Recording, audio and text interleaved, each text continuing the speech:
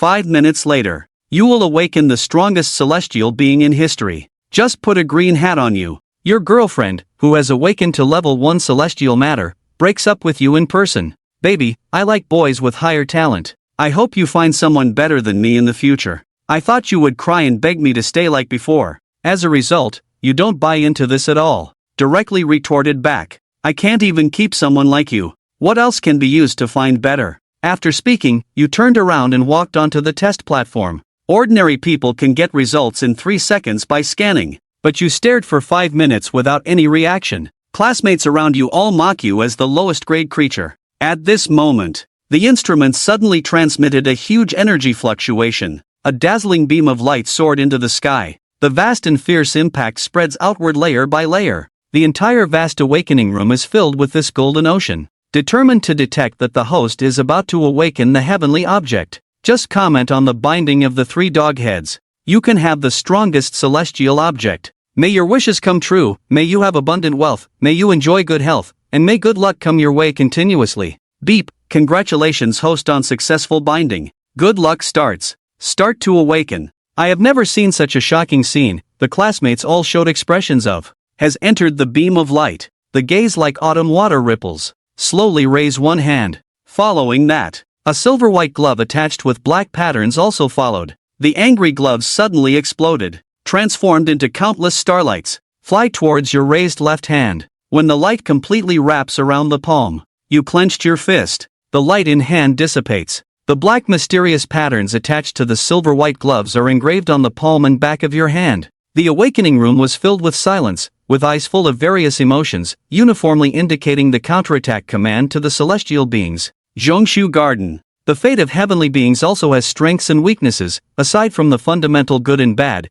there are also differences in quality. From low to high, sorting from the simplest numbers, level 5, level 4, level 3, level 2, level 1. Above the first level is regarded as special level, and above the special level is approximately the ring level, where the awakened beings of the universe and all things in the world exist. All can be called Fate Masters, and there is certainly a distinction of strength among Fate Masters. The spiritual power ranges from weak to strong, respectively, as the life-cutting Minister Luyu and the 5 dignitaries, the 8th Great Realm. The special ability used by self-proclaimed heavenly beings is called Extreme Martial Arts, which is divided into 4 tiers, with level 12 being the realm of heaven and earth, and further divided into 3 levels, beginner, intermediate, and advanced. Masters of the same rank often cultivate their destiny, and the extreme martial level is the key to determining victory or defeat. A roar broke the original silence. You two, quickly escort Princess Jean to the local military station, without any mistakes. One of the police officers snapped back to reality first, and the 3 quickly assigned tasks. You clearly know what counterattack means.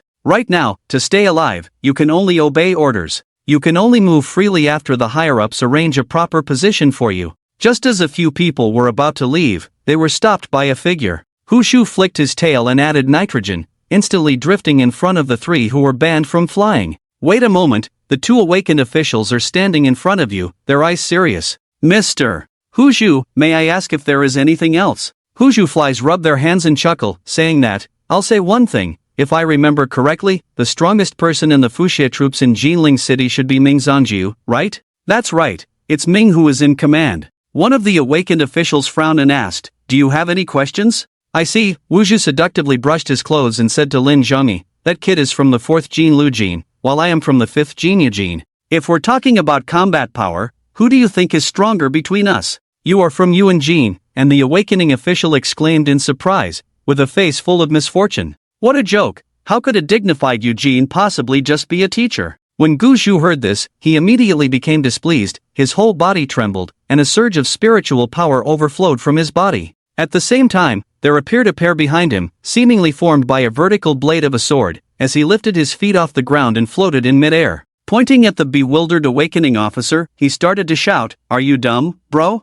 The awakening officer's face turned slightly red, and after holding it in for a long time, he couldn't say a word. Finally, it was another person who spoke up. "I apologize for any offense caused, and I hope you can forgive me. You are indeed under a prohibition, but your identity and background are still not clear to us. So you take a ride, walk into the flying dust, you call and ask your civil chief who I am, then you ask Jing Chen again, whether this kid can be trusted. The Valley Master pointed to the air beside him and said, "Hey, where are the people?" The three people's expressions changed drastically as they quickly looked around. After searching with 3 pairs of reddened eyes, finally, at the self-service beverage machine, a familiar silhouette was found. After confirming, the 3 people simultaneously accelerated with nitrogen, instantly rushing to your side, panting and looking at you. Take out a bottle of green apple-flavored soda from below, and just as I turned around, I saw 3 people, breathing heavily like cows, blinking calmly. Even if you all look at me like that, I still don't have money to buy for you. I thank you for this thought, though, the Fox Lord said through gritted teeth. Xian immediately turned to the 2 awakened officials beside him and asked, "Tell me, do you believe it?" "I don't believe it, ha," but the smile that Zhu was about to show instantly changed. "I've known you for 3 years, and you still don't trust me. What does that make these 3 years? Consider yourself unlucky. You sip your drink, and it's all so pleasant. Damn it, I can't rely on Hu Zhu, I consider myself unlucky." Xuanji took out his phone from his pocket and dialed a number. After the phone rang for 2 seconds, he handed the phone to the awakening officer beside him. "Comrade, have a chat with your commander," said the awakening officer. After answering the phone, he hurriedly ran to one side. About 2 minutes later, the person who answered the phone quickly turned off the awakening and ran over. Without saying a word, it's a 90-degree bow. "Mr. Wu, I have offended you greatly just now, I am very sorry. I have already received instructions from the higher-ups. Handing over the forbidden flying dust to you, the right star will arrive tomorrow. During this time, I entrust it to you," feeling the burning gaze of a group of students around. The indescribable pleasure in the heart of the lonely bamboo. This is probably what is known as pretending to be a pig to eat a tiger, showing off and slapping faces. The Dragon King has arrived. 7 girls release the dog, creating a joyful and carefree dust. "Do you dare to go to death with me?" Just as the 2 of them reached the door, an untimely roar sounded. Calmly asked Hu Zhu, "If the Zhao family wants to kill me, what should I do?" Hu Zhu squinted and smiled, then the elf no longer existed. "Zhao family," you waved your hand without looking back. "The opportunity is catching up." For a moment, everyone's gaze fell on Zhao Ming, discussing in whispers, "The good show is coming, hurry up, go see the excitement." I heard that Zhao Ming gave the band flying minister a green hat. Who do you think can win? Don't say it's not certain. Zhao Ming has been doing drugs since he was young, and this time he must have run out of lives after 4 turns, even if the band flying minister is a celestial disease. But that has just awakened, at most it will just go through another turn, so can you say they can be ruthless at this moment? Every person who awakens in each session will invite others to go up and fight.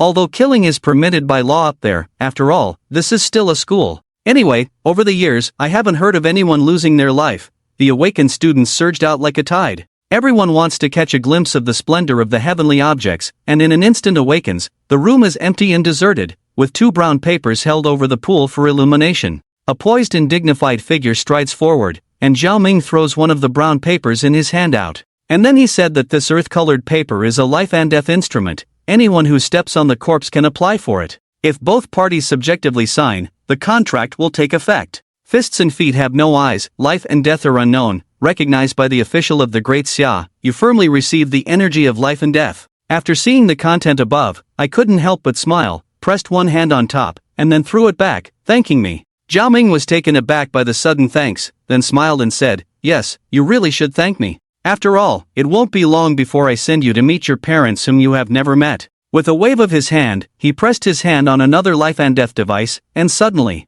2 sheets of earth-colored paper emit a faint glow, drifting towards the center of the dead pool, gently swaying, signifying that the contract has taken effect. Their lives above this dead pool will no longer be protected by the law, but will rely on themselves, and when they die, the sound of a gunshot will ring out. Summoning the secondary celestial object, the end of the hidden gun, a powerful aura erupted around, starting to circle around you. "You really surprised me." "What aspect are you referring to? Is it that I am taller than you?" Jinshin still looks as lazy as ever, recalling lazily as if he hasn't woken up. As for Zhao Ming's movements, he remained unfazed. It truly is a remarkable phenomenon, but it should come to an end now. Zhao Ming said with a tearful smile, sarcastically, "Perhaps you should thank your last bit of luck, allowing you to awaken before death and retaliate against the heavens." The imperial concubine coldly spoke again, "But speaking of which, after I awakened the heavenly objects of Huanji, you still continued to invite me to the death servant. This is something I didn't expect. Don't you know how important I am to this world?"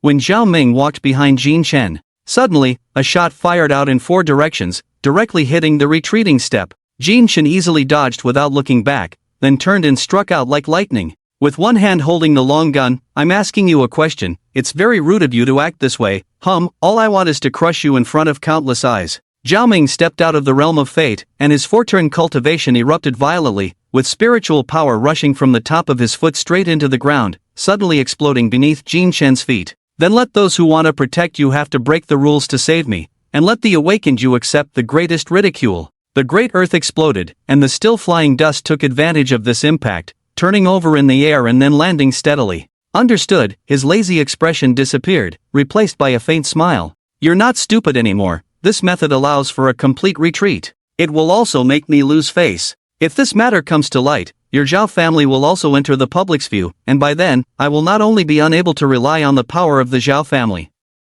On the contrary, I still want to protect it well. Once you have an accident, everyone will think that I am vengeful and have ulterior motives. The idea is great, but unfortunately, why do you think I must be weaker than you?" Jin Shen suddenly raised his left hand. The black quietly appeared at some point, slowly making a snapping gesture, and suddenly said, "Do you know? My name for this heavenly object is Zhongshu Garden, but compared to this, I prefer to call it Magic Hand. Do you know why?" Zhao Ming watched his actions, feeling a sense of vigilance in his heart, raised his long gun to make a defensive move, and was just mumbling nonsense. Still, taking action is more intuitive. Jin Shen laughed loudly, then slowly rubbed his fingertips, using this to collect him. With a crisp sound, the long gun in Zhao Ming's hand suddenly exploded under his bewildered gaze, transforming into a sea of flowers surrounding him. Before he had a chance to act, a strong sense of incongruity suddenly rose in his heart. He didn't dare to hesitate and quickly turned to dodge, and in the next second after he turned, it happened. A silver-white card that sparkles with captivating, cold light has unknowingly broken through the sea of flowers and appeared by chance, brushing past his throat as it glides like a magic gun. Transformed into petals, Zhao Ming's voice paused, but fortunately his ability to enter the flying dust was not diminished. Just transformed into petal illumination, consuming spiritual power, and summoning the heavenly object again, he swung the long spear, preparing to use the shock force of spiritual power to shatter all the petals. However, at that moment, the ears twitched, and the sound of raindrops disappeared. With a swoosh, the long spear turned back, sweeping away the forbidden flying dust. Being repelled by this strike, wow, that's great, surprisingly sensitive enough to perceive the raindrops. The forbidden flying dust was caught, it flew back, and the card spoke in admiration, but its tone was more like a roar, which was unpleasant. "I have already reached the fourth transformation of my fate. Do you think I am the same as you?" Zhao Ming noticed the shocked gazes of the crowd below. "Suddenly felt like I was awake again, even my back was straighter. It was indeed different." Jin Shen unexpectedly nodded. Immediately, the brows and eyes curved. "After all, I am at the sixth transformation," and the next moment, his cultivation no longer concealed itself. The momentum of the sixth transition of fate suddenly surged out of his body like a tidal wave, and in an instant, the entire world seemed to be pressed on mute. Falling into a deathly silence. 6 turns, what a joke, how could this be possible? The cultivation of the dustpan bursts out. Suddenly, a storm of waves erupted at the scene, whether it was the highly accomplished principal or the well-informed awakening officials. Everyone is deeply shocked at this moment, except for Hu Zhu, who remains calm. He looks at Jin Shen on the stage with a face full of satisfaction. With a profound meaning, "It was said that you have already become a mature Dragon King, and it is not in vain for me to pay attention to my words at any time and place. Next, enjoy the pleasure brought by this show-off face-slapping to the fullest. Ha ha ha." On stage, Jin Shen in white clothes sways with the wind. The ink-black hair sways, and the faint smile at the corner of the mouth, along with her graceful posture, seems to be saying that this performance has just begun. Please shout freely. The Mofu gun sways and falls to the ground, making a crisp sound. Breaking this silence first, Zhao Min's lips tremble. This sudden change left him stunned in place, his mind blank. He could not believe everything before him, his gaze was dazed. Hard to focus, the heavy disbelief is almost solidifying. How is this possible, really, if you don't say so? I almost forgot myself. I am at the sixth transition of fate. Jin Shen skillfully flipped a card with his fingers and said, I almost deceived myself. How could you possibly be at sixth transition? How could that be? How could that be? Zhao Ming roared in a near breakdown. He has endured so much suffering from childhood to adulthood, undergone so much training, honed his body day after day, and received all the valuable resources at home. Only then do we have the current 4 types of life situations. But based on what? Based on what does a person who only knows how to sleep all day? Based on what does an orphan with no background have 6 types?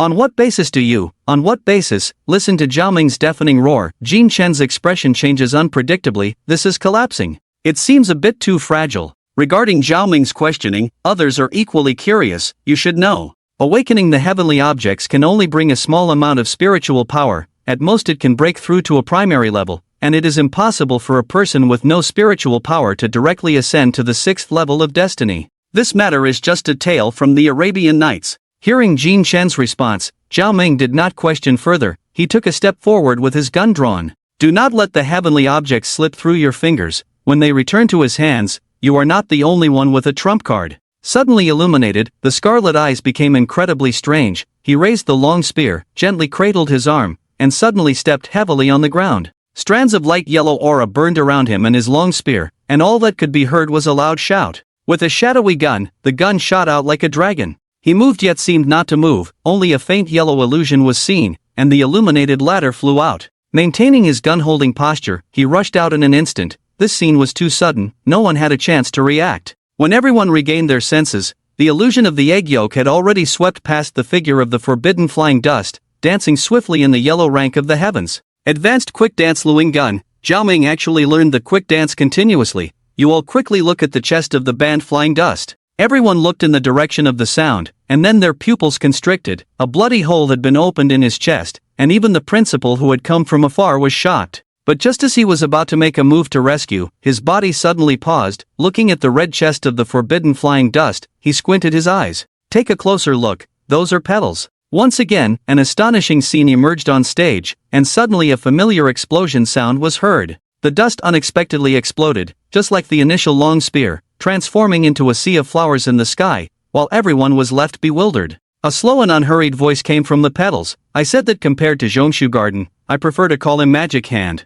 The petals form a vortex, and the flawless figure, free from dust, slowly emerges from within. He opened his arms, his beautiful eyes filled with a smile, as if he had just completed a century's magic performance. Home gives me death. The lighting, once again struck, has completely fallen to the brink of collapse, and he gathered all his strength to throw the long spear. The long spear is like an arrow released from a bow, once again piercing through the forbidden flying dust, but what is inside his chest is only fragments of petals. What is this? Zhao Ming shouted in despair, feeling that everything in front of him was fake. Suddenly, a forbidden flying dust appeared behind him. Calling out to him softly, Zhao Ming suddenly turned his head to look back. Before he could speak, Jin Chen took action first. He raised one hand. Then, with a swift motion of his two fingers, a card with mysterious patterns, unlike any before, quietly appeared between them.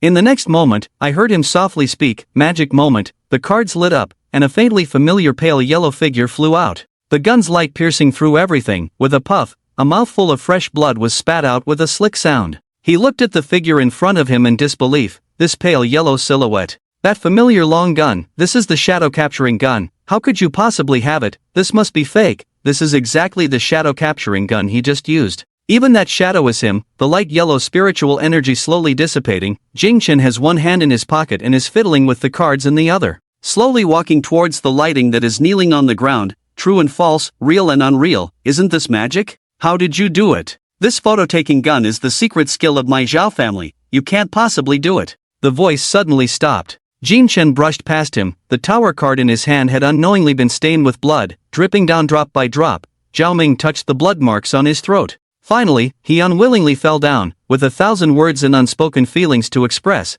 This duel ended in an unexpected way. You have already wasted too much of my time, and I am basically proficient in all abilities. Goodbye, my witness to magic. Forbidden to fly, Dust walked to the edge of the dead pool, quietly accepting the rain washing over it, not knowing how long it had been, until the illuminated blood pool spread. The crowd below finally realized that someone had died, and the thunderous rain mist rose, with lightning flashing frequently. Thunder roams in the dark clouds, strong winds blow, lightning strikes and thunder rumbles, nameless birds are lost in the wind and rain. On the second day in Jinling City, the foggy high school blood was washed away by the rain. The air was unusually oppressive, and it was dead. Isn't it fake? The ban on flying dust has killed people, but it shouldn't be that serious, right? Isn't it just a verbal contradiction? In this crowd, Liana's beautiful eyes, like autumn water, are looking at this scene, as if her whole body has been fiercely ravaged by the extreme northern wind. He shivered uncontrollably, unable to understand why things had developed this way. Weren't they just causing some conflicts?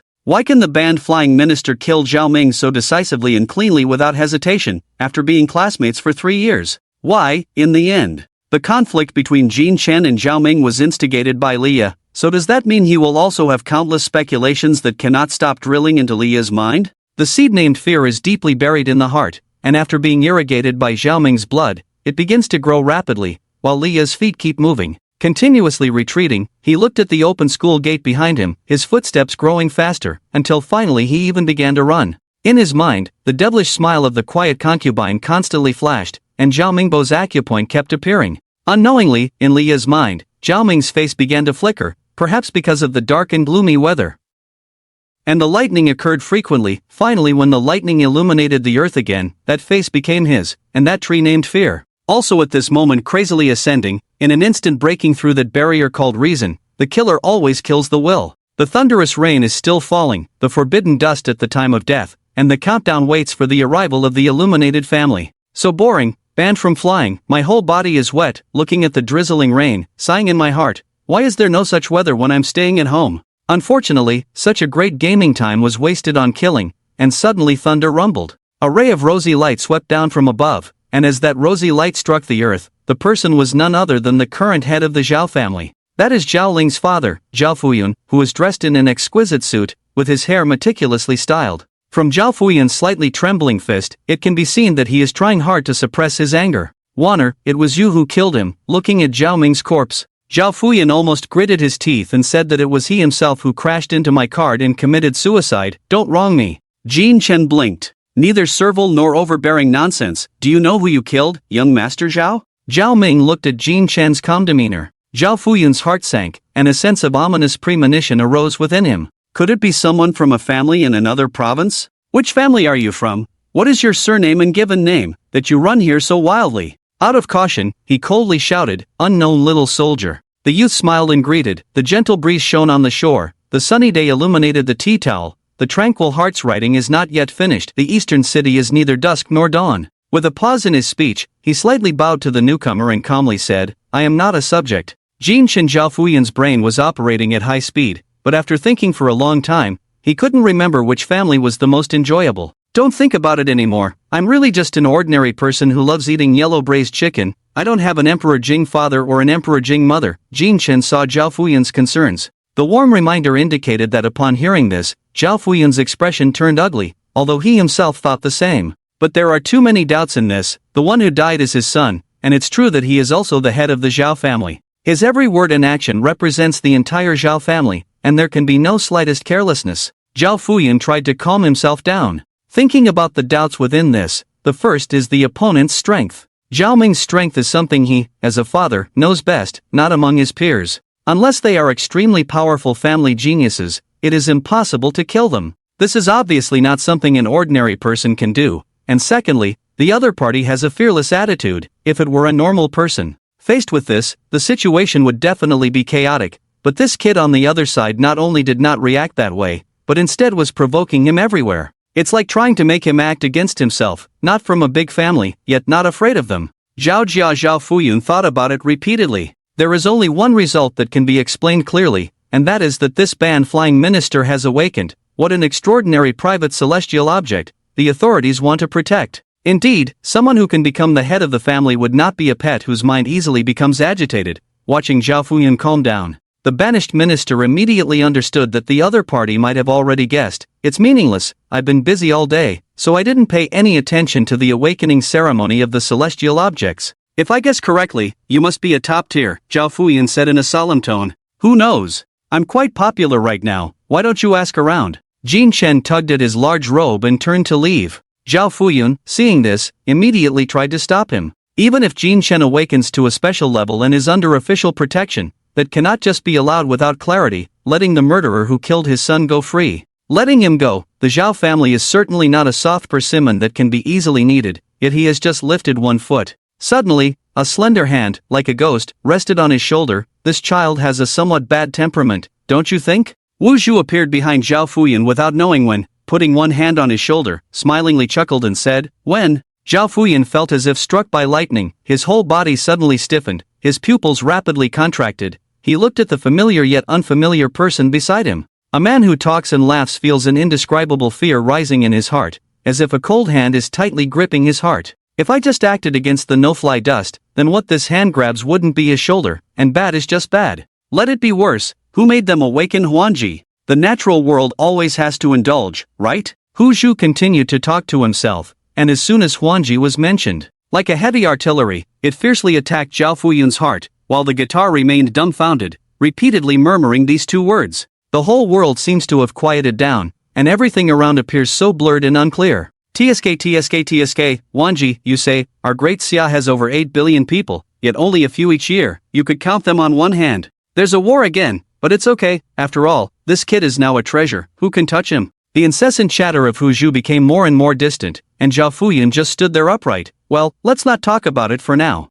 I still have to go find that kid. Alright, you can just ask these students about the lighting issue, they are well informed. The homeowner has left, the students have also left, only the rain is still falling. Zhao Fuyun has been standing like this for a long time, and his body is already soaked. Is there still a need to ask? It's already unnecessary to be anxious. Zhao Fuyun cried and laughed at the same time, his mouth trembled, wanting to laugh self-deprecatingly. Yet there was only silent sobbing. He slowly walked to the deceased Zhao Ming, crouched down, and earlier, Zhao Fuyun's heart was filled only with rage and contemplation. The sudden death of his son did not bring him much sorrow, but until now, that heart-wrenching pain surged into his heart with a delayed realization. The pain that shook the earth and mountains spread throughout his body. Zhao Fuyun reached out to gently stroke Zhao Ming, whose wide-open eyes were blank as he murmured a few words. Let it be unclear like this, no matter whose fault it is, it doesn't matter anymore. In the continuous heavy rain, Zhao Fuyun's figure gradually disappears into the mist of the rain. Only a hoarse word was left behind.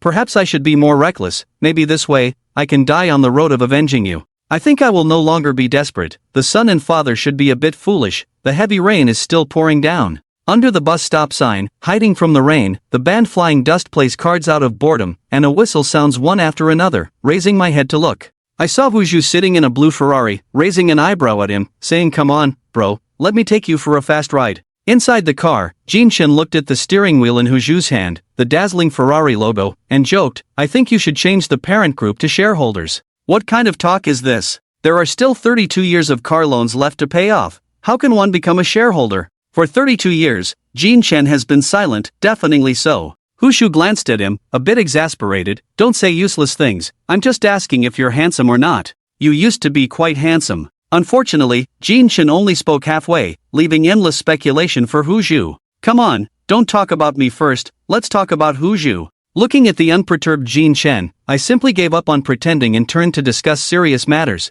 You want to ask me why I killed Zhao Wen? Jin Shen leaned against the car window, watching the flowing rainwater and said, if you're so smart, then go ahead and say it. Jin Shen isn't one to hesitate. Not in a hurry, directly speaking, 6 reasons. 1. I have never killed anyone. 2. I want to try. 3. He has already developed a killing intent towards me. Although he said he wouldn't kill me, just wanted to defeat me and destroy me, this reason is enough to kill him. The awakening of this heavenly being, the well monkey, signifies that countless fools will come to provoke in the future. Come challenge me, I hate trouble, simply put an end to it once and for all. Killing him helps ruin my reputation, I need this 6. Actually it's gone, but I like 6, so I just put 1 together. Hu Zhu heard the first 4 points with a blank expression, but after hearing the 5th point, he was somewhat puzzled. Ruining his own reputation, is it because I am getting older and gradually can't keep up with your young people's thoughts? Can you tell me why? There's nothing much, just want to feel a bit freer. Slightly lowered the car window to let in some dust, lit a cigarette, changed to a comfortable position, and slowly began to speak.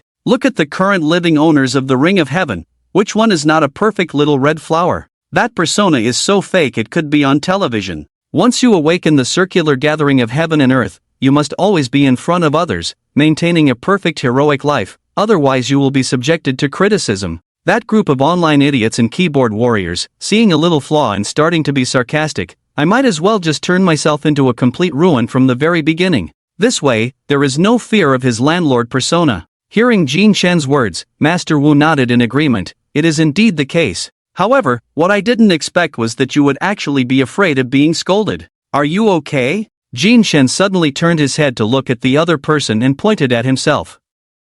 Do I look like a person of high stature, or do I look like a monster who has lived for hundreds of years, seeing through the mundane, just a bit lazy and not fond of socializing? Not a high person who doesn't care about anything. Ha, understood well. Hu Zhu laughed twice upon hearing this. Then what about you afterwards? What are the plans? I don't know yet, let's talk about it later. I'll wait until tomorrow when Zhang Xing comes and ask him. Jin Chen thought for a moment. Finding that I don't have any clear plans either, do you know what Jingxing is? Hu Zhu unexpectedly glanced at Jin Chen. What kind of fool am I in your heart? Silently looking at Hu Zhu with a head full of question marks. The name Jingxing is derived from one of the 12 stars of the Big Dipper. In Daxia, anyone who has awakened and encountered the 4 fate celestial beings can be called the main star. It is the core star of the 12 stars of the Big Dipper, while the main star is the shining star that protects the main star. The Great Xia will send a strong individual to descend beside the main star, guarding at all times, not being persecuted by a clan, while also serving as a teacher. This position is currently flourishing. This is a treatment that only absolute geniuses can have, even if it's a top level, one can only envy it. You just need to know this, it's the content of the class. I thought you forgot. Wu Zhu scratched his head, laughed twice, and said, alright, you rest, I'll call you when we get there. Jin Chen no longer spoke, leaned his head to one side, slowly closed his eyes, and contemplated the current situation in his heart. The ability of the Ring Ji Tianwu to awaken such a destiny celestial object was something that concubine Jing did not anticipate. According to his expectations, it would most likely be a secondary special level, one of these 3. As for why he has such great confidence, it is also attributed to his physical condition, according to common reasoning. Before a person awakens their destiny in heavenly matters, they cannot cultivate. To enhance the spirit within, they can only resort to external forces, which means taking drugs and eating good things. But the ban on flying dust is different. Perhaps it is because of the reason of having crossed over, after his 17th natural year of birth. You can feel the spiritual energy between heaven and earth, and it is for this reason that he needs to cultivate for an extra year compared to ordinary people. But because of the environment he lives in, which is truly lacking in spiritual energy, he only reached the 6th transformation of the life realm in a year, and it is precisely because of this. Only by banning flying dust can one be assured of awakening secret celestial objects of level 2 or above. However, this collection of celestial objects from the Bureau of Destiny has indeed brought him surprises. The first ability, the Bloom of Dawn, is simple and straightforward, allowing one's own spiritual power to be attached to all non-living things, disassembling them into blooming petals. Although it is said to be non-biological, it can complete disassembly on its own, which greatly enhances its evasion and defense capabilities. When facing an attack, he can directly disassemble himself into petals to evade, and can also reassemble at any location where the petals remain. Besides having some consumption ability, it is simply a divine skill. The last flower petal of the second ability can disassemble the life that has been personally buried. The decomposed life will give birth to a core flower bud, which contains part of the abilities of life, and what Jin Chen has to do is to eat this flower bud. Obtaining this part of the ability is comparable to the third ability of the cultivation cheat device, the Eternal Garden. Ability unknown, unable to detect, a veil of mist, perhaps because the current cultivation of the forbidden flight dust is still too weak to exert. But just the first 2 skills are already enough to be against the heavens, 1 defense point maxed out, 1 cultivation point maxed out. The only thing missing is an attack method. And this missing mysterious card just makes up for it, with the awakening of the heavenly objects of fate. Everything within him is also controlled by the heavenly beings, and he can officially redirect his abilities. The power of that mysterious card has finally been revealed. That is engraving. As the name suggests, the items seen and the supreme marshal of the heavenly mandate can all be engraved by cards. Then use spiritual power to stimulate and release it, even if others burn their lives or pay other costs to launch an attack. It can also be engraved, then released at will, and has no side effects. Moreover, there is no limit to the number of times the card can be released. In other words, no matter what kind of ability it is, as long as it is activated using spiritual power, it can be released without limit, completely disregarding reason. Each card can imprint a collection item, and the already imprinted card can also be erased. Re-engraving other items or collecting objects is extremely convenient. Regarding this mysterious ability, Wu Zhu did not ask. Or, he believes this is a capability possessed by the heavens to counterattack, or perhaps he does not think so. In the end, it no longer matters how it is. Importantly, the Jin Fei Qin is the owner of the Huan Ji Si Ming Tianwu, which can only appear in 1 out of a billion people. The genius of the ring is privileged. The world of martial power has always been like this. If we say that a genius of the ring has to suffer the same treatment as others, to suffer from doubt and injustice, the emergence of the 2 words privilege will be meaningless. After Jin Chen and Hu Zhu had their fill of food and drink, driving to Hu Zhu's home, because the place where Jin Chen lives is an old apartment, crowded with people, in order to avoid unnecessary trouble. Staying at the Huju's house that night was the wisest choice. The rainy season is like a child's face, changing at a moment's notice. It was just cloudy and then turned clear. The black clouds we rode have receded like the tide, and the beautiful rainbow, like a lovely satin ribbon, sweeps across the sky and hangs in the clouds. The sky has turned a deep blue, like a brilliant sapphire, and the air is filled with the freshness after the rain. The fresh scent is refreshing. June 10th at 2:40 p.m. A deep blue Ferrari drove into the courtyard of a 3-story villa on the outskirts of the city. We've arrived, so why not get out? Huju unbuckled the seatbelt, looking at the motionless Jean Chen, changed into a different outfit, and I was wondering how many people you have influenced during your years as a teacher. Jean Chen stepped out of the vehicle, leaned against the car door, looked at the luxurious villa in front of him, and said, "How ridiculous. What the hell do you mean, you little brat? I'm the Imperial Mirror, okay? Very impressive. Look at Jean Chen, he looks like this world is doomed." The fox bamboo immediately got angry and shouted, I understand, don't worry, I won't say anything." Jean Chen selectively blocked out Huju's words, and tapped his chest, making a gesture as if he wouldn't say it out loud. "Forget it," Huju sighed, waved to Jean Chen, and said, "Let's go." The latter did not move and replied, "Wait a moment. I will use my still sane mind to think of something. What is ownerless?" A pause in my steps. Just as my foot was about to step on the stairs, it was retracted. Jean Chen leaned against the car door, one hand crossed over his chest, the other stroking his chin, as if speaking to himself. "Today when I was on the dead stone, did you notice Leah?" He looked very flustered and had a terrified expression. "It seems that my act of killing Zhao Ming has brought him a great shock." The fox bamboo tilted its head. "Has the chance of him being exhausted become smaller? The conflict between Zhao Ming and me is 70% due to Li. Perhaps in his view, my motive for killing Zhao Ming is revenge. There is a great possibility that he will also take revenge on this culprit." And after a pause, looking at the sky of Beijing as if washed, he continued to speak. "A person who is countless times stronger than themselves wants to kill themselves. Anyone would fall into a state of extreme panic. And this state is most likely to lose rationality, and there is a high possibility of taking extreme actions. So what do you want to say next?" Huju seemed to have guessed a certain possibility, and his brows couldn't help but furrow. There are many forms of extreme behavior, such as suicide, self-harm, destruction, and murder. The first two can be vetoed, but Leah has just awakened thee, and he has a bright future ahead. Reluctant to hurt himself, and destruction is only temporary, he is very smart and will not choose this to numb himself. As for the end, it is killing the murderer. The prohibition against flying ministers lights a cigarette for him. I am just a demon who wants to kill him. Isn't it normal for him to kill me?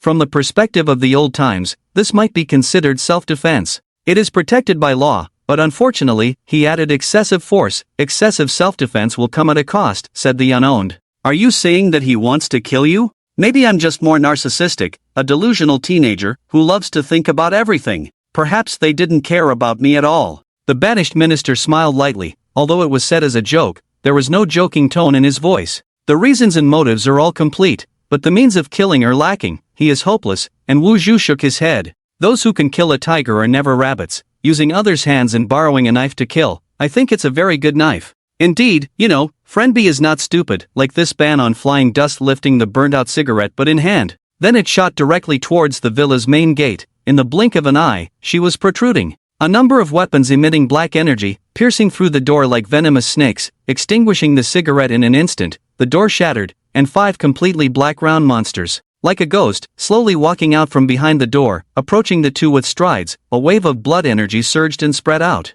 The aura is overwhelming. Jean Fei smiled and raised an eyebrow at Hu Zhu. How about the narcissistic ability unique to middle school boys? Alright, I admit defeat. Hu Zhu sighed. I am already old. It's okay though, even if you were older. Who told you to have a little white face? The leaf is still very popular. In the face of the increasingly approaching foreign attire, the two have always maintained a demeanor of laughter and ease. Without showing the slightest panic or confusion, I'll take that as you complimenting me on my handsomeness, Hu Zhu said while raising 2 fingers. That being said, do you know what my heavenly object is? It's not a sword, but a sword painting falling, with 2 fingers of a bamboo falling, and in the next moment, the sound is like a dragon sword descending from the sky. Only see Jingfei Chen and Hu Zhu, both with one hand resting on the roof of the Ferrari, looking at each other without averting their gaze, with a faint smile. On their side, there is a space filled with sword energy, ink like blood like arrows, sword power like a rainbow, as if the space is resetting, everything flowing backward. Half a minute later, with Hu Zhu's big hand, the world quieted down.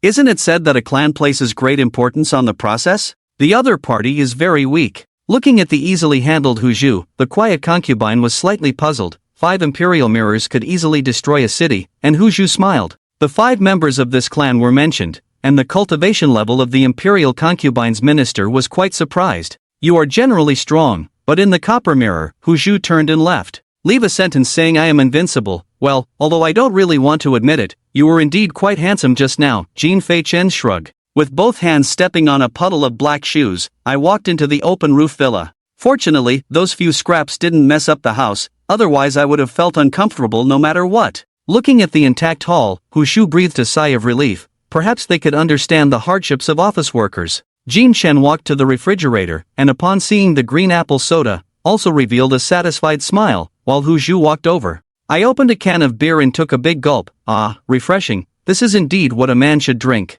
The 2 people slumped neatly and in unison on the sofa, and simultaneously took a sip of their drinks. A colleague let out a sound, and Hu Zhu looked up at Jin Fei Chen. Ask Dao how you plan to handle this matter, Leah? Or is the latter slumped on the sofa? While fiddling with the remote control and responding casually, finding an opportunity to deal with Tai-style sand is not very good. Boy, then you marry her and keep an eye on her for me. My name is Xingxin. When to kill, there is definitely no chance right now. The fact that he can contact the alien race shows that he still has some means. It's impossible to leave a handle for oneself. Let's see when he goes to the wilderness. It's so chaotic there, some people might just die while walking. Who knows if you have forgotten him? Awakened a private celestial object. Jin Chun chuckled dryly and turned on the television. Looking back, I said, have you also forgotten that I am Huan Ji? The television turned on, and the host's voice followed. Hello everyone, today is June 10th, which we commonly refer to as Awakening Day, at our Jinling City 2nd Vocational High School.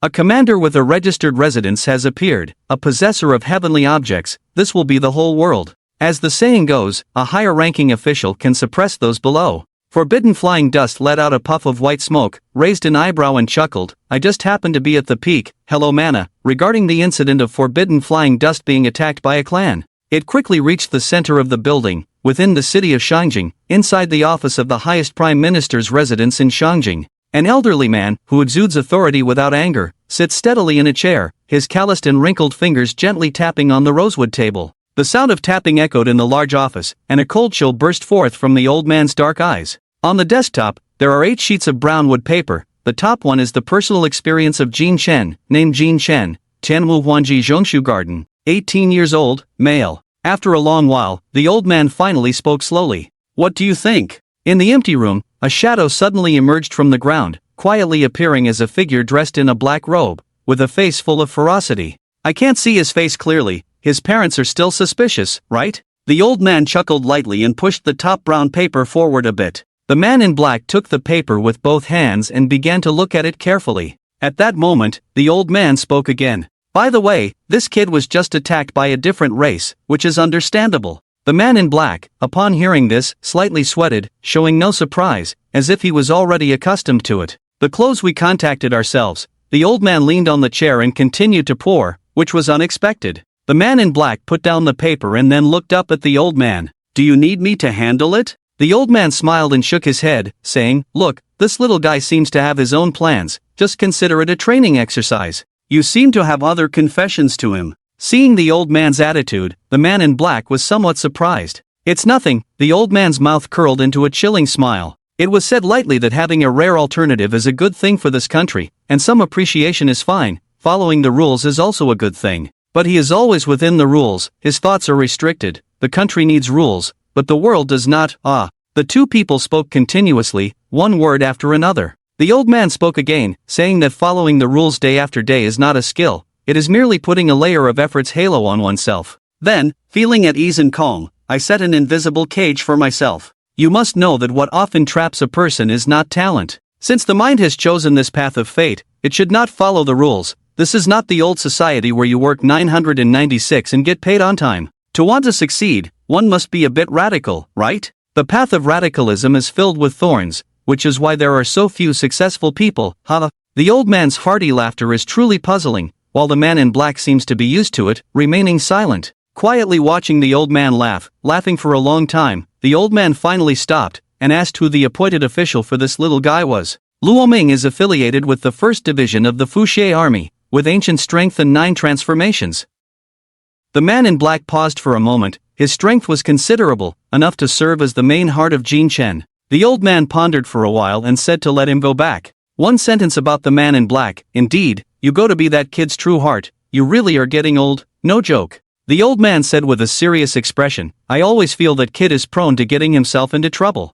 It's better for you to be more cautious. Seeing that the old man didn't seem to be joking, the man in black opened his mouth in astonishment. My strength, I go to be a main star, haven't lived through poor days, right? This kind of talk about wasting people, what is this called? At least they are fighting back. When I first became a teacher, it was indeed a bit unfair to you, but it really wasn't unfair. The key point is that Jingxing is a bodyguard, right?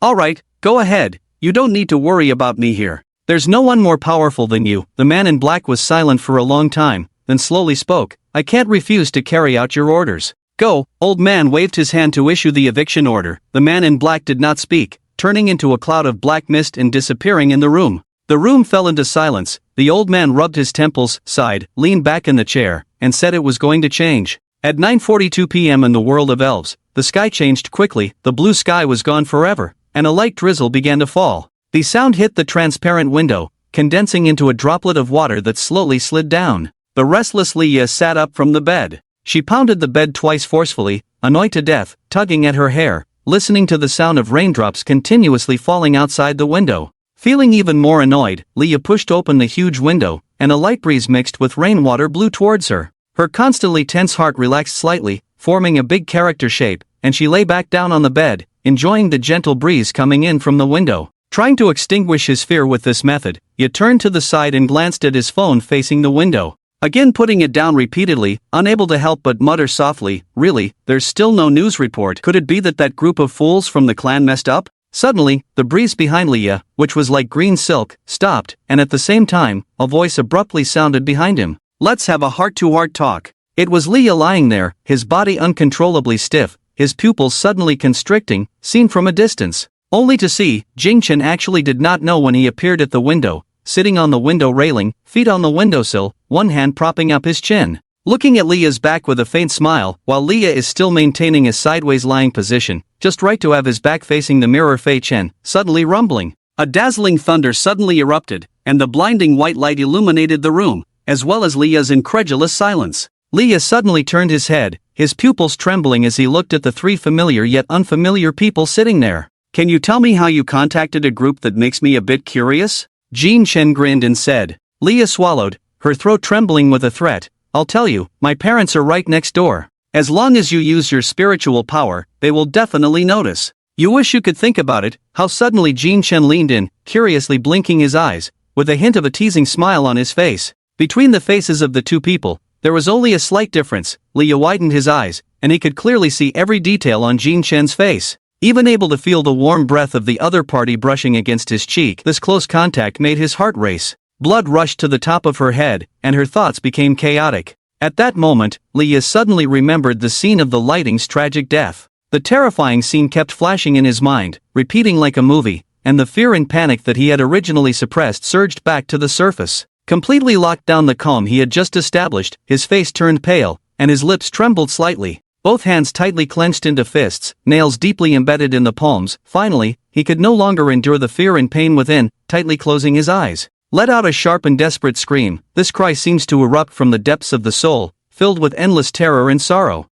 In almost an instant, the door of the room was pushed open with a sound, and Lee's father and mother rushed in a fluster. Embracing Leah, who was sitting on the bed and screaming, it's okay, Shaya's mom and dad are here, don't be afraid, talk to mom and dad. Limu tightly embraced Leah, constantly comforting her, while Lee's father leaned sharply with a fierce expression, scanning the room. Then I stuck my head out of the window and kept surveying, but everything was calm, not even a shadow of a person. What's going on? Little Yaren has people. Leah locked her head in Rim's embrace, intermittently speaking, I have used spiritual power to probe the surroundings, there is no one. And someone broke into the clan, we couldn't have missed it. Xia, did you have a nightmare? Rifu gently touched Ria's head and said with concern. Leah took a moment to rest in the embrace of the 2, then cautiously leaned towards the window. Amidst her parents' incessant anxious inquiries, he slowly opened his mouth. It should be that I had a nightmare. Silly child, you have awakened a level of heavenly object. In the future you will be a strong one.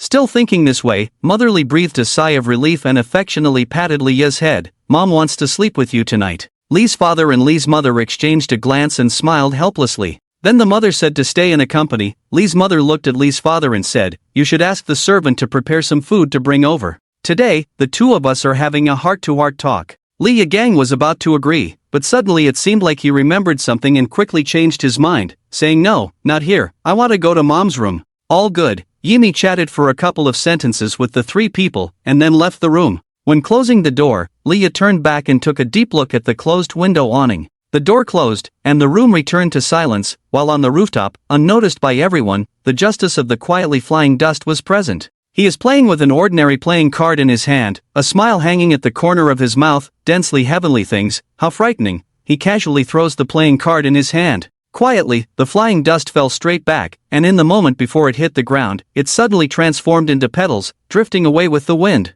And that card, which was casually thrown away, just happened to land perfectly on the carpet at the entrance of the house. Lightning flashed, the black ghost card was illuminated, perhaps in the eyes of the forbidden flying dust. All of this was under his control, yet in an unknown dark corner. A man in black has already seen everything that happened here. As the forbidden flying dust leaves, the man in black also transforms into a cloud of black mist and disappears. It seems as if it never appeared, having fallen into the pit for so long. Hu Zhu took a string of pig kidneys in hand. Looking at the Jean Fei who walked out of the bathroom, Jean Fei sat back in her seat, having a bite of kidney and a bite of garlic. "A friend lives nearby, so I went to say hello." Liao Hu Zhu never thought to blurt out, "You famous detective Hu Zhu, have you obtained any useful information?" This makes Jean Chen's expression become serious. After a slight pause, I spoke, my chest unexpectedly large. Hu Zhu also had a serious expression. "What color is it coming?" "Hey, what are you asking about?" "Ha." I laughed for a while, then the tone changed. "As for the policy, if I remember correctly,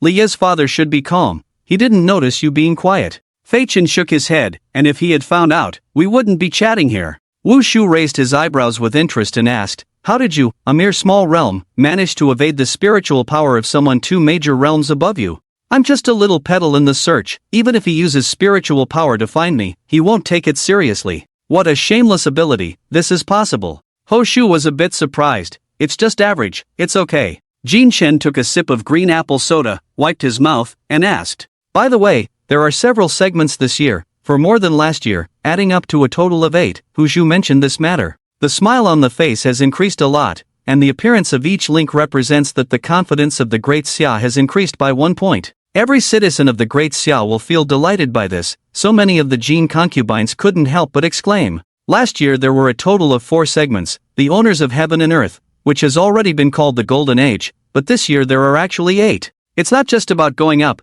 Beijing has produced 2. What's wrong with Hu Zhu? Why is he sticking out his tongue? It's really scary. However, speaking of which, you can be considered unconventional, as you looked at Hu Zhu in a way that was incomprehensible to the ministers. How should I put it? Those few are basically all from prominent families. You are just a lone soldier. After Hu Zhu finished speaking, it actually paused, but it's all the same, it's all about the level. No one is weaker than anyone else. The only difference is the main star, right? There is also a saying that those from the big families who are guarded by Hu Zhuhan basically do not need the official dispatched main stars. They are all strong members of the family. As the main star, after all, it's more trustworthy to rely on one's own people. Moreover, if you want to do something underhanded, it's also more convenient. But don't overthink it. There is basically no difference in strength. It's essentially the strong from ancient times to the present, and they are all roughly around level 5. And if there are conflicts among the retaliating geniuses, the family is not allowed to intervene. Once there are violators of this decree, the one that will intervene again will be the authorities. You don't need to worry about this, Jean Chen interrupted, raising his hand and saying, "Why should I worry? I don't have any enemies." The pot master waved his hand and said, "Hi, it has to be there sooner or later." Playing with the shadow, the question mark on Jean Fei's face, what does it mean to have it sooner or later? Which line in my play conveys a sense of urgency? Wu Zhuqing coughed and touched his non-existent beard. With a rather lofty demeanor, he said, "Young man, you must understand, the world is not just about fighting and killing. He understands human relationships and social norms. Not to mention anything else, just in terms of your personality, as your teacher for 3 years and an elder who has known you for 7 or 8 years. I still have a better understanding and a say in this, I dislike socially awkward homebuddies, who appear aloof on the outside but are actually secretly passionate, seeming to be clever but actually prone to outbursts. And there are a lot of nonsense talks, just the mutual flattery and boasting among that group of people is unbearable, and you can't get along with them, so there will definitely be some. A little trouble will lead to big trouble. After Hu Zhu said this, he squinted his eyes and waited for Jing Chen to humbly seek advice on how to solve it. After a long time, Hu Zhu still did not receive a response. He couldn't help but open his eyes to take a look, only to find that Jing Chen had already been surrounded by several girls at some point. Wu Zhu, looking at these cute girls with flushed cheeks, surrounding Jin Fei Chen just to get a contact number. I can't help but sigh. What is it about this kid that makes him likable? After seeing Jin Chen's tall stature and his unreasonable face, Wu Zhu sighed again. The era of judging by appearance will never change. Wu Zhu and the escaped Jin Chen returned home. After high-efficiency repairs, the door and courtyard have been restored to their original state, with the full moon hanging in the sky and stars dotting it. From time to time, a few sounds of cicadas emerge, as if telling people not to waste this midsummer. The car door closes, and the two people just walk out of the car. Hu Zhu stopped the flying dust that was about to enter the house and said, "By the way, I remember you have a driving license, right?" "Yes, the no-fly dust has stopped. It just fell last month." "What's wrong?" Hu Zhu smiled mysteriously and gave you a gift. The two people arrived at the side garage of the villa, one in front and one behind. As Hu Zhu pressed the open button, the red door slowly opened outward. As soon as the door opened, the roar of a steel beast echoed out, and the pale moonlight shone into the garage. A mid-sized SUV was seen parked in the front, its roaring fuel engine constantly growling. The pot owner walked in, gently patted the car's hood, and bared his teeth in filial piety. After special modification, the Land Rover Defender has an 8.0 displacement V16 engine. The entire surface of the vehicle is made of the highest quality materials from the building, and the wheels are also made of special rubber. Even ordinary weapons can't pierce it, enough for you to handle various difficult terrains, and the all-black body under the moonlight is extremely high-end. The red car logo at the front of the car is particularly eye-catching, inevitably making one feel excited, as Hu Zhu looks at the somewhat dazed Jin Fei Chen. Smiling, he walked over, patted him on the shoulder, then took his hand and placed a set of car keys in his palm. "Now he is yours." Hu Zhu chuckled lightly and continued, "Before you reach the Jade Realm, he will be an indispensable partner for you, although I can't get those good things from the big family's children. But I can still get this." The ban on flying dust paused for a moment, he lowered his head, his expression unclear. "Why did you give me this?" "This is what was said. You need it. Besides, didn't you say you're a magician? Taking the boss's Land Rover out to perform magic, how awesome is that?" Hu Zhu made a joke to lighten the mood, then stepped forward, sidled up to Jin Chen, and rested his arm on the latter's shoulder. Looking at the round moon outside slowly opening its mouth, "You are about to leave soon. Although I don't know where you will go, it definitely won't be here. When going out, one must have a means of transportation, right? Although, in your capacity as the owner of the heavenly objects, these things are readily available to you. But can what is given outside be the same as what is taken at home?" Facing unfamiliar vocabulary at home, Jing Fei Chen momentarily lost his words, not knowing what to say. "We've known each other for 8 years now, so you can be considered family. Don't be polite, just take it as a gift from your awakening to the heavens," Hu Zhu said. Slapped Jing Fei Chen's shoulder hard. "Alright, don't play any pretentious games with me. You're disgusting and I'm disgusting. Let's go back and get up early tomorrow." After finishing her words, Hu Zhu walked out of the garage without looking back,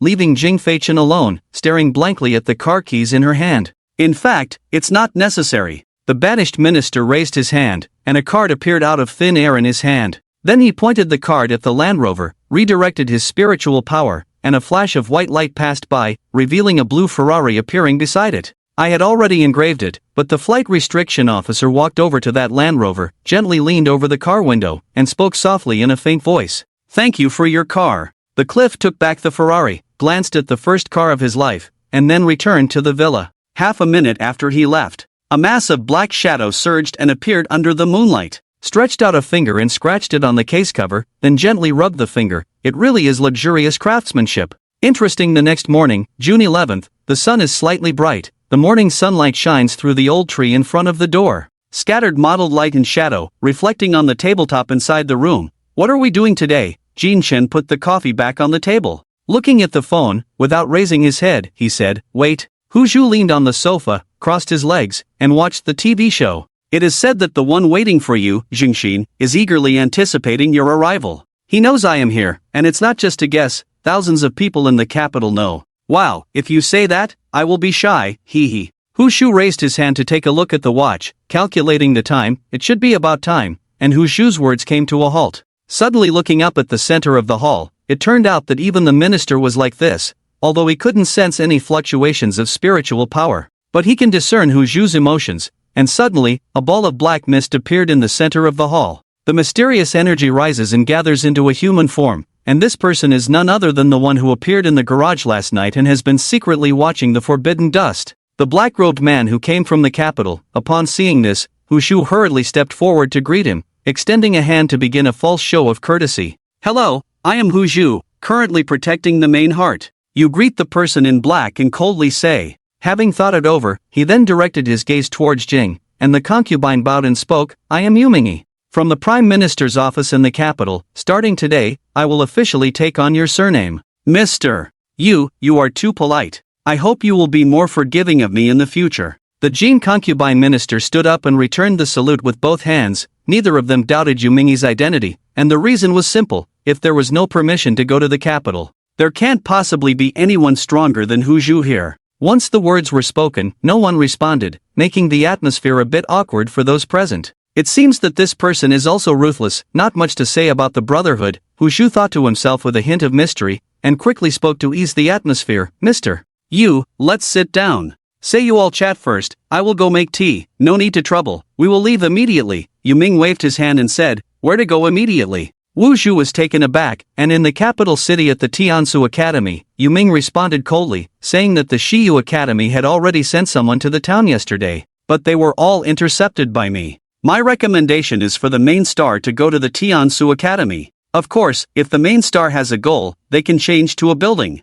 Any college or agency can go. After saying this, Yu Ming looked at the person involved. The recent non-official simply waved his hand after hearing this, speaking casually, I can do it, just look at it when it comes, such a casual attitude. It is not that Jin Chen is irresponsible towards himself, but rather that he completely trusts Zhang Xian's recommendation. In other words, he believes in the value of his own counterattack. 1,000-mile horse still continues the nation. Discussing stubborn diseases naturally requires the best guidance. Every true star is a strong person capable of moving mountains and filling seas. For teaching beginners in this regard, it is certainly very professional, so Chen can rest assured about Jingxin's judgment. Or the judgment of the strong is definitely more accurate than that of a rookie. Hearing the answer from the band-flying minister, the man in black acted fiercely. Then let's set it at Tiansu Academy. It is one of the 8 courtyards of the mansion, worthy of your status. And in the courtyard, whether it is cultivation resources or high-level Feng Tian extreme martial arts, there are very many. Do you have any essentials that need to be prepared? You don't need to bring daily items. I've already prepared everything for the academy. If everything is done, then I'll take you directly to cross the void. As soon as these words were spoken, the entire room fell into a deathly silence. Hu Zhu was astonished, unable to believe what he had just heard. He dug at his ear, doubting whether he had misheard. After a long while, he finally stammered, did you just say crossing the void? His voice was filled with shock and confusion, as if he could not accept this fact at all. After all, crossing the void is something that, for most people, is simply a tale from the Arabian Nights. After all, that is something only those who respect the strong can accomplish. What's wrong? Isn't this faster? Yu Ming was a bit confused. I curse you, you respect the strong, but can't help the helpless, and let out a curse. Incredible. Looking at Yu Ming, who appeared completely unfazed, Jin Chen was the same, looking at Yu Yun with a master's expression. That's right. After receiving further confirmation, Hu Zhu began to doubt life, opening his mouth in astonishment. When did respect become so worthless? Your value is no less than retaliation. How could you come to be the main star? Respect, when taken a step further, is the end of the inner. Such strong individuals are always elusive, like a dragon that doesn't show its tail. Not to mention ordinary people, even a mayor may never meet them in a lifetime. How could it possibly come to be a righteous star? Could it be that the great Xia has secretly developed to the point of respect, walking everywhere? Countless conjectures flashed in Hu Zhu's mind, while Jin Chen's brain was operating crazily, according to common sense. Every respected strong person is a very important existence, either executing secret missions or exploring secret manuals. There is completely no sufficient time to serve in a proper manner. However, if one must express some relatively casual respect, that is just within the capital city, responsible for protecting that person among the crowd. And what was just said by this person? It seems to be from the capital city, the esteemed Li Yuan. Could it be the arrangement of that person? But how does he have such great influence to have a respected person serve as a witness? Could it be that it's because he can perform magic? No, it seems like it really is possible. Yu Ming looked on, scratching his head in confusion. Two people pondering with their chins in hand sighed and began to speak about the lies they had long thought out. After a lengthy 5-minute cleansing of lies, the two fell silent. Such an ugly lie. It was not just the minister and the fox bamboo looking at each other. They all saw that Yu Ming didn't want to speak, because it was. They didn't ask too many questions anymore. Looking at the silent two, Yu Ming thought to himself that although he hadn't interacted with anyone for many years, but still did not become disconnected from society, lying still has humanity. Very good like this, the self-guidance of the three ends. Returning to the main topic, when asked again if there was anything that needed to be brought, Jin Chen scratched his head and thought for a moment. Only then did I realize that I seem to have no hair at all, just a worthless life. Can I get a ride in a car? Before Yu Ming could speak, Hu Zhu shouted from the side. Jin Chen, that one called Land Rover Defender 8.0 V16 cold reaction supercharger. There is only one Land Rover Defender in the whole Wenbiao building. Don't speak to me so lightly. Alright. Jin Chen comforted a few times as if soothing a child, then looked at Yu Ming. How can I bring it? No problem. Yu Ming nodded coldly like a robot. Well then there's nothing else. Let's go. The three people arrived in front of the garage. Yu Ming stood not far away, while Hu Zhu and Jin Chen were securing things, as should be the case. A few minutes later, Mr. You ran away. Hearing the shout of no fly dust, Yu Ming walked over. Can we set off? There's nothing else. Good. Yu Ming waved her hand. A vast expanse emanates from within, a black smoke enveloping the vehicles parked in the garage. Finally disappeared, and then Yu Ming turned around, her palm gently brushed across the space in front of her, only to hear a splash sound. The space before me has been directly torn open with a crack, a lightning-like spatial fissure has opened, and inside is a void, as if it were an endless abyss. A faintly emanating terrifying spiritual pressure. Is this the crack in space? Let's go. Yu Ming takes a step forward, half of his body submerged in the space. Then he turned back and said, "Stop thinking about me too much," while waving his hand at Hu Zhu. Hu Zhu said nothing. She just smiled at him until his entire body disappeared into the space, and then he spoke, "We will meet again." On the morning of June 11th, the villa complex of Tiansu Academy in the Tiansa district of the capital city. A spatial tear was suddenly ripped open in the courtyard of a villa, and under the bright moon, Fei Chen, with a bewildered expression, walked away. With a snap of his fingers under the bright moon, Jin Chen came back to his senses from his daze, and he immediately looked around at his surroundings. After seeing the completely different courtyard, he exclaimed in surprise, "This is one of the great courtyards of the capital, Tiansu Academy." The moonlight pointed to the villa behind and said, "This will be your residence from now on. The facilities inside are already complete, and you don't need to prepare anything." "It really is luxurious," Jin Chen exclaimed. The villa has 3 floors and, at a glance, covers an area of about 200 square meters. If we add the courtyard, it might take 500 years. Saying it's luxurious is not an exaggeration. You have a circular disease, and these are just the basics.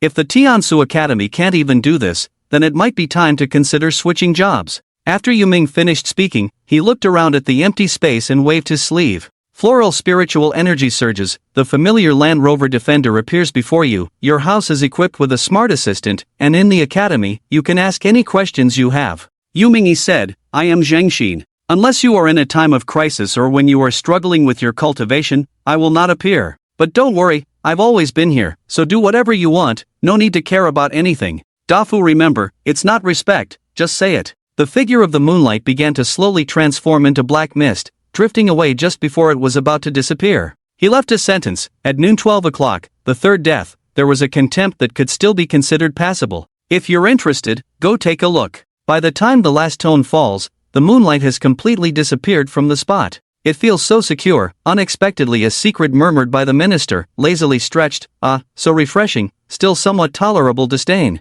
"Even Mr. Lian Yu said so, it should be very interesting, right?" Jin Chen took out his phone to check the time. "Is it already 11:30? Then the written test will start in half an hour." As time is running out, Jin Chen has given up the idea of looking at the house first. Taking out the car keys, he got into the Land Rover Defender that Hu Zhu sent him. At 8 o'clock, vroom, as Jin Chen stepped on the gas. The roar of the steel giant suddenly echoed in the courtyard, looking at the completely replaced interior of the car, and the playing card ornament hanging on the rearview mirror. Jin Chen once again felt the thoughtfulness of Hu Zhu. The vehicle drove out of the courtyard. Although he didn't know the way, fortunately, there were signs in the courtyard, and the car prohibited flying dust. Watching the scenery retreat, I can't help but feel emotional. It's another new beginning. After 15 minutes, after parking the vehicle, Jin Chen started walking. Many young people and beautiful girls along the way were chatting and laughing, all heading in one direction, which is noticeable. The competition at noon today was quite eye-catching, with Jin Chen wearing sunglasses and dressed in a pure white short-sleeve outfit. The lower body is in casual shorts, looking particularly fresh and stylish under the sunlight, still preferring to play games in a pitch-black room. After a 5-minute walk, the no-fly dust finally arrived at the third death time, but this death time is not the same as that death time, regardless of the surrounding buildings. The scale and material of death are countless times better than that of the Elven High School. Here, surrounded by forests, the spiritual energy is extremely rich. At the four corners of the death scene, there are 4 huge beast statues, which, even though one knows they are fake, still have a slight intimidating effect. Forbidden to fly, Dust walked to a cool corner. Watching the bustling crowd, he could clearly feel everyone's spiritual energy fluctuations here are much stronger than his. These should be the second-year students. Indeed, anyone who can enter the Heavenly Measurement Academy is not an easy character. Quiet Concubine thought to herself. Just as he was pondering the matter, a sound of footsteps rang out behind him. The card quietly appeared in Jin Chen's hand. He turned around to look back and saw a fat man embracing 2 beautiful women walking towards him. A fat person walked over, looked at the band flying dust a couple of times, and said he's still a handsome guy, but then the fat person frowned, carefully looked over the prohibition dust from top to bottom, then, commanding the path to turn 6 times, such a low level of cultivation. Jin Fei Chen turns a deaf ear, offering a polite smile. Hello, I am Jin Fei Chen. Jin Fei Chen the fatty pondered in his mind, expressing his confusion, saying, I haven't heard of anyone like you in the academy. Logically speaking, with your cultivation, you should be famous for being weak. Jin Fei Chen, why does it feel so familiar? But the academy indeed doesn't have anyone like you. The fat guy has repeated this name twice in his mouth. He scratched his head, looking somewhat distressed, when suddenly a woman beside him changed her expression. Hastily whispered something in Thea's ear. It was clear to see that Thea's expression changed from confusion to dazed, and then from dazed to shock. Finally turned into a mistake. Truly a refreshing transformation into beauty. You are Huanji, the fat man glanced around and quietly asked tentatively. Thanks to the girl's reminder, he remembered that among the 8 participants in the Ring G this year, one of them is named Jin Chen, who is said to come from a humble background. But once awakened, it becomes the 6th transformation of destiny, a new intimacy never seen before. Perhaps the heavens and earth are not as such, it is indeed the cycle of urgency. But currently there are no plans to have children. Jin Chen's hands were sweaty as he said seriously, after receiving a positive response. The fat man and the colt trembled, their eyes excitedly looking at Jin Chen. Brother, at this moment my eyes are filled with brilliance. I seem to see the real light, you scattered light. Jin Fei Chen glanced at the shadow beneath her feet. In the cool place, where did your light come from? Brother is really humorous. The fat guy chuckled and then wiped his hands on his clothes a couple of times, and then reached out. Brother Chang, I can't take the injury. Nice to meet you for the first time. Be sure to treat me like a younger brother. The good name Jin Chen shook hands with him and said with a smile, there is a feeling of melody. I can't help but laugh out loud. Although I didn't understand what it meant, it's fine as long as I'm laughing. Brother Chen also came to look at Wang Bai and Lian Yulu with disdain. Jin Chen waved his hand and said just to call me by my full name. I don't know the specifics, I just arrived here to join the fun. The fat man was just about to say something, but suddenly, a deafening roar of shouts erupted, even the young master. The call of Wang Baizhen came from all directions, and there were 2 young men walking with their heads held high on either side of the dead pool. These 2 are, Jin Chen leaning against the wall in the shade, watching the 2 young people who are the center of attention not far away. Confused and unable to hear the inquiry, I quickly stepped forward, forced a smile, and replied to Brother Chen, these 2 are the socialites in their 2nd year at the academy. He first pointed to the one on the left. This guy is called Lian Yulo, from Jiangnan Lianjianshenwo. He is a special grade Lianhua Palace. He is also a freshman from the last session, ranked 2nd in the big competition, and currently has defeated 9 types. It is better to say no more. Unable to get up, he pointed his finger at another person and said this one is called Wang Bai. His family is just an ordinary business, with no background. The sky and objects are top-level painting knives. The last new students, the old third with the big brush, have currently cut through 9 transformations, with terrifying strength. But with a simple mind, he has always looked down on Lian Yulo, so the 2 often fight, which has become a common sight. But who called them celebrities? Everyone is willing to watch, and every time it can attract so many onlookers. Lian Yulo has a face that looks like that of a modest gentleman, with a smile on his face, constantly recalling the cheering crowd, offering polite smiles. And Wang Bai is completely the opposite, with a wind demon on his back, a robust physique, and a face that would make a child cry upon seeing it. He is truly a top-tier being. How scary, the Jin Fei minister unconsciously muttered. Shouldn't this be said from your mouth? I couldn't help but complain. Chen Ji explained that this is after all the Tiansu Academy, with over 8 billion people in the entire building, and 1/8 of all the special classes are here. Only these 8 major universities can see the special level, it can't be seen anywhere else. Jin Chen nodded in understanding. These things he had not understood before, because he never thought he would enter the 8 great academies, which were established 1,000 years ago. Established by the 8 pioneers of the Great Xia, the Greek world, where geniuses ponder and study hard, is to fight for humanity. The sacred place in the hearts of every person in the Great Xia almost monopolizes all the talents of the Great Xia. But speaking of which, Brother Chang, why did you come so early? Shouldn't you new students start in August? This, Jin Chen said, mainly because I am naturally fond of studying. Thinking about coming early to blend into this atmosphere, unable to hold back from giving a big thumbs up, truly deserving of being the owner of the ringed celestial objects. This attitude, the posture of the earth, in the next new student competition, the champion must be you. How could it be only me in the circle? The Jin concubine waved her hand, smiled, and shook her head, saying, it's just you. Since you've come to the academy, it means the others from Huanji can't come. Only in this way can the balance between the 8 major courts be maintained. Unable to raise his head, he scratched his head and said there is this rule, prompting the concubine to retort. He really didn't expect that there were so many rules between the academies. He thought it would be like what was written in novels, competing with money. The academy's income is extremely talented, and there are strict regulations. If there are only 3 in a year, then it depends on the overall level of the 8 major institutions for allocation. If, like this year, there suddenly came out 8 that are rarely seen in 1,000 years, then it will definitely be 1 for each institution. There are quite a few hanging matters. Brother Chen, haven't you seen the vice dean? Didn't he tell you? I just arrived at the academy not long ago. That's not right, I can't understand it, I said while holding my stomach. You're really being foolish. He actually didn't take you to the principal first to understand and obtain the resources exclusive to stubborn diseases, just let you run around blindly like this. Jin Chen smiled and said, who knows, it's strange, why do I always feel a chill on my back, and at the same time on the other side? The vice president of the Tiansu Academy has a grizzled beard, sitting steadily at the desk, stroking his beard while smiling and looking at Lord Yu across from him.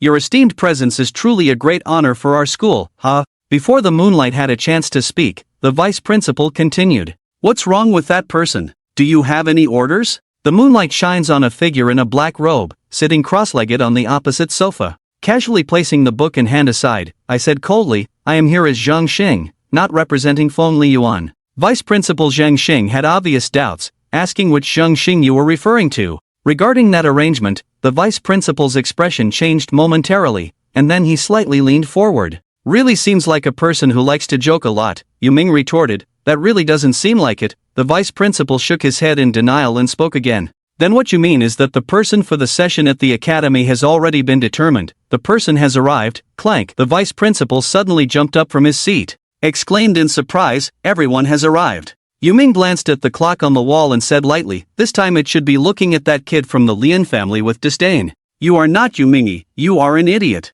You brought someone here. If you didn't bring him here, what the hell are you letting him go for? After the vice principal heard about Yu Ming's achievement, he immediately began the language art of the older generation. So don't forget, I am that child's guiding star. You have the right to propose transferring schools to him, threatening me, right? The vice principal shouted loudly and then immediately sat back down. By the way, which one is it? Huan Ji actually let you personally take the official surname. Believing you are not a minister, Vice Principal Wang Yan said without even thinking.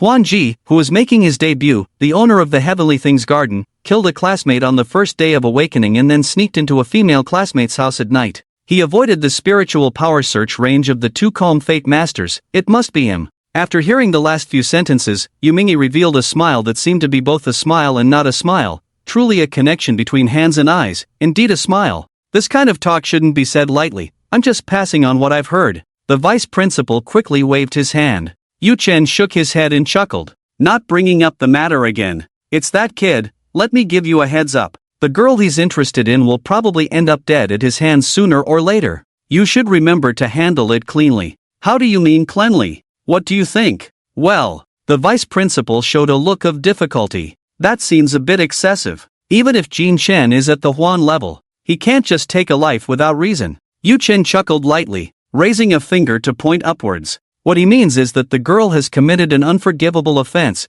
The punishment for her 3 clans is already lenient. As for what the offense is, you should understand. The vice principal was first taken aback. Then his expression changed dramatically as he said in a deep voice, "If that's the case, then the blood of the 3 clans is too little. Leave this matter to me. Everything has to wait until the little guy takes action himself," Yu Chen reminded. The vice principal nodded, not stopping him. He mentally reviewed all the information about Jin Chen, then slowly spoke. He has no family support, yet he just awakened and has already reached the 6th transformation of the life realm, which indicates he still has some secrets. Yu Chen tapped his fingers on his leg. The terrifying spiritual power of the respect realm began to leak out subtly. He looked up and deeply at the vice principal, saying, "I need to remind you of something. Secrets are secrets because only he can know them. You understand, right? Don't forget. This kid's true star is me." The terrifying spiritual power spread out, and jagged spatial cracks were shaken open. At that moment, the entire building seemed to start shaking slightly, and the atmosphere in the room became extremely oppressive. The vice principal instantly realized he had misspoken and quickly waved his hand to deny it. "Oh, what are you talking about? I'm a dignified vice principal of the Tiansu Academy. How could I covet a child's secrets? Besides, he's at the Huan level. Even if I had 10 more guts, I wouldn't dare to have such thoughts." Upon hearing this, the terrifying spiritual power slowly dissipated, and the vice principal let out a sigh of relief, secretly complaining, "This brat really protects his own. His cultivation has definitely improved a lot. This aura is truly terrifying." Wiping the cold sweat from his forehead, the vice principal forced a smile and said, "So, according to you, do you already have some plans for him?" "Not plans, but suggestions. No one at the Huan level can be ordered around." "Ah, right. Suggestions. Can you tell me what your suggestions are?" "Damn, he really is stubborn." The vice principal cursed inwardly. In response to the inquiry, Yu Chen laid out what he considered a perfect development plan. "There are still 2 months until the new student competition. I plan to have Jin Chen first receive the spiritual gold gifted by the academy and learn a suitable Feng Tian extreme martial art." I think that's good." The vice principal nodded in agreement. "And then? Go to the Great Wilderness to enhance his practical combat ability." "For how long?" "Until school starts." The vice principal was immediately dumbfounded. "Wait, buddy, practicing can only last a week at most. Are you letting Jin Chen stay in the Great Wilderness for over 40 days? Normally, the Great Wilderness is a place only those at the Zhan realm can go, but he's at the Huan level. It's not impossible for him to go early to adapt, but you want him to stay that long right off the bat? What are you playing at?" The vice principal looked at Yu Chen, furious yet laughing. Training in the perilous Great Wilderness is beneficial for breaking through oneself. Only by doing so can he quickly enhance his strength, win first place in the new student competition, and earn rewards to make a name for himself. Yu Chen spoke earnestly, completely oblivious to the expression on the vice principal's face. "Stop right there." The vice principal could no longer listen and directly interrupted Yu Chen's next words, his expression serious, unwavering, and his tone firm as he said, "No, I disagree. Jin Chen is only at the life level. He doesn't even understand the basics of release. It's too dangerous. Just look at the person he killed in the Deadpool. Jin Chen is different from others his age, both in mindset and combat talent, which are extremely rare, combined with his Huan level abilities. There's no need to take risks. He can easily achieve success in the New Life Grand Competition." After hearing the vice principal's lengthy discourse, Yu Chen showed no reaction, merely extending a finger to point upwards. "He thinks he can. Impressive." The vice principal's expression changed rapidly, finally settling into deep confusion. "If you have such a plan, why let Jin Chen enter the Chicken Feather Academy? You might as well take him as a rogue cultivator. Mainly because you have so many good things, why not take them for free?" Yu Chen replied honestly. 6. "Oh my god, you're too impressive. Are you a genius, Yu Chen? Are you trying to make me a scapegoat?" At this moment, the vice principal was at a loss for words, simply giving a thumbs up to the person across from him, continuously praising him. "As long as you know." Yu Chen glanced at the time, stood up, walked to the vice principal, and naturally extended a hand. The stuff. What? Jean Chen's cultivation resources. The vice principal was momentarily stunned, then burst into laughter, as if he had lost his mind. Damn. Ha ha ha, this is too much. Ha ha ha, the stuff. Yu Chen selectively turned a blind eye and repeated, what if I don't give it? I'll smash this place. Fine. I'll give it. Yu Chen received a ring, checked the contents, and extended his hand again. Next month. Even at the Huan level, there should be a limit. You can't just keep pushing it. You really don't take good things seriously. The vice principal looked at Yu Chen, his brow twitching uncontrollably. Still need to give 1 month at a time. Haven't you been to college? How do you not know this? Yu Chen scratched his head without responding, as if pondering something. Just when the vice principal thought everything was over, Yu Chen spoke again. Then give me last month's. You didn't give it, right? In the evening, the full moon hung in the sky, dotted with stars. Jean Chen, freshly bathed and completely naked, sat on the sofa in the hall, the loud noise of the television echoing in the room. Leaning against the side of the sofa, one hand propping up his head, he lazily played with a special card. With a flick of his fingers, 4 cards appeared out of thin air, adding up to the first one, making a total of 5. The latter 4 were engraved today, and the characters engraved were of Lian Yulo and Wang Bai, their battle quite spectacular, and Jean Chen's gains were equally impressive. Seeing that the weather outside was nice, Jean Chen casually threw on a bathrobe and turned to head to the rooftop. Upon reaching the balcony, a cool evening breeze hit him, and his slight weariness was blown away by the wind. He lit a cigarette, resting his hands on the railing, his dark eyes like a spring under the moonlight, gazing at the scenery outside, lost in his inner monologue. Jean Chen exhaled a puff of smoke. He was not a person with grand ambitions. He was neither a hot-blooded fool nor a scheming villain. Perhaps he should be somewhere in between or even beyond both. His original goal was to awaken a medium-level heavenly object, enter a medium-level university, and with average talent, become a civil servant, living as a handsome waste supported by taxpayers. But then the Huan-level heavenly object appeared, shattering his comfortable dream with a heavy blow. From this, he concluded, no matter how many times one starts over, life will always have regrets. In his previous life, he entered society early because he failed to complete a significant task. After many twists and turns, he eventually became a magician on stage, not because the profession was lucrative, but because he loved it. He enjoyed magic and relished bringing surprises to everyone except himself. There is substance in the illusion, enjoying the deception. Ha! A wisp of ethereal smoke escaped from Jean Chen's mouth. Gazing at the vast night sky, he seemed to be talking to himself. Speaking of which, I seem to have heard of a powerful figure related to magic. Since that's the case, let's complete those unfinished performances. I am going to become the man of the Magic King. How awkward. Jean Chen touched the goosebumps on his arms, his lips twitching. This kind of talk is indeed not something an ordinary person can handle. At least not me. Whoosh! At that moment, a mass of black mist suddenly appeared in the air ahead, and from it emerged Yu Chen. Master Star. Good evening, Mr. Yu, Jean Chen replied with a smile. You appeared so late. Is there something you need? Yu Chen flipped his palm, revealing 3 rings. These are your cultivation resources, Yu Chen said. I believe you have learned quite a bit today. In 2 months, the Academy will hold a new student competition. During this time, I hope you can break through to the Zhan realm. After speaking, he used his spiritual power to lift the rings and present them to Jean Chen.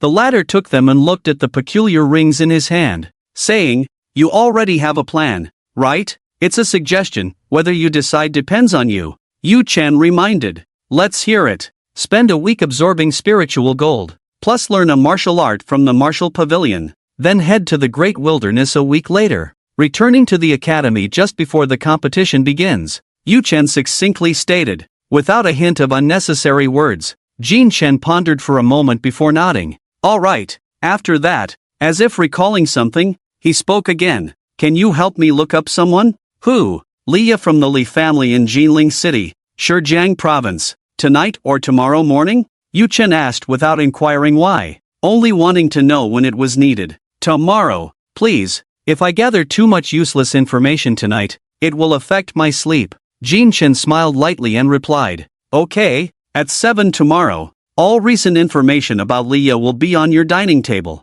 In that case, good night. Jin Chen waved with a smile and then turned to leave. Yu Chen also transformed into black mist and vanished. Their conversation was extremely simple, without any unnecessary delays or small talk, quick to the point of embarrassment. The next day, June 12, 7:08, dressed in home clothes, Jin Chen sat on the sofa. After placing his coffee back on the table, he looked at the thick stack of information about Leah in his hand and couldn't help but chuckle. They really covered everything, even the times she went to the bathroom. Upon seeing that Leah left home early the day after her awakening to go to the academy, the weariness in Jin Chan's eyes vanished, and he couldn't help but laugh. It seems my little intimidation was quite effective. She already thinks her parents in the Chen realm can't protect her and wants to quickly run to a school full of experts for refuge. How clever and adorable. He. But unfortunately, cleverness can lead to misfortune. The academy Leah attended was called Tianpu Academy. Although it wasn't one of the 8 major academies,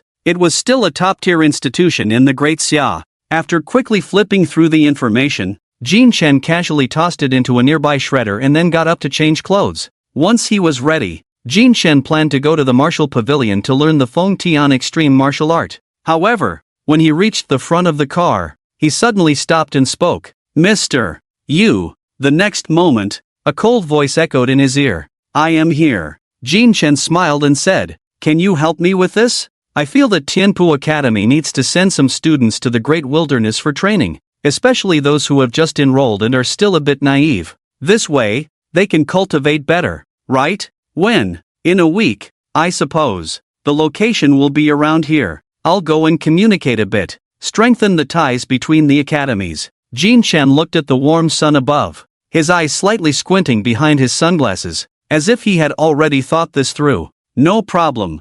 Thanks for the trouble." With that, Jin Chen got into the car and drove towards the martial pavilion. On the way, he thought about the things he could do now, and for some reason, he felt a bittersweet smile. What a sad world it is. This great web of power is always woven where there are people. Ha ha. Jin Chen turned the steering wheel, and just then, sunlight poured into the car, his jade-like face carrying a faint smile as he spoke softly. "Born at the wrong time, just like a high-flying crane. How sad, how sad." At the martial pavilion, Jin Chen parked the car, and young people were coming and going beside him. He looked at the magnificent building in front of him and smiled. In the center of the building's entrance, the words Martial Pavilion were written in a flamboyant style, and the entire building had 4 floors, but its area was extremely vast. This was a treasure of an academy, housing countless invaluable martial arts from around the world. As an academy with nearly 1,000 years of history, the martial arts in the Martial Pavilion of Tiansu Academy were among the richest in the world. Swords, spears, and various weapons could all be found here, suitable for anyone from the yellow rank to the high earth rank, and calling it a treasure would be an understatement. But speaking of which, my martial item seems to be a glove. A glove called Final Sequence Garden. Quite out of place, he muttered, then walked over. However, things didn't go smoothly. Before he could even enter, he was stopped. "Please scan your student ID." 2 burly middle-aged men blocked Jin Chen at the door, their expressions blank, their gazes fixed on him as if they wanted to see right through him. Jin Chen felt a bit uneasy under their stare, and he suddenly remembered that he didn't have a student ID yet, making him feel like an illegal resident in the academy. Jin Chen scratched his head, looking a bit confused. How should I explain this? If I just say I'm a newly arrived Huan level and don't have a student ID yet, would you mock me? We do not mock any citizen. Please show your student ID, or you are prohibited from entering. The 2 men replied with the firmness of ancient pines. Hold on a second. Brothers, let me find a connection. With that, Jin Chen stepped aside. To avoid unnecessary trouble, he chose to summon Yu Chen in a secluded spot. If a powerful figure appeared in a swirl of black mist in front of the 2 guards, it would only create an invisible hassle for himself. With a group of seniors rushing over, covering their mouths and exclaiming things like, "Wow, it's a Huan level. Wow, it's a Zun realm expert." Jin Chen was quite resistant to this kind of show-off. After all, Huan level martial items were not something to flaunt, unless there were many people. Moreover, with the kind of entrance effect Yu Chen had, any normal person would think an alien invasion was happening. "Mr. Yu, could you give me a household registration, or I won't be able to move?" Jin Chen whispered to the air in front of him.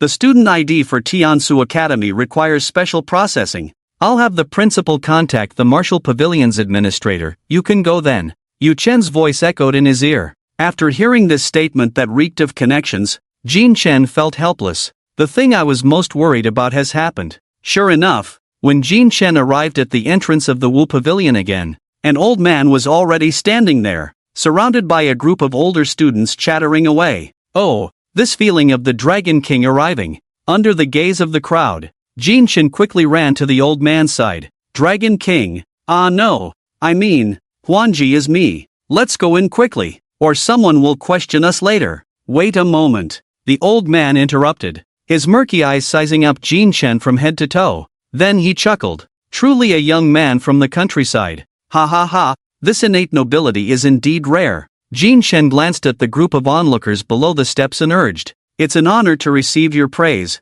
but can we go in first? It's quite hot out here. Alright, let's go. The old man led Jin Chen into the Wu Pavilion, and as they passed by the two guards, he smiled and said, this young man is Jin Chen, our Huanji for this year. His student ID hasn't been issued yet, so I'll take him in. Understood. As soon as these words were spoken, a stir erupted among the crowd, with some even pulling out their phones to take pictures. I do like to bring surprises to people, but not like this. As Jin Chen and the old man completely disappeared into the Wu Pavilion, the noisy discussions began. Is this the Huanji for this session? He looks so frail, doesn't seem very strong. Be careful with your words. Every genius is a bit of an oddball. Watch out, or he might have the Star of Justice crawl into your bed tonight. The Taisher clan and the Wang family from the capital both produced Huanji, yet they didn't enter the Tiansu Academy that is already in the capital. But Jin Chen has quietly appeared here. If he has no backing, I don't believe it, and that backing must be extraordinarily powerful. But I heard this one is an orphan. If you've heard it, do you think it can still be true? That makes sense. How about we test him? Will the result of the test benefit you? I advise you to think less about such thankless tasks. The people here are not fools. Since Jin Chen appeared in the Wu Pavilion today, it means he arrived at the academy yesterday. There are many influential people inside the academy who must have known about this by now, yet no word has leaked out, indicating they don't want to offend him. Observing the situation quietly is the best test. We will know everything during the new student competition, so why put ourselves in the fray? It's only been 2 months. It will be quick. Moreover, that second-year student should be getting impatient too. Inside the Wu Pavilion, the moment Jin Chen crossed the threshold, it felt as if a mysterious force had transported him to another world. What he saw inside truly shocked him deeply. An endless starry sky, an infinite universe, so close yet seemingly separated by tens of thousands of miles by a black hole. A dim yellow halo slowly flowing beside the black abyss, shaking the heart. The stars of the heavens painted a brilliant river, bright, dazzling, and mysterious. At this moment, a thought appeared in Jin Chen's mind. This is how it should be. This is a world that can accommodate those capable of moving mountains and filling seas. What he had seen in previous years was merely the tip of the iceberg. Welcome to the Wu Pavilion. I am the administrator here, named Li Shushi. Li Shushi laughed proudly, waving his hand, causing a large expanse of stars to flow. What you saw outside was merely an illusion. How could a mere 4-story building contain the civilization of humanity over thousands of years? Now, the starry sky before you, the galaxy in your sight, is the true Wu Pavilion, the repository of the world's supreme martial arts. Li Shushi spoke with such grandiosity that it almost ignited Jin Chen. Even his originally weary eyes brightened a few degrees. It's truly shocking. Of course, Li Shushi looked at the myriad stars and said, this was initiated by the heavenly strategy martial emperor back in the day. In the beginning, there weren't these dazzling stars, just a few bright ones, a millennium of inheritance, the blood of countless people, and the volumes of the extreme martial of the heavenly mandate have once again converged to outline this stunning scene before us. Are you saying that all these countless stars are the extreme martial of the heavenly mandate? Jin Chen asked in astonishment. Well, we can't just use LED lights to fool people, can we? Li Shushi replied. The brightness of the stars represents the level of extreme martial. Only when one reaches a certain level of strength can they be mobilized for learning. Of course, this can only be learned here and cannot be taken out. What if there are too many people? Jin Chen asked curiously. As far as he knew, the number of students in the Heavenly Strategy Academy was often in the hundreds of thousands. If they all entered together, could this world even accommodate them? This question seemed to hit the mark, and Li Shushi proudly said with a rosy face, "Not a problem at all. This place is already equivalent to a real universe. Even if everyone enters together, it's not an issue. Moreover, to avoid disturbing the students' cultivation, the distance between each person is incredibly vast. You wouldn't see anyone unless you ran for a year and a half." Impressive. Jin Chen genuinely admired. The person who created this place is truly a genius. Ha ha ha. Alright, let's get down to business. Li Shushi's expression turned serious as he looked at Jin Chen and said, "As a Huan Yuan level, you can ignore level restrictions and freely choose any class of extreme martial, but it all depends on whether you can bear it yourself. Now, tell me, do you have a target for extreme martial? If not, just tell me your innate abilities and combat habits, and I will choose for you." Jin Chen thought for a moment and listed the extreme martial he had arranged the night before.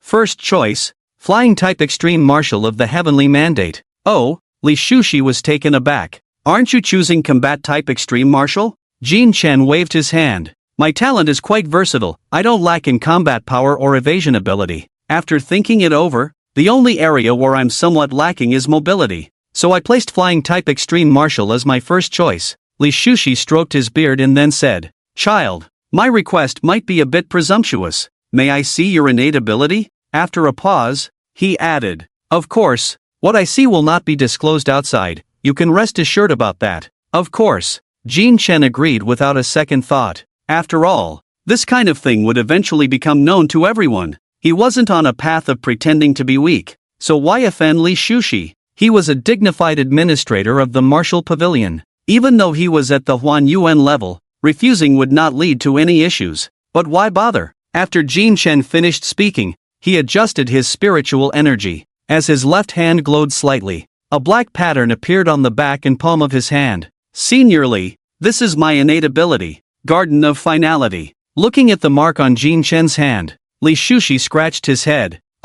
Is this a thing? Your point of focus is quite strange." Jin Chen thought to himself and explained. "It was originally a glove, but when I awakened, it transformed into light and entered my hand, becoming this form." Then, Jin Chen roughly explained its abilities, of course, with some omissions and adaptations, including the card imprinting ability. "Your ability doesn't seem to have much to do with Garden of Finality, right? Actually, I feel it could be renamed to Magic Hand. What do you think? Does that fit?" Indeed. But can this thing be casually renamed? All done. Yen closed his mouth, and Li Shushi thought for a moment about Jin Chen's entire ability, saying, "Normally, the first extreme martial art that everyone learns is an attack type. Only in this way can one better protect oneself. The extreme martial art learned will also become more and more adept over time, almost influencing a person's cultivation journey. As a Wanjing, if I let you learn something all over the place, that would be a grave mistake on my part." He then thought for a moment. "How about this? You use all your attack methods to attack me. If you reach the standard of a normal extreme martial art, then everything is fine. If not, I will have to ask the vice principal to make a decision. What do you think?" Jin Chen nodded upon hearing this. Sure, he was quite confident in the extreme martial arts of Lian Yulo and Wang Bai. "Good, then let's begin." Jin Chen took a step back, and the patterns in his hand glowed slightly. "Senior, I won't say much about you being careful.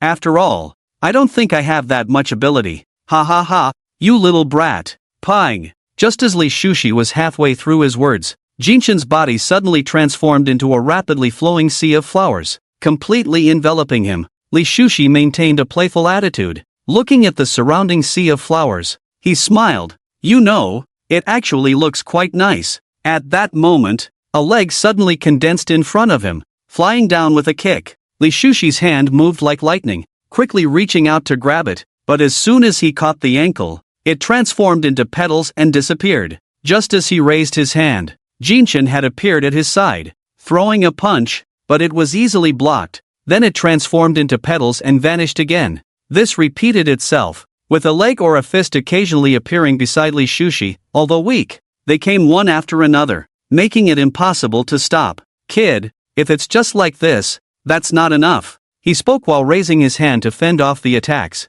Meanwhile, during Li Shushi's speech, he didn't notice that among the rapidly swirling petals behind him, a slender hand had condensed, fingers slightly moving, and what appeared next was a silver special card. The performance has just begun. Ping! The card flickered, and an arrow-emitting purple spiritual power shot out rapidly, piercing the air, flashing in an instant. Li Shushi seemed to have eyes on his back, and with a powerful hand, he firmly grasped the arrow in his palm. Just as he was about to speak, the arrow suddenly exploded. Boom! A muffled explosion sounded, and dozens of small arrows shot out. Li Shushi merely waved his sleeve, extinguishing them all, and he opened his mouth in astonishment. Low-level Xian rank extreme martial art. Flower time rain. This attack trajectory is the technique of the Lian family kid. While he was speaking, a fiery blade had already flown to his back. This is the main attack. Li Shushi's spiritual energy surged, and the long knife instantly turned to ash.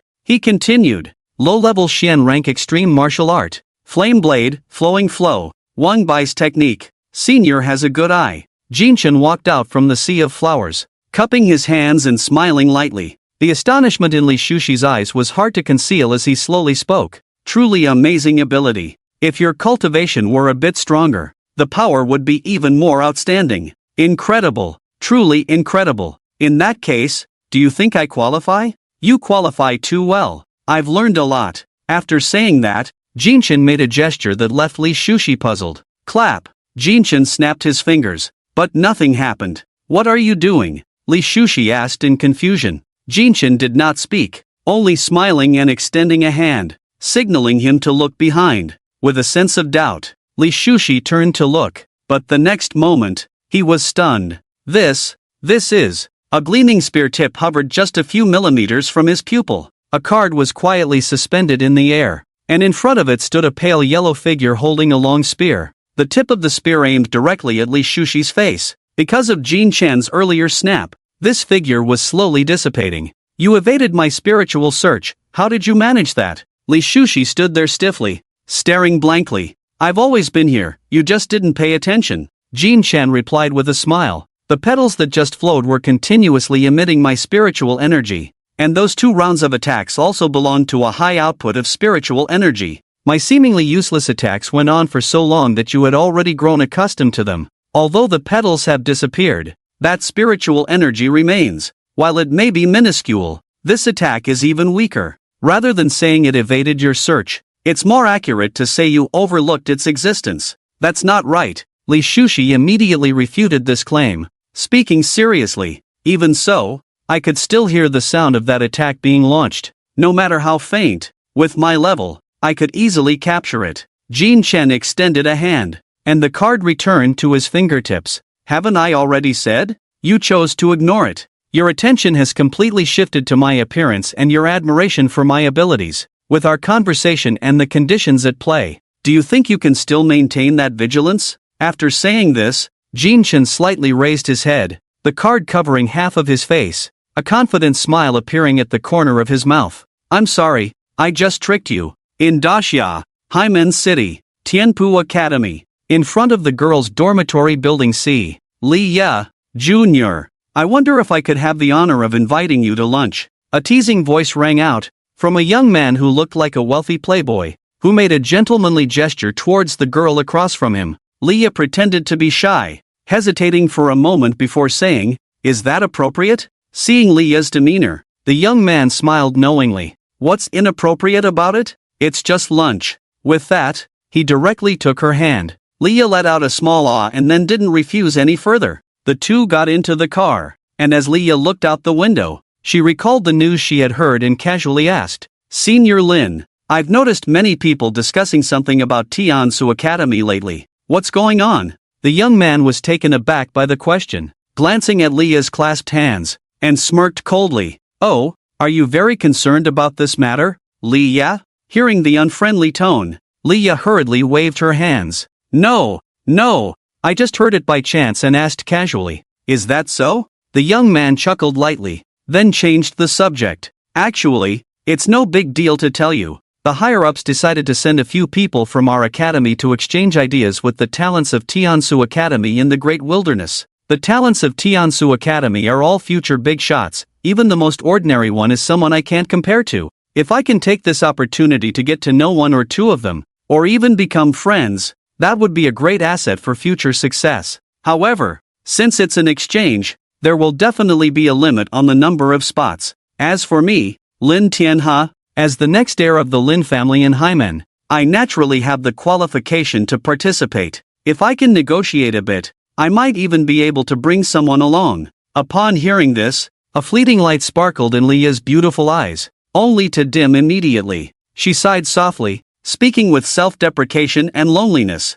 Senior Lin is certainly someone of great standing, so of course, you have the qualifications. I believe the talents of Tiansu Academy would be very willing to get to know you, but someone like me, I'm afraid I'll never have that hope in this lifetime. Junior. Lin Tianhe suddenly smiled and spoke. No need to play this game with me. I know exactly what your intentions are. Don't treat me like a fool. You just want a spot to get close to a genius from the Tiansu Academy, right? Senior, how can you say that about me? I don't have any such intentions. Leah looked at Lin Tianhe in shock, covering her small mouth, her voice trembling, with tears glistening in her misty eyes, a picture of delicate beauty. If it were an ordinary young man, he would probably be boiling with anger by now. However, this scene was particularly amusing in Lin Tianhe's eyes. He slammed the brakes and stopped the car by the roadside, disdainfully saying, "Don't play crocodile tears with me. I'm giving you a chance for you to succeed,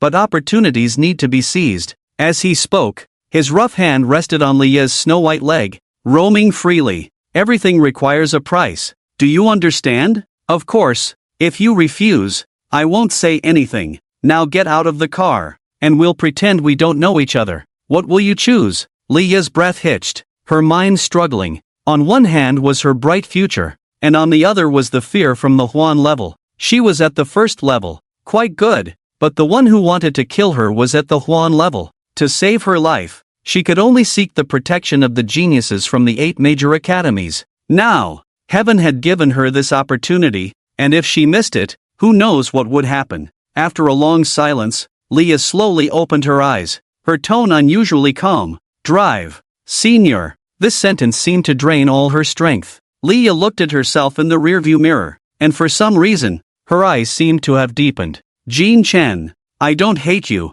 I only hate myself for not being at the Huan level as well. But finally, I've shaken you off. The person the girl was concerned about was currently engaged in an activity called showing off. Li Shushi gradually came back to his senses from the shock. He looked at the boy across from him and a thought crossed his mind. This era no longer belongs to the geniuses, it belongs to magic. Jin Chen retracted his card and bowed slightly to Li Shushi. Senior. Flying extreme martial arts. Absolutely no problem. Li Shushi agreed without a second thought. Extremely straightforward. Your magic is truly wonderful. Li Shushi said sincerely. Thanks to the senior for showing mercy. Jin Chen smiled humbly. In front of seniors, a bit of showing off combined with humility is not rejected, but if it goes on endlessly without knowing the limits, then one can only say that what's stuck between the ears is a big misunderstanding. As expected, seeing Jin Chen's humble attitude, Li Shushi smiled with appreciation, thinking to himself, moderate in advance and retreat, neither arrogant nor impatient, possessing Huan level yet not ostentatious, truly rare. I can report this to the vice principal. He is a very good young man, and I won't hide any good things. It turned out that when the vice principal contacted Li Shushi, he instructed him to test Jin Chen's character and attitude. If he was too anxious and lost his sense of right and wrong because of his Huan level, the higher-ups would reassess Jin Chen. Conversely, if he was composed, then for the past year, Tiansu Academy would spare no effort in supporting him. The Huan level is the entry ticket to this class, but it is by no means a passport.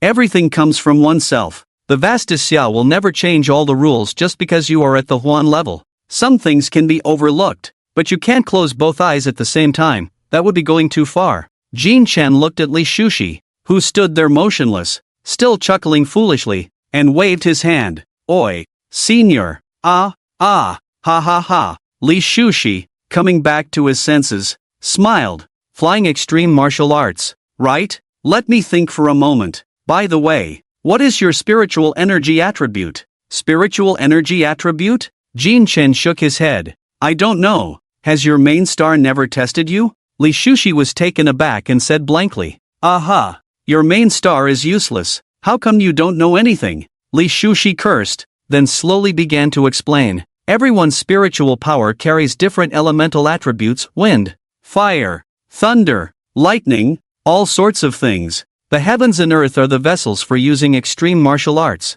Spiritual power is the condition for using extreme martial arts, and attributes are the enhancements for extreme martial arts. If you have a fire attribute, then you should learn fire attribute extreme martial arts, and the power enhancement will be significant. If you have fire attribute spiritual power but learn water attribute extreme martial arts, then congratulations, you've made a big mistake. After saying this, Li Shushi waved his hand. Come, release your spiritual power. Let me take a look. Jin Chen honestly walked forward, extended a hand, and focused on channeling his spiritual power. Li Shushi placed one hand on the latter's wrist, seriously feeling it. After a few seconds, he slowly opened his eyes, disbelief filling his gaze. All attributes? All attributes? Jin Chen didn't seem too surprised, just calmly nodded. That's good. No weaknesses. How did you manage to be so calm? Li Shushi asked in astonishment, looking at Jin Chen's demeanor. Wow, I actually have all attributes. How surprising. Jin Chen covered his mouth with both hands, taking a step back, his face full of shock. You really don't have to. Li Shushi's mouth twitched as he watched Jin Chen's exaggerated performance and commented. Alright, all attributes. That's really rare, Li Shushi said, coming to his senses and exclaiming in shock. This means you can learn any attributes extreme martial arts without any rejection. Actually, that's not so important, since I mainly fight with cards, and flying extreme martial arts don't really consider attributes, right? In Jin Chen's view, the extreme martial arts he learned were mainly for support. After all, the extreme martial arts he released were not as convenient as those released by cards, and they saved more spiritual power. In that case, you won't have the concept of incompatibility, making it easier to choose the flying extreme martial arts that suit you best, Li Shushi said while reaching out toward the distant star sea. Buzz, with the pull of spiritual power, several stars emitted light, forming a string that flew over, finally stopping in front of the two. Flying extreme martial arts are different from others, they are consumable celestial extreme martial arts, the rarest existence among all types of extreme martial arts. In the entire academy, only 2 Flow Realm Fate Masters have had the fortune to learn them, and now, you are the third. Li Shushi waved his hand, and the starlight dissipated, revealing 3 scrolls. Flying celestial extreme martial arts are made from the wings and souls of flying strange beasts, extremely difficult to create, prone to backlash, and often life-threatening. The scrolls created can be used for learning, as once the scroll is activated, it will trigger the soul of the strange beast within, regardless of whether one succeeds in learning. The soul will dissipate. Therefore, the high danger of creation and the one-time consumption make flying extreme martial arts extremely precious. Each scroll is priceless and hard to come by. As you can see, even in the Tiansu Academy,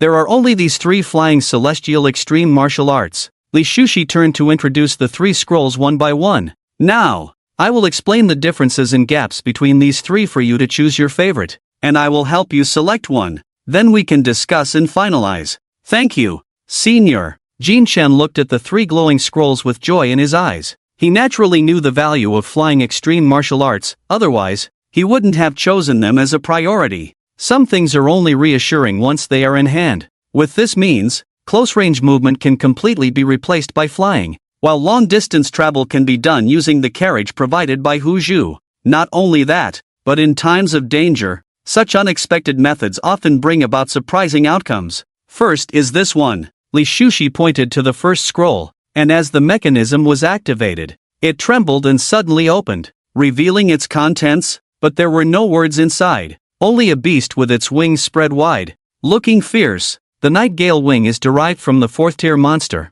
the Morning and Night Ink Crow, rated as low-level in the mysterious tier. Its characteristic is that its wings are like steel, capable of generating blade gales, extremely sharp, and with strong defensive capabilities. It can also be used for attack. After Li Shushi finished speaking, he looked at Jin Chen. What do you think? Jin Chen pondered for a moment and said, since the wings are like steel, it must be heavy. I don't lack for attack and defense. Let's see the next one. Smart. Li Shushi smiled with satisfaction at this answer, then pointed to the second scroll and introduced. The moon bat wing is derived from the 4th tier monster, the moon shadow bat, rated as low level in the mysterious tier. Its characteristic is that it increases speed at night and significantly enhances hearing in dark environments. What do you think?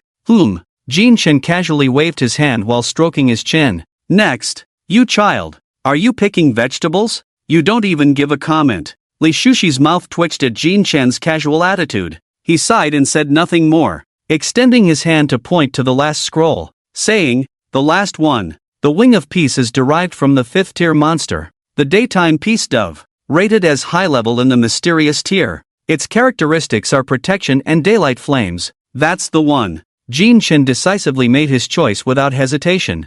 Li Shushi looked at Jin Chen in confusion. Just because it's a higher tier? That's superficial. Jin Chen shook his finger and smiled. The Wing of Peace. Look at this name. How fitting for my persona of loving peace. You're the more superficial one. Li Shushi shot him a glare, then shook his head and said, what a pity. This is the one I least recommend. Why? Upon hearing this, Li Shushi first pointed at Jin Chen, then at the scroll.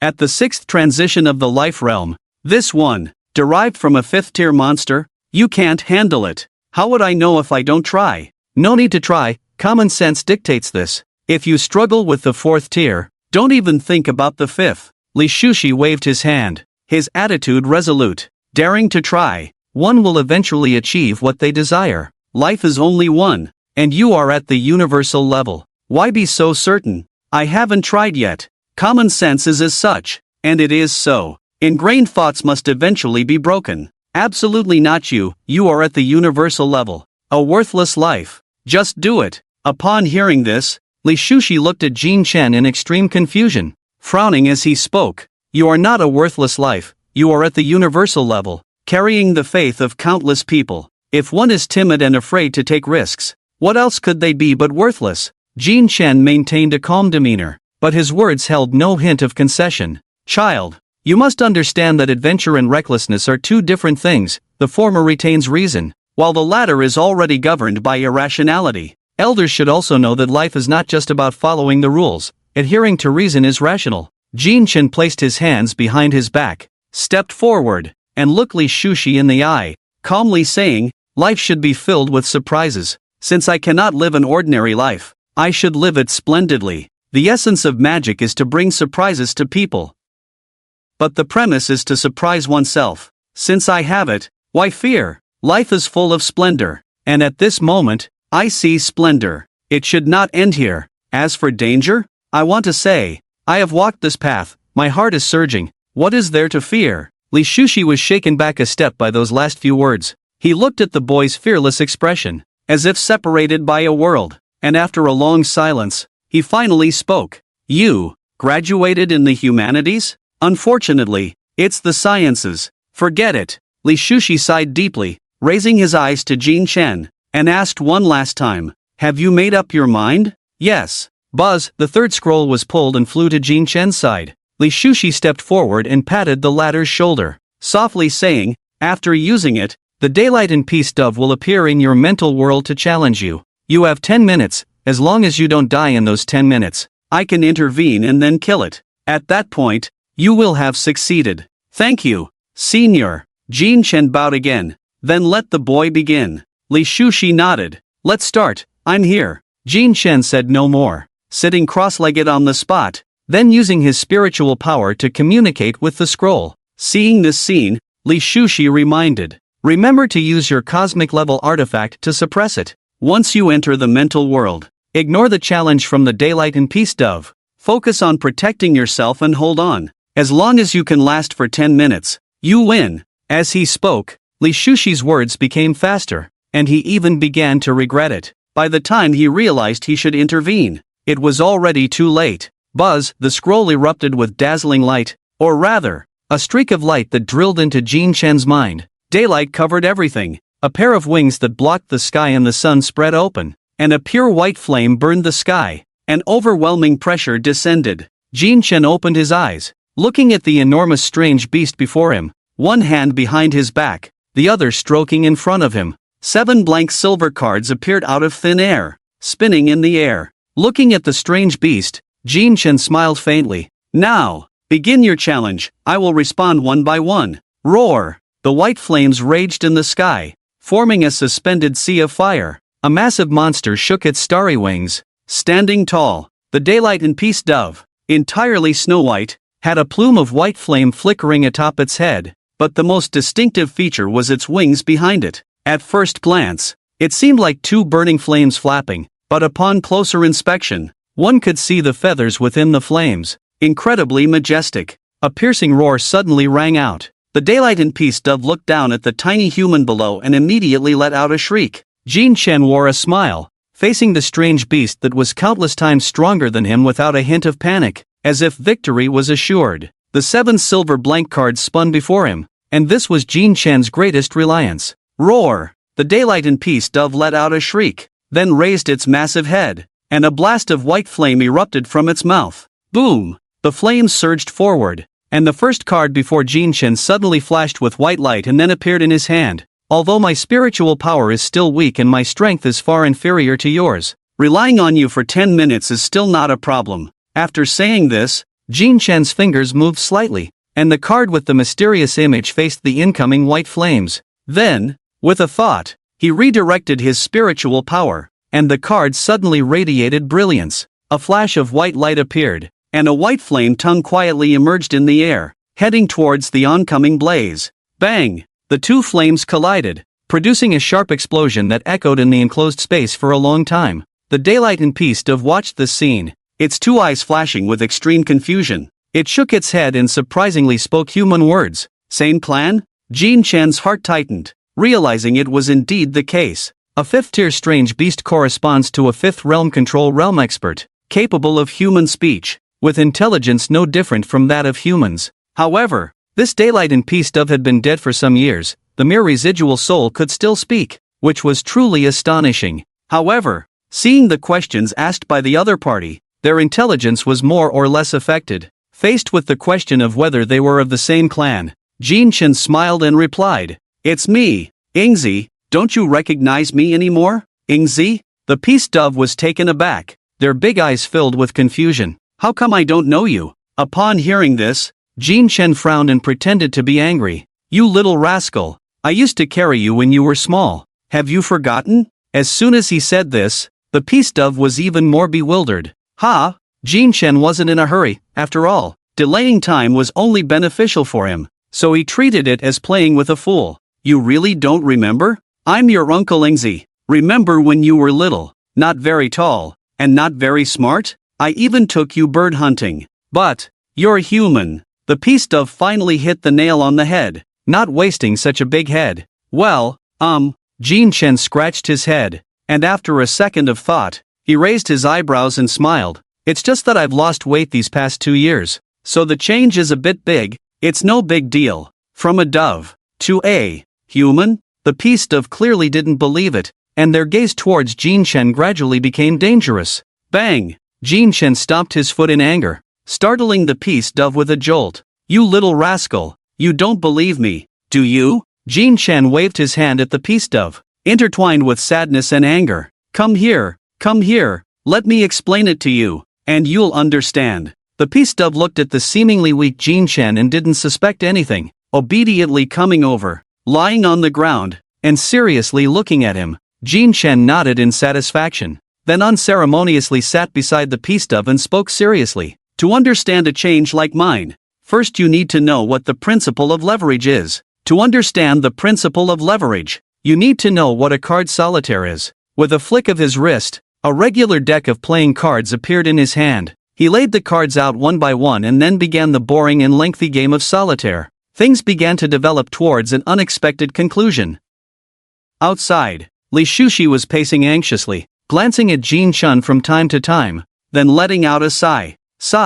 Too reckless. Listening to this kid's few words of motivational talk, he got all muddled and agreed. It shouldn't have happened. Li Shushi lamented, pounding his palm. Time ticked away in his mind, each second a painful torment. At that moment, he wished time would move faster. If a universal level being were to lose their life because of this, it would be a mercy. Even if he were to be cut into 1,000 pieces, even if he went to hell, he wouldn't forgive himself. 7 minutes later. "Kid, hang in there. You must hold on. In 3 more minutes, I can intervene. Looking at Jin Chen, who had his eyes tightly closed and was sitting cross-legged, Li Shushi sighed. Time passed second by second, and beads of sweat covered Li Shushi's forehead. Finally, 10 minutes passed, and Li Shushi tried to enter Jin Chen's mental world. Indeed, there were no more obstacles. Kid, I'm coming. In the mental world, Jin Chen looked weary, yawning one after another. He was casually holding the cards, as if he could fall asleep at any moment. Ingzi, wrong. This A should be placed in the first row. Bai Zhou and the Pistov had a serious look in their clear eyes as they earnestly looked at the cards on the ground. Okay.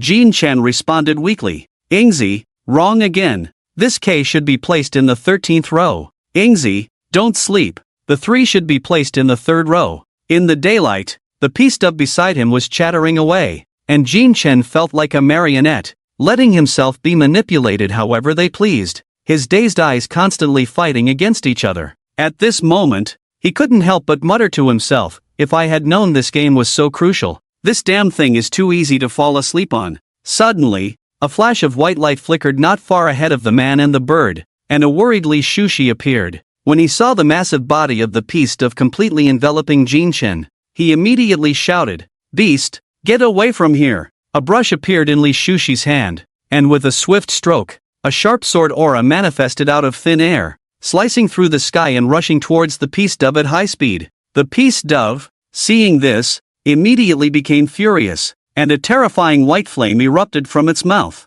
Don't you dare harm Ingzi! Boom! A terrifying storm suddenly arose, with the white flames and sword aura refusing to yield, culminating in a thunderous explosion. The man and the bird locked eyes, both charged with electricity. Just as they were about to launch another attack, Jin Chen scratched his head and leisurely walked to the center. You're all busy. Seeing Jin Chen unharmed, Li Shushi immediately laughed. Child, come over here. The Pistov, unwilling to back down, said, Ingzi, come to me. Be careful of this human hurting you. You shut. Ha. Li Shushi's brain short-circuited. Ingzi? I am. Michael Jack Ing. Jin Chen said with a smile, raising an eyebrow at Li Shushi. What's going on? What Ingzi Jack? Li Shushi's voice appeared in Jin Chen's mind. Jin Chen was taken aback, and upon seeing Li Shushi's expression of confusion, he mentally recounted the events of the past 10 minutes. Li Shushi's expression shifted from serious to bewildered,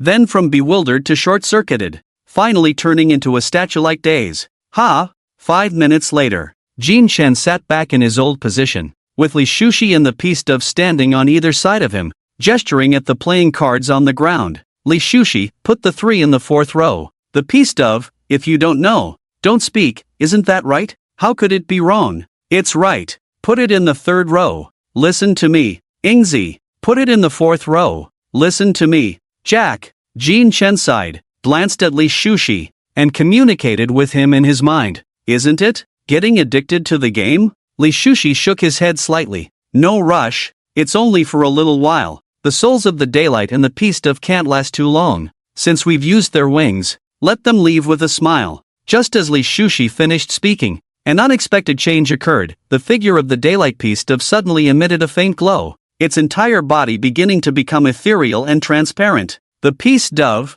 however, showed no signs of panic, simply looking deeply at Jin Chen and saying, Ingzi, just tell me, shouldn't my 3 be placed in the 3rd row? For some reason, Jin Chen fell silent. Clearly, he had just been unable to tolerate it and wanted Li Shushi to kill the Pistov. But until this moment, he couldn't articulate this feeling, only responding with a faint smile. That's right, you are correct. Just as I thought. The Pistov smiled upon hearing this answer, spreading its wings and looking deeply at Jin Chen. Ingzi, but before it could finish, the Pistov's body completely dissipated, transforming into shimmering light points that merged into Jin Chen's body. As this happened, everything around him grew dim. Gradually, the white light faded, and everything around him receded. He returned to the martial pavilion. At that moment, a warm current suddenly appeared within Jin Chen, flowing into his heart. There was the place of spiritual energy, and this warm current was the spiritual energy itself,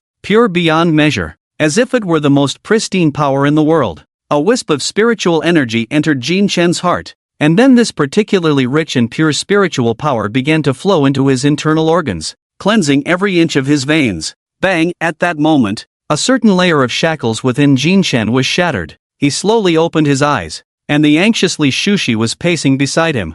Upon seeing Jin Chen awake, Li Shushi hurriedly asked what had happened. But Jin Chen did not register those words. He looked at the world before him, clear and bright, as if everything had become lucid. He released a faint aura, feeling his current cultivation level. This is the 9th turn of the life realm. Li Shushi naturally noticed this tremendous change and exclaimed, "What the hell? How did you reach the 9th turn?" Jin Chen got up, shaking his head and murmuring, "I don't know." After the peace dove disappeared, the moment I returned to the real world, a wisp of extremely pure spiritual power suddenly appeared within me. It digested itself and helped me break through to the 9th turn. This is the essence of the strange beast. Li Shushi's expression changed. Then he muttered in disbelief. It actually willingly gave you its essence. How is that possible? The essence, the core energy of the strange beast, containing a vast amount of spiritual power, can only be given voluntarily. The peace dove had died many years ago,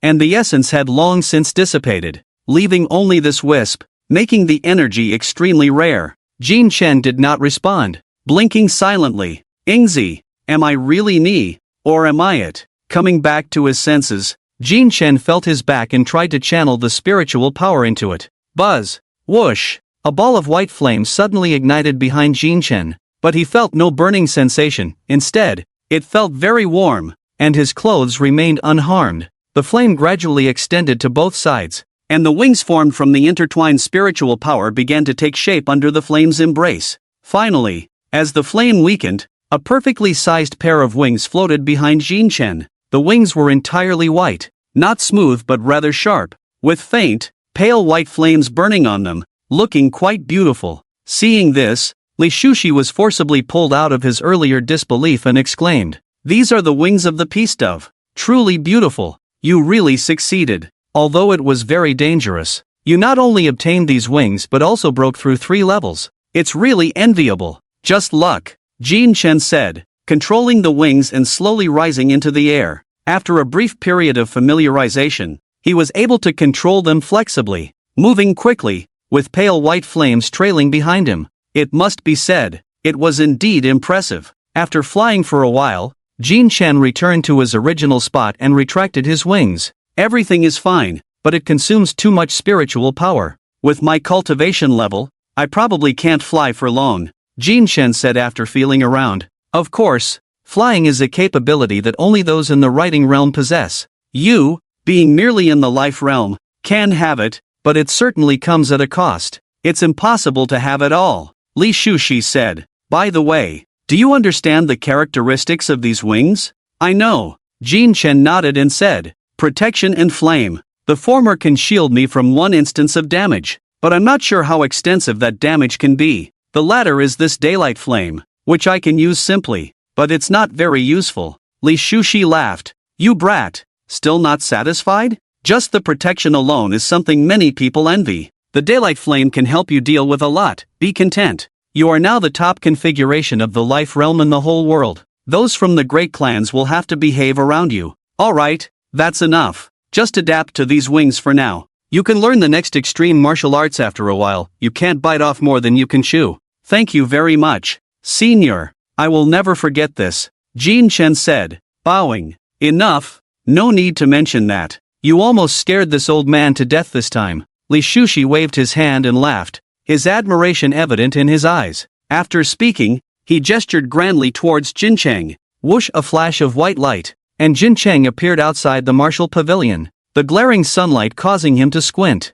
It's only noon, but it feels like ages have passed. Although not much time had actually gone by, this trip had indeed been fruitful. In a good mood, Jin Cheng lit a cigarette and walked towards his car. In just a couple of minutes, he noticed the gazes of no less than 20 people. It seemed his status as a universal-level individual had spread completely. Once back in the car, the cool air from the air conditioning enveloped him, allowing Jin Cheng to finally relax. You've broken through to level 3. What the hell? In the quiet car, a deep voice suddenly rang out. Jin Cheng immediately shouted in surprise. Coming back to his senses, he sighed heavily. Mister, can we not be so ghostly? I'm a person. I can't handle it. Sorry. Hidden in the void, Yu-Chen also felt there was some truth to this and apologized before returning to the main topic, saying seriously, how did you break through to level 3 and almost reach the peak, just one step away from the Zhan realm? You didn't use anything you shouldn't have, did you? No. Jin Chang shook his head in denial as he started the car. During the drive, he explained the whole situation to Yu-Chen. In the end, Yu-Chen simply left a word of admiration before disappearing again. Back home, Jin Chang changed into comfortable clothes, had a simple lunch, and then went to the balcony. His shoulders trembled slightly, and suddenly, wings of white flame appeared with a bang. Jin Chang placed his timer phone aside, then burned his spiritual energy and rushed towards the vast sky. Bang! The air shook as he transformed into a streak of light, shooting into the sky, leaving a trail of white flames behind. Woohoo! Flying is indeed best experienced firsthand. Jin Chang laughed heartily, and in a short time, he had already soared to an altitude of 1,000 meters. Looking at the clouds so close, he spread his arms and enjoyed this moment of tranquility. To prevent running out of spiritual energy and being unable to return home, Jin Chang didn't fly too far, just circling around the area opposite the main campus. He wanted to see how long he could maintain flight, to have a more precise concept in his mind, which was also a way of being responsible to himself. According to Jin Chang's estimate, the flight time should be around 8 minutes, but now, only 6 minutes had passed, and he already felt his spiritual energy running low. To avoid injury, he didn't push the time to the limit, returning to the ground about 10 seconds early. Looking at the balcony before him, Jin Chang completed a backflip in the air and landed steadily. Picking up his phone, the time displayed 6 minutes and 40 seconds. A full 1 minute and 20 seconds shorter than he had expected, enough time for some people to accomplish significant life events. Looks like these wings really burn through spiritual energy. Remembering the flames that never extinguished on his wings, Jin Chang realized where all that energy had gone. It's quite flashy, but this 100 kilometers of spiritual energy consumption is even more intense than my Land Rover's fuel consumption. Jin Chang complained, thinking to himself, if he wanted to fly for a long time,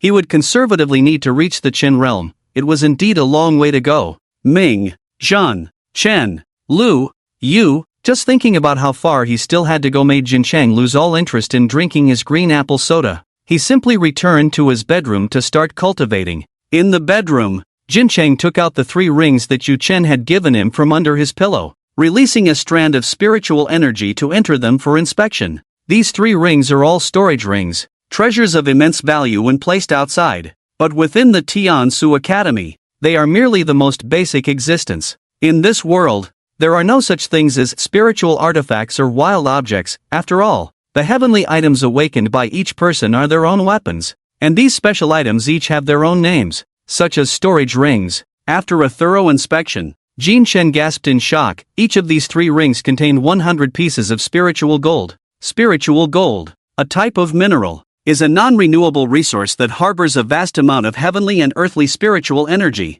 Each piece is extremely precious and serves as high currency in this world. In the past, Jin Chang had never even seen one, let alone used one, and now he actually held 300 pieces in his hands. As expected of Tiansu Academy, truly wealthy and extravagant. Damn it, a poor boy enters a wealthy family. Let's get started. With that, Jin Chang waved his hand, and 5 pieces of spiritual gold appeared before him as he sat cross-legged at the head of the bed. First, I'll feel out 5 pieces, and after dinner tonight, I'll go all night. Having made his decision, Jin Chang began to close his eyes and circulate his spiritual energy, quickly entering a familiar state of cultivation. Gradually, as his breath became steady, faint spiritual energy emanated from his body, and the 5 pieces of spiritual gold before him were drawn up, slowly floating into the air, finally hovering there. As the spiritual energy circulated, strands of blue spiritual energy drifted out from the spiritual gold, forming spirals that enveloped Jin Chang's entire body. To the naked eye, Jin Chang's body resembled a powerful range hood, as the strands of blue spirals, upon touching his skin, were instantly devoured. At that moment, the cells within Jin Chang seemed to become exceptionally greedy, frantically absorbing the spiritual energy. The energy flowed through his body, eventually returning to his heart, circulating in this manner repeatedly. Just when everything seemed normal, a sudden change occurred. The originally flowing spiritual energy began to convulse violently, then surged forth at several times its previous speed. Simultaneously, the devouring force on Jin Chen's surface suddenly grew stronger, as if a massive mouth had opened, greedily and frantically consuming the spiritual energy. The spiritual gold also trembled, its energy being drawn out frantically, and soon one piece of spiritual gold dimmed, falling onto the bed and turning into a dull stone. Even Yu Chen, hidden in the shadows, was disturbed by this sudden change. He instantly appeared in the room, staring at the scene before him, which resembled a small storm. Momentarily unsure of what to do, he had never encountered such a situation in all his years. His tense eyes fixed on Jin Chen, and seeing that the latter's expression remained unchanged, he let out a slight sigh of relief. Forcing an interruption in cultivation could harm the foundation, unless it was extremely serious. It was absolutely not something one should do. What's wrong with this kid? Why are there so many oddities about him? Looking at the dimming pieces of spiritual gold, Yu Chen muttered in astonishment. This cultivation speed seems a bit off. He had initially thought that once all the spiritual gold was absorbed, Jin Chen would exit his cultivation state, but 5 hours passed, and just as the last piece of spiritual gold dimmed, an explosive scene unfolded. The ring placed aside miraculously began to float on its own, and pieces of spiritual gold flew out one by one, lining up to float beside Jin Chen, waiting to be absorbed.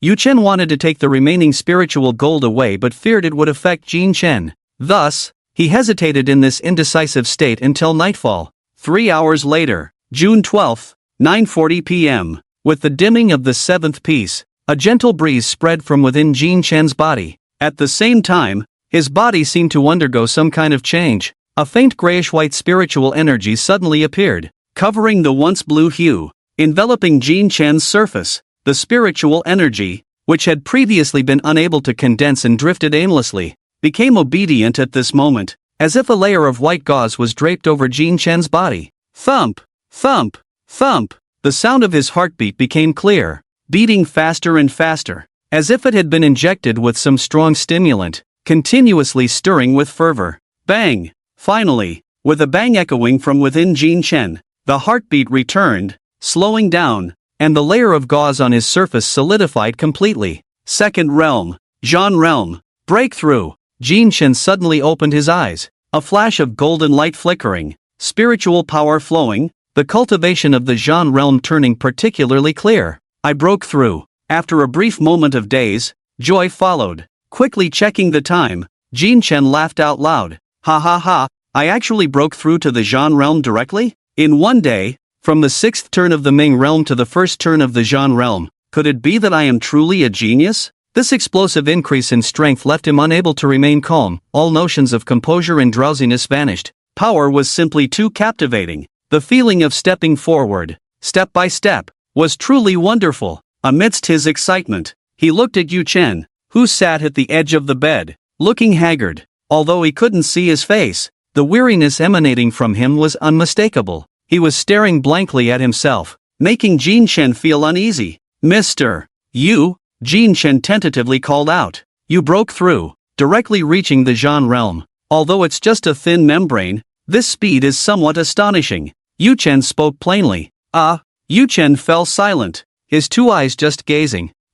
Jin Chen felt a bit awkward, scratching his face and saying, is it too fast, causing an unstable foundation? Where does that notion come from? Cultivation is achieved step by step through your own abilities. How can there be any talk of instability? Yu Chen frowned at this question and retorted. Well, I've read that in novels. So it's a novel and not a grand theory. You don't even know that. Is this your first time cultivating? Yu Chen asked. First time using spiritual gold for cultivation. Do you know how many pieces of spiritual gold you used? Yu Chen asked again. 5 pieces. Jin Chen reflexively confirmed after counting, saying, it should be 7 pieces now. It seems you don't know. Yu Chen muttered to himself, then recounted everything that had just happened to Jin Chen, the person involved. After listening, the person involved was not surprised. Aren't you surprised? Seeing Jin Chen's indifferent attitude, Yu Chen asked in confusion. I can already fly, what else is impossible? Anyway, it's all good news. Who cares? Jin Chen said casually, then went out to look for food. The moment he stepped outside, Jin Chen couldn't help but mutter in his heart, "I've already crossed over. What else could be impossible?" Yu Chen watched Jin Chen's departing figure, his expression complex. He had originally thought Jin Chen was an odd character, a different kind of person, but now it seemed he still had a long way to go in understanding him. Only by breaking the rules can one reach the ultimate. For some reason, the words of that person at the Prime Minister's office suddenly appeared in Yu Chen's mind. He recalled the current situation in the Dao Gue battlefield, and unconsciously murmured, "Perhaps." A week later, on the morning of June 19th, a thin mist enveloped the area, and the dawn light was dazzling. Jin Chen, with a pair of dead fish eyes, sat at the dining table, leisurely stirring his coffee. "Why am I still so tired after sleeping for more than 10 hours? In the past few days, Jin Chen had been practicing day and night, and it wasn't until last night that he finally took a proper rest. The purpose was to restore his spirit and enthusiastically participate in the exchange between the two schools. After 7 days of cultivation, Jin Chen's cultivation level had reached the Zhan realm. Second transformation. Although he absorbed spiritual gold faster than others, it still felt a bit slow for him, and each breakthrough was accompanied by an increase in the required spiritual energy, making the speed noticeably lag behind. However, after observing the other 7 at the Huan level, he found that the strongest among them was only at the Ming realm. Ninth transformation. Still some distance from the Zhan realm. Jin Chen was already far ahead, secretly the top among his peers. After finishing his coffee, Jin Chen changed into casual clothes, put on sunglasses, and walked out with his car keys. "It's time to meet my old acquaintance whom I've been thinking about day and night. I wonder if she has thought of me." In Long City, one of the 8 academies, the Fengshu Martial Academy,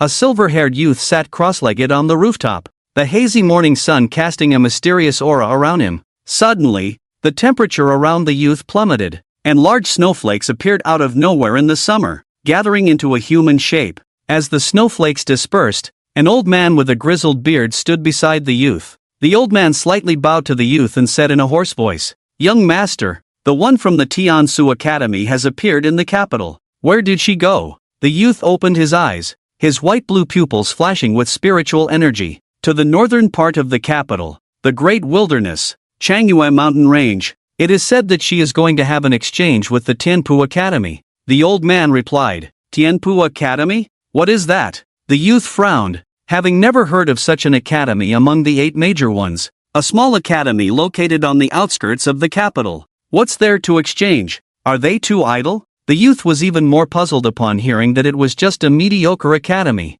Has the Tiansu Academy fallen so low? They don't even pick their targets anymore? According to the intelligence gathered, the exchange is a facade. It seems to be arranged by Jin Chen, and the purpose appears to be to kill someone, the old man said, sounding somewhat doubtful, unable to confirm the accuracy of the information. He had done his utmost, but there always seemed to be a force holding him back, and he could only gather this much. Interesting, interesting. The youth stood up, picked up a staff engraved with thunderous runes, and slung it over his shoulder. He turned to the old man and raised an eyebrow. "Let's go join the fun." "All right," the old man agreed, waving his hand, and the wind and snow enveloped the two. As the snowflakes danced away with the wind, they vanished from their spot. On the rooftop where the two had just left, a delicate card glimmered under the sunlight. The left side of the card bore the youth's photo, with white hair styled into 2 buns, bangs falling over his brows, and strands of hair cascading down to his neck.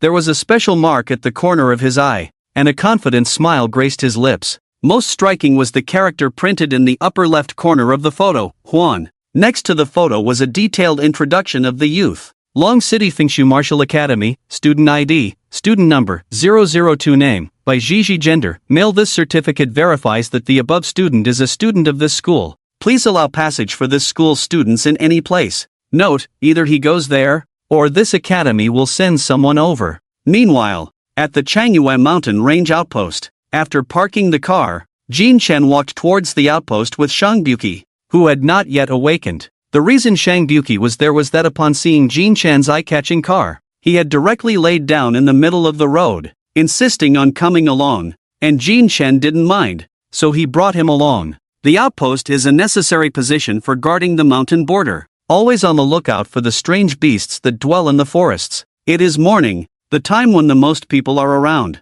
and various small teams are shouting by the roadside, forming groups to venture into the mountains to hunt valuable strange beasts or precious herbs. This has become an accepted profession, commonly referred to as pioneers by the general public. Come on, 5-person team, we just need one healer. Once we have them, we can go. You make money, I make money, we'll have good fortune all the way. 666. Shang Buki wiggled his plump body, watching the excitement while speaking. Shan Gu, what are we here for? To meet an old classmate. Under the sunlight, Jin Chen felt the familiar drowsiness wash over him, causing him to revert to his signature dead fish eyes. A girl? Yes. Then I came to the right place. I'm here to see people. You just do your thing. Shan Gu, I'm naturally hard of hearing, so don't worry, I won't hear a thing. Shang Buki's small eyes twinkled like glass balls. Then he squinted and chuckled foolishly. Just as Jin Chen felt helpless,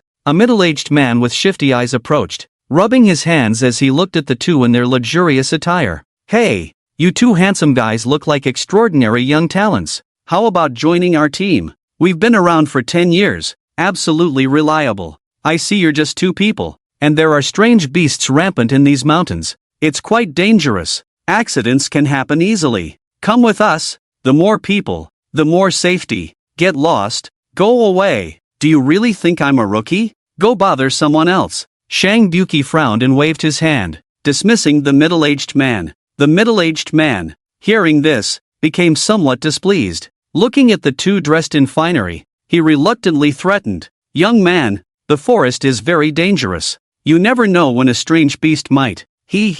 Better stick with us. We guarantee your safety. Shang Buki, irritated, stopped and pulled out a student ID from his pocket, shaking it dismissively. Anyone can die here, but it definitely won't be us. If you don't understand, I think the security department of Tiansu Academy should educate you on this matter. Beijing City Tiansu Academy, student ID, special student number, 250 name, Shang Buki gender, male. This certificate verifies that the above student is a student of this school. Note, under the sun and moon, wherever Tiansu reaches, please respect our scholars. What? Tiansu Academy? The middle-aged man was dumbfounded, shaking his head back and forth. After confirming that the photo on the student ID matched the person perfectly, his legs went weak, nearly collapsing to the ground. Shang Buki ignored him, merely snorting as he pulled the nearly asleep Jin Chen toward the outpost, leaving a crowd of people pointing and discussing the middle-aged man. The man watched the two leave, feeling a sense of relief wash over him. He staggered to his feet, cursing his bad luck, but just as he was about to turn around, someone tapped him on the shoulder from behind. Hello, I'm a member of the security department of Tiansu Academy. I currently have reason to suspect you of threatening our students, and I need you and your team to come with me for an investigation. Let's go. This is a notice. You have no right to argue. Please come with me now. The man's face turned ashen as he was dragged away, showing no signs of resistance. The others accompanying him followed suit, obediently keeping pace without a hint of defiance. Meanwhile, the onlookers were unfazed, as if they had long been accustomed to such scenes. This is the security department of Tiansu Academy, a highly mysterious division. There are rumors, but wherever there are humans, they exist, ready to protect the young ones at any time and place. Of course, although these are just rumors, the name of the security department of Tiansu Academy is already well known throughout the world. They claim that the students here are merely weak scholars, easily bullied, which is why the security department was established. On the other side, Jin Chen and his companion have already entered the Changyue mountain range using their student IDs. The two walked for about 10 minutes, gradually entering the mountains. Dense fog had spread without them noticing, obscuring the scenery.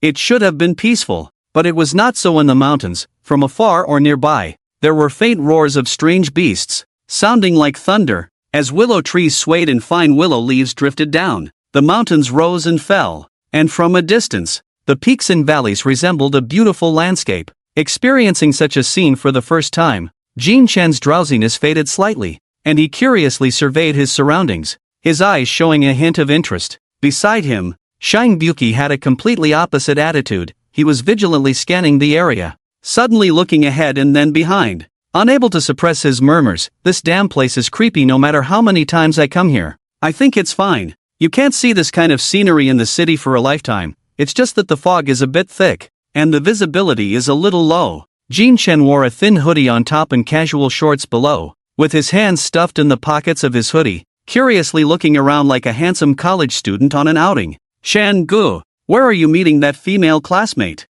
Let's not wander aimlessly. Shang Buki, with his small eyes scanning the surroundings, kept circling around Jin Chen like a bodyguard who had eaten a bit too much. Yueya platform. We'll be there in a few minutes. I've studied the general route here in advance, Jin Chen said, following the mental map in his mind. But Shang Buki kept swaying in front of him. TSK, can you stop swaying? You need to lose weight. Aren't I doing this to protect you? Chen Gu, as a master at the 6th transition of the Zhan realm, I must protect you. Who is at the 2nd transition of the Zhan realm? Even though you have an external advantage, I still have to follow the process, Shang Buki said with a righteous expression. Stop it. If you keep circling, we really will get lost. Just stand still. Even if we encounter uncontrollable danger, I still have my star power, I don't need you. Jin Chen waved his hand, dismissing Shang Buki. Oh right, you have your star power. Shang Buki finally realized that today was different from the past, with a master lurking in the shadows. What was there to fear? Now unafraid, Shang Buki confidently adjusted his pants and stopped being overly cautious, striding forward with a carefree attitude. After a few more minutes, the two finally arrived at their destination. Yueya platform was a naturally formed crescent-shaped stone platform, a prominent spot amidst the dense forest of the mountains, surrounded by thick bushes, resembling a natural campsite. As Jin Chen and his companion approached, just before they passed through the bushes, they heard voices coming from behind them, one of which was Lia's voice. Yueya platform, about half a meter high and 15 meters long. On top stood 11 young people and a stern middle-aged man. What time is it? Lin Tianhe, dressed in a student uniform, asked the elegantly dressed Lia beside him. Lia glanced at her phone and replied, It's 9:40. Weren't we supposed to meet at 9:30? Why are they so late? Do the prodigies of Tian's Academy have no sense of time?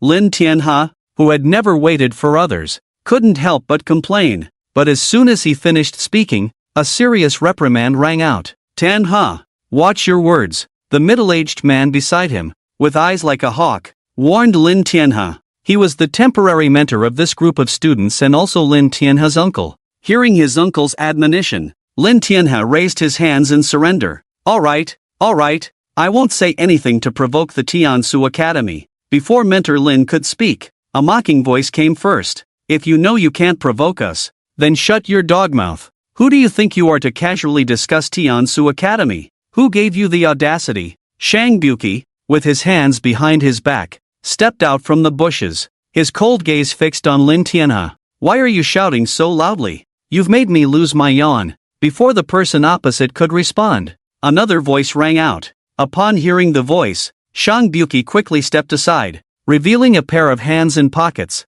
yawning as Jin Chen slowly walked out. After yawning, he glanced at the few people opposite him, then fixed his gaze on the dazed Lia, raising his hand in a warm greeting. Oh, what a coincidence! Lia's pupils shrank sharply, trembling uncontrollably, and she couldn't help but take a step back. Lin Tianhe, who was being scolded beside her, thought it was someone from Tiansu Academy and hurriedly prepared to greet them with a smile. However, upon seeing that there were only two people and no mentor leading them, he retracted his smile and adopted a look of disdain. Where did this bastard come from? I thought it was someone from Tiansu Academy, daring to talk to me like that. What the hell? Shang Buki, who had never been scolded in his life, immediately laughed. Hey, who the hell are you? Why do you talk so big? Talking to me is just that big. I've been like this since I was a kid. What can you do about it? Lin Tianhe also laughed, stepping forward with his hands on his hips, looking down at Shang Buki. Whoosh! A silver card suddenly landed right in front of Lin Tianhe's feet, startling him to take a step back. Clap, clap. Jin Chen walked forward as if taking a stroll, clapping his hands and saying, All right, come on, you're all grown-ups, have some decency. We are from Tiansu Academy. The rest of you are experiencing hormonal imbalances today and can't make it. Lin Tianhe, startled, was displeased and pointed at Jin Chen as he stepped forward. Who do you think you are? Just because you say you are. But before he could finish, Jin Chen raised his hand without even looking at him. Boom! Boom! Boom! White flames suddenly erupted from the card, swallowing Lin Tianhe's remaining words. The hair on his forehead and his eyebrows were instantly burned by the flames, and in a panic, he couldn't stop himself from retreating, ultimately stepping off the stone platform and falling down. Uninvited guests should leave. No tickets, no entry. As Lin Tianhe's uncle and the mentor of this group, he seemed to have anticipated this step, turning around and leaving without a word. Hey, what are you doing? Who are you? Why are you attacking our senior? Let me tell you, we are from Tianpu Academy. Do you dare to hurt us? A few students, completely unaware that their mentor had already fled, began to verbally attack Jin Chen and revealed their backgrounds. Jin Chen said nothing, only glanced back at the shocked Shang Buki. Come on, your turn to clear the scene. Called upon. Shang Buki snapped back to reality from the shock of the white flames, gave an okay gesture, and leaped up with his bulky body, crashing down onto the stone platform with a bang. Come on, men kill. Women stay. Ah, spit. All men leave. Clear the scene. That beautiful lady. Don't go. You still have work to do. Shang Buki, like shooing away chicks, shouted while pushing outward with both hands, his own Zhan Realm's 6 transformations subtly leaking out. A few people felt something was off after witnessing Shang Buki's uninitiated cultivation, and only then did they remember they had a mentor. After searching around, where the hell is my big mentor? Shang Buki wasn't interested in listening to this. Hurry up. If you don't leave, I'll help you out. The group exchanged glances and without a word, they took off running, and they were fast. At that moment, only 4 people remained on the scene, the curious Jin Chen, Shang Buki who was chasing after a little chick, Liya whose heart was filled with fear, and Lin Tianhe, who was headfirst on the ground, just getting up and preparing to flee. Seeing Lin Tianhe about to run, Shang Buki took a quick step and caught up, grabbing him by the collar and delivering a slap without hesitation. Come on, let's talk over there. Give us some space. Shang Buki covered Lin Tianhe's mouth, which was filled with tears, and dragged him toward the small grove. Lin Tianhe struggled with his legs, but under Shang Buki's overwhelming strength, it was futile, and he was dragged into the grove just like that. With the crowd gone, the scene immediately fell silent. Jin Chen jumped onto the stone platform and looked at Liya, who stood there without saying a word, tears streaming down her face. He spoke softly, "Why aren't you running? Are you reluctant?" Liya gritted her teeth, her eyes slightly red, her fists tightly clenched, trembling all over as she said, "You set up such a big trap for me to end up here. With my abilities, I can't escape." At that moment, she understood everything. There was no luck involved, no exchange meeting, it was all just a ploy by Jin Chen to draw her out. She had foolishly believed she could shake off Jin Chen completely. Little did she know, this was exactly what Jin Chen wanted to see. Liya had never thought that the one-level meeting at the Tiansa Academy would be Jin Chen's doing, because according to her investigation, only 2 one-level individuals had awakened in the capital, both from powerful families. There was no way a grassroots kid like Jin Chen would get a spot at the Tiansa Academy. That's why she entered the Tianpu Academy, to eliminate the possibility of encountering Jin Chen. But now, she was wrong. She didn't know where she had gone wrong, but she must have. Tick-tock, the crystalline tears fell onto the dark stone platform. Liya couldn't hold back her tears, her eyes filled with various emotions, stubbornness, regret, unwillingness, but more than anything, despair. Hey, don't cry. I'm still waiting for you to give me a spectacular fight, Jin Chen said, his eyes showing no pity. He spoke flatly, "So, what do you plan to do next? Your Jingxing should be nearby." Liya's tears hadn't stopped, but her gaze had become resolute as she spoke loudly. "I, Liya, will take responsibility for my own actions. My parents are unaware of what I've done, so please let them go." Jin Chen laughed at her words, intrigued. "Oh, are you planning to confess?" "There's no need to continue this," Liya said, "with such a big move to kill me. If you don't have Jingxing's help now, you wouldn't be able to do it. I don't believe an official would allow you to kill citizens so freely. Since it's done, it means my dealings with the other races have already been exposed, so my life is already on the death list. As for who will kill me, no one cares, it just happens to align with your wishes." "Wow." Jin Chen clapped in admiration. "How come I never noticed before that you're so smart? Since that's the case, why bother doing something foolish? It really doesn't make sense." A hint of mockery surged in Liya's eyes. Someone like you, who is so self-satisfied and aimless, will never understand the actions of others. Your awakening to Huan level is truly a tragedy for this world. Jin Chen stroked his chin, nodded in acknowledgement, and casually waved his hand, saying, "Continue, Jin Chen. Actually, I don't really hate you. If I did, I would have killed you long ago. To me, you're just someone who can't distinguish your own worth. A worthless piece of trash. As the young lady of the Li family, why would I bother to seek trouble with a piece of trash like you? You always look like a dead person, no matter who you're facing, which is truly unappealing. At school, you're just a stinking piece of garbage. Why should you act so high and mighty? But it doesn't matter. My upbringing doesn't allow me to get too close to trash." In the end, when Zhao Ming confessed to me, I was still thinking about who to blame for this. Just then, you appeared in my line of sight. I thought, don't you understand the rules of this world? Don't you understand the class system of this world? Well, let me tell you, let you see this world's class system, which is both vague and incredibly clear. But you, surprisingly, awakened to the Huan level. Truly, heaven is blind. Lia's chest heaved, growing more agitated as she spoke, until finally, she sobbed silently, gritting her teeth in hatred. Someone like you actually awakened to the Huan level. Ha ha ha, what a joke. Why not me? By the end, Jin Chen understood, smiling calmly. Perhaps, I knew long ago that you despised me. You never took me seriously. This so-called hatred stems from the fact that I, the most ordinary person, awakened to something extraordinary. You're unbalanced, envious, and hateful. Proud swan, why must you measure your worth against what others have? The so-called class system is childish talk, immersed in your own world and unable to escape. Ridiculous. Really, you truly fail to pique my interest even a little. Why be so clever? Jin Chen sighed. He felt no anger at Lia's words. It wasn't out of generosity or mercy, but indifference. His demeanor hadn't shrunk to such a level. In this world, no butcher would be angry at the curses of the fish on the chopping board. More likely, it would be a kind of amusement. Jin Chen, not knowing when a card had appeared in his hand, walked to Lia's side, placing a hand on her shoulder, and slowly spoke. I'm a kind person, trying to make your death quick. Is there anything else you want to say?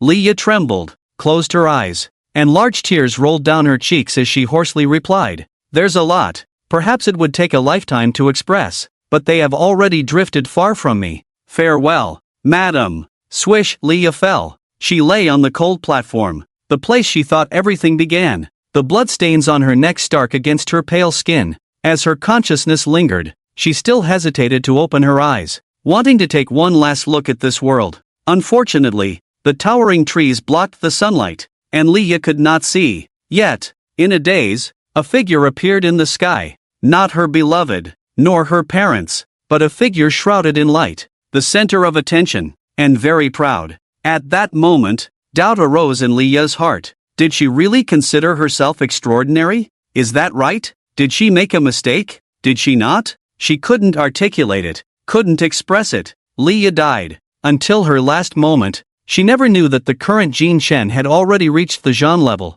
a genius that made the world bow down. This was a seemingly insignificant yet undeniable development. Jin Chen revealed a card, and white woven flames fell upon Lia, turning her to ashes in an instant. To bury your corpse, and to bring peace to my heart. A gentle breeze blew, carrying away Lia, who wished to escape this place. Jin Chen jumped down from the platform, and just as he was about to lift his foot, he paused for a few seconds, as if he had heard something, a smile curling at the corners of his mouth. In the next moment, he suddenly moved like lightning, a card flying from his fingertips like an arrow released from a bow, darting towards the branches behind him. Crack! The card hovered in mid-air, white snow appearing and then dissipating, revealing a white-haired boy standing on a sturdy branch, holding a stick, with the card that Jin Chen had shot out pinched between his fingers. Looking down at the person below, he smiled and said, "Not bad aim, but a bit lacking in power. I'm weak, what can I do?" Jin Chen replied with a helpless smile, then snapped his fingers. Buzz, the card in the boy's hand burst into white light, and an arrow wrapped in purple spiritual energy shot out from the card, aimed directly at the boy's face, tearing through the air and shooting out. Boom! An explosion sounded on the branch, the resulting shockwave causing the surrounding willow leaves to rustle. The power is a bit weak, but hiding C4 is really sneaky. A large hand tore through the smoke from the explosion, and the white-haired boy stood there unscathed, as if nothing had happened. Not even the trees were damaged. However, behind him, an old man appeared, rubbing the remnants of spiritual energy in his hands, looking coldly at Jin Chen. "Kid, do you want to kill my young master? He's not dead, so don't rush to cry at the grave." Jin Chen waved his hand with a smile, as if discussing something trivial. After saying that, he turned to the white-haired boy and said, "Isn't that right, white hair?" Hearing this,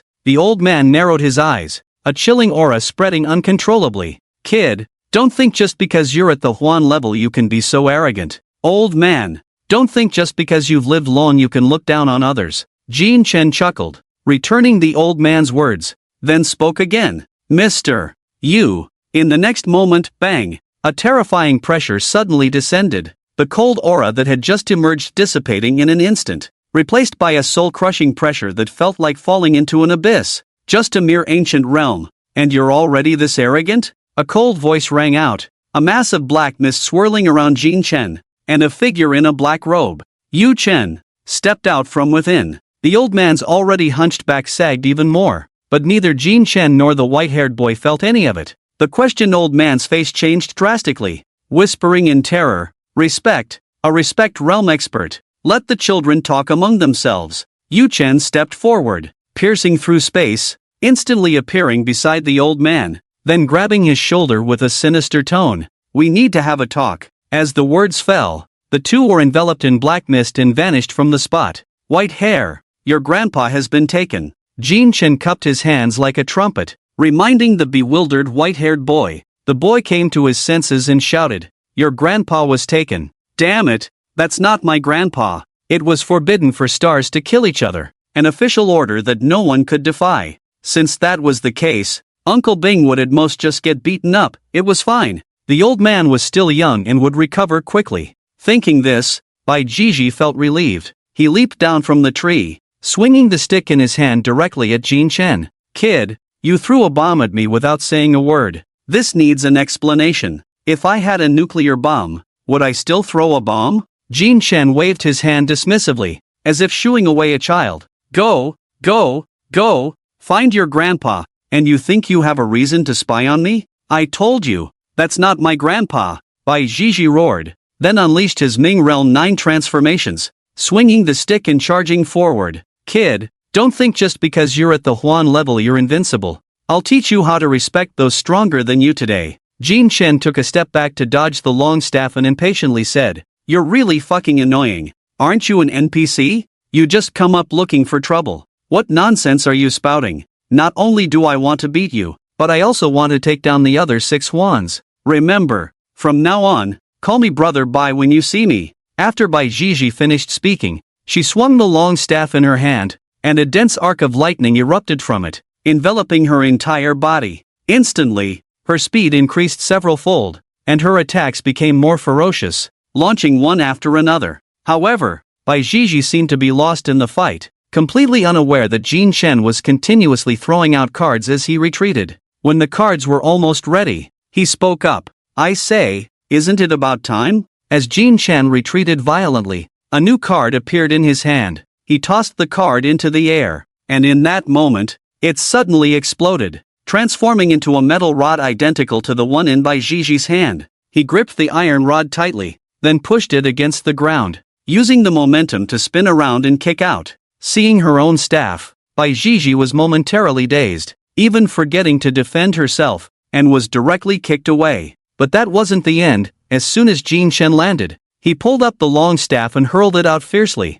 then stomped down hard on the ground, launching himself forward with a loud bang. In an instant, he caught up to the iron rod, gripped it tightly, and aimed it directly at Bai Jiji's stunned face. Bang! Bai Jiji's face contorted as she was sent flying, crashing into a large tree behind her, sending dust and debris flying, causing the tree to sway slightly. Suddenly, a burst of purple lightning erupted from the roots of the tree, wreaking havoc in the smoke. Bang! A purple beam broke through the smoke and shot out suddenly. Bai Jiji, holding the long staff, thrust it fiercely at Jin Chen. Whoosh! But in the next moment, to Bai Jiji's astonished gaze, Jin Chen transformed into a sea of flowers, passing right through him. Before she could regain her senses, Jin Chen, surrounded by purple lightning, quietly appeared behind her, swinging the long staff once more towards the side of her head. This time, however, Bai Jiji reacted extremely quickly, turning around to block with her staff.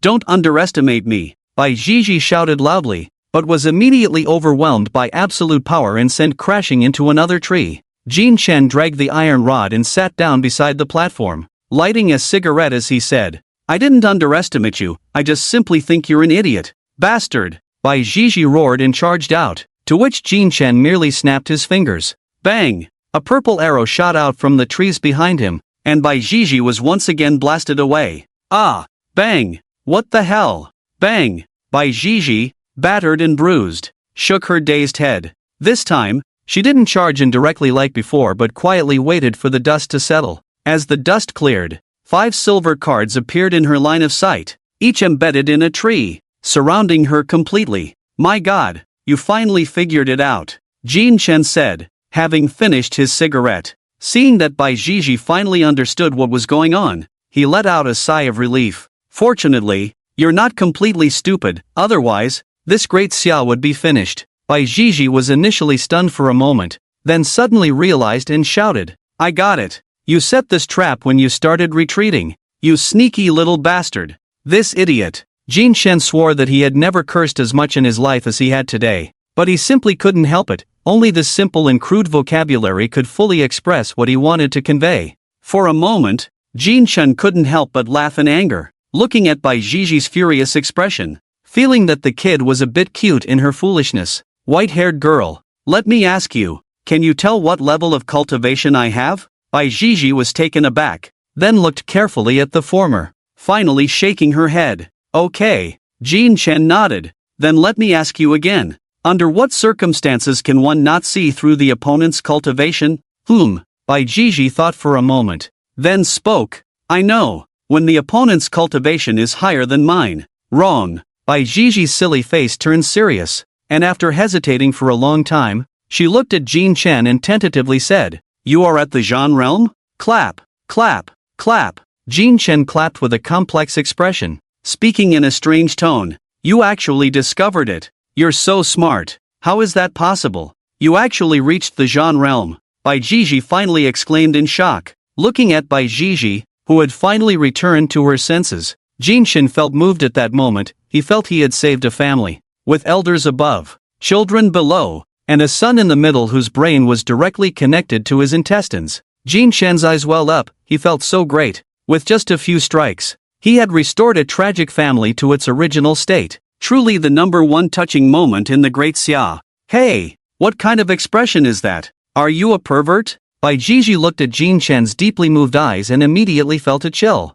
unconsciously taking a step back. But that step back triggered the C4 card Jin Chen had set up. Bang! The familiar explosion sounded, and Jin Chen's expression froze in surprise. "Kid, you are invincible now." He retracted the card, lighting a cigarette for the fate of a foolish young man. Meanwhile, Bai Jiji, who was slowly getting up while enduring excruciating pain, had no idea that she had left an indelible mark in Jin Chen's heart. Understanding that she could never win, Bai Jiji gritted her teeth, stood up despite the pain, swung her long staff, her brows furrowed in determination, and pointed 2 fingers directly at Jin Chen, saying forcefully, "Jin Chen, don't be so proud. 30 years in the East, 30 years in the West, don't underestimate the youth in poverty. Today, I may have lost to you, but it doesn't mean I will always lose to you. Let's wait and see." After saying that, Bai Jiji turned and walked away without looking back, resolutely crashing into a tree behind her.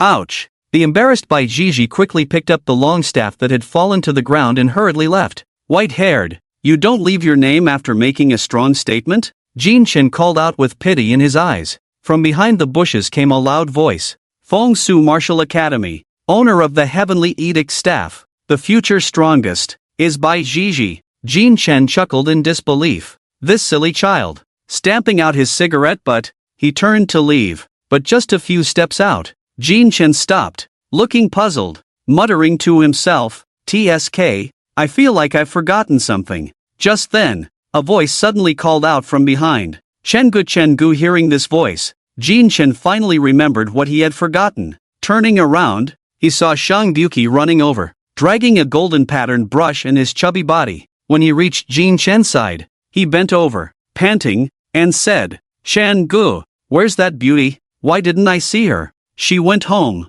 "What? She just pulled up her pants and left? Didn't even say to stay a bit longer?" Shang Buki scratched his head, looking a bit confused. "Don't talk about me? Why did it take you so long?" Jin Chen noticed the brush in Shang Buki's hand and curiously asked, "And this brush in your hand, is it your heavenly object?" Ah, yes. Ha ha ha, you haven't seen it after knowing me for so long, right?" Shang Buki laughed and scratched his head, then said, "This brush is my heavenly object, the special grade Incredible Imagination Brush. Its ability is to paint things out of thin air, turning the painted items into real objects for a certain period." Jin Chen was a bit surprised upon hearing this. "So amazing. Come on, draw me a D-Realm powerhouse to play with." Shang Buki's expression fell. Wait until you reach the Emperor Realm and try drawing. Maybe it will work." Jin Chen seemed to have discovered something amusing, thought for a moment, and said, "Then let's keep it simple. Draw an aircraft carrier or something. I'll also try to see what it's like to be a ship immortal." Shang Buki's expression fell again, and he said with difficulty, "A sword is fine, but a ship is not really possible. Besides, Shanggu, the sort of a sword immortal isn't that kind of ship, right? That won't work either." Jin Chen thought for a moment and then said, "Then how about drawing a plane to play with? A flying cup is fine, but a plane." Shang Buki blinked his small eyes and shook his head a bit shyly. "Then what do you usually draw in battle?" Looking at Shang Buki, who found everything unacceptable, Jin Chen said in confusion, "Don't tell me you just draw a bunch of flying cups to smash people's faces in battle." Shang Buki quickly shook his head. "How could that be? Shanggu, you're underestimating me. Don't look at me like this, but in battle, I'm not afraid of anyone 2 realms higher than me." "Then what do you draw in battle?" Just some little things that can explode. Grenades? Pretty much. Jin Chen was about to continue the conversation when Yu Chen's voice suddenly rang in his ears. "Be careful. 6 second-tier ghost wolves are charging at full speed." Upon hearing this, Jin Chen's expression tightened, and he immediately became alert, while also reminding Shang Buki beside him, "Ghost beasts are coming. Be careful." "What?" Upon hearing this, Shang Buki quickly shielded Jin Chen. "Shanggu, I'll protect you. You run. Don't worry about me. Are you crazy? They're only 2nd tier, not 8th tier. What are you trying to do with this?" "Oh whoa." Just as Jin Chen's words fell, the surrounding bushes suddenly began to shake, and 6 large, deep blue ghost wolves with exposed fangs sprang out, surrounding Jin Chen and Shang Buki in a coordinated manner. "Shanggu, leave it to me." Before Jin Chen could speak, Shang Buki beside him waved the brush in his hand and began to draw in the void. As the brush glowed, colorful traces appeared in the air, and a small, shell-like drawing emerged. In the next second, the drawing solidified, and a dark green mortar transformed into reality. Then whoosh, it flew out. Bang! The mortar landed at the feet of the ghost wolf and then exploded violently, sending a thick cloud of dust into the air. But Shang Buki didn't stop. He bent down and began to draw in circles towards the direction of the ghost wolves. His hand speed was astonishing, and he kept muttering, "I draw. Whoosh, whoosh, whoosh." 5 mortars flew out, exploding one after another with a thunderous roar. The large ghost wolves were all blown to pieces, with 1 or 2 lucky ones turning tail and running without looking back. The sudden ghost beasts were abruptly dealt with. After finishing all this, Shang Buki tucked the brush into his waist, clapped his hands, and said with a smile, "All done." The entire set of actions was smooth and fluid, without a single unnecessary movement. Jin Chen looked at Shang Buki in a daze and said, "The little things that can explode you mentioned are actually mortars?"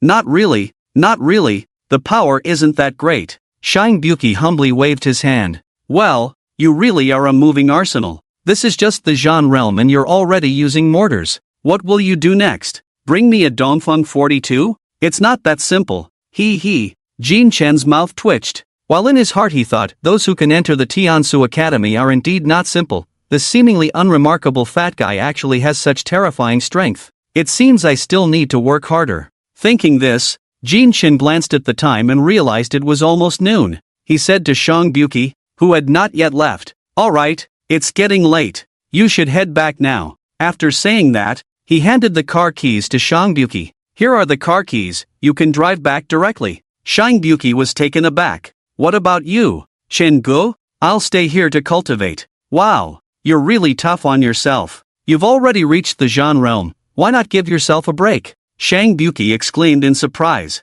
Not even close. Alright, I'll treat you to a meal when you get back. Thanks for everything this time. Jin Chen smiled and patted Shang Buki on the shoulder. Shang Buki didn't say more, after all. He had the protection of Zhang Xing by his side, so there was no need to worry about safety. Staying here would only be a distraction. Okay then, Shan Gu, take care. Don't worry, I'll be careful. The two parted ways. Jin Chen looked at the empty air before him and asked, Mr. Yu, shall we continue to delve deeper? Exactly. There are too few strange beasts on the outskirts, and just as I was leaving, I discovered a waterfall deep inside. There are fluctuations of spiritual energy behind the waterfall, there might be something hidden there. You should go take a look. Yu Chen's voice echoed in his ears. Jin Chen nodded in understanding. Got it. After that, he stretched his shoulders. The playful demeanor he had just shown vanished, replaced by a reassuring calmness. Once he finished stretching,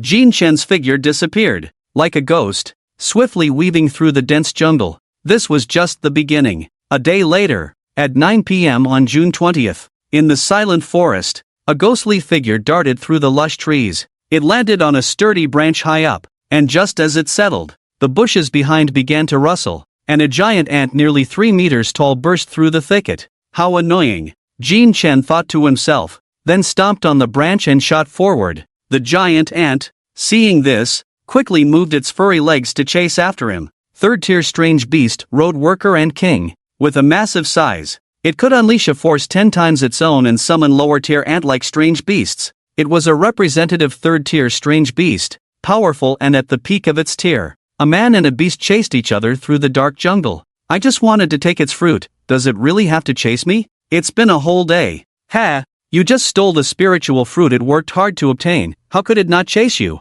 Yu Chen's voice rang in his ears. Do you recognize this fruit? Mr. Yu, Jin Chen, who was constantly moving, took out a fruit from his ring. The fruit was entirely blue, with a wavy pattern, giving the impression that eating it would leave one lying flat. Yu Chen's figure was not visible, but he could see everything around him. Blue fiber fruit, not a great item. It doesn't contain much spiritual energy, but it tastes good. It may not mean much to you, but it's definitely a good thing for the road worker and king. So it's not a good item after all, I got my hopes up for nothing. Jin Chen felt a bit disappointed and put the blue fiber fruit away. Master Star, I think you should reassess your position. You don't lack cultivation materials, you didn't come here to find treasures but to enhance your practical combat skills and diverse fighting techniques, Yu Chen said. The most important thing now is to train your close combat abilities. With your skills, you can easily handle most opponents, but if you encounter someone faster,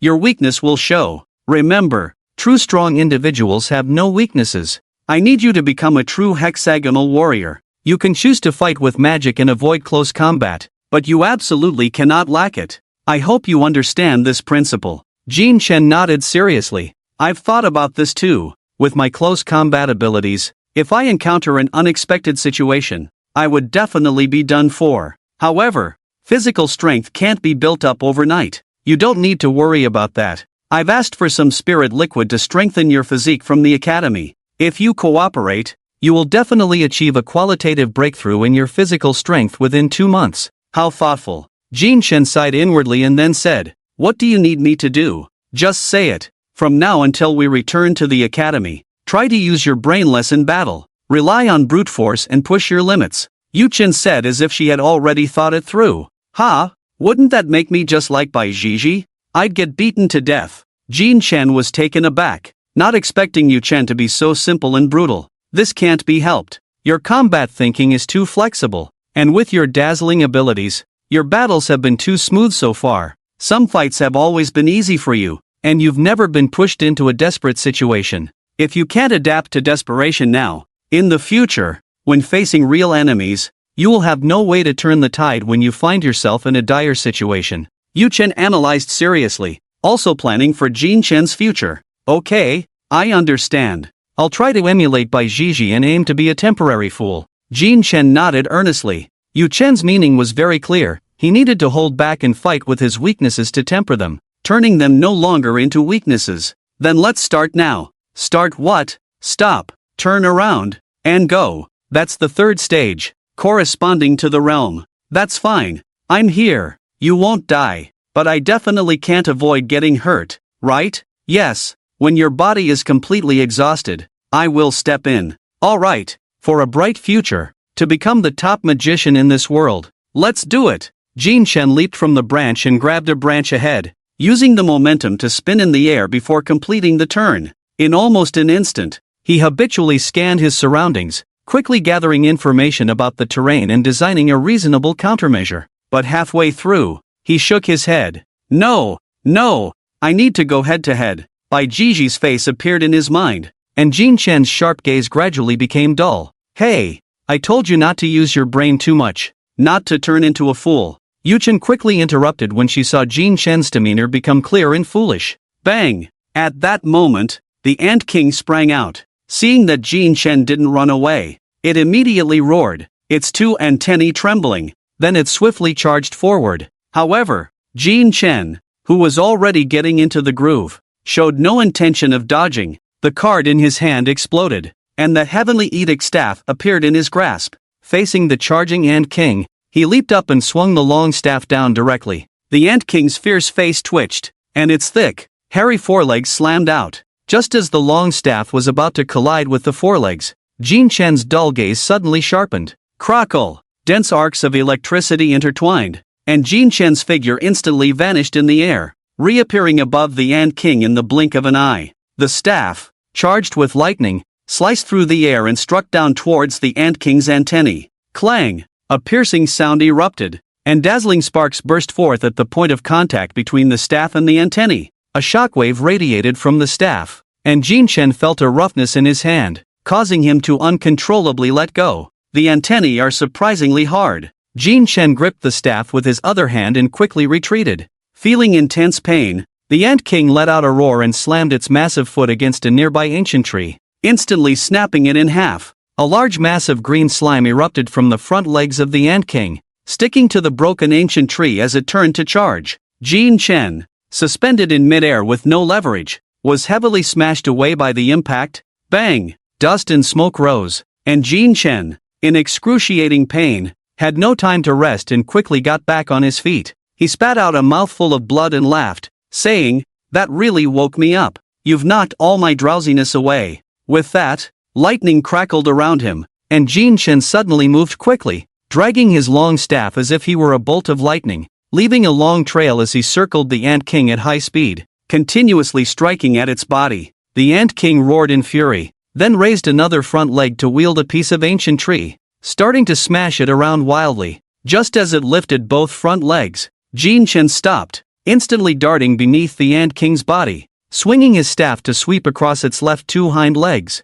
Bang! Ants have 6 legs, 2 front legs for climbing and fighting, and 4 hind legs for balance. At that moment, with its 2 front legs already raised, the ant was swept by the staff across its 2 hind legs, causing it to lose balance, its massive body swaying dangerously as its front legs dropped uncontrollably to maintain stability. In that brief moment, Jin Chen flung out his staff, striking at the Ant King's right 2 legs, while he forcefully stomped his feet against the ground, sliding out with his back pressed against the ground. Then he leaped up. At this moment, the Ant King was using both legs to control its balance and had no strength to retaliate against the incoming Jin Chen, whose only 2 antennae were the most crucial parts and would not be used for defense. Thus, Jin Chen succeeded. His massive fist came crashing down on the Ant King's head. Bang! The dull sound was like a hammer striking an indestructible shield. A gust of wind surged outward. Jin Chen's punch landed solidly on the Ant King's head, but his expression showed no joy. Instead, he looked as if struck by lightning, his body becoming unusually stiff. Good. So painful. With his body covered in sweat, Jin Chen was directly knocked away by the overwhelming recoil. The Ant King's head slammed hard against the ground, kicking up a large cloud of dust. In the haze, Jin Chen slowly stood up, shaking his swollen fist. How do I fight? I hit it once, and it barely felt it, but I'm almost dead from the recoil. Just then, Yu Chen's voice rang in his ears. I forgot to tell you, the surface of the road worker Ant King is incredibly hard, even a typical heavy realm attack can't break it. It's normal that you can't break through. Jin Chen's mouth twitched. In fact, even if you hadn't said it, I would have known. Do you still have enough spiritual power? Not much left. The lightning carried by Jiji is too draining, and since I'm not a true practitioner, I really can't handle it. Good. Since you don't have much left, prepare to run. I'm running low on spiritual power, I probably can't escape.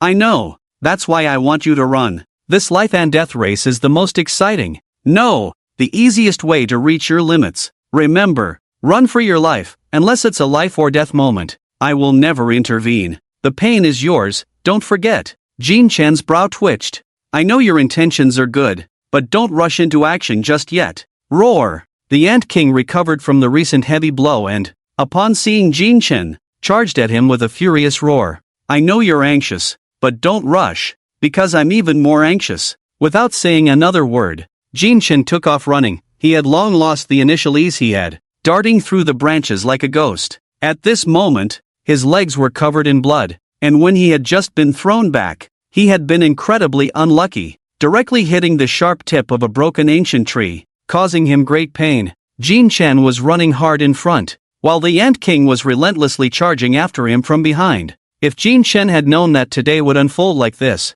he definitely wouldn't have pretended to be sick in school and skipped the 800-meter run. Damn it, my aloof persona is completely gone, he shouted. The Ant King casually smashed a piece of the ancient tree and hurled it fiercely. Feeling a rush of wind behind him, Jin Chen's expression changed, and he quickly turned around, pulling out a long stick to block in front of him.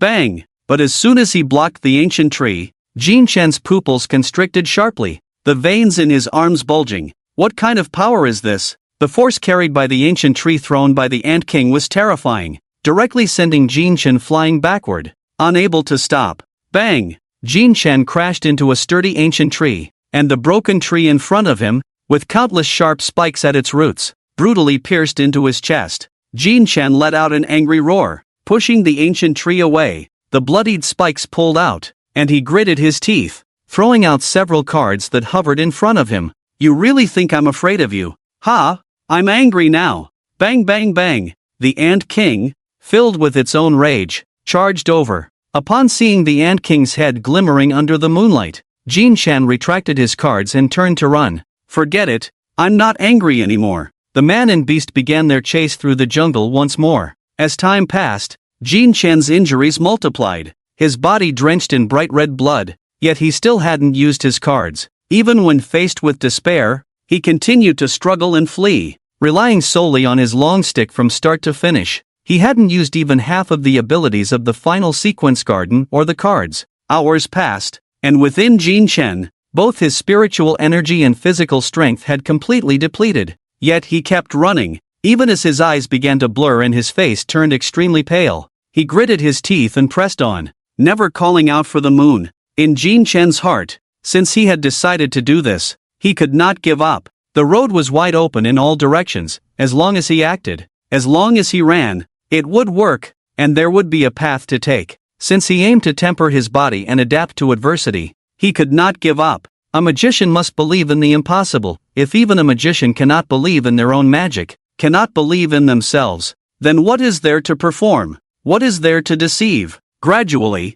he lost track of time, and the sky seemed to brighten with a faint dawn. Jin Chen was still moving, and in a daze, he seemed to see his former self, the one who couldn't even cut cards properly, who was insecure and sensitive, not believed in by anyone, labeled as someone who was not cut out to be a magician. Yet it was this very self who ultimately succeeded. What had he relied on to achieve this? Was it talent? Perhaps. Was it hard work? Undeniably. What Jin Chen understood was that there was no need to worry about the present or be entangled in the future. There would be no meaningless experiences in life. So, let's go. Let's run. Keep moving forward. Keep running. The night will eventually pass, and the day will surely dawn. Gradually, Jin Chen stopped. He looked at the sunlight rising high, breaking through the clouds, and he smiled. Look, the day is breaking. A month later, July 31st. Deep in the Qianyue Mountains, the sky was clear, the sun shining brightly.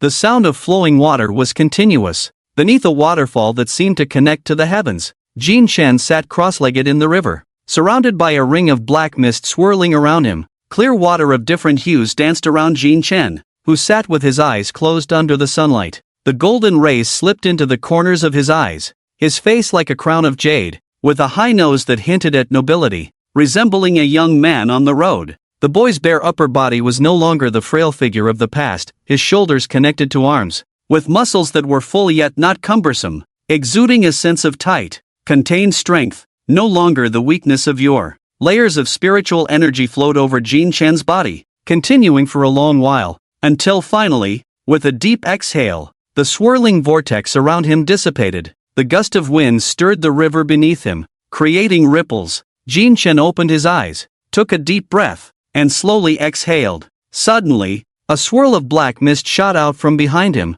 and Yu Chen appeared like a ghost. Seeing Jin Chen's transformed physique, he spoke with satisfaction.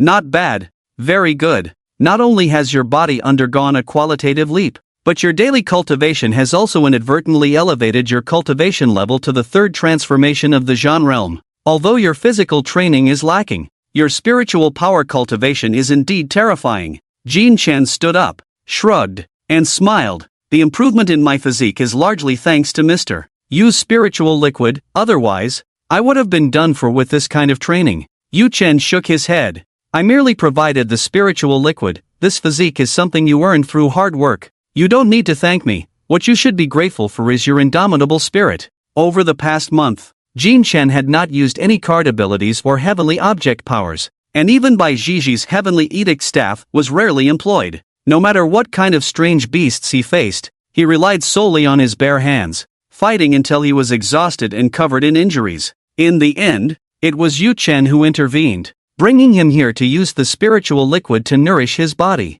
The next day, Jin Chen would be fully revitalized and continue fighting, only to be injured again, followed by the nourishing effects of the spiritual liquid. This cycle repeated day after day, and after a month of uninterrupted training, his physique finally transcended the concept of weakness. Even Yu Chen couldn't help but admire him. However, both of them also noticed one thing: although Jin Chen's spiritual power cultivation far exceeded that of ordinary people, his physical training was indeed slower than that of others. According to Yu Chen, with Jin Chen's desperate training and the countless rare herbs used to concoct the spiritual liquid, it would take just a week for even a chihuahua to become a bully dog. Yet it took Jin Chen a month to achieve such changes. This was indeed frustrating, but Jin Chen didn't dwell on it too much. After all, he wasn't pursuing an invincible physical form, just enough was sufficient. Jin Chen put on his clothes and moved his shoulders. Just as he was about to continue searching for strange beasts to fight, Yu Chen spoke up. There's no need to continue today, everything should have its limits. It's time to rest. Jin Chen scratched his slightly curled hair and replied, That's true. Then I'll practice my heavenly object abilities. What do you think, Mr. Yu? You haven't used your heavenly objects for a month. The heavenly objects are the fundamental existence. For the remaining time, just go with the flow.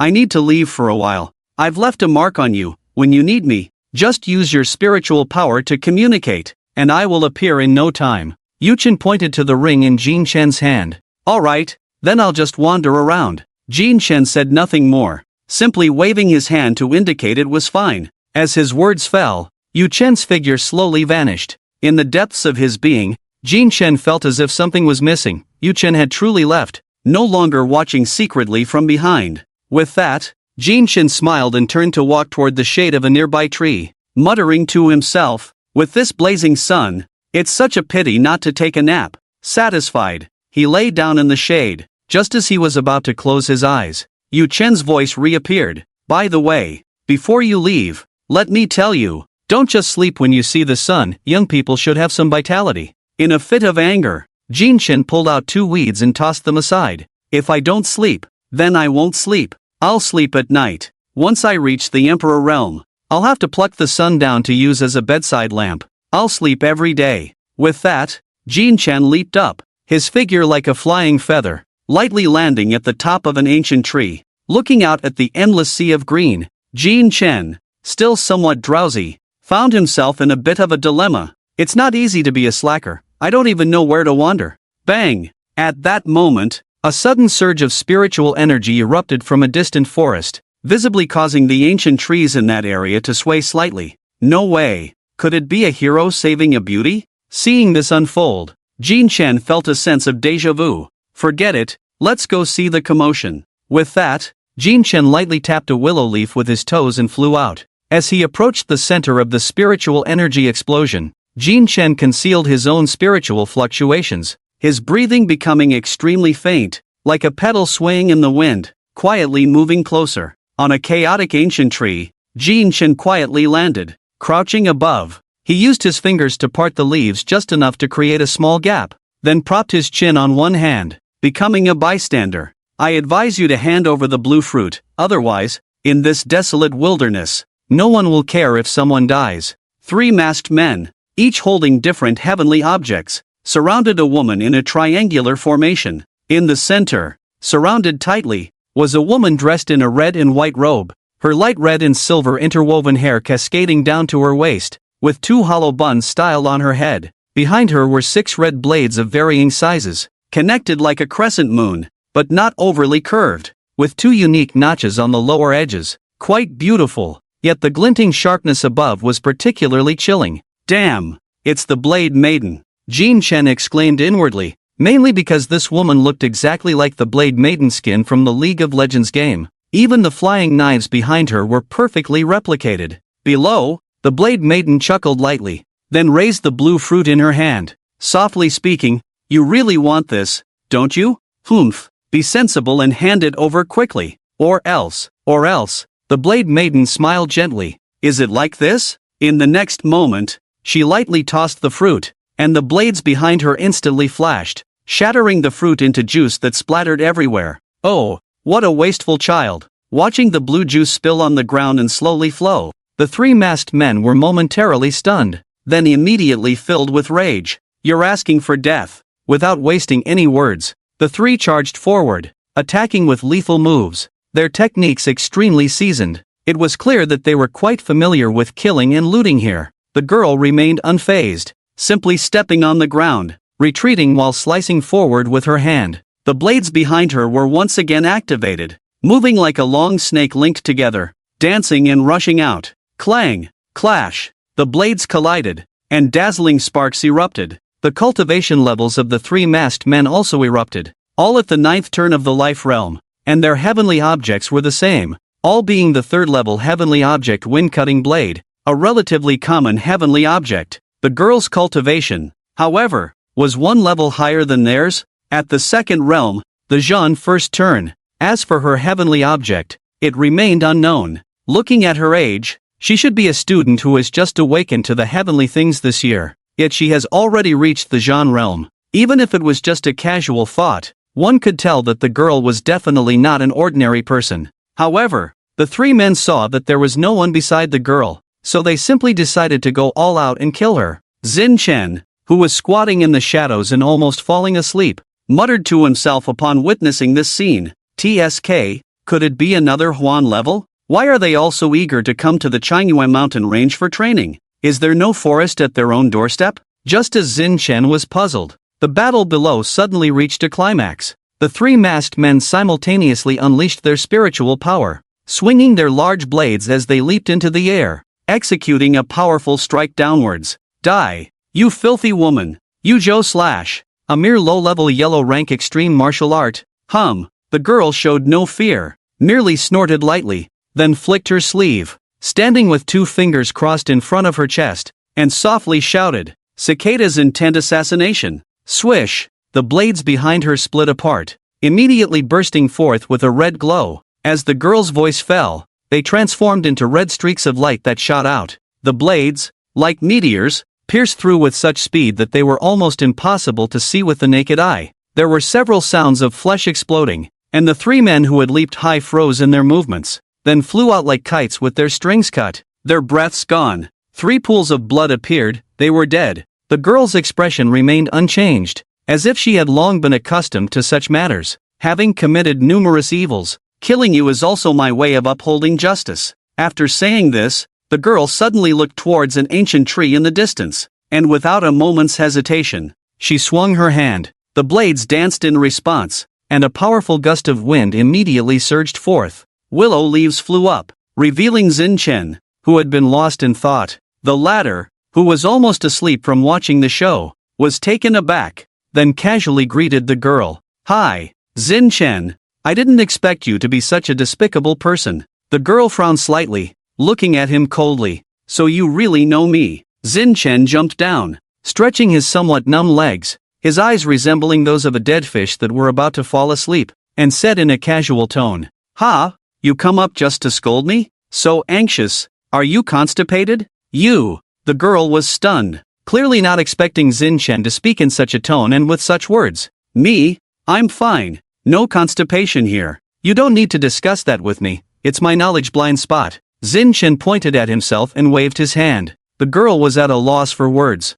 momentarily speechless, only pouting her lips in anger and looking coldly at Xin Chen. "Is there something you need? If not, I'm leaving, bye." Xin Chen said 2 sentences in 1 second, plus a bye, then turned to leave, his movements clean and swift without any hesitation. Seeing him about to walk away, the girl hurriedly stepped in front of Xin Chen. "Are you really going to leave just like that? Why not?" Xin Chen took a step back, covering his chest and speaking warily. "If you keep this up, I'm going to call for help. Talking to you is really exhausting. Are you sick? Don't you want to know who I am?" The girl could no longer hold back and shouted loudly. "Why should I care who you are? Are you sending me eggs? No, can't you see I'm here for you? Don't do this. I'm scared. Are you sick? I come from one of the 8 academies, the Liangyu Academy, and I'm a Huan level this year. Fancy that, so am I. I know.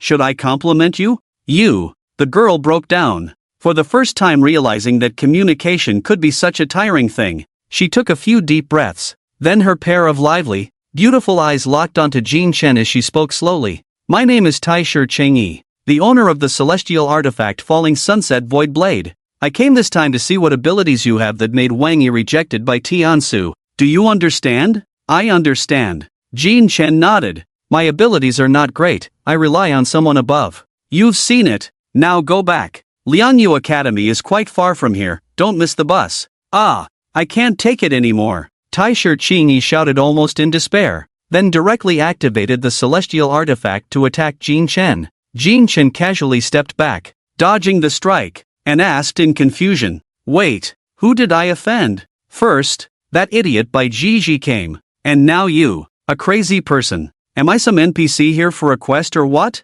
The girl remained silent, only attacking relentlessly. "That's enough. You should leave while I'm still feeling drowsy, otherwise." "Otherwise what? If you have the ability, then defeat me," Taisher Chengyi shouted fiercely, wielding the blade-like weapon that danced around her as she launched a fierce assault. The drowsiness gradually faded, and Xin Chen's dead fish eyes disappeared. Troublesome. The card shattered, and the heavenly edict staff appeared in his hand, accompanied by a violent thunder. Xin Chen halted his retreat and took a sudden step forward. After a month of training, his speed had dramatically increased, almost flashing before Taisher Chengyi's eyes in the blink of an eye. Swish! 2 cards shot out silently, facing Xin Chen's sudden attack. Taisher Chengyi remained unfazed, throwing a punch while the flying blade struck at the same time. "Is that it? This isn't impressive at all." Watching Xin Chen being attacked from both sides, Taisher Chengyi seemed to see victory in her grasp. But the next second, boom! A sea of flowers surged upward as Xin Chen's figure dispersed. In the blink of an eye, he quietly appeared behind Taisher Chengyi, and under her emotionless gaze, he swung the long staff down fiercely. Her expression changed drastically, and she quickly turned, controlling the blade to block with her arm. Clang! Brilliant sparks erupted as Taisher Chengyi's body was forced down slightly. Such strong power. Didn't they say this guy was weak in close combat? She gritted her teeth and braced herself, while her other hand controlled the blade to dart out. Seeing this, Xin Chen instantly released his force, falling down while he kicked out like lightning, mercilessly striking Taisher Chengyi's cheek. His foot landed on the side of the girl's face, providing a point of support, which created a reaction force. Xin Chen used the strength to fly sideways, dodging the incoming blade. In mid-air, he calmly observed everything on the field. After being kicked, Taisher Qingyi showed a moment of astonishment, and it was in that instant that Jin Shen seized the opportunity. In the second he flew sideways, Jin Shen reached out and made a slicing motion toward Taisher Qingyi in midair. Open! The cards left behind in the distance glowed white at that moment, and a purple spiritual arrow pierced through the air, shooting toward her. In this fleeting moment, Taisher Qingyi looked at the arrow that was almost within reach, her pupils rapidly constricting as one jade hand raised and clenched into a fist. The blades flying in the distance instantly vanished, reappearing before her, their tails gathering together to form a round shield resembling a flower's core, blocking in front of Taisher Qingyi. Bang! The arrow struck the center of the shield formed by the blades, the tremendous force causing the center to dent inward. But under Taisher Qingyi's frenzied output of spiritual energy, it ultimately held. However, she was also blasted back to a distant tree, coughing up a mouthful of blood, her face turning pale. Jin Shen retracted the long stick and walked slowly towards Taisher Qingyi, while two cards flew back into his hands,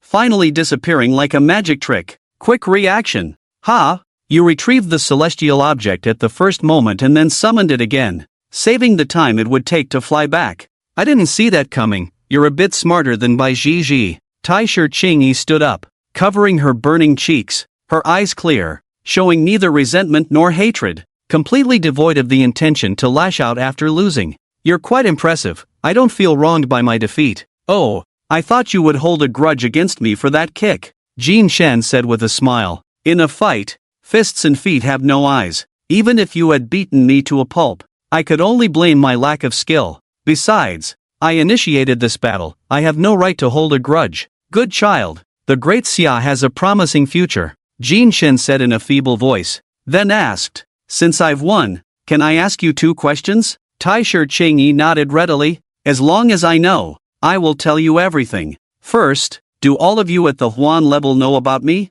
Jin Shen, and want to challenge me? After saying this, Jin Shen sat down in a shaded spot, took out 2 green apples from his ring, tossed one to Taisher Qingyi, and began to munch on the other. She caught the apple, wiped it with a handkerchief, and said, I can't speak for others, but I came here mainly to see what makes you special. After all, Wang Yi, as a local awakened Huan level in the capital, had his application to Tiansu Academy rejected, yet they accepted you, a Huan level with no background. I was quite curious, and then I heard that Bai Zhizhi was defeated by you here, so I came. Wang Yi, your boyfriend? He didn't even show up, but you seem quite diligent. Jin Shen finished the first apple at lightning speed and took out the second one to munch on. Not really, we are both from the capital. I come from the Taisher clan, and he is from the Wang family. We've had many dealings since childhood, so we often spar. I know his strength, and I wanted to see the person who defeated him without even showing his face. Taisher Qingyi took small bites of the apple, behaving quite ladylike, forming a stark contrast with Jin Shen. How boring. Jin Shen found a comfortable position to lie down, resting one hand behind his head, crossing his legs, and then took out a third apple to munch on, saying, so, according to you, I might have offended Wang Yi. Taisher Qingyi fell silent for a moment. That's right. After this incident, many people know about it. He lost face like this, and he will definitely hold you accountable. Crazy. That Bai Zhizhi kid is much cuter. Thinking of Bai Zhizhi, a fatherly smile appeared on Jin Shen's face. Bai Zhizhi also comes from a prominent family. I've heard a bit about his character. Taisher Qingyi said. He is inherently kind, likes to protect the weak, and never uses his status to oppress others. You defeating him is a small matter, but Wang Yi is completely the opposite. Who knows? He might use his family's influence to make things difficult for you. Although the authorities strictly prohibit family involvement in conflicts between Huan levels, such small matters are unavoidable. It may not have much impact on you, but it's disgusting, like stepping in dog poop. It doesn't affect walking, but it stinks. Jin Shen interjected with a laugh. Rough words, but not entirely wrong. You have no family, so you can only deal with this stink. It's unavoidable. Not necessarily. Taisher Qingyi looked at Jin Shen in confusion. Are you from some prominent family raised outside? Not that dramatic. Jin Shen found a comfortable position, closed his eyes, and said, my true star is called Yu Chen, at the Zun level, from the General Administration. Taisher Qingyi was momentarily stunned by the words, then her expression suddenly changed. Yu Chen? The second unparalleled master of the General Affairs Office in the capital. Pretty much, Jin Chen mumbled, his voice gradually fading as he fell into a steady rhythm of breathing. Taisher Qingyi quickly approached, about to ask more, when she saw that Jin Chen had already fallen asleep. How did he fall asleep so quickly? At that moment, an old woman's voice appeared in her ear. Let's go. That's enough talk. If you ask more, it will be too late. This little guy has already entrusted you with the task. Take this message to the Wang family boy. Taisher Qingyi was taken aback. Entrusted me? When? When I gave you the first apple. But, let's go first. Soon this little guy won't be able to hold it in anymore. He's just pretending. As the old woman's voice faded, a mysterious spiritual force lifted Taisher Qingyi, and she instantly disappeared from the place. Crack! Jin Chen opened his eyes, took a bite of the apple, and then slowly got up to walk towards the distance. 1,000 miles away, Taisher Qingyi stood in an open area, looking at the kind-faced, elderly woman across from her, and asked in confusion, Cheng Granny, when Jin Chen gave me the apple, I hadn't even mentioned Wangi yet. Why did he say I was already entrusted? Granny Qing gently stroked the girl's hair and smiled. Silly child, you made it clear from the start that you came for Wangi. In Jin Chen's eyes, you are already a trouble brought by Wangi. When he told you about Yu Chen, it wasn't just for you, it was for everyone. As for that apple, consider it your reward. Then why couldn't he just say it outright? Why all this roundabout talk, and using an apple as a reward? How stingy. Taisher Qingyi stomped her foot, pouting a bit in anger. Say it outright? How could he say it outright? Would he directly tell you he's an official? That would mean taking a clear stance. What do you think the officials would think? By saying it this way, he neither clearly states he's an official nor does he lose his deterrent power. The family cannot be touched, even if the officials find out. They won't say anything, because Jin Chen only stated a fact and said nothing else. This little guy is best not to offend in the future, not just you. Even if you gathered all 7 of you from the Huan level together, it wouldn't be enough for him to play with. July 31st, Jinling, afternoon. In this season, Jinling's air was humid, and the weather was sultry. The vast streets felt like a sauna under the sun, making one reluctant to linger. My heavens, I'm going to be soaked all over. Free sweat steaming, not bad. At the street corner, 2 young men wearing Tianpu Academy badges strolled along, complaining about the weather. What's up with junior sister Leah? She came to report and then went home without a word, leaving the mentor worried. The young man with long hair on the left said, We're the ones running errands, and we don't know what they went to discuss. They all seem bewitched, refusing to talk about anything. They take all the good things, and we do all the running around. Damn it, awakening good heavenly materials is really something, the other boy said sourly. After walking for a while, they finally found the location of the Li family's residence according to their phone, but it was indeed a desolate area. Several large machines were operating, seemingly to build something, and it looked nothing like a place where people could live. Does junior sister Leah live here? How could that be? Junior sister Leah's family has some weight locally. Could the address be wrong? Let's ask someone. They stopped a worker wearing a white hat, pointed at the ruins in front of them, and asked, Sir, do you know where the Li family is around here? I see the address says it's here. In the worker's puzzled gaze, realization dawned, and he smiled as he said, Ah, you mean Boss Li's family? They left. They suddenly moved away a month ago, not even leaving a cat or dog behind. Moved away? The two exchanged glances and quickly inquired, Do you know where they went? As a small fry in this big family matter, how would I know? All I can say is that everything was fine the night before, and the next day everyone disappeared. There must have been an urgent matter. The two were taken aback and slowly thanked him. All right, thank you, sir. Sorry to trouble you. It's nothing. They walked silently to a corner, then looked up, both seeing the seriousness in each other's eyes.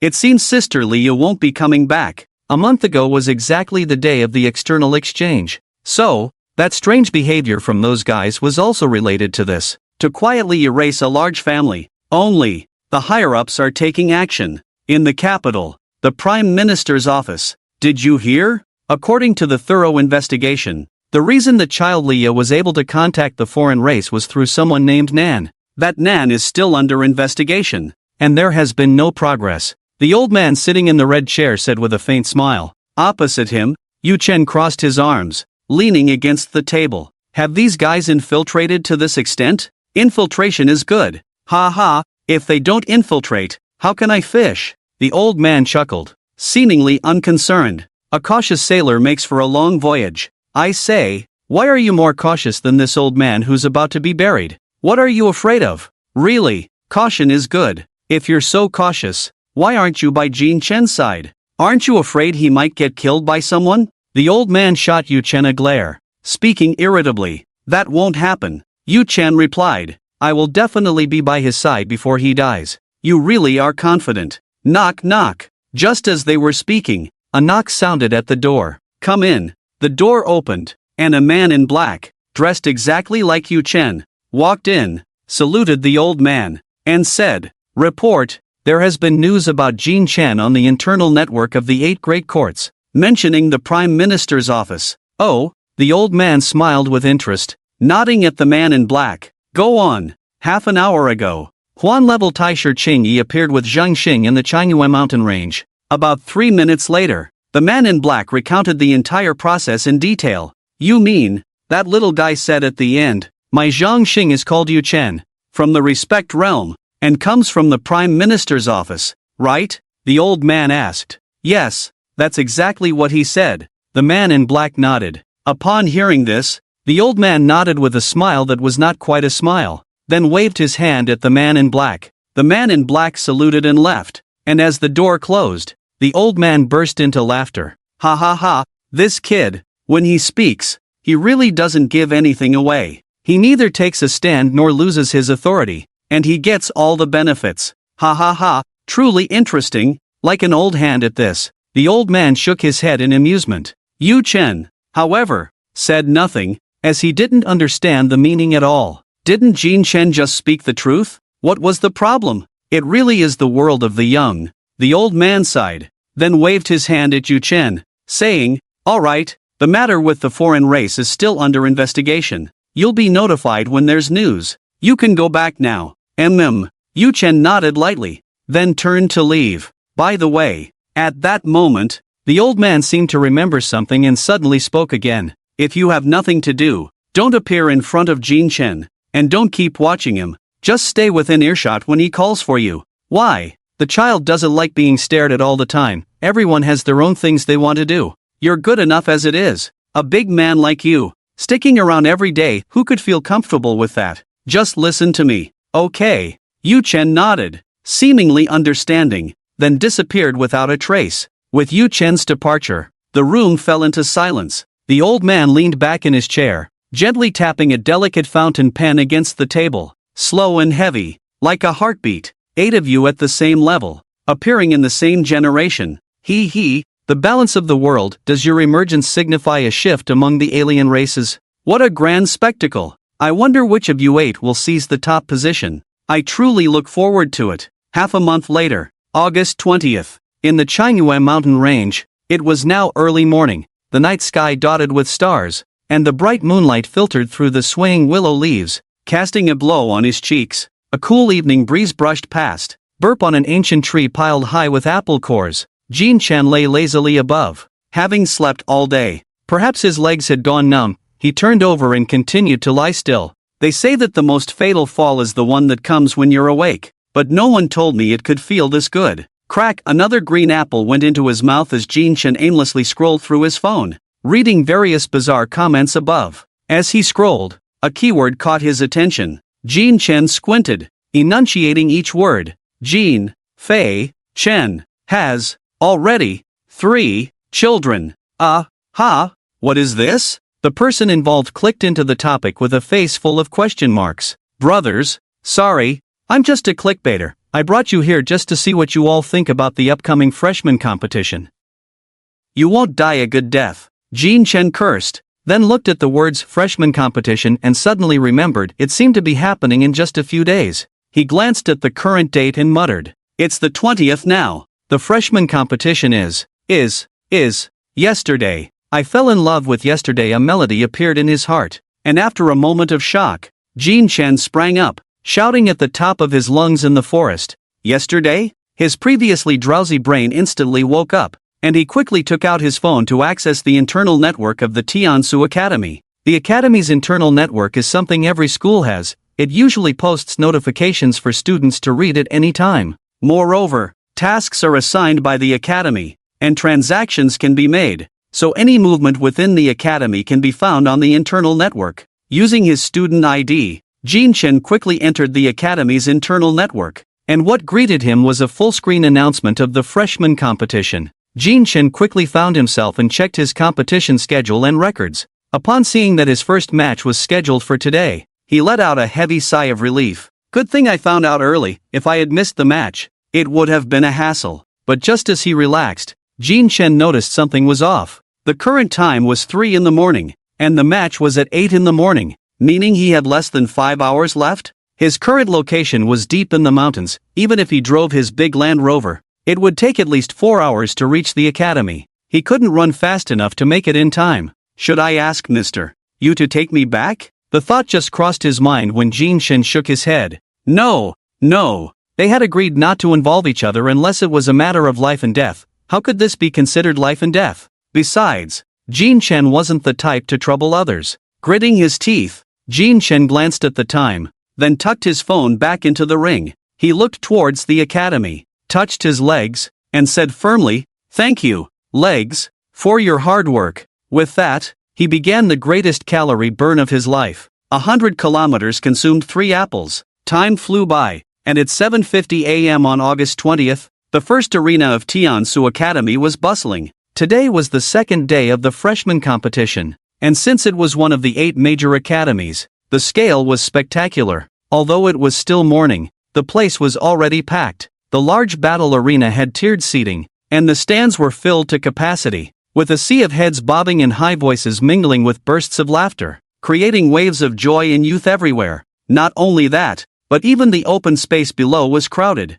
with some people pushing carts selling beer, drinks, and bottled water. Above, several drones hovered in the air, and large photography equipment around the venue highlighted the significance of the freshman competition. Just the freshman competition at Tiansu Academy was enough to excite people, not to mention that today's main event featured a Yuan-level participant, making it irresistible. The freshman competition was the only opportunity for ordinary people to witness Yuan-level fighters in action. Unlike the national competition held every 3 years, the freshman competition occurred annually, eagerly anticipated by everyone in the Great Xia. At this moment, the time was 7:55. On the massive screens around, the faces of the 2 competing freshmen appeared, capturing the attention of tens of thousands on site and billions across Great Xia. On the left was a young man named Hua Yirong, sporting a buzz cut and a radiant smile. Below were some basic details about him, such as his talent and age. On the right was the one everyone had been waiting for,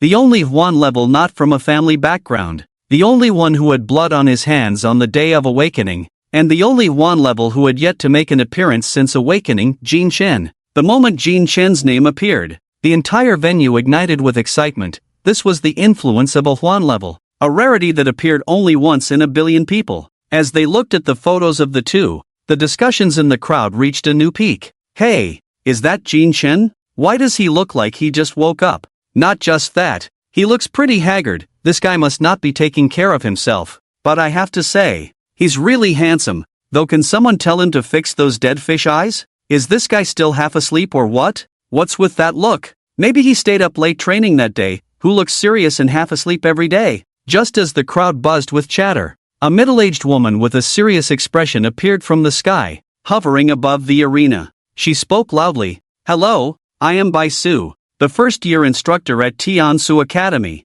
and I will be the referee for today's match. The rules are the same as yesterday. Anyone who steps out of bounds or is unable to fight will be considered a failure, and anyone who fails to appear within the specified time will be deemed to have forfeited. After saying this, Bai Su glanced at the time on the screen. As the second hand pointed to 12, she raised her voice again. Time's up. Please let the two contestants enter the arena. As her words fell amidst the roaring cheers, Hua Yirong slowly entered the arena from the contestant passage, smiling and waving at the cameras and audience. However, as people turned their attention to the opposite side, waiting for Jin Chen to enter, he did not appear for a long time. Seeing this, Bai Su raised her voice again. Now, Please let the two contestants enter the arena. But still, no one came out. In an instant, the venue erupted into a noisy discussion. What's going on? Why isn't Jin Chen coming out? Could it be that he isn't ready? How is that possible? Is he afraid of losing and losing face, so he doesn't dare to come? That shouldn't be the case. After all, he's still a Huan level. Hey, don't forget he doesn't have family support. It's only been 2 months. Even if the academy provides him with training resources, what can he achieve in 2 months? Now that you mention it, it does make some sense. In 2 months, even if a Huan level cultivates without eating or drinking, he can't catch up to someone who grew up with a silver spoon in their mouth. Besides, the person he's up against isn't just anyone. Exactly. Hua Yirong comes from a big family and is a special grade talent. If Jin Chen is afraid of losing, it's understandable. There are tens of thousands of people here, plus the broadcast, at least hundreds of millions are watching. If Jin Chen just skips the match, that would be unacceptable. Ha! He was just a lucky kid, a grassroots who awakened a Huan-level talent. It's nothing special. I saw on the internet that he's an official person. It's all nonsense. He's really cowardly, not even daring to fight. Who says otherwise? Listening to the rapidly changing discussions in the venue, Bai Su frowned. Please have contestant Jin Chen enter the arena immediately, or it will be considered a forfeit, and he will lose the match. Hua Yirong, standing on the competition stage below, thought victory was assured and sneered. This scene was quickly captured by the cameras and magnified, making it clear to everyone. The audience's jeers against Jin Chen grew louder. Bai Su spoke again. The time is 8:04. There are less than 30 seconds until 8:05. If contestant Jin Chen still hasn't appeared, it will be considered a forfeit. The venue fell into an involuntary silence. All eyes fixed on the clock. Time passed second by second. When the clock struck 8:05, Bai Su sighed inwardly and announced, "I declare contestant Jin Chen has forfeited." Just then, a voice suddenly exploded in the sky, interrupting Bai Su's unfinished words. Amid countless gazes filled with various emotions,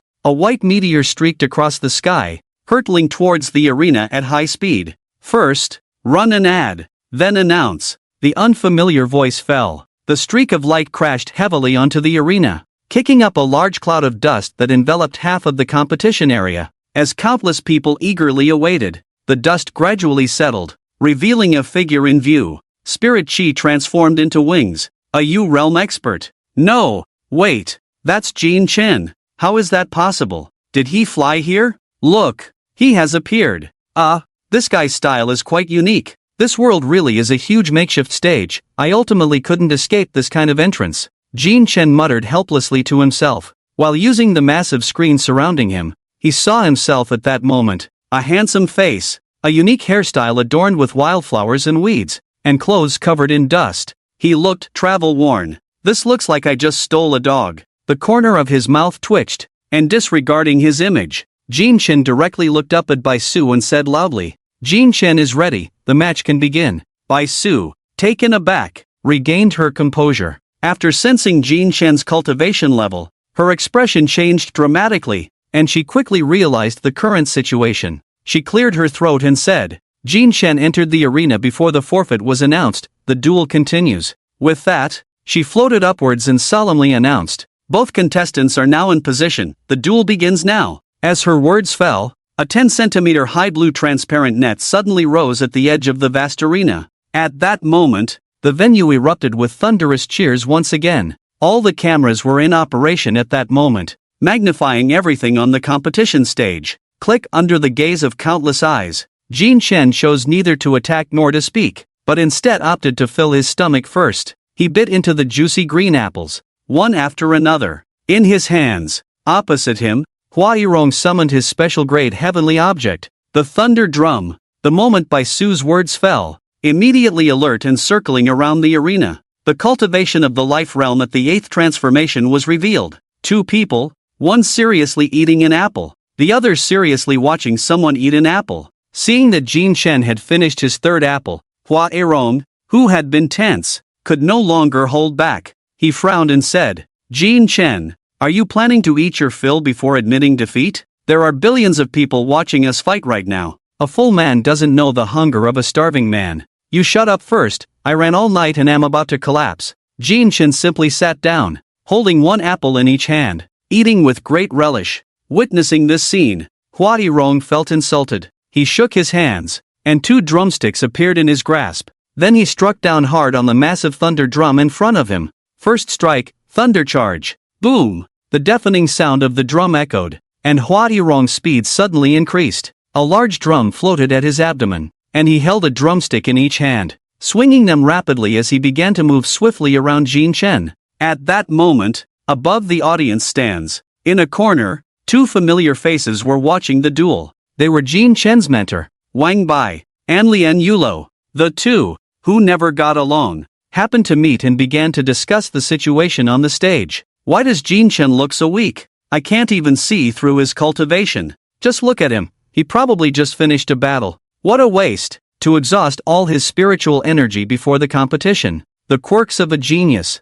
Meanwhile, on the battlefield, seeing that his opponent remained unfazed, still looking like a starving ghost, Huadirong could no longer contain himself. He raised his drumsticks again and struck down on the large drum. Second strike, thunder movement. Boom! The drum sound rang out again, and strands of thunder arcs appeared on Huadirong's body, instantly raising his momentum. Today, I want to see how you continue to eat. Huadirong stomped hard on the ground, charging towards Jin Chen's back like a lightning cannonball, shooting out. In the blink of an eye, he appeared behind Jin Chen, and at that moment, it felt as if time had slowed down. Huadirong raised his dual thunder-filled drumsticks, aiming for Jin Chen's temples, and struck down fiercely. Got you! Just as he thought everything was over, a faint voice rang out. Well, after eating so many fruits, I've finally recovered some spiritual energy. The drumsticks were merely a hair's breadth away from Jin Chen's temples. In that split second,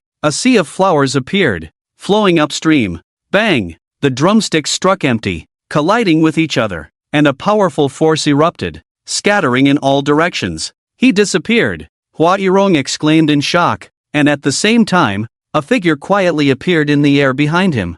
Bang! Jin Chen turned and kicked out, landing solidly on Huadirong's cheek. The latter was struck as if by lightning, flying backward. Huadirong quickly reacted, driving both drumsticks into the ground to mitigate the impact. Just as he finally managed to stop, Jin Chen appeared beside him like a ghost. In Huadirong's line of sight, a long hand quickly approached, then firmly grasped his head. Before he could struggle, a sense of weightlessness hit him. All I saw was Jin Chen gripping Huadirong's head with one hand, lifting it high, and then brutally smashing it down. Next, he raised the dazed Huadirong again and forcefully threw her into the air. Watching Huadirong fly helplessly into the sky, Jin Chen extended his fingers, and a card appeared out of thin air, followed by a burst of light. It's the last drop, there's no more. If you can catch it, you win. As the words fell, a purple arrow shot out from the card, its brilliant spiritual energy trailing behind like silk as it cut through the clear blue sky.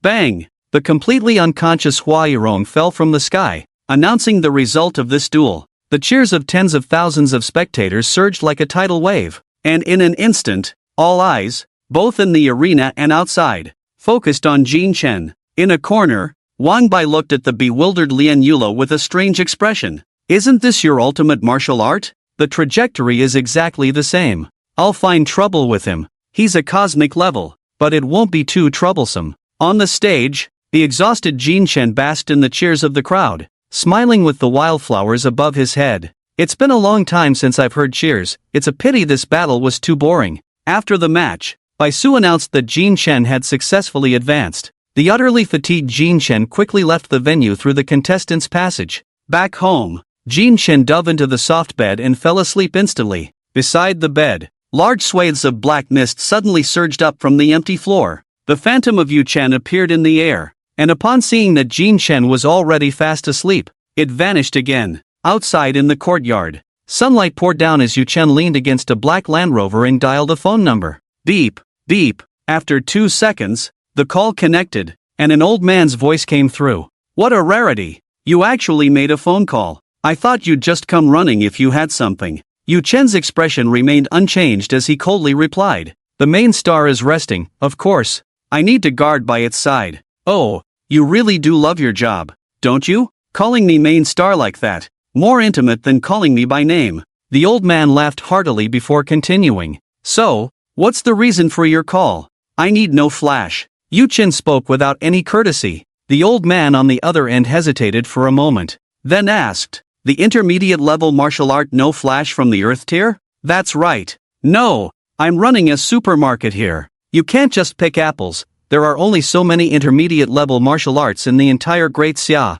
and you just call up asking for one? The old man said, half angry, half amused. Then I'll come personally when the main star has rested. Yu Chen nodded as if he understood. What the hell is this? The old man roared. At least give me a reason to listen to. Of course. I need to cultivate, otherwise, why would I? Who the hell cultivates? I don't know how to cultivate. Isn't that martial art just for reading? The main star cultivates. The main star is at 8 stars, your planet doesn't work either. How can you just ask for an intermediate level martial art? Even a cosmic level can't do that. Oh, then I'll cultivate. Yu Chen, let me tell you, privately teaching martial arts that aren't your own is against the rules. It's fine, I won't say anything. And you shouldn't either, no one can know. There was a long silence on the other end of the phone, and finally, a long sigh came through. The old man reorganized his words and then asked, can you at least tell me why? Don't say it's for cultivation, I just want to know.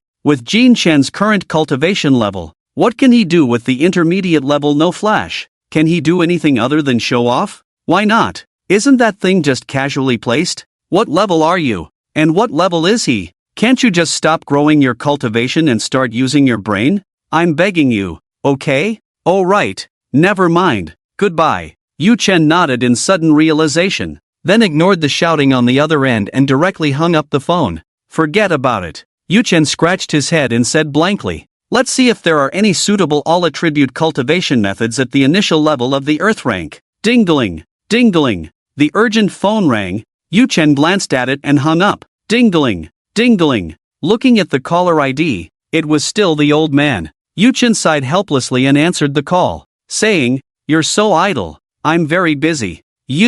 I'm asking you, why did you find Jin Chen a high-level extreme martial arts? Answer me. This is an order. The old man spoke quickly, fearing he would be hung up before finishing, especially the last 4 words, which he emphasized heavily. Cultivation. What's the difficulty? Are you getting old and confused? You don't even know this. Yu Chen frowned and answered innocently, Damn. Suddenly, a loud bang was heard from the old man's side, followed by his hurried breathing. After regulating his breath, the old man spoke slowly. I am asking, Jin Chen, why, in a situation where he has attack capabilities, still needs to cultivate high-level attack extreme martial arts? Can you understand? Yu Chen scratched his head. It's just that I want him to cultivate an attack extreme martial art that belongs to him. Others will always be others. And he can't create something peak level. Although he is very skilled and it's convenient, it lacks a core. Don't you understand this?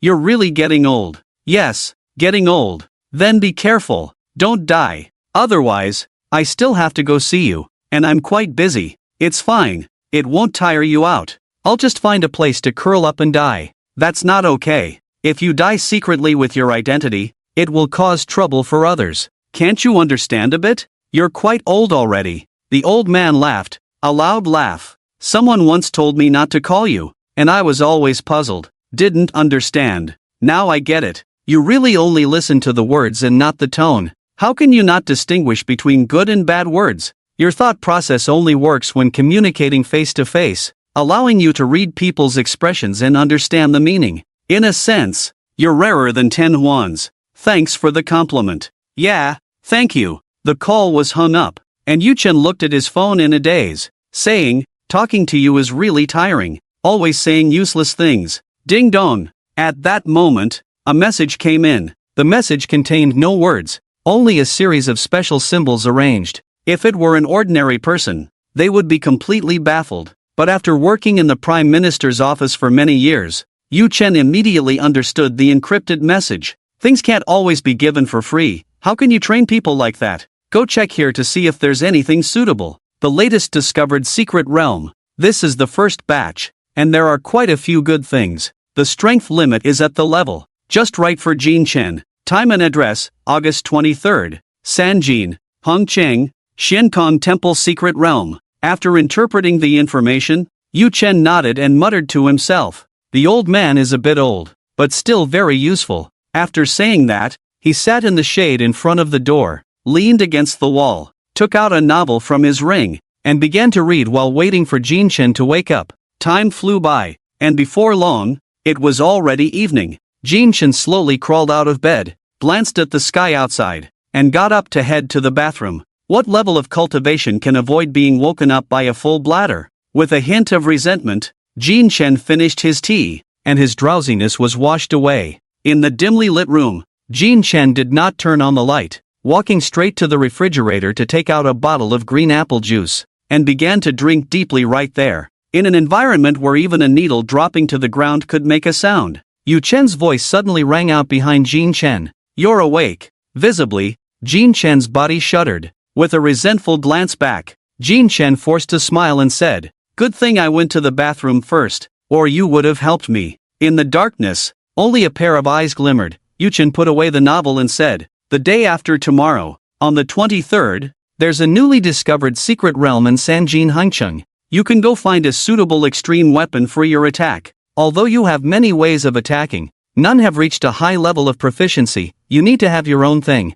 The day after tomorrow." Ha! Jin Chen took a sip of juice, leaning one hand against the refrigerator behind him, and looked up in contemplation. "Are you taking me, or am I going by myself?" "You go by yourself, I will only protect your safety." Jin Chen nodded and said, "Then I'll have to set off early on the 22nd. I'll drive non-stop, averaging about 620 kilometers per hour, and I should arrive by the evening of the 23rd. Just thinking about driving for so long without rest made Jin Chen feel exhausted. But there was no choice, the map of this world was simply too vast. Fortunately, the car's performance was up to par, otherwise, it would have been troublesome. In such a vast terrain, without specially designed vehicles, an ordinary person might never leave their province in a lifetime, let alone cross provinces continuously. Thinking of this, Jin Chen couldn't help but sigh. Huzhu must have anticipated this day long ago, which is why he gave him such a bugged-out car. One that was suitable for long distances and had good comfort. He was truly thoughtful. To show his gratitude, he would find a younger sibling for him to meet later. At that speed, it should be about right, but your car should be able to go faster. Yu Chen nodded in agreement. Jin Chen shook his head and laughed. "It won't be off by much anyway, as long as I arrive by the 23rd. That's fine. Yes, once you all enter, this secret realm will be temporarily guarded until the first batch of you comes out. The main issue is the freshman competition. The timing should conflict." Yu Chen raised a hand. "You don't need to worry about this. I've already talked to your vice principal. He also wants to adjust the mechanism for the freshman competition. We discussed it and decided to adjust tomorrow's battles. All fights will be resolved in one day, and then you can leave directly the next morning. I'm such a connection holder, I become the very person I hate the most." Jin Chen rubbed his forehead and sighed. "So how will tomorrow's duel be adjusted?" "I saw the list, there are still nearly 200 people, right? Even if the schedule is tight, we can't finish in one day. We can fight together." Yu Chen said. "Fight together? How can that be?" A sudden realization struck Jin Chen, and an ominous premonition surfaced in his mind. "Wait, are you saying a free-for-all? With you included, there are a total of 191 freshmen, so it's pretty much like a free-for-all. But rather than calling it a free-for-all, it's more like you fighting 190 people. Everyone will focus their attention on you. After all, you are Huan level. If anyone defeats you, they will become famous." Yu Chen leaned back in his chair, speaking casually. "All those freshmen are at the life realm level. If you use your spiritual power wisely, you still have a chance." Jin Chen blinked blankly. "Wait a minute, what do you mean? I'm supposed to fight 190 people? Are you kidding me? This is either too much respect for me or too little for those people. Over 100 of them, and they are all special level celestial beings, 1 in 10,000. Taking down a dozen would be about right, but over 100? Each one could drown me with just a spit." Jin Chen's face was filled with disbelief. To him, this was simply a joke. There's no way to joke like this. He was at the Zhan realm, not the D realm. It's not that difficult. Out of 190 people, only about 70 or 80 are worth your attention. Many of them come from humble beginnings, without family support, and have only been cultivating for 2 months. They are only at the 5th transition of the Ming realm. They wouldn't last around against you. Technically, there are 190 people, but if you count it, there are only about 90.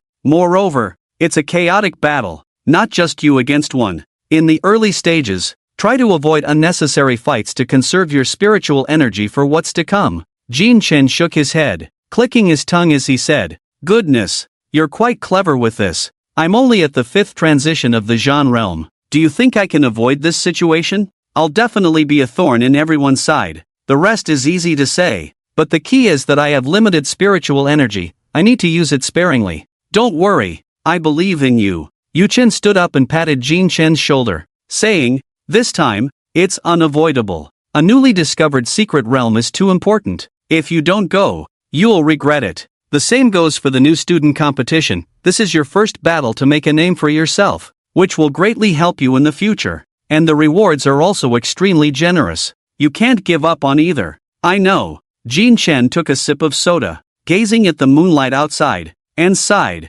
murmuring, "The opportunity has chosen me. Since that's the case, I have to give it a shot. It's best that you think this way. Since that's settled, I'll take my leave. You should rest a bit. Tomorrow will be a tough battle." With that, Yu Chen disappeared from the room. Jin Chen had long been accustomed to Yu Chen's hurried comings and goings. He walked silently to the window. The moonlight spilled down, and Jin Chen leaned against the window, arms crossed, sipping soda one gulp after another. Looking at his shadow on the ground, he couldn't help but smile wryly. A grand melee. What a bold decision. Just thinking about being chased and beaten by 190 special-level celestial beings the next day made Jin Chen feel a bit weary. There's a saying, better to bully an old man than to bully a poor youth. In this battle, I must have 190 outstanding individuals play supporting roles for me. They are all renowned special-level beings. How could they willingly accept that? Tomorrow will surely be a tough fight. Jin Chen returned to his room,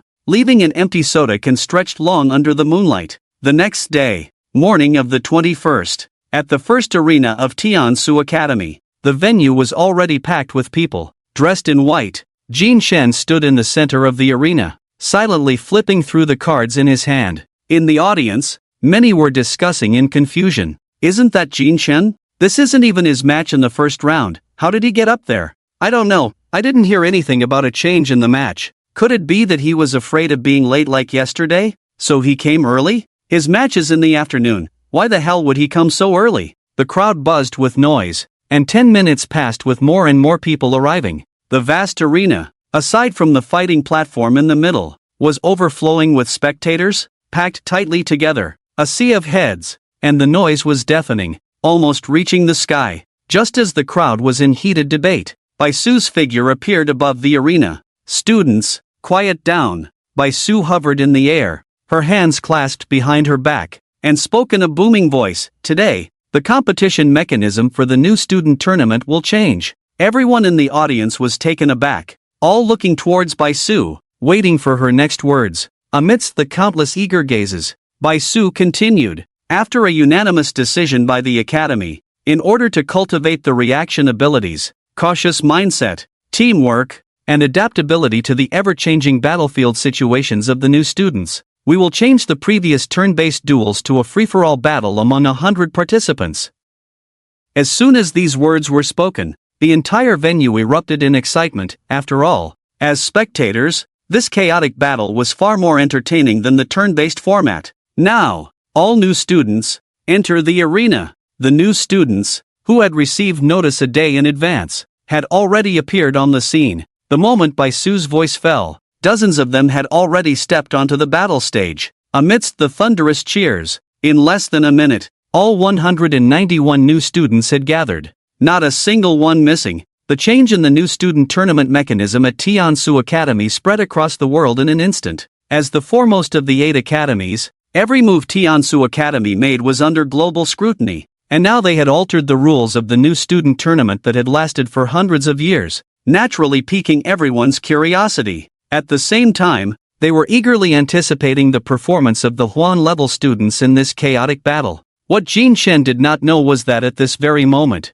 the other 7 Huan-level students from the Great Xia, as well as top talents from around the world and Huan-level students from other countries, were all watching his every move. On site, Bai Su began to announce the rules of the free-for-all battle, her voice overpowering all the cheers. "Dear new students, The significance of the new student tournament is to select the most promising students, in order to allocate different cultivation resources. Although there are no explicit student rankings within Tiansu Academy, the cultivation resources are indeed different for everyone. There are many ways to obtain cultivation resources, and for you, the simplest way is to achieve a high ranking to secure a fixed amount of resources for a year. This free-for-all battle concerns your cultivation resources for the coming year, and can even be said to indirectly influence your entire cultivation path. The resources for each rank are unequal. For every rank you rise, the resources will change accordingly. Therefore, this is a battle that concerns your future. Strive to persist,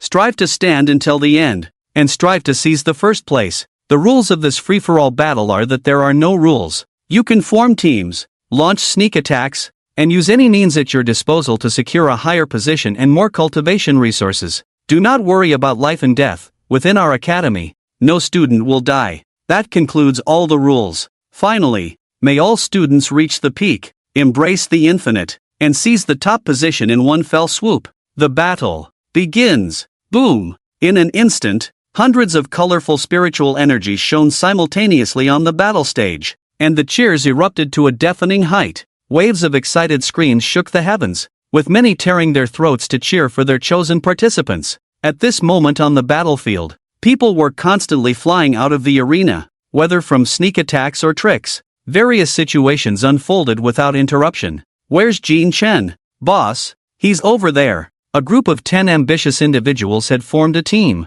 Not just them. After the new students received the notice about the change to a free-for-all battle last night, everyone had already begun to contact others and form various groups. Their target was Jin Chen. After all, he was the only one level among them, and his cultivation was far superior to theirs. If they fought individually, they would never catch a glimpse of that first position. Only by taking Jin Chen down first could they have a chance among themselves. Jin Chen is over there. Amidst the noisy crowd, a voice suddenly rang out, capturing everyone's attention. Over 100 people turned their gazes toward the source of the sound. There stood Jin Chen, unconcerned about the others, at the edge of the circular battle platform, leisurely inserting a card into the ground. He seemed to sense something and turned to look, only to find more than 100 pairs of eyes glaring at him with green light. Hey, if you keep staring, I'm going to get shy, Jin Chen said in a calm voice. The next moment, brothers, charge, eliminate Jin Chen. Over 100 pairs of feet lifted simultaneously,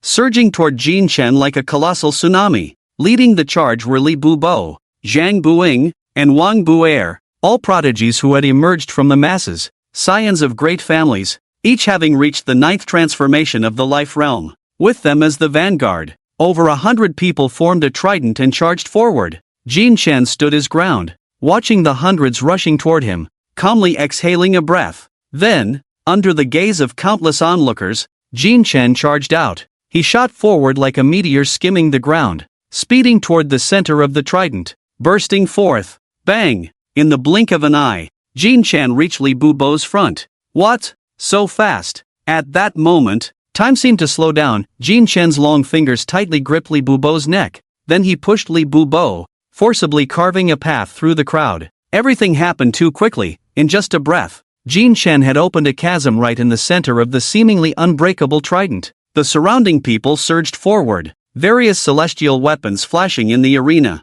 Jin Chen stood still, surrounded by a dazzling array of blades and clubs, all rushing toward him from every angle. Bang! Suddenly, a magnificent sea of flowers enveloped the entire battle platform, and Jin Chen's figure vanished from sight. He's over there. It turned out that Jin Chen had somehow appeared in the very center of the battle platform. An invisible gust of wind whipped through the arena, petals swirling like flowing water, creating ripples, as if a tornado was swirling around Jin Chen. He stood in the center, his white garments dancing in the wind, one hand raised in front of his chest, holding a card between his fingertips, smiling faintly as he faced it all. Show time! Whoosh! The brilliant sea of flowers erupted from the center of the battlefield, instantly filling every corner of the arena. A long spear, glinting with cold light, pierced the air, penetrating Jin Chen's chest, revealing the petals inside. Dozens of celestial weapons passed through Jin Chen's body, yet his expression remained unchanged, still standing like a sturdy pine in the center. The penetrated area showing no blood, only dazzling petals. Let's take a guess. Which one of these is real? Jin Chen said leisurely, as a thick stack of silver playing cards appeared in his hand. The moment his words fell, with a forceful flick of his wrist, the cards were sent soaring upward, filling the entire sky. In that instant, all eyes were drawn to him, and Jin Chen transformed into fluttering petals, vanishing from his original spot. The sea of flowers swirled with the playing cards in the sky, creating an imposing spectacle, and for a moment, everyone fell into a tense atmosphere, fearing they would be the first to be eliminated. Be careful, his cards can unleash celestial weapons. Jin Chen is here. No, over here. It's here. Jin Chen was like a ghost among the flowers, appearing anywhere at any moment. Li Bubo gripped his 3-foot green blade tightly, maintaining a defensive stance, his eyes fixed on the flowing sea of flowers before him. The others, seeing this, also stood back to back, cautiously guarding against what lay ahead. Between the peaks of Sumeru, in the gaze of one person, a figure suddenly emerged from the petals before him. Jin Chen appeared in front of him in an instant, then transformed into a sky full of petals, weaving through the gaps in the crowd, finally materializing before an unsuspecting individual at the back. He's here with me. Jin Chen leisurely raised a finger and then gently swiped it through the air. You can't be careless during a fight. Open. As the words fell, a sharp sound of wind suddenly erupted above that person's head, piercing into his chest in the blink of an eye.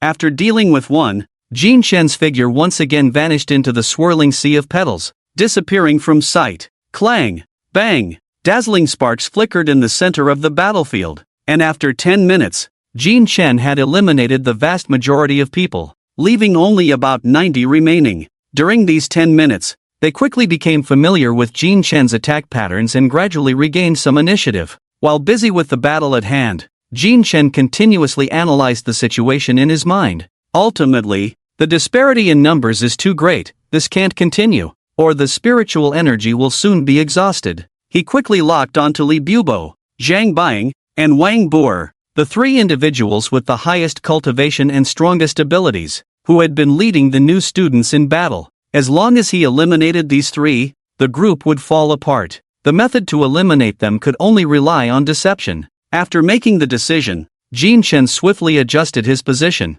using the recoil from the attack of the person before him to dash towards the nearest Li Bubo. In the distance, Zhang Buying instantly sensed his intention and shouted at the top of his lungs, "Bubo, be careful. Jin Chen is coming for you. How many times have I told you? Next time call me by my full name, not just my last." Li Bubo gripped the special grade heavenly item bone blade and quickly defended himself. When he turned around, Jin Chen's deep black eyes were already within arm's reach. Open! Hearing this voice, Li Bubo hurriedly raised his sword overhead to block, but the anticipated attack did not come. Nothing happened. Damn it! A dud! Bang! That heavenly edict staff struck solidly against Li Bubo's chest, causing him to stagger backward uncontrollably. Buying, come help! Call me by my full name. Zhang Buying, wielding 2 paired axes, rushed onto the battlefield like a phantom. Special grade silver key pairing axes. Seeing this, Jin Chen waved his hand, causing the sea of petals mixed with playing cards around him to surge towards Zhang Buying like flowing water.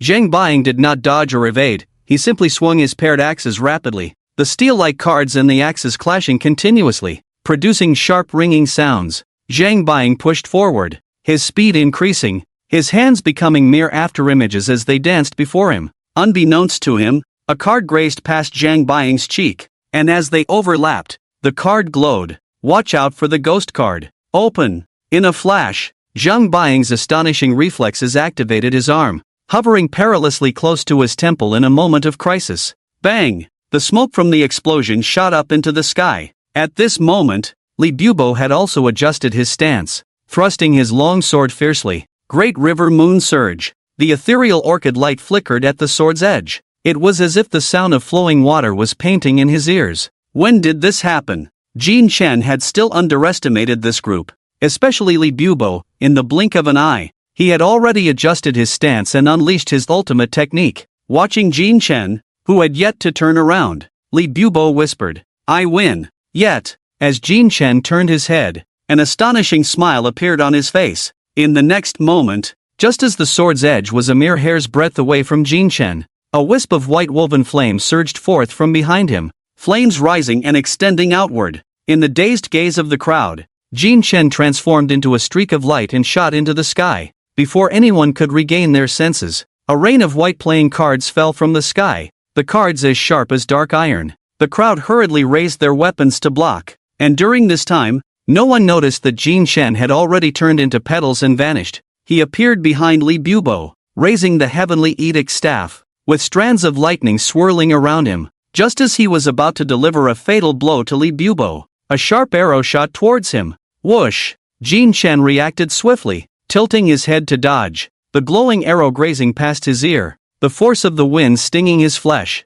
Wang Bu'er. Jin Chen cast his gaze towards a figure far away. Wang Bu'er stood there, holding a pitch-black crossbow, aiming in his direction. Special grade, ink candle crossbow. This arrow also successfully alerted Li Bubo. Li Bubo quickly retreated, creating distance, while his long sword danced like a swimming dragon, swiftly striking down the cards. Jin Chen's figure once again slipped into the sea of flowers, disappearing from sight. This time, he focused on Wang Bu'er. Just now, Jin Chen had been somewhat careless, causing his attack rhythm to be disrupted. He shouldn't have chosen to strike at the nearest Li Bubo but should have prioritized eliminating the long-range threat of Wang Bu'er. As the saying goes, in a team fight, take out the carry first, but Wang Bu'er's reactions were too sharp, always positioning himself in the most inconspicuous yet deadly spot. Those who can enter the Tiansu Academy are indeed no pushovers. Jin Chen's figure suddenly appeared behind Wang Bu'er. Judging by the lightning swirling around him,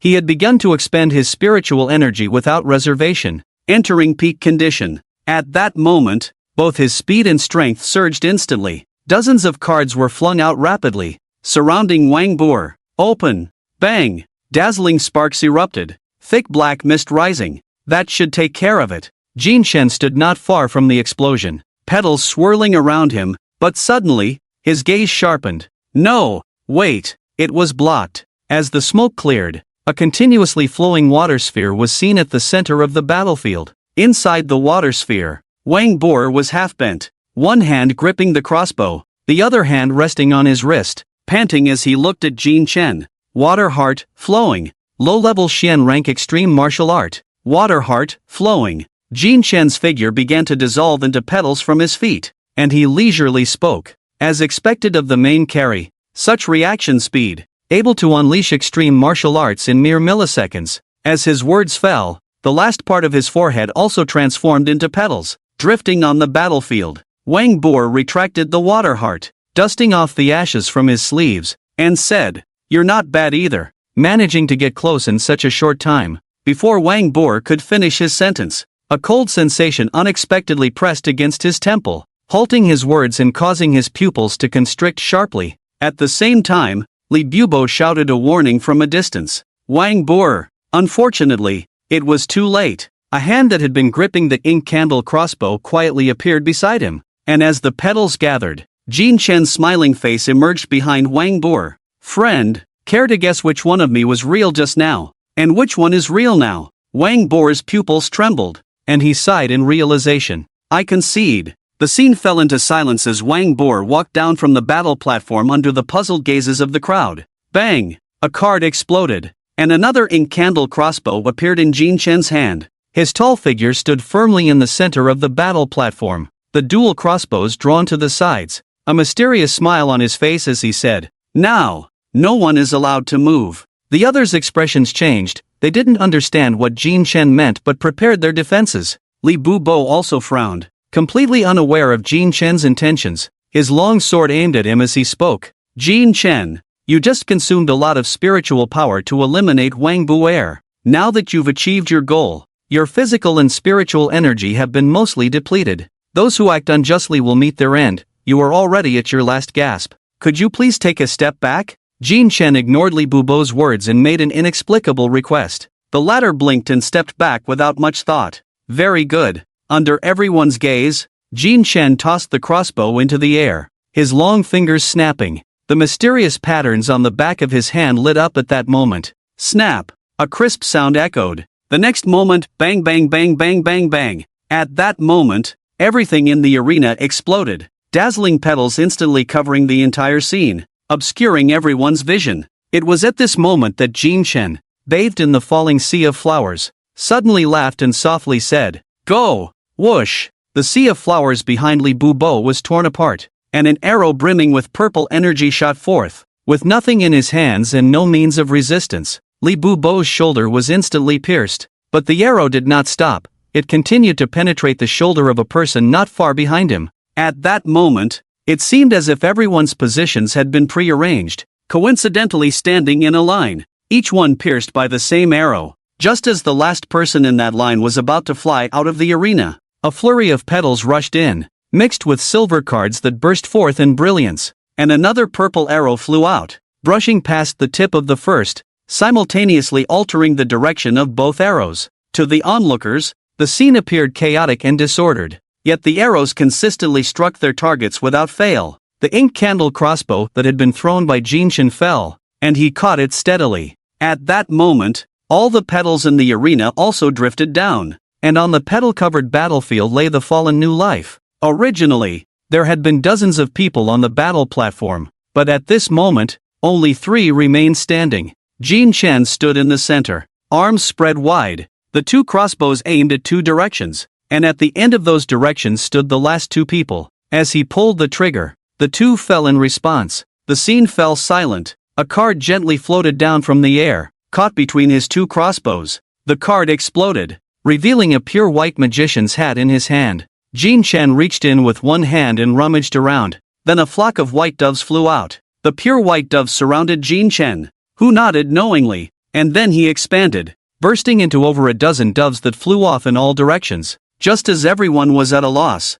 a figure clad in white, wearing a magician's hat and with fiery wings on his back descended from the sky. Jin Chen stood amidst the sunlight, hovering above the sea of flowers, arms wide open, smiling as he said, "Ladies and gentlemen, this magic show is over." Wow! The entire venue erupted instantly, a wave of cheers sweeping across the vast space, the deafening screams and shouts reaching an unprecedented climax, piercing the sky with their intensity. Jin Chen stood in the air, feeling the urgent depletion of his spiritual power, and smiled from the heart. What a thoroughly enjoyable display of bravado. Starting today, there will be at least 3 updates every day. If the data is good, there will be direct updates of 456,789. Charge ahead. Don't let the book languish. Everyone. Meanwhile, in the 8th grade academies, Han Tian Academy, a young man with sword-like brows and starry eyes sat steadily in the large room, his hair meticulously styled in a side part,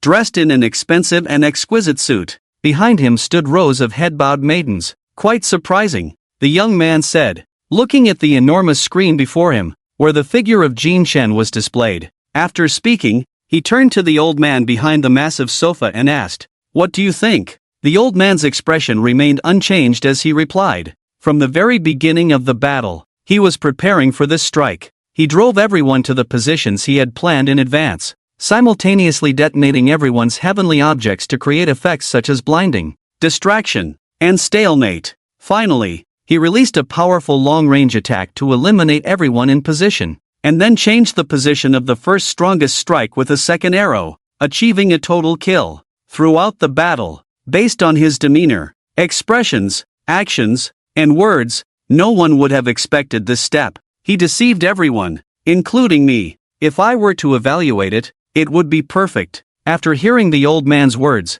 the young man scoffed disdainfully, his eyes filled with arrogance as he said, "Just a flashy stunt for the crowd. A dignified Huan level, yet he has to perform like an actor for a bunch of monkeys. Truly embarrassing. Young master, even a lion uses all its strength to catch a rabbit. Moreover, the opponent is also at the Huan level, and both their combat thinking and cultivation are strong. If they meet, do not underestimate them. He should also be going to the secret realm of Sanjin. I want to see what kind of ability the person who rejected my Wangi at the Tiansu Academy possesses." The young man was Wangi, the young master of the Wang family of Tiandu, one of the 8 Huan levels. Upon hearing the young man's words, the old man paused and said, "There may not be enough time. You have the new student competition tomorrow. What's there to fear? Just take me, with your speed. Are you afraid of not making it?" Wangi said nonchalantly, waving his hand casually. A young maid approached and began to massage him. "But young master,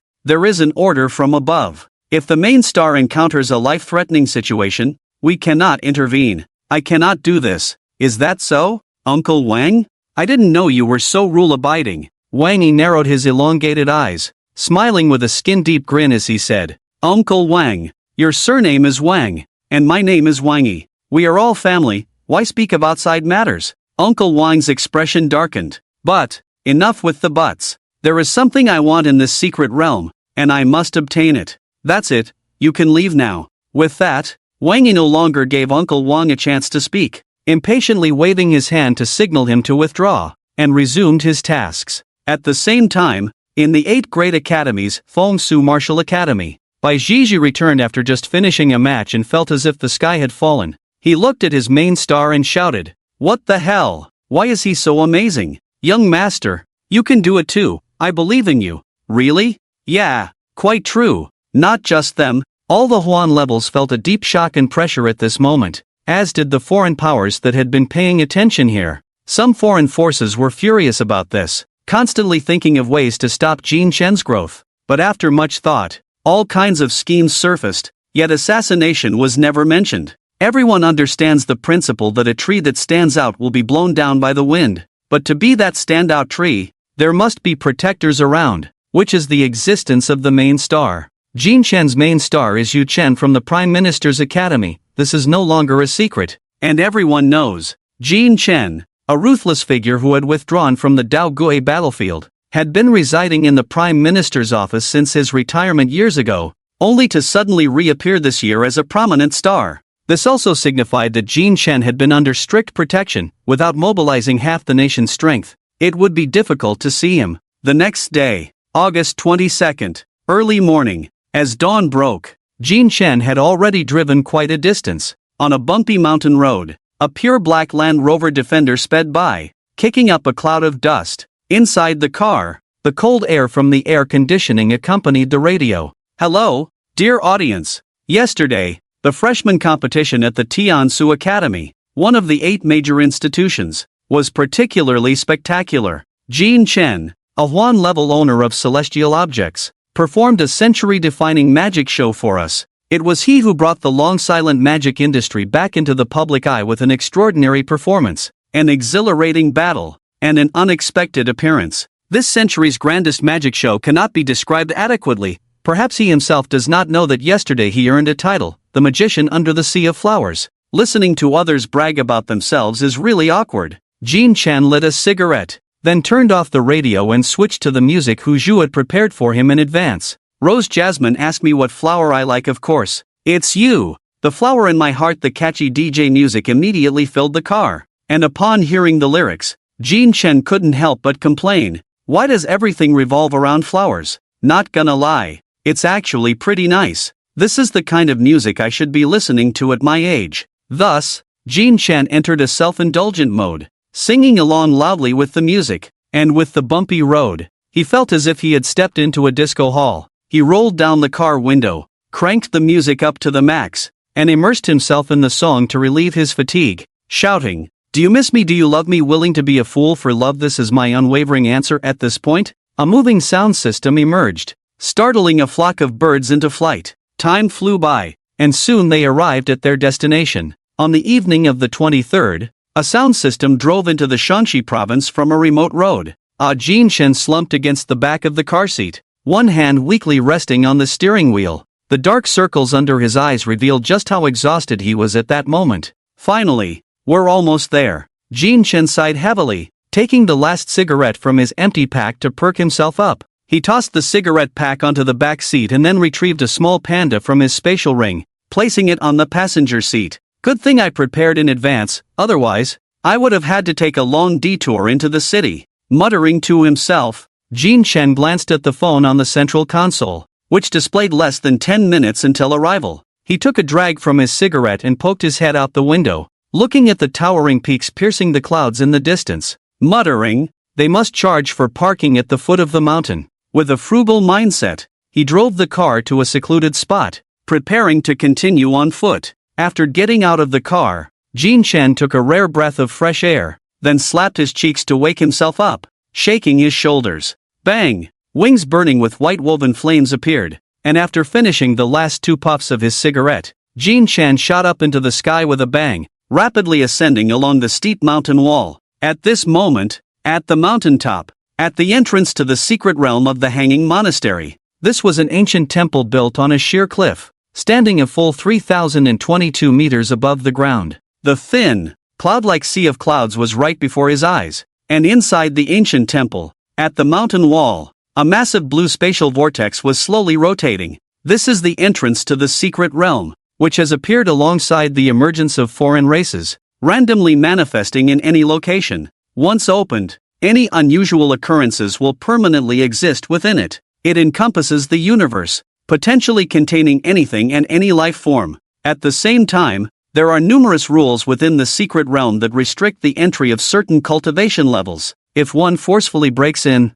they will be destroyed along with the secret realm in the void. The secret realms within the Great Xia are all controlled by the authorities, and no family is allowed to intervene. Anyone without significant criminal records can enter with proof of being a citizen of Great Xia or a student ID. This allows ordinary people the chance to seek their own opportunities and fortunes within. The secret realm will never be exhausted, and to this day, humanity has not fully developed any of the secret realms. At this moment, the Sky Temple, though small, is filled with people. Rows of officials wearing masks patrol the perimeter, ensuring order for the first entry into the secret realm. The rest are a group of individuals who have come to explore the new secret realm based on their status or military achievements. Some are dispatched by special organizations from the authorities, responsible for in-depth exploration and assessment of the secret realm. Among this group is Wang Yi, leaning against a wooden railing, arms crossed, eyes closed, silently tapping his fingers rhythmically on his shoulder.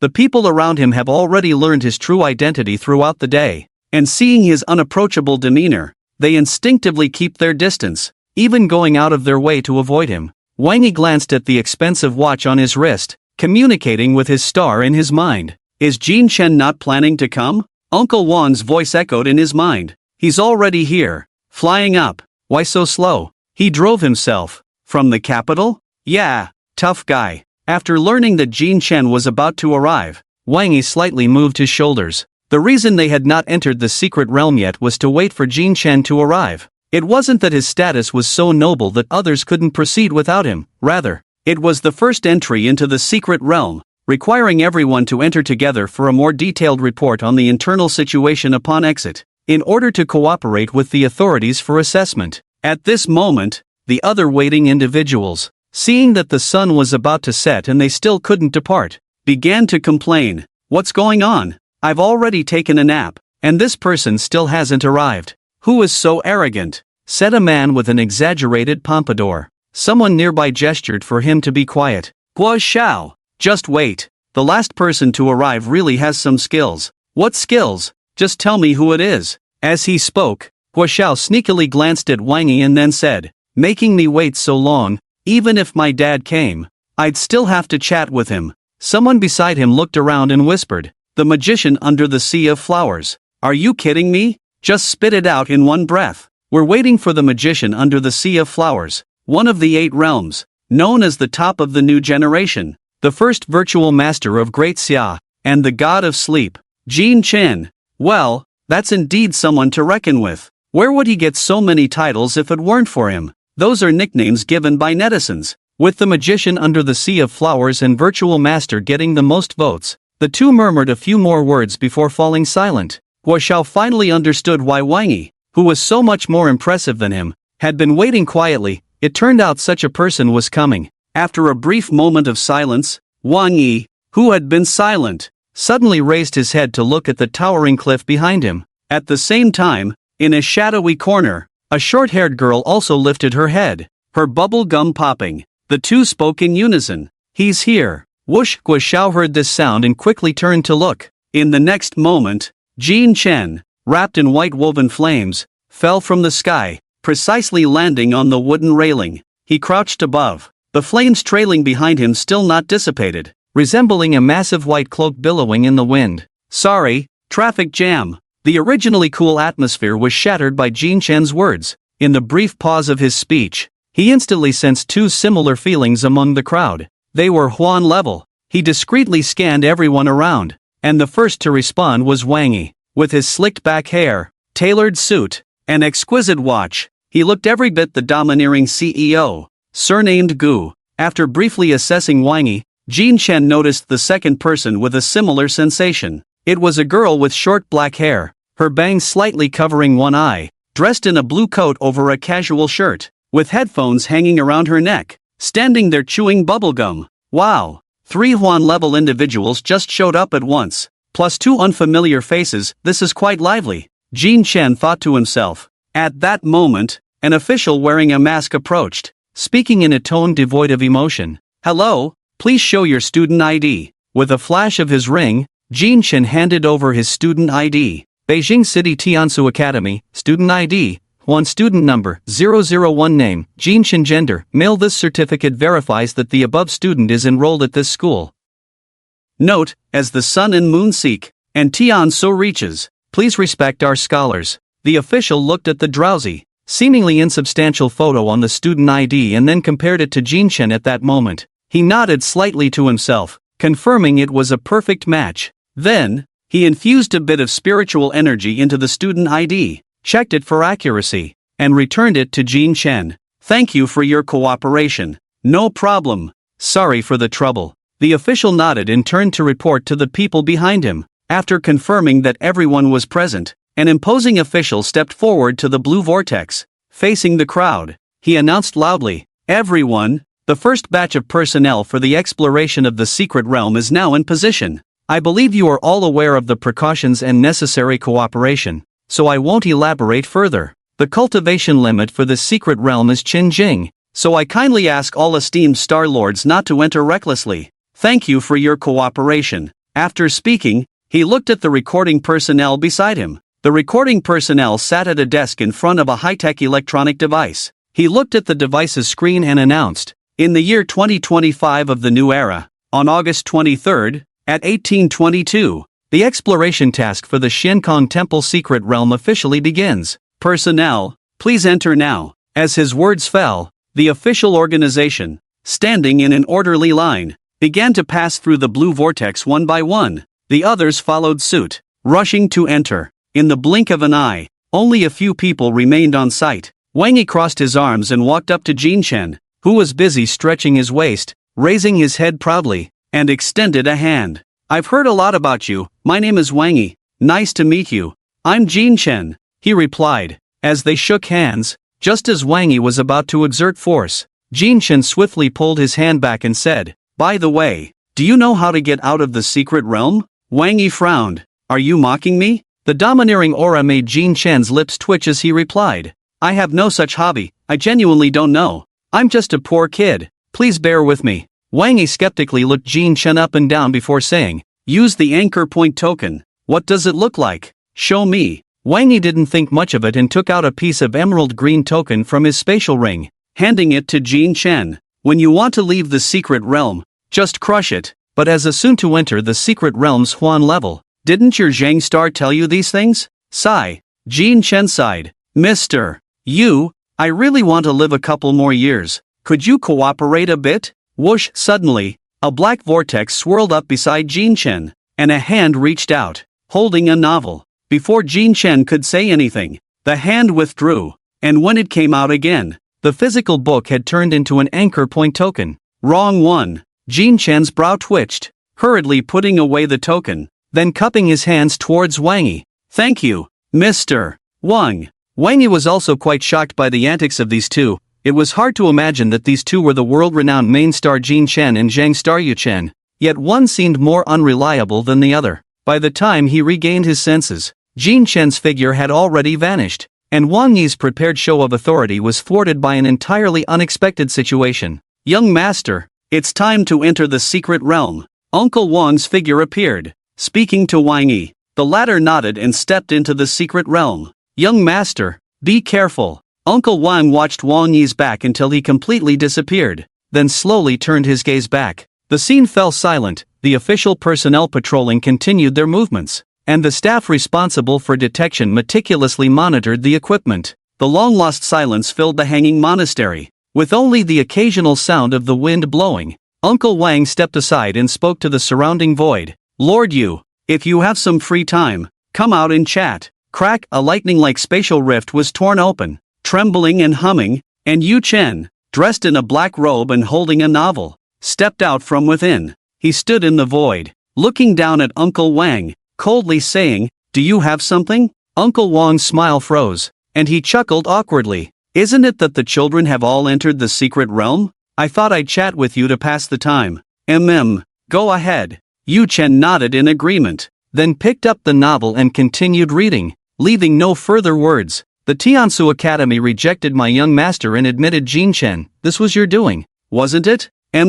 Seeing Yu Chen admit it without hesitation, Uncle Wang's expression paused. Then he squinted and said, "Do you know that before that, my young master had already applied to enter the Tiansu Academy? What you did isn't very good, is it?" Upon hearing this, Yu Chen paused in his page-turning, looking up at Uncle Wang, and then, Uncle Wang smiled and continued speaking to himself. "What you did has embarrassed my young master. I'm asking you." And then, Yu Chen coldly interrupted. Uncle Wang, with a seemingly honest face, smirked slyly and said, "I was thinking, Huan levels will have to fight side by side in the future. Any conflicts should be resolved early. Otherwise, you could have Jin Chen apologize to my young master. That way, their conflict could be resolved more simply. After all, my young master comes from the Wang family, while Jin Chen is all alone. Though he is a Huan level, isn't my young master one too?" Yu Chen's expression remained unchanged as he quietly closed the book.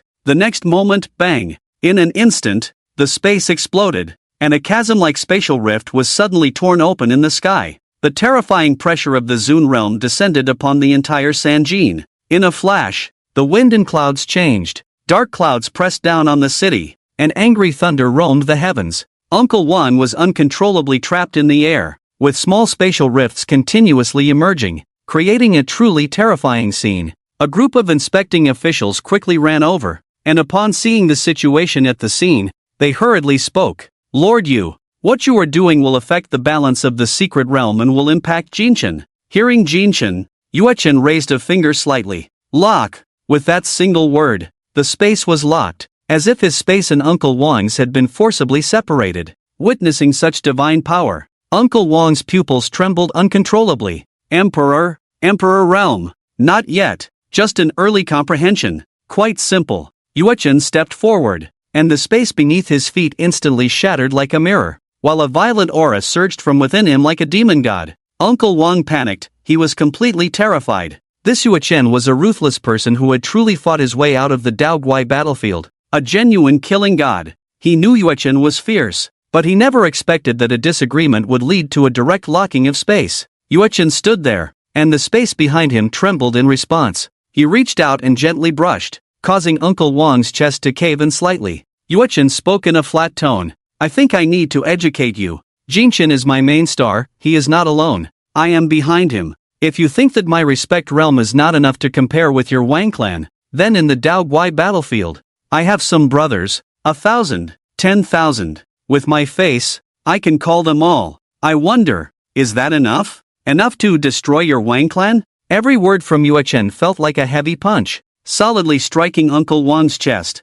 Uncle Wang's face turned pale, devoid of any color, with blood at the corners of his mouth. He nodded with difficulty, trembling as he said, Yes, I spoke too much. I hope Lord Yu will show mercy. This is the first time, and it will be the last." Yuechen's voice was devoid of emotion, cold enough to penetrate everything. Children's matters should be handled by the children themselves. If I find anyone with ill intentions, then I will have to kill. Although mutual slaughter is not allowed between the righteous stars, with the military achievements on me, I can still avoid some responsibilities. Do you understand? I understand. Lord Yu, please, show mercy. Uncle Wang gasped as if suffocating. Yuechen calmly withdrew his gaze and gently flipped open the book in his hand. In an instant, everything at the scene disappeared. Surviving the ordeal, Uncle Wang knelt on the ground, gasping for breath, his bulging eyes filled with terror. He was afraid, completely afraid. He never expected that Yuechen would lock the space at the slightest disagreement and then talk about exchanging military achievements for life. Not to mention him, who wouldn't be scared in such a situation? Inside the Xinkong Temple secret realm. Goodness, the spiritual energy is really rich here. Jinchen stood at the top of an ancient tree on a hillside, looking down at the plains stretching to the horizon. Finding a comfortable position, Jinchen slowly lay on the branch, casually taking out a green apple and biting into it. By the way, crunch, crunch, this weather, crunch, crunch, not sleeping well is such a waste, crunch, crunch. Jinchen spoke with his mouth full of fruit. The sky was clear and blue, the dazzling sun hung high, the sunlight was intense, but the gentle breeze was refreshing, making one feel relaxed and drowsy. Buzz, at that moment, a sudden noise came from below the tree. Jinchen looked in the direction of the sound and saw a familiar blue spatial vortex suddenly appear on the ground. Then, a strange man walked out from it. The man scratched his head and scanned the surroundings. What the hell? Where am I? Is this still the country? Isn't this little Switzerland? Oi, buddy. Hey, what the hell? Hey, what the hell? The man was startled, suddenly looking up. After seeing the figure above, he blurted out, "What the hell? Suzai? Suzai? What is that?" Jinchen, lying sideways on a branch, said while munching on an apple, "What a coincidence. With so few people, we still ended up together." The man quickly clasped his hands together. "Brother Chen, I am Guo Wulong from the Guo family in Longcheng. Young Master Guo, I've heard much about you." Jinchen jumped down and returned the gesture. "I am Jinchen. Brother Chen, just call me Xiao Guo. Don't put me on a pedestal." Young Master Guo smiled awkwardly, then pointed at the pile of apple cores under the tree and tentatively asked, "Brother Chen, why aren't you looking for treasures after entering the secret realm? What are you doing?" Jinchen followed his finger and laughed heartily. "Isn't this just replenishing my energy before searching for treasures? Truly, Brother Chen, you think ahead." "Ah, ha." Jinchen took out a pack of cigarettes from his pocket, handed one to young Master Guo, and asked, "Young Master Guo, I'm not familiar with this place. I'm just a commoner's child. Never seen such a big scene. Can you guide me?" Young Master Guo quickly waved his hand. No, we're all just commoners' children. It's not about guiding, it's about sharing." After saying that, he scratched his head and continued, "Based on past experiences, good things definitely aren't around here. We need to head towards the city, or rather, deeper in. Brother Chen, if you don't mind, why don't we go together?" After saying that, young Master Guo winked at Jinchen. The latter felt a chill and weighed the pros and cons in his heart. Before Jinchen could finish weighing, young Master Guo pulled out 2 iron rods from his spatial ring. "Brother Chen, I won't hold you back. Look at my dragon-seeking rod." Saying this, young Master Guo stood one iron rod upright and placed the other on top of it. Under Jinchen's puzzled gaze, young Master Guo closed his eyes and began to chant, "Wa ya ya, seeking dragons and dividing gold. One mountain is one barrier." Buzz, in the next moment, the 2 iron rods emitted a faint glow. Young Master Guo suddenly opened his eyes, his fingers standing in front of his chest, and shouted, "Hey!" The iron rods swayed, pointing straight in a direction. Young Master Guo exhaled a breath of turbid air and turned back, saying, "Brother Chen, we found a treasure. Your summoning spirits? Family secret, treasure-seeking technique. Oh, that must have been passed down for many years. Impressive. You have this skill." "Unfortunately, it started from my generation. I learned it from a movie." Jinchen's smile froze for a moment. Then he walked over to young Master Guo and took down the iron rod above. "To be honest, I also have a family secret." Young Master Guo was surprised. "Oh, the outside world says Brother Chen's family has no power. I didn't expect you to have a family secret technique. I see what the outside world says." Bang! The iron rod fell to the ground, and Jinchen pointed in the direction the rod was indicating. "That way, let's go." "That's right, let's go together. Just consider it a chat." "Brother Chen, are we really going this way?" "That's right. Just keep up." Half an hour passed, and it proved that Jinchen was right. The two looked at the enormous bronze hall before them, lost in thought. "Brother Chen, can you pass your secret technique to me? Didn't you see? You didn't learn it?" The two stared at each other, and it really did lead them to find it. This bronze hall was located in a mountain forest, surrounded by towering ancient trees. If not viewed from above, it would be hard to discover this hall. The hall covered a vast area, and even the main door was several meters high. As the two were studying whether there was any switch, a rustling sound suddenly came from the forest behind. "What is it? Is it a ghost?" Guo Xiao instantly became tense, as in his understanding, Such places usually had some kind of guardian presence. Jin Chen, on the other hand, remained calm, for he sensed that it was a half-acquaintance. Guo Wulong, if you can keep your mouth shut, I don't mind helping you with that. The refined and domineering Wang Yi stepped out, holding something resembling a compass. Behind him was the short-haired woman. Si Nanyu, damn. Wang Yi, damn. Si Nanyu, Guo Xiao said, his gaze blank as he looked back. If you're going to curse, then curse. Guo Xiao is quite capable, Jin Chen joked, seemingly ignoring the two. Wang Yi and Si Nanyu naturally noticed Jin Chen's rough humor and squinted, saying, you don't even have an anchor token, yet you're well prepared for treasure hunting. Clearly, Wang Yi thought Jin Chen was also relying on spirit searching like the two of them. Spirit searching, a technological item, extremely precious, could lock onto the most special places of spiritual energy within a certain range. Oh, I don't have it, it's all thanks to Guo Xiao. Don't drag me into this, please. Guo Xiao was almost in tears, whether it was Wang Yi, known for his cruelty, or Si Nanyu, known for her indifference. If Wang Yi wanted to make a move against him, it would be disastrous. He underestimated Wang Yi's temperament. He didn't see Guo Xiao as a person at all, merely as someone somewhat reasonable. Jin Chen squinted, his powerful vision easily revealing what Wang Yi and Si Nanyu were holding clearly.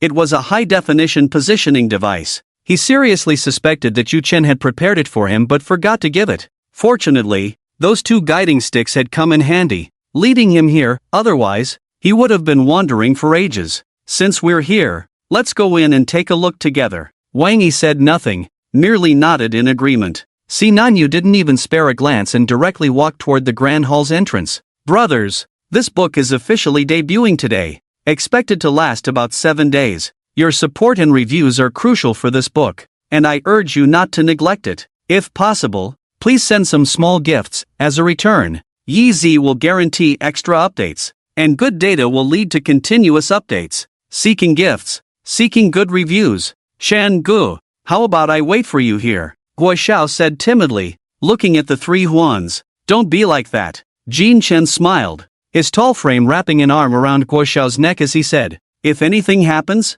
I can use you as a shield. Let's go together. I'd rather wait. Guo Xiao shrank his neck, glancing at Wang Yi. Alright, suit yourself. I'm leaving. Hey, Shan Gu, take care. Upon hearing Guo Xiao's refusal again, Jin Chen stopped insisting, waved his hand, and left. He initially thought Guo Xiao was quite lively and wanted to take him along. After all, it wouldn't be much trouble. If he encountered danger, he might not even save him. Now that Guo Xiao had declined, there was nothing more to say. They weren't brothers just because they had chatted a bit. He didn't have to drag someone along for treasure hunting, which would only complicate matters. The three arrived at the bronze door, and Wang Yi pushed against it with one hand. Click, is it really opening? Jin Chen was somewhat surprised. Not just him, Wang Yi and Si Nanyu were also surprised, thinking it would take some effort. But the door opened easily with a gentle push. The three were a bit suspicious but said nothing and directly entered. Bang! As Jin Chen entered last, the bronze door of the hall suddenly slammed shut. It was pitch black, with no light to be seen. At that moment, dark blue patterns lit up beneath their feet. The dense patterns extended from the entrance of the Grand Hall, rising higher and higher, illuminating countless lines at that moment. The panoramic view of the interior of the bronze hall came into the sight of a few people. The hall was extraordinarily magnificent, its area seemingly endless, resembling a city. Under the illumination of the dark green patterns, the floor and walls of the hall were ancient and mottled. Although it appeared desolate and archaic, it exuded a sense of grandeur. The overwhelming aura pressed down on their hearts, causing the three to furrow their brows involuntarily, as if they had stepped into an ancient battlefield. A desolate atmosphere hitting them head-on. Crack! Who? The sudden voice made Wang Yi and Si Nanyu, who had been on high alert, jump back in shock. Why isn't this lighter working? Muttered Jin Chen, pulling out a pack of matches. Don't underestimate the bond between me and my cigarettes. I came prepared. After lighting his cigarette, Jin Chen looked at the two with confusion. What are you doing? Ahem. Wang Yi and Si Nanyu exchanged glances and coughed awkwardly. It's nothing. Let's just walk inside. After the brief interlude, the three continued along the path. Why is there such a heavy aura of death in this place? Jin Chen suddenly remarked. Wang Yi and Si Nanyu shivered in unison. Can you not be so jumpy? Wang Yi wiped the cold sweat from his forehead and said, most secret realms are transformed from ancient battlefields of deception, this should be one of them. So many alien and human beings have died here, and some powerful corpses linger for centuries, so a bit of death energy is normal. Howl, you seem to know quite a bit. Wang Yi and Si Nanyu shivered again. As expected, can you not be so jumpy? And do you really have to eat that rotten apple? Wang Yi pointed at the half apple in Jin Chen's hand and shouted,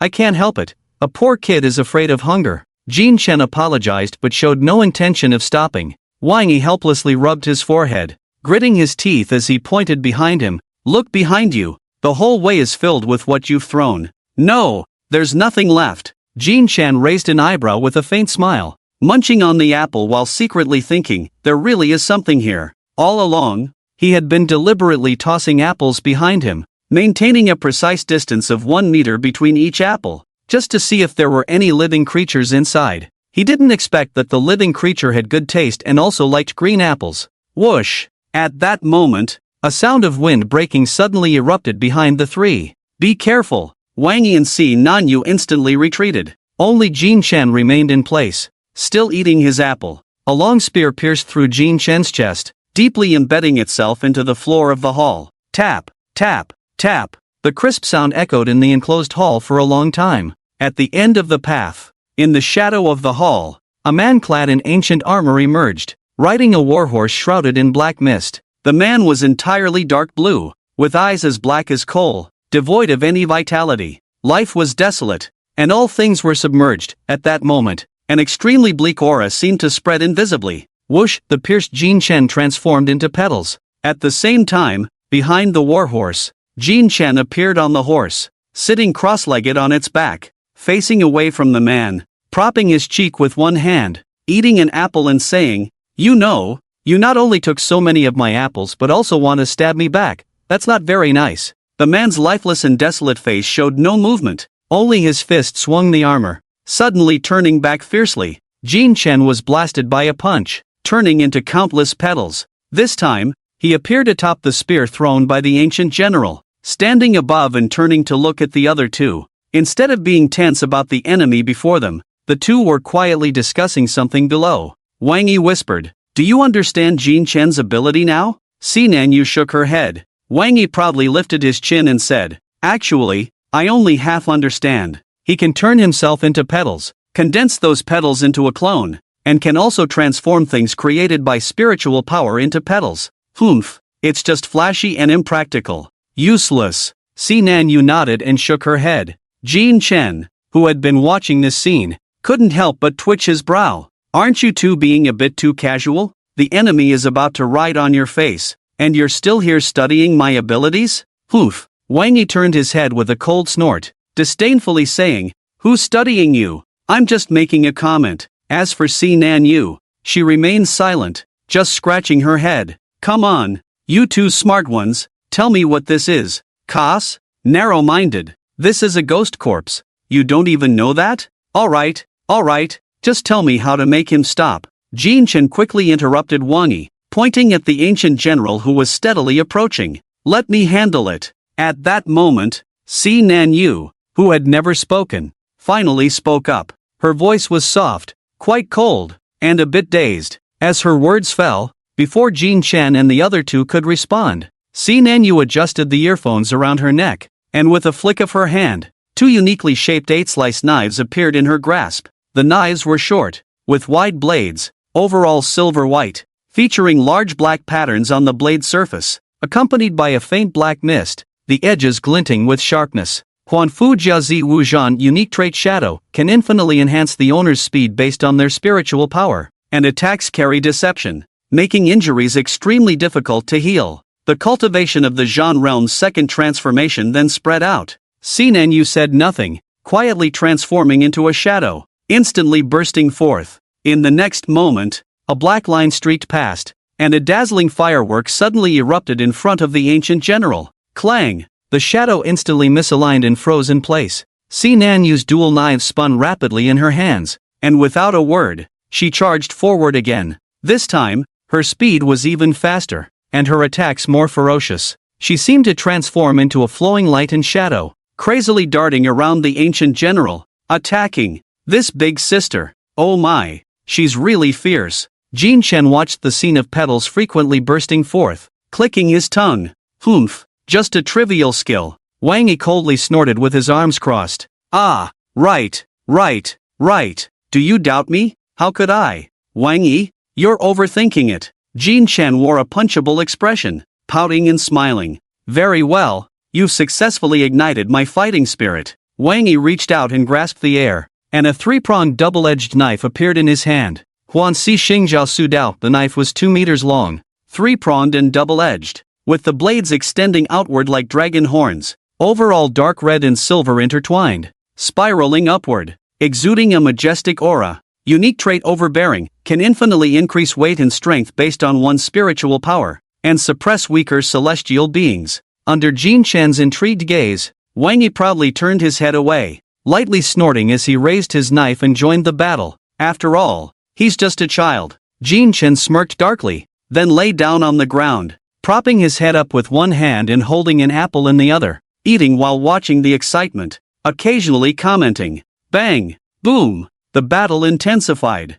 and although the ancient general's strength was not particularly formidable, his defense was exceptionally high. No matter how much Si Nanyu and Wang Yi attacked, he remained unfazed, solely focused on counterattacking. Jin Chen, who was watching the spectacle, quickly memorized the attack patterns and pauses of Wang Yi and Si Nanyu. Seeing that he had gathered enough information, he let out a satisfied burp and slowly stood up. As he rubbed his belly, Jin Chen strolled around the battlefield of the three, appearing like an outsider, showing no intention of helping or strategizing, just wandering. He circled around and arrived at the back of the ancient general, which was the very center of the grand ancient hall. Looking at the towering door before him, over 2 meters high, he pushed it open without hesitation. The three behind him, engrossed in their battle, clearly did not notice him. Jin Chen glanced left and right, then quietly slipped inside, politely closing the door behind him. As soon as the door shut, the sounds of the fight outside vanished,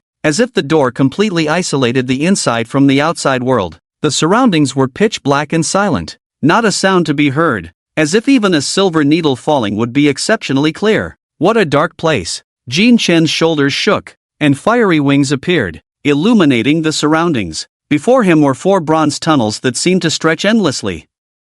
A maze, and it's layered too. Jin Chen frowned, took out the anchor token from his ring, and chose the nearest tunnel to proceed. If things went awry, he would crush the token and return to the embrace of the true star. Just then, the door behind him was suddenly pushed open, and Jin Chen turned around sharply. Si Nanyu, is the battle over? The newcomer was Si Nanyu, holding 2 knives, her headphones already removed, staring blankly at Jin Chen. Si Nanyu shook her head and said softly, Wang Yi said he could handle it himself and didn't want me to cause trouble, so I came to find you. What do you want with me? There's no one else but you. Si Nanyu replied honestly. That's true.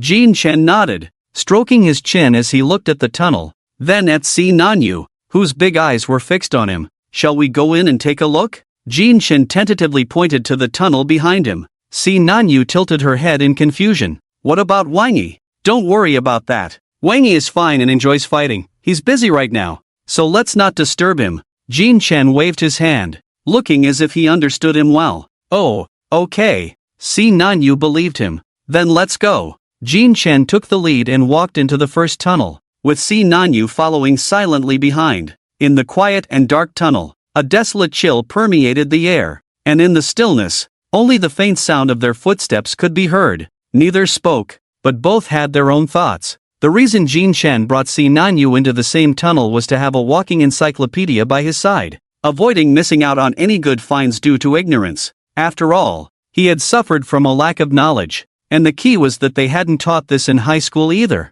Meanwhile, in Si Nanyu's mind, being with Jin Chen meant safety, although he seemed unreliable and a bit off from his combat thinking. She believed such a person would never put themselves in a dire situation, at least providing some assurance. By the way, how did you and Wang Yi get to Sanjin so quickly? Doesn't your academy have a freshman competition? Jin Chen's voice suddenly broke the silence. Si Nanyu was predictably startled. Wang Yi violated the rules, and the true star brought him here. Sinan Yu cast a resentful glance at Jin Chen's back and said softly, "I've directly forfeited. That's why it's still Mr. Wang. A man who treats rules like they're nothing," Jin Chen teased with a smile. Then, somewhat unexpectedly, added, "You actually forfeited just like that? You don't want the prize for the top position? I don't lack that little thing." As for Wang Yi violating the rules, he won't face any consequences, but his Zhongxing will definitely be punished. Looks like I'm the only honest one here. Hearing Sinan use bold words, Jin Chen's mouth twitched. As for whether Wang Yi's Zhongxing would be punished, he wasn't idle enough to pay attention to that. "By the way, which academy are you from?" Jin Chen asked, trying to make conversation. "Linen Wuan Hall. Good place." Since Sinan Yu took a long time to say anything, Jin Chen simply gave up on the conversation and quickened his pace toward the end. After about 10 minutes, the echoes of their footsteps gradually became less clear,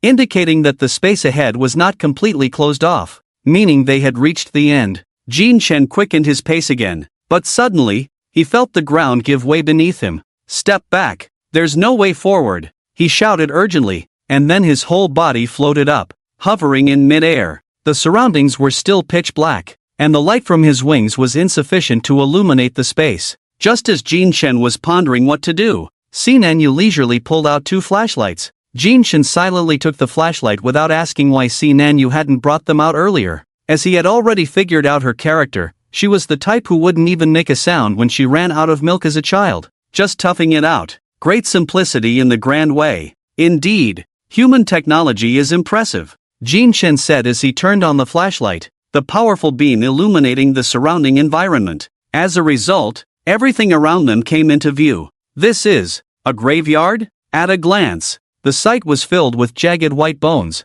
and the area was exceptionally vast, seemingly endless. As far as the eye could see, there were only rock pillars and white bones. This place looked like a naturally formed giant cave, with sharp stalactites and rock pillars nearly 10 meters in diameter above, connecting the ground below to the top, supporting the entire cave. Despite the bones scattered everywhere in various shapes, there was not a hint of the stench of decaying flesh in the air. Moreover, if one sensed carefully, they would find that these remains still retained a faint spiritual energy. It was hard to imagine how terrifying these bones must have been in life. Jin Chen shifted slightly and looked back at Sinan Yu, saying, "Introduce it to me." Sinan Yu's beautiful eyes were filled with disbelief as she continuously looked around, her usually expressionless face revealing deep shock. "Dao Gui Mu Chang," Sinan Yu said, gazing at the indescribable scene before her. The secret realm appeared with the arrival of the alien races, and within the secret realm, anything and anyone can appear. Most remarkably, certain corners of the Dao Gui battlefields can also manifest here. "I know about the Dao Gui battlefields. It's a special space where humans and alien races have fought for 1,000 years. Jin Chen raised his hand to prove he wasn't uneducated. Sinan Yu nodded and continued to explain. "Because the Dao Gui battlefield has been carrying the battles of the strong for thousands of years, its entire space has become extremely unstable. Occasionally, it may appear along with the secret realm and hide in some place within it. However, the Dao Gui battlefield that appears is not the current one. It could be from any time, perhaps the future or the past, but most of the time, it is a desolate land, devoid of life, breath, or spirit, learning until old age, living until old age. I have been taught." Jin Chen nodded in understanding, then frowned and asked, "So you mean to say that the place we are in now could be from the future or the past, right? But even so, it seems not very useful. The scene has already become like this, and it's hard to gain any important information from it. If it is the Dao Gui battlefield, then it is indeed more than that," Sinan Yu said. "But if it is the Dao Gui Twilight Field, it is completely different. Those who die in the Dao Gui Twilight Field are at least ancient realm experts, whether human or alien. Once they reach the ancient realm, they transcend, and the supreme martial arts they master become engraved deep within their bones. If they are fortunate, they may comprehend some long-lost ultimate martial arts. Thus, you should understand why the Dao Gui battlefield is so shocking." Where did he go? In the blink of an eye, Jin Chen had disappeared. Sinan Yu looked down and saw Jin Chen carrying a bag of urea and throwing bones into it. "Hey, what are you doing?" "Tisk. This kid, how can he have such poor eyesight if he doesn't like to talk?" Jin Chen casually sent the overflowing urea bag into his spatial ring and said, "Stocking up. What else can I do? I can't just boil bone soup. Sinan Yu helplessly rubbed her forehead, deeply doubting whether this person was truly at the celestial level. Useless. Once these bones leave the Dao Gui twilight field, they will instantly turn to ashes. You can't take them with you. Sinan Yu pointed to the ring in Jin Shen's hand and said, "If you don't believe me, take that bag out and see if there's anything inside." With a flash of the ring, Jin Shen took out the urea bag. Opening it, Jin Shen paused, not raising his head as he said, "Really can't take a single one? Really? As fellow celestial level experts, we will have to go to the Dao Gui battlefield together in the future. Why would I lie to you? Besides, haven't you already seen it?" Sinan Yu shook her head, looking at the deflated bag in Jin Shen's hand. But in Jin Shen's eyes, it was not so. The bones had indeed disappeared, but in the corner of the bag, there remained a fragment of a finger bone. He squinted, raised an eyebrow slightly, and thought to himself, "TSK TSK TSK, this script feels so familiar. Could it be that I am truly the protagonist?" Jin Shen discreetly glanced at Sinan Yu, then pretended to be unconvinced and said, "I'll try again, maybe it will work." Saying this, he picked up a few more white bones and threw them into the bag, then took it out of the ring again. Seeing this scene, Sinan Yu sighed. "It's impossible, the bones here clearly look like they have been here for hundreds or even thousands of years. Without the magnetic field influence of the Dao Gui battlefield, even the bones of Respect Realm experts couldn't possibly remain. Don't think about it. Alright, I really can't take them." Jin Shen looked at the bones in the bag that still hadn't dissipated and then put the bag back into the spatial ring.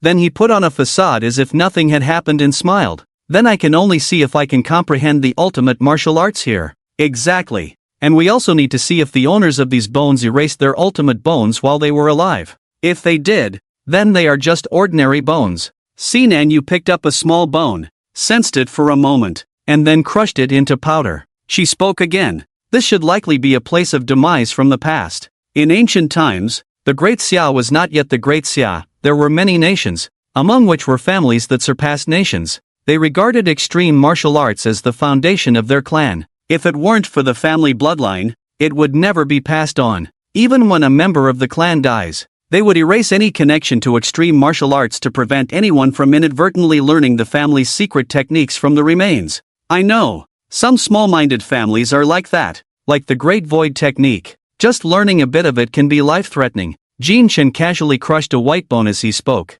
Upon hearing this, Sinan Yu curiously asked, "Great Void technique? What a domineering name. Which dynasty's family is it from? I've never heard of it." "It's something learned by a friend in a book who doesn't like to pay for parking, and in the end, he was chased by someone from a family." As he spoke, Jin Shen seemed to recall something amusing, raising an eyebrow and smiling. "What if this is a future place of demise? We might inadvertently comprehend an extreme martial art here, then rush to the battlefield in the future, ultimately perishing and fading away. And now, what we comprehend from these bones is actually us who will die in the future." Sinan Yu pondered briefly. "What a strange thought. Why do you think that way? Can't we just live forever? When living loses its meaning, then death becomes the only meaning. Then what is the meaning of your life?"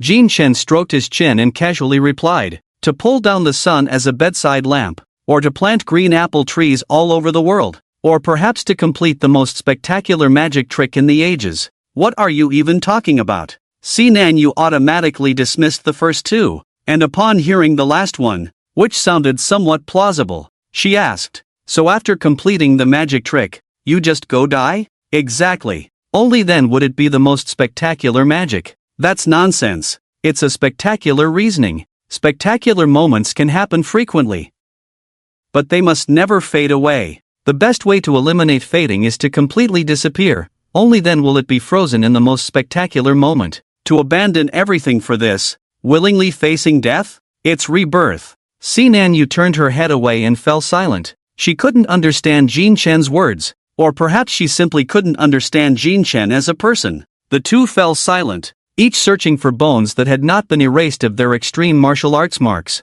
They walked further apart until they could no longer see each other. Jin Shen strolled leisurely through the ocean of bones, the cards in his hand flipping continuously. It really is like searching for a needle in a haystack. Looking at the vast array of bones, Jin Chen felt troubled. It was even harder than finding a needle in a haystack to locate a bone that hadn't been erased of its extreme martial arts marks. With a flash of his ring, he took out the special finger bone he had just found and examined it carefully. Jin Chen squinted, looking left and right, and after some operations and professional assessments, he arrived at a conclusion. TSK, a bit of bone hyperplasia. Saying this, Jin Chen infused a bit of spiritual energy into it, but there was no reaction, just like an incompetent husband in a certain country's movie, completely unresponsive, lacking any impressive feeling. Really, what a waste of my feelings. Jin Chen tossed the bone into the ring, thinking he had picked up the script of a novel's male protagonist. Entering a cave was supposed to be an opportunity,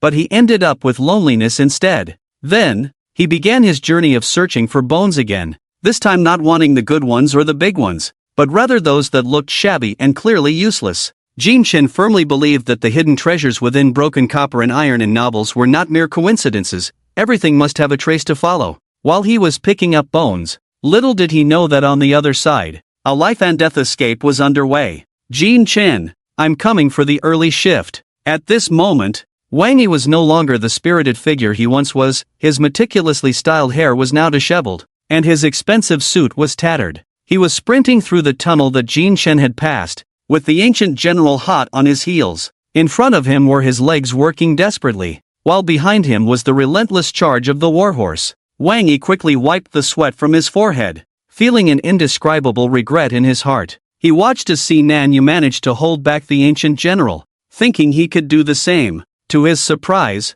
this guy was evolving. The more he fought, the stronger he became, until a casual strike was enough to overpower him. Just as he was about to call for Jin Chen and Si Nan Yu's help, he realized there was no one beside him, only a ground littered with cigarette butts and apple cores. With no way to retreat, he could only run towards this side. If Jin Chen and the others weren't here, he would have to resort to the last option, using the anchor token to leave the secret realm, which would be truly humiliating. Jin Chen and Si Nan Yu had walked for 10 minutes, while Wang Yi reached the end in less than 2 minutes. Unexpectedly, he stepped into thin air and, during his fall, hurriedly summoned his celestial artifact, then thrust it sharply towards the wall beside him. The blinding sparks left a trail as Wang Yi landed steadily below. Before he could even process the shock of the scene before him, the thunderous sound of hooves echoed again. Fortunately, Si Nan Yu hadn't gone too far. Wang Yi immediately spotted a beam of light and shouted at the top of his lungs,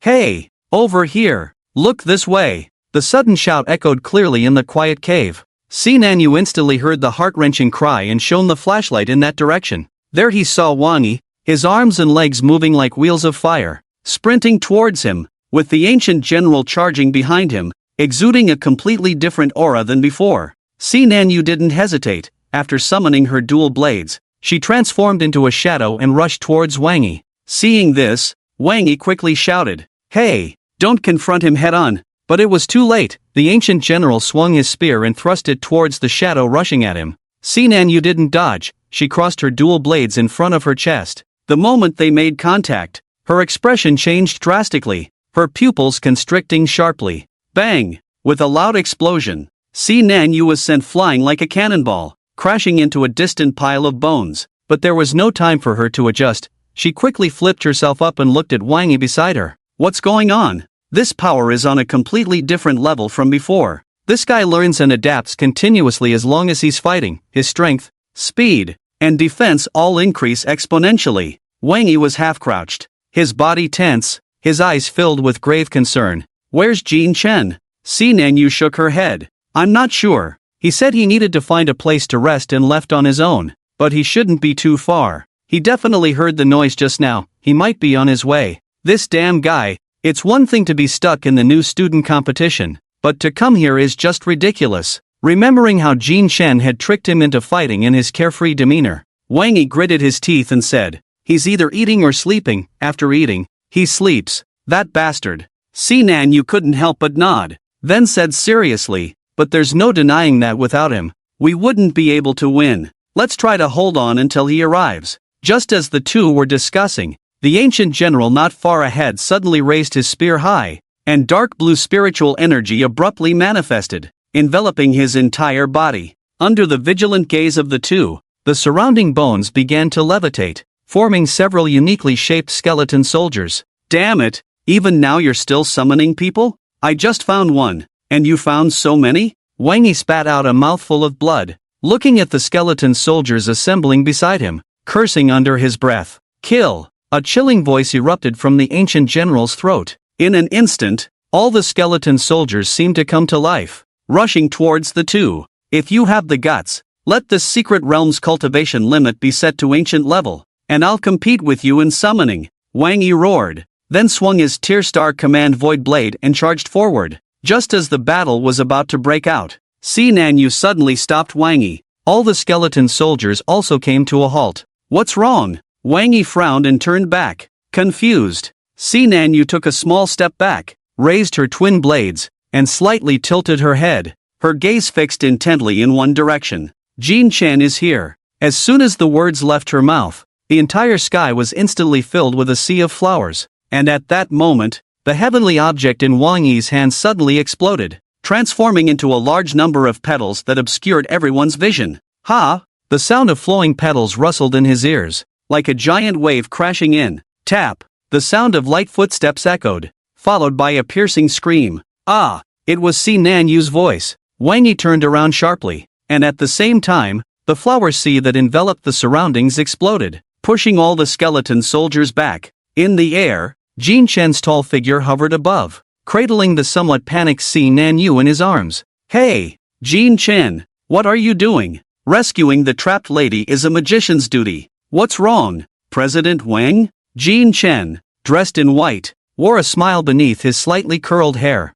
I'm asking you, what about me? You blew up the heavenly object, and I only have that little bit of spiritual energy left. What am I supposed to do? Wang Yi roared, nearly on the verge of collapse. Whoosh! A rope swung down, and Jin Chen handed the other end to Si Nanyu. Speaking gently, could you hold this for me? Si Nanyu's cheeks flushed red, and without saying a word, she grabbed the rope. Then, Jin Chen looked down at Wang Yi. Sorry, President Wang, I can only have beautiful ladies in my arms, so you'll have to bear with it. Wang Yi's brow twitched, but looking at the skeleton soldiers and the ancient general charging towards him, he could only grit his teeth and grab the rope. What do we do now? What do we do? Jin Chen flapped his wings and shot towards the tunnel. Of course, we run away. Do you think we can fight them? Wang Yi was nearly brought to his knees by the sudden pull, gripping the rope tightly as his legs scrambled on the ground. Fly higher. Damn it! I'm still running on the ground. I can't.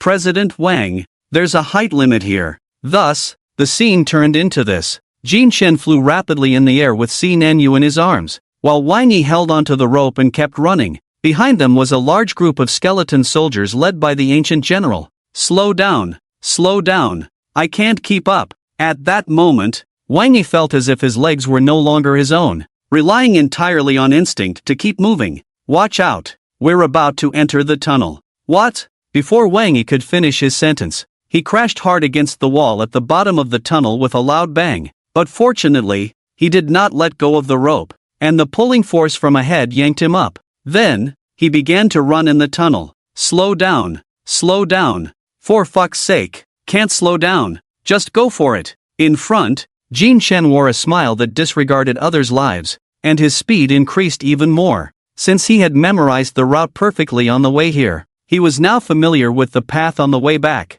not needing to slow down at all, just speeding along. The scenery before him flashed by rapidly, and a bright light appeared not far ahead. Without pausing, Jin Chen flipped in the air and kicked the door open, then swiftly continued along the path he had come from. At this moment, outside the bronze hall, looking for dragons and dividing gold. Damn it, one mountain is one barrier. Hey, why isn't this working? Guo Xiao remained in place, scratching his clever head as he stared at the two iron rods, lost in thought. Bang! Just as he was about to try again, a loud noise suddenly came from behind. Before Guo Xiao could turn around, a brilliant white light streaked past in front of him, followed by a big rat. Jin Chen executed a tail slide and landed steadily, while Wang Yi also made an irregular drift and rolled to the ground. Come on, get down. Since it's our first meeting, I won't charge you for the fare. Jin Chen let Si Nanyu down, then lit a cigarette and smiled. Thank you,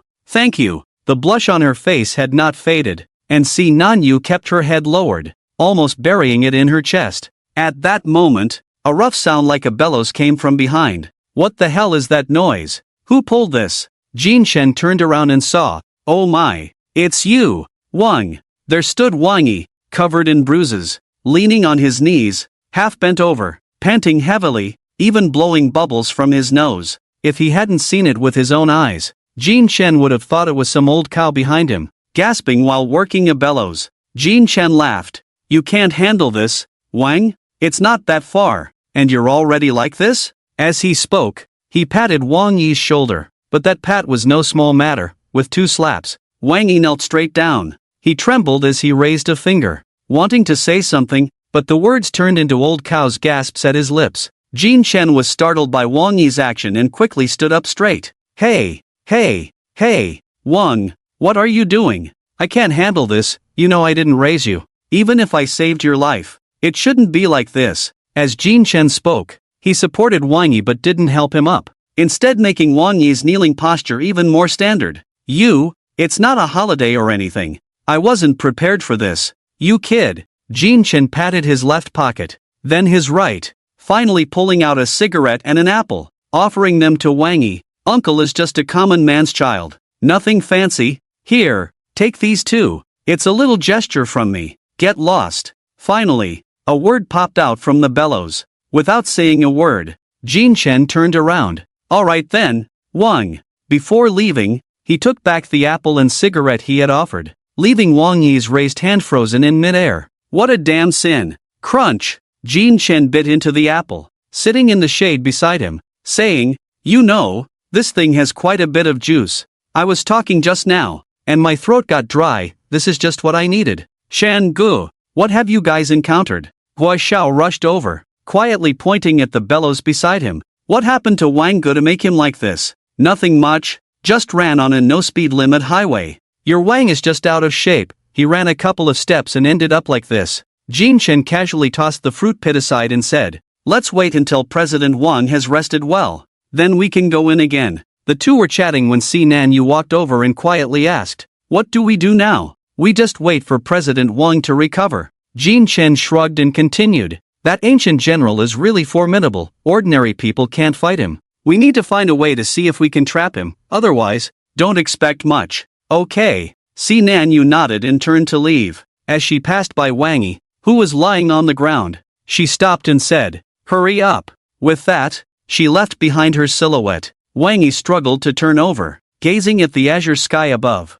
A drop of unwilling tear fell from his hollow eyes. At this moment, his heart held only 9 words, Coach, I want to learn to fly extreme martial arts. 1 hour later, in front of the bronze hall, Wang Yi sat cross-legged with his eyes tightly closed. He had almost recovered, if one overlooked his disheveled appearance. He was still that unruly President Wang. The others were busy with their own tasks. Si Nan Yu sat under a tree listening to music, a slight smile on her lips as she held a sketchbook, not knowing what she was drawing. Above her, on a branch, Jin Chen lay sprawled out, his hands and feet dangling down, soundly asleep, with a half-eaten apple in his hand. On the other side, Hua Xiao was fiddling with 2 iron rods, occasionally muttering spells under his breath. If someone other than Wang Yi were to witness this scene, they would surely exclaim, how peaceful the years are. Unfortunately, it was Wang Yi who saw this, having just gone through an indescribable ordeal. With a heart full of resentment,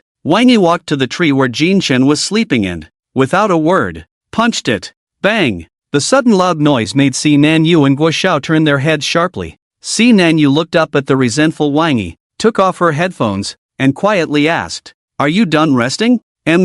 Although Wang Yi had a sour expression towards others, he was relatively gentle when facing someone of the same level. Si Nan Yu nodded and slowly got up. Then I'll wake Jin Chen. With that, she cupped her hands like a trumpet and softly called out to the sleeping Jin Chen above. Jin Chen, wake up! Jin Chen, wake up! Are you kidding me? Hearing the mosquito-like call, Wang Yi's mouth twitched. Then he said, I'll wake him up. Asterisk cough cough. Asterisk Wang Yi smirked mischievously, then gathered his energy and shouted loudly, wake up! Whoosh! The massive sound wave made the leaves above tremble. Yet even so, Jin Chen showed no sign of waking. Wang Yi frowned and shouted several more times, nearly turning himself into a windbag. But throughout it all, Jin Chen didn't even twitch an eyebrow. truly the god of sleep. Sinan Yu blinked inside. You should say, truly the lazy bum, Wang Yi retorted coldly. That's the lazy kid. Sinan Yu frowned. He's just a lazy bum. Not only is he lazy, but he's also a useless bum. Wang Yi gritted his teeth, recalling Jin Chen's actions today. Just as they were arguing, Guo Xiao walked over, raising his hand and quietly said, how about I give it a try? You think you can? Monkey. Wang Yi glanced back, scanning Guo Xiao from top to bottom, his disdain and skepticism evident in his eyes, as if in his view, everyone in the world, except those at the same level, were merely monkeys with human-like traits, unworthy of being called humans. I should be able to. Guo Xiao felt a chill run down his spine under Wang Yi's scrutinizing gaze. This kind of contemptuous appraisal would make anyone uncomfortable, let alone Guo Xiao, who had grown up with a silver spoon in his mouth. Then give it a try. Wang Yi coldly agreed, as if granting Guo Xiao some kind of reward. No need. At that moment, Jin Chen climbed up by himself, groggily lighting a cigarette. I've already been woken up. Woken up? Wang Yi turned around, frowning as he said, you didn't wake up from all that noise just now, but you wake up after a couple of words? Sinan Yu also looked over with some curiosity. Jin Chen lazily leaned against the tree, yawning heavily before waving his hand and saying, don't get me wrong. I wasn't woken up by the talking. What other noise is there? Wang Yi glanced around. Maybe it was the noise of prejudice, self-righteousness, and arrogance that woke me up. Who knows? Jin Chen rested his chin on one hand, looking at Wang Yi with a light smile. Wang Yi certainly understood what Jin Chen was implying. His brows furrowed, and he said in a harsh tone, what do you mean? Oh, come on, President Wang, don't make me feel small. How could I have any intention? Jin Chen quickly waved his hand, then stretched lazily and casually said, I just simply think you're an idiot. You're a Huan Yuan level, pretending to be someone important. What? Do you think you're better than others? Talking big like that, people who don't know might think you're the emperor. Ha! Wang Yi was not the least bit angry, just disdainfully chuckled. Oh, so you want to stand up for Guo Wulong? That's not what I meant. Jin Chen squinted his eyes, smiling as he spoke. I'm not interested in being a hero, I just simply want to curse you. Is that illegal? After saying that, he stood up, one hand in his pocket, the other hand gently shaking the cigarette. I think you shouldn't be so overbearing. Since you've done something that will get you cursed, then don't be afraid of being cursed. After all, there are plenty of people like me who have no manners and a sharp tongue. Yes, but it seems you've forgotten. My name is Wang Yi, from the Wang family of Beijing. Wang Yi crossed his arms, his eyes filled with contempt and disdain. Jin Chen, who do you think you are? If it weren't for your luck in awakening to Huan Yuan level, do you think you would have the right to know me? You don't even have the right to know Guo Wulong. And now you dare to lecture me? Do you think you deserve it? That's enough, kid. Jin Chen couldn't help but laugh, saying, why don't you mention that if your dad didn't put in some effort, you wouldn't even be here?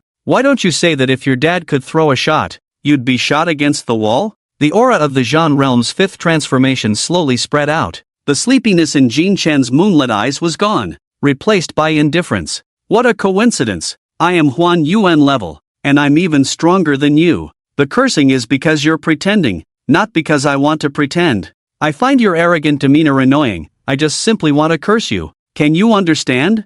I'm not someone who likes to get into trouble. The reason I curse you is that in my eyes, you're not even a trouble, just a self-righteous fool. Really? I used to think you were somewhat cute, but now it seems you're not even half as cute as Bai Zhizhi. Clang! The star-ripping order's virtual blade appeared. Wang Yi's cheek twitched, his fierce eyes fixed on Jin Chen. Stronger than me? Hey, have you lost your mind? Just then, a cold sensation pressed against the side of Wang Yi's head. Wang Yi's pupils rapidly constricted. Looking over in disbelief, he saw Jin Chen, yawning, had somehow appeared behind him, one hand around his shoulder, the other hand holding the Emoju Nu, with the crossbow aimed right at his temple. And on that tree, there was no longer any shadow, only petals falling down. President Wang, I'm not trying to make you change anything. After all, you don't share my surname, do you? Jin Chen retracted the Emoju Nu, lightly patted Wang Yi's head twice from behind, turned around, and said, your stubborn prejudice is deeply rooted, I can't change it, nor do I want to.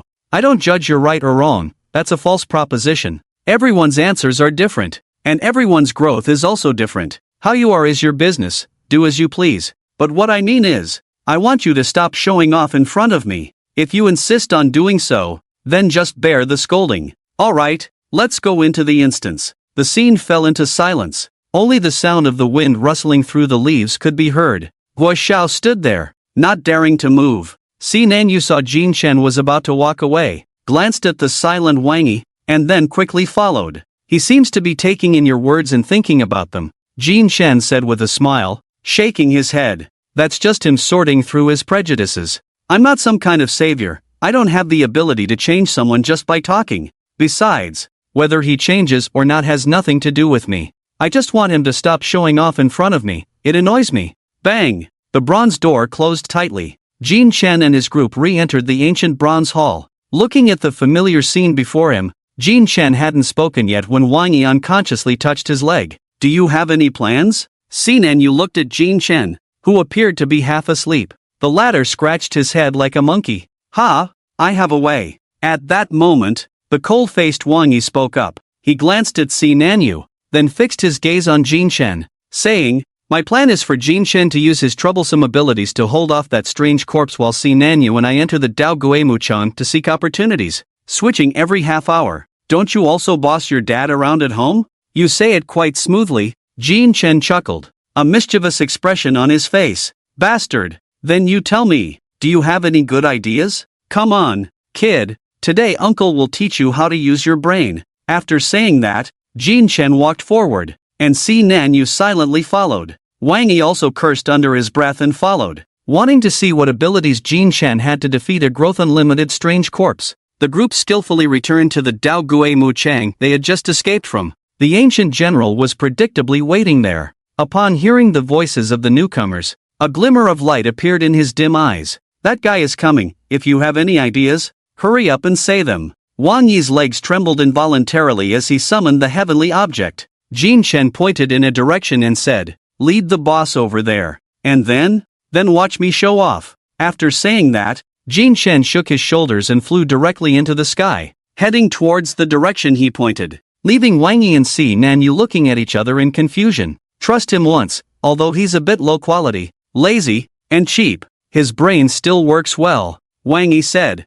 then flicked his long knife and leaped down. Just now you wanted to fight, how come you believe him now? It's really strange, Si Nanyu muttered, then jumped down as well, pulling the ancient general along with Wang Yi as they walked into the distance. 10 minutes later, on the other side, crack, these two can't be dead, right? Why haven't they come after so long? Jin Chen sat cross-legged on a massive skeleton, boredly munching on an apple. Just 3 seconds after he said that, a large cloud of dust suddenly rose in the distance. Jin Chen squinted, forming his hands into the shape of binoculars in front of his eyes, and clicked his tongue, saying, ah, Wang Yi, you really run fast. He saw Wang Yi and Si Nanyu, one after the other, wildly swinging their arms and legs, with the ancient general behind them, wielding a long spear and riding a warhorse. Jin Chen retracted the telescope, stood up, brushed off the dust on his clothes, and left behind a card before floating upwards. In the distance,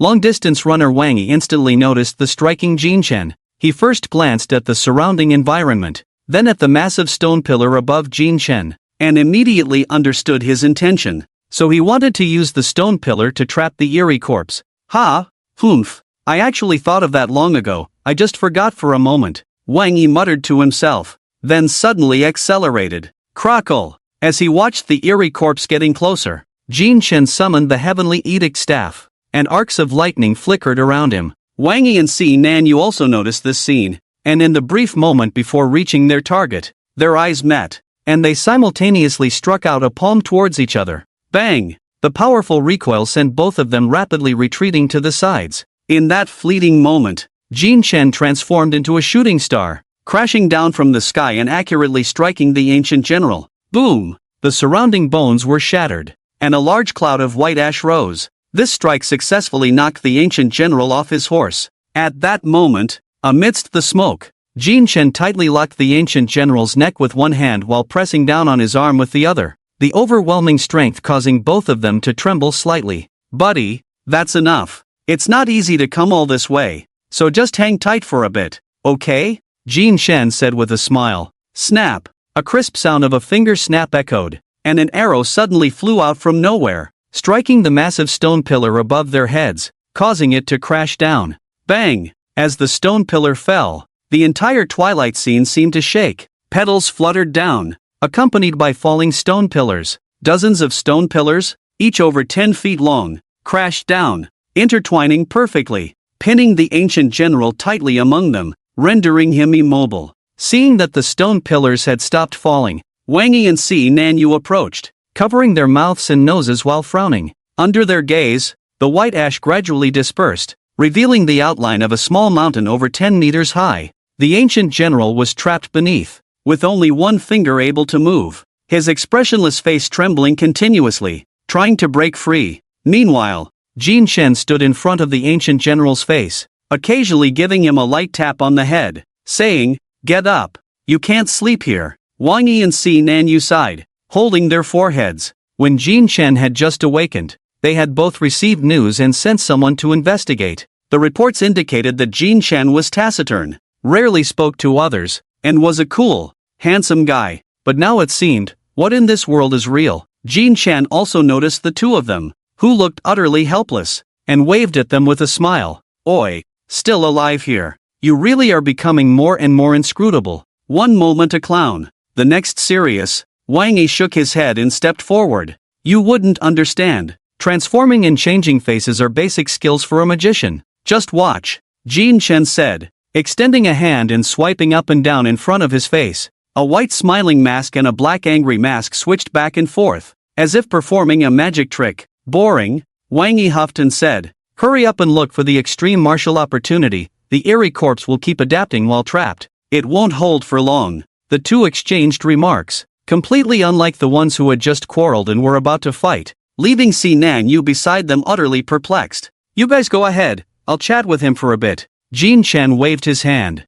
The two said no more, turned, and left. After all, time is precious, and when that strange corpse charges out again, they would truly have no other way to deal with it. Once they had walked far away, Jin Shen turned to look at the strange corpse. He squatted down, resting his chin on his hands, and smiled like a little flower as he said, You must have some wisdom, right? Let's chat. The strange corpse's expressionless face momentarily stiffened, although it was just a fleeting moment. Jin Shen captured it clearly, maintaining his previous posture. Jin Shen tilted his head and said, It's just the two of us here. Don't you want to discuss some wild and uninhibited topics that only adults can talk about? In the next moment, under Jin Shen's smiling gaze, the supposed soulless strange corpse actually revealed a strange expression. Just this casual action was enough to make Mr. Wang exclaim in disbelief. You see, the strange corpses are humans who have been dead for hundreds or thousands of years. Before they died, they generally had deep obsessions, and after being influenced by the magnetic field of the Dao Gui Mu Chang, they gained immortality, becoming thoughtless beings, eternally tireless in their attacks and killings, while also never able to be reborn. Hey, Jin Shen showed a knowing smile and then lewdly said, This topic is quite bold. Which do you think tastes better, green apples or red apples? The strange corpse's expression froze, seemingly a bit resentful, and then a hoarse, weathered voice emerged from its throat. How did you discover that I have consciousness? Well, Jin Shen pondered, stroking his chin. It was when I was close to you just now. You showed obvious astonishment. What? Are you shy being close to a handsome guy like me? As he spoke, Jin Shen pretended to shyly cover his face. That was just a moment of surprise from the falling stalactite. Alright, since you're a guy, if you really are shy, I won't talk about this anymore. But, Jin Shen paused, his deep eyes gazing intently at the strange corpse, slowly saying, Your bones should have extreme martial arts, right? The strange corpse was taken aback, not expecting Jin Shen to go from being frivolous one moment to suddenly appearing profound the next. After a while, the strange corpse slowly spoke. Yes, I do. Then why don't you just die? As a reward, I thank you. Jin Shen looked expectantly, blinking his starry eyes. I'm not that cheap. The corners of the strange corpse's mouth twitched humanly. Come on, so stingy. Jin Shen pouted. Why don't you listen to what you're saying? The strange corpse was almost laughing in anger, especially seeing Jin Shen's nonchalant demeanor. He wished he could rush out right now and tear that face apart. Jin Shen sighed. I thought you would be like the old predecessors in novels, feeling at ease seeing a descendant like me, then asking me to help fulfill some wish, ultimately selflessly passing on extreme martial arts to me. Turns out it was all a lie. Then tell me, if I asked you to help me fulfill something, would you do it? Not really. Then that's that, isn't it? The strange corpse sneered. What I'm waiting for is someone truly worth my weight. Not someone like you. Jean Chen lit a cigarette, somewhat puzzled, and said, why do you say that? I feel pretty good about myself. I'm definitely the male lead in a hot-blooded comic. Ha! The strange corpse shook his head, a hint of indifference appearing on his ghostly face. How many years have I lived? I can't even remember. The number of people I've killed is hundreds or thousands of times more than the people you've seen. What a person is like. I can figure it all out just by talking. Speaking of which, the eerie corpse smiled sinisterly and slowly said, you, kid, seem all kind and gentle, but in your heart, you are extremely hypocritical and cruel. You appear innocent and pure, your heart is clear as a mirror, yet you are exceedingly cunning and hypocritical. At such a young age, you are burdened with too many schemes, and deep down, there is a great killing intent. You cannot do it. You will not achieve great things. I'm just an innocent and pure male college student. How can you say I'm that bad? Jean Chen covered his face and said, but the moment his words fell, his voice instantly turned low, and the hand covering his face was withdrawn, revealing an expressionless face, with a hint of nonchalance. You say I am hypocritical and cruel, but I have never laid a hand on the innocent. You say I am cunning and hypocritical, but everything I do is without shame before heaven and earth. You say I have too many schemes and too much killing intent, but I have never thought of seizing anything. You say I cannot achieve great things, but have you ever considered that my very existence is already a matter of great concern for the world? Jean Chen casually raised his hand. Come on, old antique. When I was in college, you couldn't even fly a plane. What are you talking about being an old predecessor? You say hypocritical, but have you ever thought that some people are hypocritical their whole lives? Does that make them still hypocritical? Your self-righteous evaluation is not even worth listening to compared to Wang Yi's wind instrument. Everyone has their own face, and a magician has 10,000 masks. Perhaps in front of the enemy, I am the hypocritical and cruel person you speak of, cunning and hypocritical, but in the eyes of friends, I am a handsome guy, and in the eyes of the audience, I am a magician who brings surprises. What you can see is always what I want you to see. Ha! The eerie corpse scoffed disdainfully. After saying so much, do you want me to change my opinion of you? Then you think too much. The extreme martial arts of Feng Tian is something you cannot obtain. Jean Chen shook his head inside, shrugging his shoulders. Who cares about your opinion? You are not a beautiful and lovely lady. As for your extreme martial arts, do you really think I care about it? Okay, I do want it quite a bit. How about I beg you for it? Jean Chen quickly changed his expression and blinked. The eerie corpse had never seen someone so shameless and simply fell silent. So stingy. Jean Chen pouted, then walked over to the stiff and motionless warhorse, gently stroking its forehead. Seeing this scene, the eerie corpse's expression subtly darkened for a moment, but Jean Chen, who was petting the horse, did not notice. But the next moment, Jean Chen's casual remark completely shocked the eerie corpse. If I guess correctly, to kill you, I just need to attack this horse, right? The eerie corpse's eyes widened in disbelief as he looked at Jean Chen, but the latter did not glance at him, merely gently stroking the horse's head, as if he had already seen through everything, with a confident smile on his lips. Don't be too shocked just yet, you are not my audience, and throwing emotions around costs money. Jean Chen said, actually, discovering this point is quite simple. You just need to chat with you, observe where your gaze frequently lands, and with a little guesswork, if nothing unexpected happens, then there won't be any surprises. Just based on that? Jean Chen smiled and nodded. Pretty much. I was just thinking, since this secret realm only allows those at the level and below to enter, it means there won't be anything oversized in here. Some things that cannot be solved by strength can only rely on other means. For someone like you, who gets stronger the more you fight, relying solely on brute force definitely won't work. So I was wondering, where is your weak point? Is it something in the main hall, or something on you? Then I thought about chatting with you, trying to get some information. I didn't expect you to be quite good at pretending, but not very smart. In just a few sentences, you stared at this horse for a full 12 seconds, This horse isn't your partner or anything. Why are you so concerned? So, it can only be a weak point. SSH. Jin Chen let out a soft hush and then patted his chest, saying, I am the wise version of the male protagonist. I understand applause. Thanks to the Aquarius Old Waste boss for the explosive update. I really underestimated you. The eerie corpse,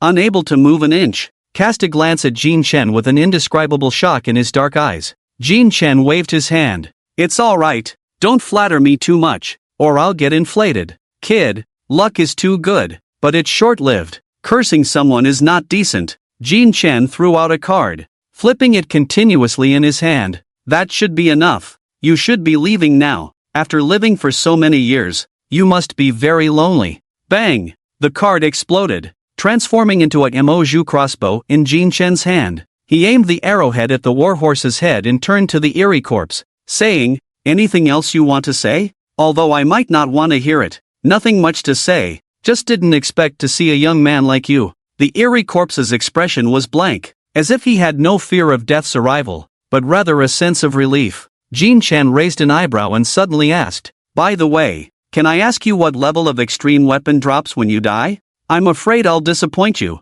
He. The eerie corpse didn't clarify but revealed an ambiguous smile, whispering in a voice only he could hear. I hope you can still live to get out. Jin Chen didn't catch the eerie corpse's last words, merely shrugged and said, if you don't want to say it, then forget it. Farewell, Mr. Eerie Corpse. With that, he no longer hesitated and gently pulled the trigger. Whoosh! The silver arrow shot through the dimness, leaving trails of black ink. To the naked eye, the eerie corpse's body suddenly became transparent at that moment, while the warhorse hit by the arrow stood there unharmed. Watching the eerie corpse flicker and grow dimmer, Jin Chen smiled and waved. By as the words fell, a strange change occurred on the eerie corpse's body, wisps of black smoke rising from its surface, its face turning grotesque, yet it made no sound. After a swirl of black smoke, the eerie corpse vanished, along with the warhorse standing beside Jin Chen. What an unexpected development. Clap. Jin Chen lit a cigarette, expressionless as he walked to the spot where the eerie corpse had disappeared, pulling out a pitch-black arm bone. This must be the bone containing the extreme weapon. After examining it for a moment, Jin Chen sat cross-legged, placing the bone in front of him, then closed his eyes. Buzz, a colorless spiritual energy vortex appeared on the surface of Jin Chen's body, the energy swirling, lifting the bone and suspending it before him. A strand of spiritual energy flowed into the bone, and in Jin Chen's mind, a faint light continuously magnified before his eyes. Then his vision shifted. When he opened his eyes again, he found himself amidst a galaxy, with a slowly rotating white vortex directly in front of him. Is this the extreme weapon of that eerie corpse? Gazing at the vortex, Jin Chen felt an indescribable sensation. Was it heart palpitations? Or something else? This feeling isn't too good. Jin Chen frowned, a forced smile appearing at the corner of his mouth. After saying that, he stepped forward, reaching the side of the vortex. After pondering for a moment, Jin Chen slowly extended a hand, placing it above. Whoosh! A powerful repulsive force suddenly surged, causing Jin Chen to uncontrollably retreat. In that instant, the white vortex dissipated, and a heart-pounding wave of energy spread outwards, sweeping across the entire space. Dazzling light erupted at the center, an invisible gale continuously blowing. As Jin Chen struggled to stand not far away, the sharp wind cutting against his skin, with both arms shielding his face, Jin Chen struggled to open one eye, peering ahead with all his might. After seeing what was in the light, he felt somewhat dazed. This is, at that moment, outside. Are you saying you saw an extremely grand bronze hall? And inside there was a strange corpse riding a warhorse, holding a spear? A serious-looking staff member asked Guo Wulong, who was reporting across from him. I only saw the hall. The strange corpse was something Chenggu told me about. I'm not too clear on it. Guo Xiao scratched his head and nodded in response. Upon hearing this, several staff members exchanged glances, their expressions grave as they began to rapidly type on the special equipment in front of them. Excuse me, please leave from this side. A patrol officer stepped forward, gesturing towards the back. Guo Xiao, still in a daze, could only nod and walk away. On the other side, several staff members were continuously checking something, and the ethereal Yu Chen seemed to sense something was off and appeared beside them. What's going on? is there a problem with the bronze hall? Jin Chen entered. The leading staff member clearly recognized Yu Chen, standing up to salute and said, "Report, it is still just a hypothesis and cannot be confirmed yet." "Then tell me your hypothesis," Yu Chen said coldly. It included the mysterious bronze hall, the silver-armored general, the moonlit warhorse, and the silver spear, all overlapping with each other. According to the detailed records, in that year, there appeared. "Sorry, I don't understand what you're saying." Yu Chen raised his hand to interrupt, saying, "Just tell me, is Jin Chen in danger?" "What is the danger?" "And estimate the probability of Jin Chen surviving." 10,000 mothers in Qi, the staff member suddenly said. If the ancient records are correct, then the bronze hall is very likely to contain a Dao deceptive twilight field, and that strange corpse could very well be the silver spear Zhu Wudao who fell in 1088 of the ancient era. If everything is true, then in this hall, there is 10,000 mothers in Qi. 10,000 trees overdue? Zhu Wudao is overdue on his mortgage? Yu Chen frowned tightly. How could he understand every word but not the whole? The staff member's face stiffened, then said, 10,000 mothers in Qi is a gas that suddenly disappeared in 1396 of the ancient era. Its function is to enhance a person's innate abilities, allowing for a qualitative leap. To put it simply, if Jin Chen refines this 10,000 mothers in Qi, even his petals would turn into a divine artifact capable of cutting through iron like mud. Do you understand? Upon hearing this, Yu Chen's face suddenly showed a hint of tension, and he quickly said, "We agreed that whoever gets it first owns it. If Jin Chen refines that overdue thing, then it will belong to him. You can't take it." "No, is that what I meant?" the staff member said through gritted teeth. "Rest assured, no one will compete with Jin Chen. What I mean is, that thing is extremely dangerous. You must know that the silver spear Zhu Wudao died because he refined 10,000 mothers in Qi. He was at the respect level. It's precisely because of this that he became a strange corpse with less than 1 in 10,000 strength." Yu Chen's expression froze, turning ugly. "Then what's Jin Chen's survival rate?" "Uncertain. It depends on him. Refining 10,000 mothers in Qi is not about cultivation level, it relies on his inner determination and belief. If he fails, he will be by 10,000 mothers in Qi, turning into a new strange corpse,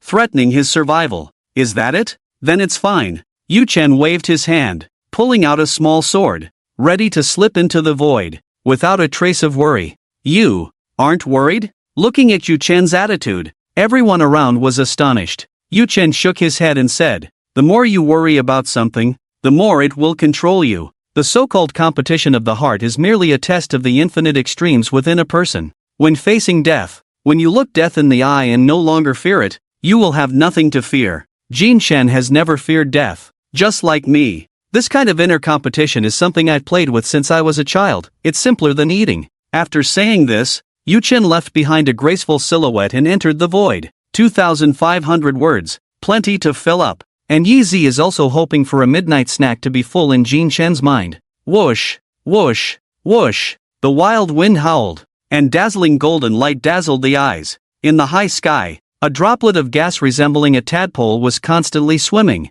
appearing transparent, as if it were gas, yet possessing substance, like an unknown material. And the heart-pounding aura was released from within. Jin Chen looked at that object in the sky, his face filled with shock. This.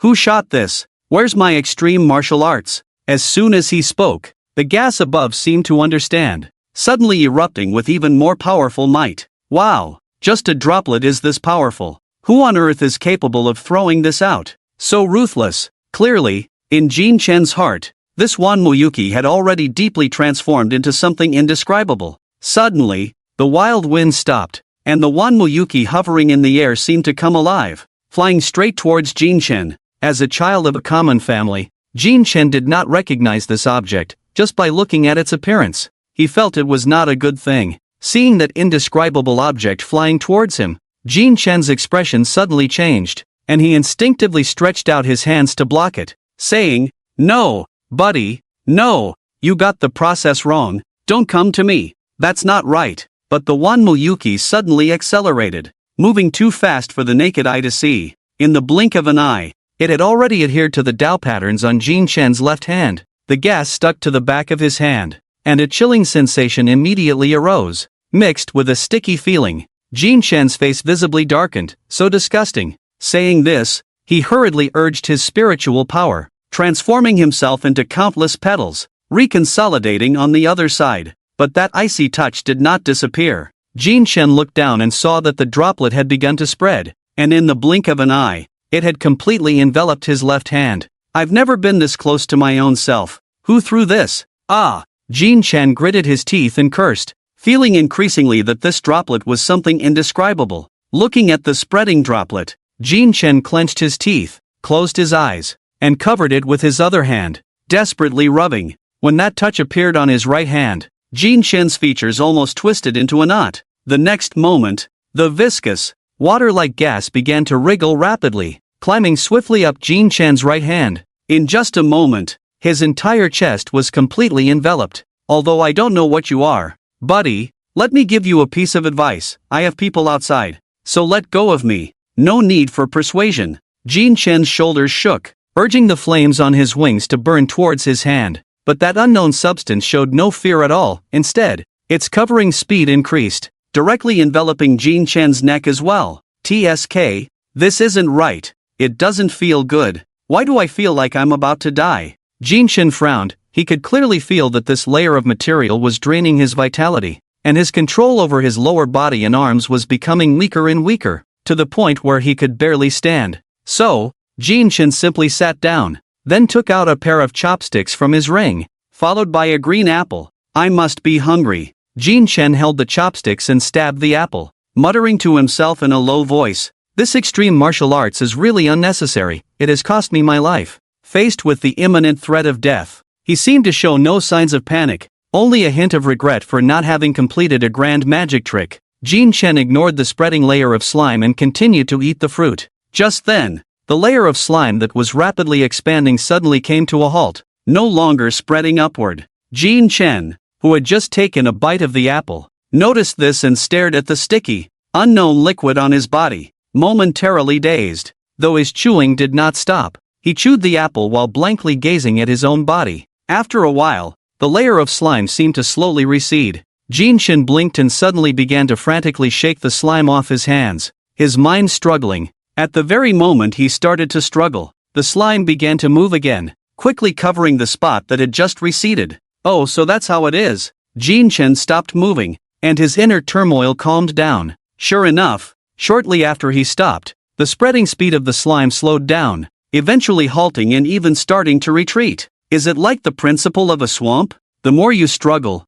the deeper you sink. Jin Shen lit a cigarette and chuckled. How cunning. This slime was different from a swamp. The dangers and self-rescue methods of a swamp were known to almost everyone, but this slime was different. If it weren't for Jin Shen's boldness and his carefree attitude, he might never have discovered the solution within it. No one would connect this drop of liquid with a swamp, nor would anyone think that this seemingly powerful substance could be so easily resisted. In this situation, those who wished to survive often ended up with death. Life and death are opposites. Living towards death. TSK, that doesn't seem right. This phrase doesn't seem to be used that way. Jin Shen lay on the ground, one hand scratching the back of his head, the other holding the chopstick stuck in the apple, continuously spinning it. Time flew by, and the apple core quickly piled up into a small hill. The layer of slime had completely receded, leaving only a small spot on the back of his left hand. Just as Jin Shen stood up, waiting for the slime to disappear completely, a sudden, intense pain surged in the back of his hand. Before he could check, the patterns on the back of his hand suddenly shone with a blinding light. Accompanying this was a piercing, excruciating pain. What's going on? The extreme agony caused Jin Shen to collapse to the ground, clutching his left hand, the veins on his forehead bulging instantly. Not only that, at this moment, the 5 internal organs and all the meridians controlled by the heavenly material also became unbearably painful, as if countless silver needles were stabbing him. Ah! Jin Shen could no longer hold back, his usually expressionless or smiling face twisted into a grimace, the veins threatening to burst forth, glaringly visible beneath his fair skin. Damn it! What the hell? The pain throughout his body left Jin Shen unsure of where to press. He lay on the ground, the surrounding starry sky turning into a white blur. At this moment, Jin Shen was unaware that this gas was altering the heavenly material, which governed the 5 internal organs and numerous meridians. As the heavenly material changed, every part of the human body would be affected, enduring pain beyond what ordinary people could imagine. Jin Chen's body trembled uncontrollably, sweat sticking to his hair, making him look utterly disheveled. Damn it, no one told me I had to suffer this too. He spat out a stream of short, shallow curses. Slap.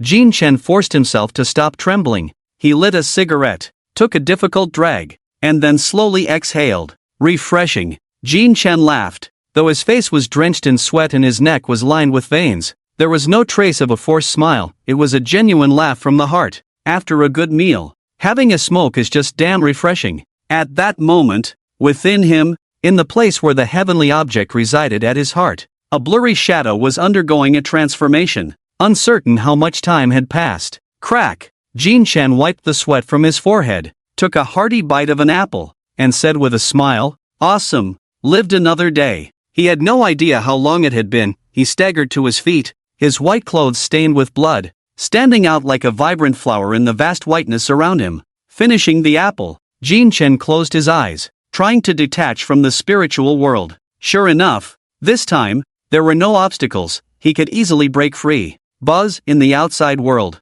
Jin Chen slowly opened his eyes and first looked at his clothes. They were completely soaked in blood, although his consciousness was in the world of the mind. The changes in his body were connected to it. After checking himself, Jin Chen stood up to stretch a bit and changed into a fresh set of clothes. After all, being covered in blood was somewhat unsettling. As Jin Chen began to perform standard colorful sunlight stretching exercises, crackling sounds echoed from his joints. He could clearly feel that his body seemed to have undergone some transformation, as if his drowsiness had lessened. Alright, maybe not less. Jin Chen yawned, scratched his face, and then waved his hand, causing petals to appear out of thin air. He gently shook one finger, and the drifting petals swayed in response. In the next moment, Jin Chen flicked his finger sharply. The seemingly fragile petals shot out like arrows. Clang! A crisp sound rang out as a visible gash was cut into a distant massive stone pillar. Just from this scene, Jin Chen clicked his tongue.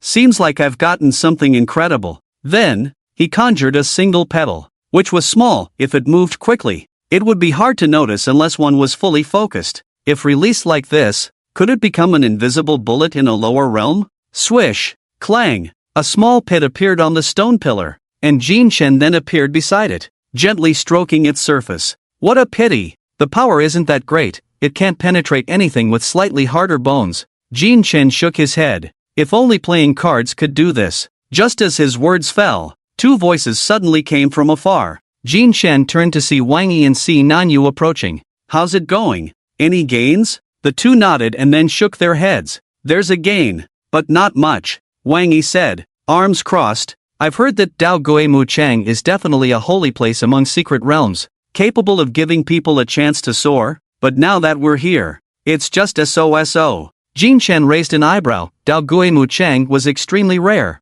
and every appearance caused a huge stir. Even the authorities would take it seriously. How could it sound so worthless coming from Wang Yi? Wang Yi noticed Jin Chen's puzzled expression and explained, it's not that I deny its value here. As long as you're lucky, you could learn high-level Earth-tier martial arts, which could really help someone soar. But I already have a few of those Earth-tier martial arts at home. Si Nanyu nodded in agreement. Wang Yi continued, moreover, I just found a skeleton with an unerased extreme martial mark. I'm quite lucky, it's a high-level Xian rank, an ancient extreme martial that has never been heard of in modern times, and its power is quite strong. However, it's not suitable for me. Overall, this is a holy land below the Huan level, and it's not suitable for us. Each of us extreme martial practitioners must perfectly match ourselves. If we disrupt our own balance just because of an ancient extreme martial, it would be a loss rather than a gain. Unless you have all attributes and no repulsion. Si Nanyu nodded in agreement like a machine,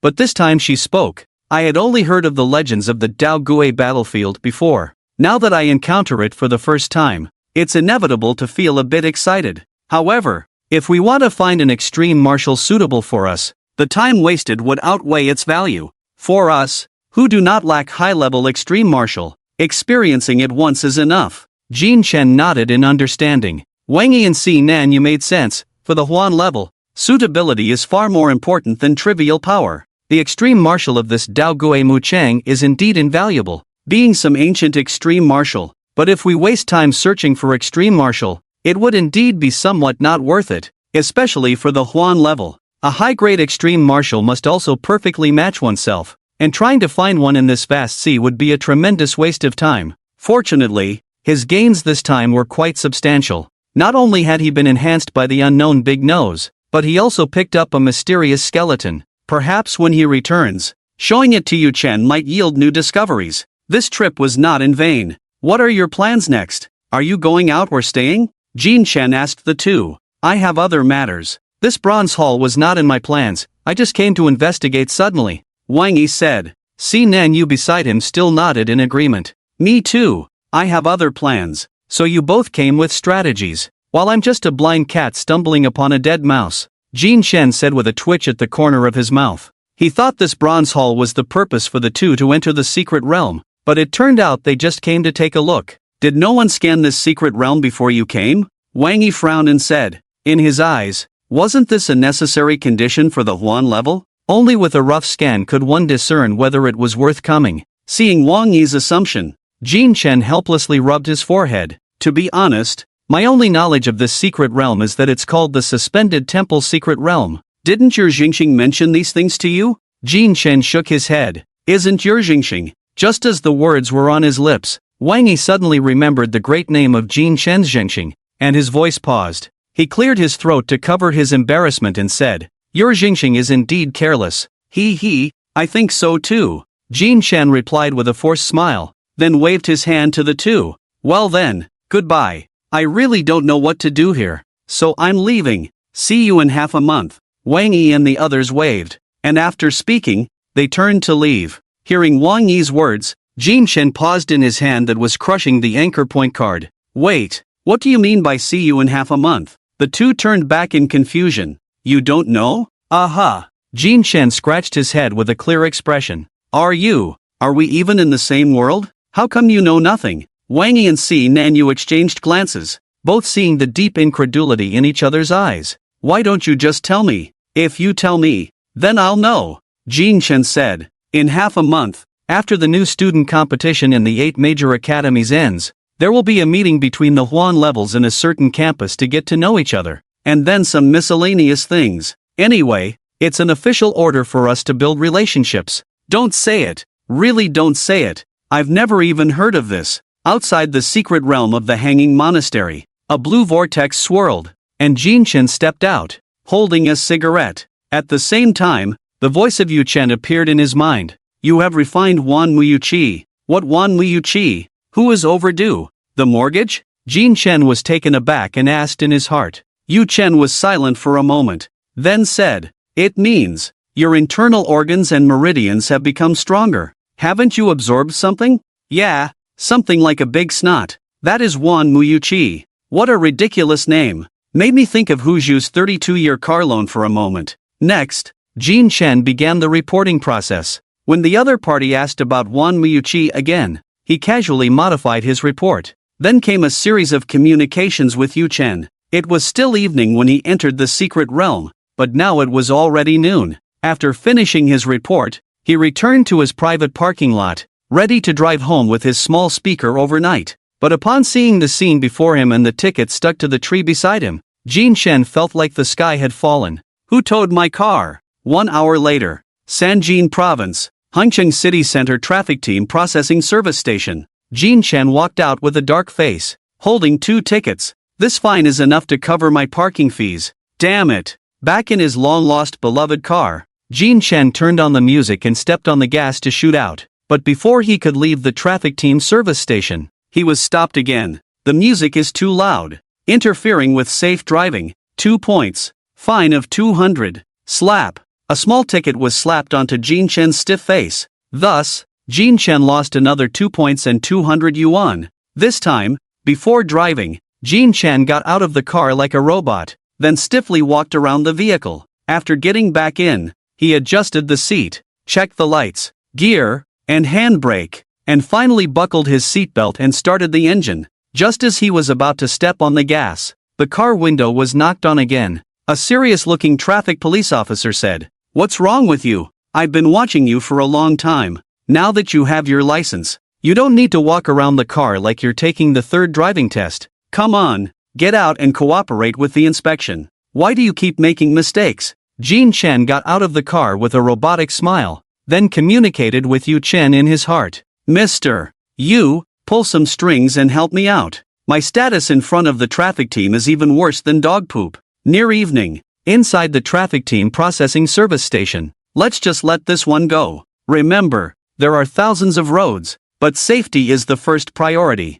You're at that age where you like to speed. So remember, in the city center, you need to watch the speed limit. Also, you can't park in undesignated areas. And don't turn the music up too loud. And don't walk around the car every time you drive. That could be dangerous on the road. Jean Chen bowed at a 90-degree angle. Thank you, Uncle. I understand. Uncle, I won't do it again. Uncle, your attitude is pretty good. Hey, you look a bit familiar. I think I've seen you on TV. Jean Chen bowed again at a 90-degree angle. Thank you, Uncle. I understand. Uncle, I won't do it again. Uncle, alright, kid, hurry up and go. How can I say a few words and make the kid dumbfounded? As soon as the words fell, Jean Chen instantly disappeared from the spot. He approached the familiar yet strange Land Rover, gently caressing the hood, and spoke with a sense of nostalgia. Why don't you drive me home? Alive, father?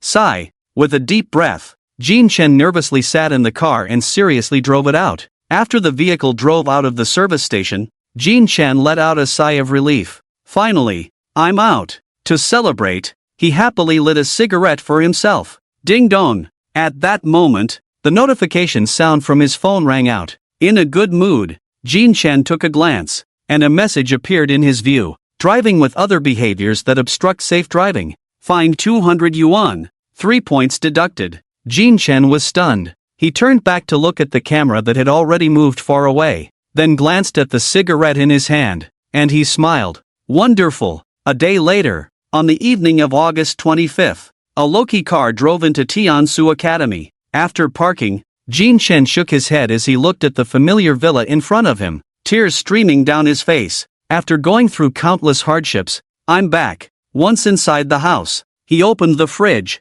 grabbed a bottle of green apple soda, and started to show off. Refreshing after finishing the soda, he went to the bathroom for a thorough wash. After all that, the exhausted Jean Chen collapsed onto the sofa, a light towel draped around his waist. Within 2 seconds, a wave of sleepiness washed over him. A few minutes later, rhythmic breathing could be heard, and Yu Chen's figure quietly appeared. He gently draped a blanket over Jean Chen and then looked at his sleeping form, murmuring, "No wonder others say you're superficial, I can see it a bit too." The clouds drifted slowly, and time passed. The next morning, the autumn weather had gradually turned cooler. It was a clear morning, and the morning sun broke through the thin mist, shining into the room. A tuft of hair stood up as Jean Chen, lying on the sofa, slowly got up, dazedly surveying his surroundings before lying back down. Jean Chen's eyes were wide open, staring blankly at the beam of sunlight in the room. The chirping of birds outside also helped awaken his mind.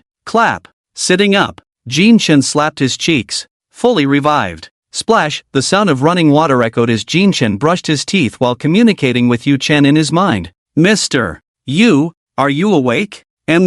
Up so early? My cultivation doesn't require rest. Then you really are pitiful. What's wrong? Is there something? Jean Chen raised his other hand and gently shook it, causing several petals to appear out of thin air. Take a look. These are the petals enhanced by 10,000 mothers in Qi. Yu Chen's figure materialized, reaching out to grab a petal. After examining it, he said, "Not bad. This is indeed a qualitative change for you. The most abundant things about you are petals and cards, and now both have become significant. It's just a pity that I couldn't find a suitable extreme weapon." Jean Chen spat out the foam in his mouth. Then, as if remembering something, a ring on his hand flashed, and a small piece of bone appeared beside him. By the way, take a look at this. I found it in the Dao Guimu field. Is it some kind of treasure? The big shots can vote or ask questions, and I will answer from the character's perspective. The voting method is to leave a comment under the corresponding character, and in the end, the one with the most votes will be chosen. Questions can also be left under the characters. Note, the word count of the main text does not count as spam. 1. Jean Chen 2. Yu Chen 3. By Gigi 4. Wang Yuchen raised his finger slightly, and the bone slowly floated up, hovering in front of him. There is an extreme weapon inside, but I can't tell what it is. Jin Chen raised an eyebrow. I tried before and didn't sense any extreme weapon inside. The owner of this bone should have been half a step into the Emperor realm. It's normal that you can't tell. Yu Chen pushed the small piece of bone closer to Jin Chen and said. Hearing this, Jin Chen paused his brushing, a bit surprised, and then understood. So that's it. No wonder the skeleton is different from the others. It won't vanish after leaving the Dao Guimu Chang. After saying this, he stored the skeleton in his ring and continued. A half-step Emperor realm is truly out of reach. It's okay, Yu Chen replied flatly, his tone cold. Jin Chen was somewhat taken aback. He turned to look at Yu Chen, who was engrossed in a novel, and said, You think a half-step Emperor realm is just okay? Mr. Yu, how strong are you really? Not sure, but I've fought a half-step Emperor realm before. The fact that I didn't die means it's just average, so you have to be killed to make it work. Ha! Jin Chen's mouth twitched, somewhat confused by Yu Chen's way of thinking. Of course, their conversation ended there. After Jin Chen finished washing up, he made himself a simple breakfast and went up to the rooftop terrace, preparing to enter a state of cultivation. Before starting, he took out the skeleton again and asked the empty void, Mr. Yu, can I cultivate this extreme martial art? As long as you want to, you can. Yu Chen's voice echoed in his ear. Without hesitation, Jin Chen waved his hand decisively. Learn it. A half-step Emperor Realm's extreme martial art is definitely awesome. Not necessarily. The extreme martial art inherited by the skeleton is the one its owner was most skilled at in life. So much so that it became second nature. Some strong practitioners, even when they reach the respect realm, will still use the initial attack methods they learned. Like me, Yu Chen appeared beside Jin Chen, placing his book aside as he spoke. Jin Chen sat cross-legged on the ground, his fingers unconsciously tapping his knee, and said, Then wouldn't fighting someone of the same realm be a disadvantage in terms of extreme martial arts? It's okay. I can take out someone weaker with one move, and if they're stronger, I usually run away before they notice. Generally, there's no concept of being in the same realm. What about someone with the same cultivation level as you? Just for fun. I don't need to use any earth-level extreme martial arts. Besides, even though I'm using a mysterious level extreme martial art, it's the one I'm most skilled at, allowing me to better grasp the slightest differences in battle. Jin Chen looked up at Yu Chen's serious expression and shook his head. I can't chat with you. Once you enter the battlefield, your thoughts will change to mine. Always choose opponents weaker than yourself, only then can you break through in a short time. The battlefield is not like sparring. It's not about fighting to a standstill, singing songs over drinks, or meeting like-minded individuals. It's about understanding your own role. I can kill thousands of low-level respect realm opponents in a short time, so why waste time on equal matches? As for the strong ones, leave them to stronger people. My responsibility is to create a breach in the enemy's army. Jin Chen propped his chin on one hand, tilting his head to listen, and suddenly asked, What if you are the strongest in your army? The leader? And the enemy's main force is stronger than you, what then? Make a will, raise the battle flag, and swear to fight to the death. Yu Chen paused and said, But that day will never come. I won't be the strongest in the army, nor will I be the leader. Why? They say I'm not suited to be a leader. I don't know why. I think I might know. Jin Chen's mouth twitched. Alright, enough of that. You still have a long way to go before the battlefield. Focus on honing yourself first. After Yu Chen finished speaking, he drew the skeleton into his hand and then closed his eyes. In Jin Chen's curious gaze, after a few seconds, Yu Chen returned the skeleton. Alright, I've pulled out the hidden extreme martial art. You'll discover it with a little sensing. So fast? Yu Chen nodded naturally. Otherwise, how long will it take? It's just the bones of a dead person. Even if he were here, I could make him spit it out if you wanted to learn. Mr. Yu, from this day on, I am a member of the Yu family army. Jin Chen was conquered. He raised a fist above his head and shouted powerfully, With all my passion. Who do I fight for? Only for our Yu family army. A bit awkward. Indeed. Just afraid the air would suddenly go quiet. Jin Chen scratched his head awkwardly, then took the bones. Thank you, Mr. Yu. After saying that, he hurriedly entered a state of cultivation. Yu Chen, on the other hand, uncomfortably scratched his goosebumps and sat down to read a novel. Whoosh! Spiritual energy spiraled around Jin Chen's body. Strands of spiritual energy floated out, wrapping around the small bones and lifting them up. Then, Jin Chen raised a hand, fingers forming a seal in front of his chest, and suddenly pointed at the bones. Buzz! Instantly, the bones erupted with dazzling light, a faint, colorless flow of light streaming out and entering Jin Chen's mind. At that moment, golden light flashed, as if the sound of rushing water echoed, but it felt more like crashing waves. Jin Chen's brows furrowed tightly as the information, like ocean waves, surged into his mind, causing a throbbing pain that lasted for several seconds before easing. But just at that moment, Jin Chen's eyes uncontrollably opened wide, and everything before him spun like a revolving lantern, finally stopping in a pitch-black void. Before he could finish speaking, a blinding golden light suddenly appeared in the darkness. Looking around, he quickly regained his senses and saw, in the hazy blackness ahead, ancient golden characters shimmering with the golden light. Jin Chen focused his gaze and unconsciously muttered, Wusher seal, the rank derived from the learner, created by an all-attribute emperor-level expert from the ancient era. The rank and strength of the Wusher seal depend on the learner's own attributes. The more attributes one has, the higher the rank and stronger the power. 9 attributes: wind, fire, water, earth, wood, thunder, ice, light, dark. There are 7 styles of the seal, each style interlinked, complementing each other. When the 7 styles are perfected, the 9 elements unite, capable of shifting the stars and extinguishing the sun and moon. However, it must be noted that the Wusher's 7 seals require reaching the Zhan realm to cultivate. One style can be learned at each major realm, and if one forcibly cultivates and uses it, they will suffer the consequences. First style, wind attribute, Xingfeng seal. Half a month later, on September 9th, in the Qingyue mountain range, ancient trees lush and endless, by a waterfall deep in the mountains, a young man in white stood at the center of the lake before the waterfall. Clap! With hands pressed together, spiritual power surged, a blue vortex flowing around him. Jin Chen squinted slightly, and after a moment, suddenly opened his eyes. In an instant, all the spiritual energy erupted from his body like a flood. Under this surging spiritual power, the calm lake surface beneath Jin Chen also began to boil, occasionally bubbling up. Whoosh! Spiritual energy flowed, forming a massive vortex that continuously gathered towards Jin Chen's palms. Just as the last trace of spiritual energy entered his hands, Jin Chen suddenly moved. His palms pressed together in front of his chest, then forcefully pushed outward. Ding! A crisp sound rang out as a blue extreme martial array appeared before him,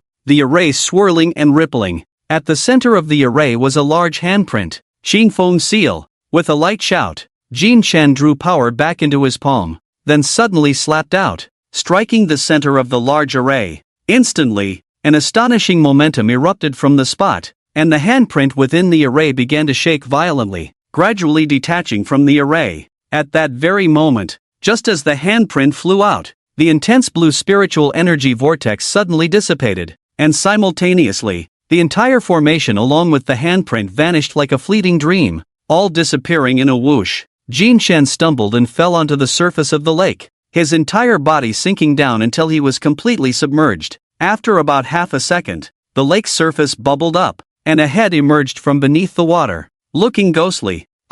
Jin Chen let out a heavy sigh. Then, sensing his own exhaustion, said, even if I exert a bit of effort, my fart would be more powerful than this. The space rippled, and Yu Chen appeared beside him, saying, your cultivation level is too low. The first step of extreme martial arts is to use spiritual power to condense a formation embedded with a handprint. The Zhan realm can't yet use spiritual power to manipulate objects. Wait until you break through to the Chen realm and try again. The key point is that it says in extreme martial arts that one can cultivate in the Zhan realm. Jin Chen wiped the water off his face and said, is there a problem? Yu Chen glanced down at Jin Chen. Did you not succeed in your cultivation? I can cultivate, but I can't use it, right? Jin Chen raised his eyebrows. Why the hell are we playing word games? Jin Chen shook his head and didn't come out of the water, he just started swimming. Since returning from the Hanging Monastery secret realm, Jin Chen had been cultivating the Wusher seal for the past half-month.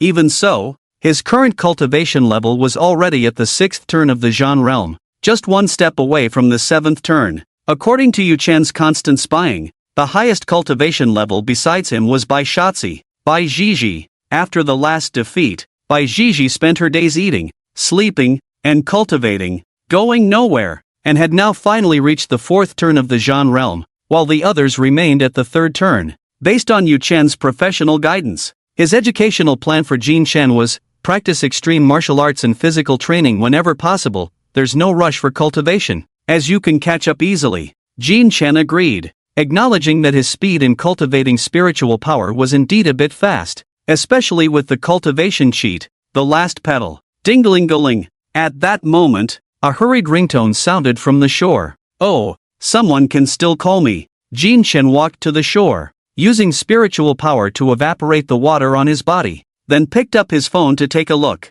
Hello. Ahem. Jin Chen. This is Marquis Ma. Oh, I'm Jin Chen. I am the vice president of Tiansu Academy. Jin Chen paused his apple-eating action, glanced at the incoming call on his phone, then looked at Yu Chen beside him. The latter nodded in response. Oh, hello, Vice President. You called me to. Jin Chen changed his tone. Just wanted to ask, have you set off? Set off? Where to? Jin Chen said while munching on the apple. Hua Yin. Wushuang Tianfu? Wushuang Tianfu. One of the 8 academies? What for? To meet with the other Huan levels? Didn't that idiot Yu Chen tell you? Jin Chen's hand froze, and he thought to himself, damn, I forgot. Oh, I've set off. I'm already on the way. Ha ha ha, I'm driving, and my driver's license has only a few points left, so I won't talk more. Vice President. Bye. Jin Chen hurriedly hung up the phone and then turned to Yu Chen. Mr. Yu, today is the day of the 8 Huan meeting. Visibly, Yu Chen looked confused for a moment, then became awkward. He checked the time and pondered for a moment before saying, it's definitely too late to drive. So, crack, a spatial rift tore open beside Yu Chen. I'll take you. Weren't we told it wasn't allowed? Rules are dead, but people are alive. Yu Chen waved his hand and said, let's go. Jin Chen helplessly rubbed his forehead. Let's go. By the way, which academy? Wushuang Tianfu. Oh, the spatial rift closed, and the two disappeared from their original spot. In Jiang Province, Huayin City, one of the 8 academies, Wushuang Tianfu, the warm sun shone down, a gentle breeze blew, and the sky was a deep blue. Beneath the sky, there was an expansive ancient building that resembled a small town from a bygone era. Inside, the palaces were majestic, with grand residences sprawling across the land, and abundant vegetation spread between the buildings. At its deepest point, there was a square courtyard, and in the center of the courtyard stood an old, simple pavilion. The courtyard looked like a painting, with a small river flowing gently, green willows swaying, as if it had crossed time and returned to ancient times. Crack, a spatial rift suddenly appeared beside the small stream. Jin Chen, feeling a bit dizzy, stepped out, and before he could take in his surroundings, Yu Chen's voice rang in his ears. The old pavilion at the end of the corridor. Turn right, they are all there. Okay. Jin Chen rubbed his head and looked around, muttering, this spatial travel is really fast, but it's also really dizzying. As he surveyed the surroundings, the picturesque scenery made him feel drowsy. The scenery of Wushuang Tianfu was really nice. Just as he said this, he reached the corner of the corridor. It was at this moment that the familiar voice of Bai Zhizhi suddenly rang out from the old pavilion. Wang Yi, if**** your mom. Everyone can ask questions here, and he will answer Wang Yi, if**** your mom. Hearing those 6 words pronounced so clearly, Jin Chen paused. So explosive? Driven by intense curiosity, Jin Chen couldn't help but quicken his pace. He made a sharp turn and drifted to the entrance of the old pavilion. The ancient door opened outward, and Jin Chen immediately saw the scene inside. Bai Zhizhi, whom he hadn't seen in a long time, stood on the table with her hands on her hips, pointing at Wang Yi, who was sitting not far away, expressing her thoughts. Xinenyu sat in the corner listening to music with headphones on, holding a drawing board. Taisher Qingyi was sitting beside him, laughing heartily with a woman he had never seen before, along with a few other unfamiliar faces. The layout of the entire old pavilion resembled an ancient tavern, with several wooden tables and some wooden benches, for sturdy pillars supported the structure, and there was a staircase leading to the second floor at the back. From the moment Jin Chen appeared at the entrance,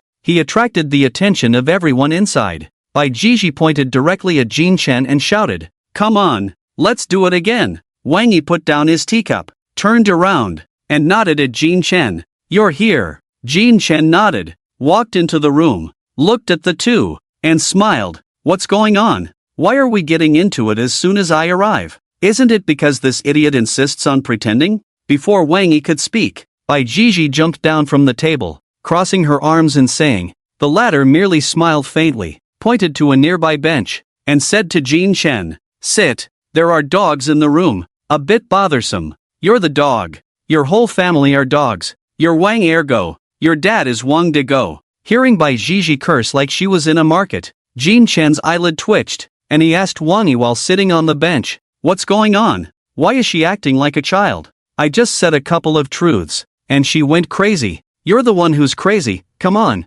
If you have the guts, let's go outside and practice. Your mom has taken you down a notch. As Bai Jiji said this, she strutted towards Wang Yi. Jin Chen saw this and stopped her with one hand while pulling Bai Jiji's neck with the other, ruffling her white hair. Bai Mao, your grandpa isn't here. Your grandpa, F*******.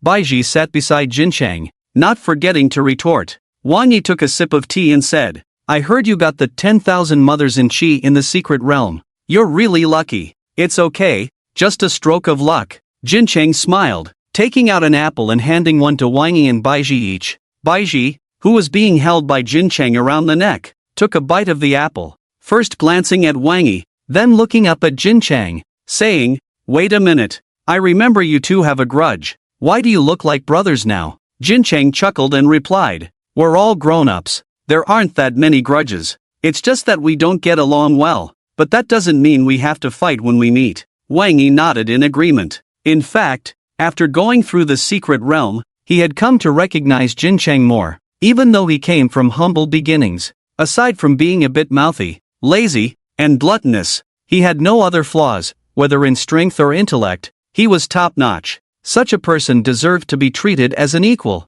Even without mentioning these things, Wang Yi came from a prestigious family, and his perspective and thoughts were relatively mature.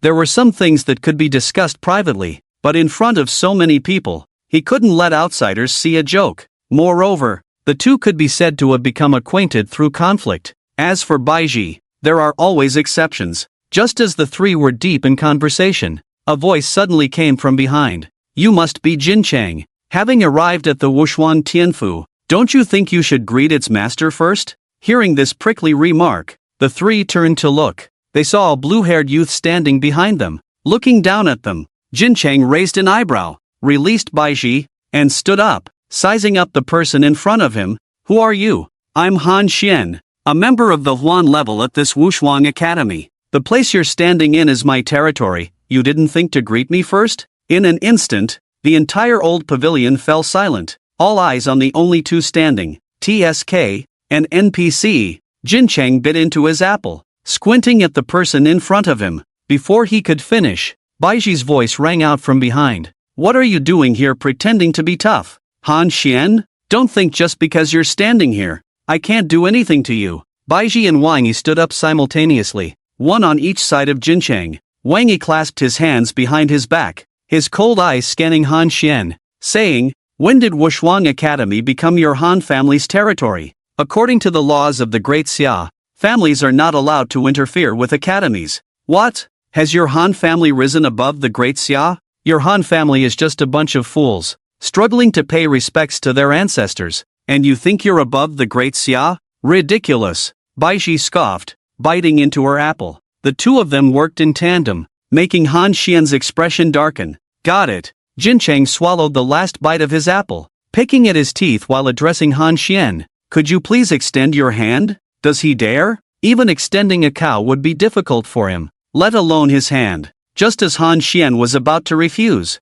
he heard Bai Ji's words. Cursing inwardly, he extended a hand, saying arrogantly, I've extended it. What can you do? Great. Thanks. Jin Cheng cheerfully placed the apple core in Han Xian's hand. You. Han Xian was about to speak, but Jin Cheng suddenly moved, kicking out sideways. Bang! Han Xian, caught completely off guard, was sent flying by the kick, shooting out through the open door and crashing into the center of the lake. A massive water column erupted, soaring into the sky and transforming into countless raindrops falling down. Do you really think I'm a soft persimmon? One after another? Talking to himself, Jin Chen lit a cigarette, then turned around and pulled the stunned Bai Zhizhi into his arms, looking at Wang Yi and saying, "Let's continue our chat." This sudden scene left everyone momentarily speechless. No one expected Jin Chen to take action directly. At the same time, this kick revealed that Jin Chen's strength had significantly increased. This guy's extreme martial arts and 10,000 mothers in Qi are very applicable. Now that you've got it, he's probably feeling unhappy and looking for trouble. Normally, he wouldn't be so reckless. Wang Yi sat back down, crossed his legs, straightened his suit, and immediately exuded the aura of a domineering CEO. Well, Bai Zhizhi hesitated for a moment while looking at Jin Chen and said, "Can you give me another apple? It's really delicious." Jin Chen was not stingy and directly pulled out a bunch of apples, stuffing them into Bai Zhizhi's arms. "Eat up, you little glutton." Character profile for the first issue, not counted in the main text, not filler. Can be skipped. Character, Jin Chen. Age, 18 years. Birthday, unknown. Jin Chen never celebrates his birthday. Cultivation, Zhan Realm. 6th Transformation Academy, Shangjing City. Tiansu Academy. Heavenly Object, Huan En Sequence Garden. Feng Tian. Extreme Martial Arts, Advanced Qian Level. Wings of Peace. Unknown Level. Primordial Seal. Current external evaluations and nicknames: Magician under the Sea of Flowers, Virtual Guy, God of Sleep, Dog Stealer, the Strongest Genius of the Century, Lucky Guy, Male God, Traffic Team's Big Brother. Interests: Magic, Sleeping, Green Apples, Green Apple Soda. Special Skills: Exceptional Sleeper, Exceptional Eater, Magic, Cultivation. Favorite Food: Green apples. Disliked food: bitter melon, because it's also green but not tasty. Source of stress: lack of sleep. Question session: why do you like eating green apples? Jin Chen on the chair stroked his chin, pretending to think, and replied, "At first, it was because that was all I had to eat, but later I was captivated by the taste. It's really delicious." How many apples are really in your ring? Because every time I return to the academy, I buy a lot, so I probably can't count them all, Jin Chen said while checking his ring. Do you prefer your dad or your mom? Jin Chen's eye twitched. I don't have either. Are you the living king of hell for asking this? What is a real magic performance? Well, Jin Chen organized his words and slowly said, "This is a real magic performance. Do you think the matchmaker is really foolish? What kind of question is this?" Jin Chen helplessly rubbed his forehead. "If I had to answer, there's still a drop left. How many petals have you turned into? That depends on how much spiritual power I have. After all, the petals are produced by spiritual power. The more I have inside me, the more petals I can turn into," Jin Chen said while munching on an apple, then asked, "Hey, how many more questions are there? I want to sleep." Currently, you don't have many fans, so there are no more questions. For a moment, I don't know whether to be happy or depressed. Author's response section. Question: does Jin Chen know he is handsome? A. Yes. And he is a bit narcissistic. Question: who is the strongest character currently appearing in the text? A. The one sitting in the red chair of the Prime Minister's office in Shangjing City. Question: how long does Jin Chen need to sleep in a day to feel it's enough? A. 15 hours. Question: if full marks are 10 points, what are Jin Chen's looks and temperament rated? A. 4 looks. It's 9. 5 points. As for temperament, it depends on the situation. In daily life, it's about 4 points. After all, a pair of dead fish eyes and munching on apples anytime won't attract girls too much. But when performing magic, the temperament would be 10 points. Question: who gave the nickname Virtual Guy? A. Bai Zhizhi is wildly posting on the forum and has gained public recognition. 5. Question: is Bai Zhizhi really that foolish? A. No, he is just very naive, like the male protagonist in a passionate manga. Actually, there is a bit. 6. Question: has Jin Chen ever liked a girl? A. Not that we know of so far, but if the green apple turned into a girl, he might fall for her, though we all know that's impossible. End of the first character formula book. Next character selection, not necessarily appearing frequently. 1. Yu Chen 2. Hu Zhu 3. Bai Zhizhi 4. Wang Yi 5. Tai Shi Qing Yi 6. Qingping Wei 8. Great Academies. Wushuang Tianfu. Old Pavilion in the Lake. The sky is clear, the breeze is gentle, and the lake water splashes down drop by drop, creating countless ripples. A hand reaches up from beneath the lake, suddenly pressing against the surface, dragging its entire body up. Han Xian's expression darkens, and he whispers through clenched teeth, "Jin Chen, you're looking for death." As soon as the words leave his mouth, a light flickers in his eyes. What is that? Han Xian looks down, and his face changes drastically. He sees a silver card appearing on his chest, which is glowing with a blinding light. As a fellow Huan Yuan level,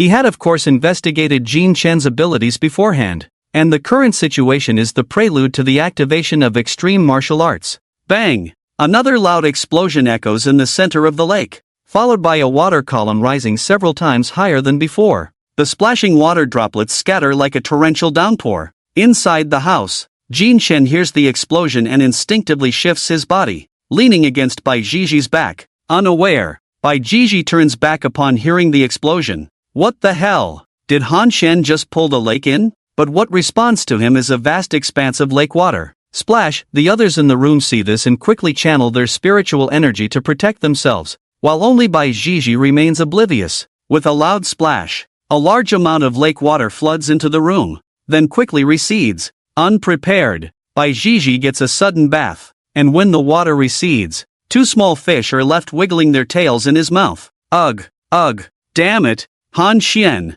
I'll kill you. Bai Jiji pulls the fish from his mouth and carefully tosses them back into the lake, then looks up and starts cursing at Han Xian, who has fallen to the bottom of the lake. Just as Bai Jiji stands at the railing, shaking his fist and cursing loudly, a kindly old man approaches, waving his hand at Bai Jiji, saying, "All right, young Bai, go back inside. I can hear you cursing from far away." Bai Jiji turns to look and, upon seeing the old man's face, immediately drops his raucous demeanor, respectfully cupping his hands and bowing. "Old Zhou, what brings you here? Ha ha, I'm surprised you still remember me. If I don't come, how can I keep you rascals in check?" Old Zhou chuckles, then waves his hand. "Come inside and chat. What are you doing standing at the door?" Okay. Bai Jiji obediently agrees and follows old Zhou into the pavilion. Upon seeing the old man enter, everyone in the room, including Wang Yi, stands up, bows, and greets old Zhou. Yawning, Jin Chen also hurriedly mimics the others, standing and bowing, but the old Zhou he intended to say turns into due to his yawn. Old Zhou smiles kindly at Jin Chen, then walks to the deepest part of the room and slowly sits down on a stool, saying to everyone, "Don't be formal, come, sit." As they sit down, Jin Chen looks suspiciously at the extremely obedient Bai Jiji beside him and quietly asks, "White hair, who is this person that makes you so well behaved?" Bai Jiji, with an unchanged smile, leaned her head close to Jin Chen and whispered, "The second in command of the Prime Minister's office in the capital, Zhou Huadong, is an incredibly impressive person. Not to mention me, even my father has to be respectful in front of him, not daring to let out a single fart." "Oh, a big shot," Jin Chen said, somewhat surprised. He thought today's meeting was just a casual encounter, but he didn't expect the second in command of the Prime Minister's office to be present. The second in command of the Prime Minister's office in the capital, from another perspective, is essentially the second in command of the entire Great Xia. How terrifying. No wonder President Wang is so respectful. Wang Yi glanced at Jin Chen, who had made the remark, and said expressionlessly, "Bai Jiji's words may be rough, but they are not unfounded. Even my father needs to be respectful when he comes. This person deserves the respect of everyone in Great Xia, both for his strength and contributions." Jin Chen nodded in understanding, suddenly recalling that Yu Chen also came from the Prime Minister's office in the capital, so he began to communicate with him in his mind. "Mr. Yu, do you know this person? Do you know why he is here this time? I fought him a few years ago. Who haven't you fought?" "You, I don't have that kind of luck." Communication was ineffective,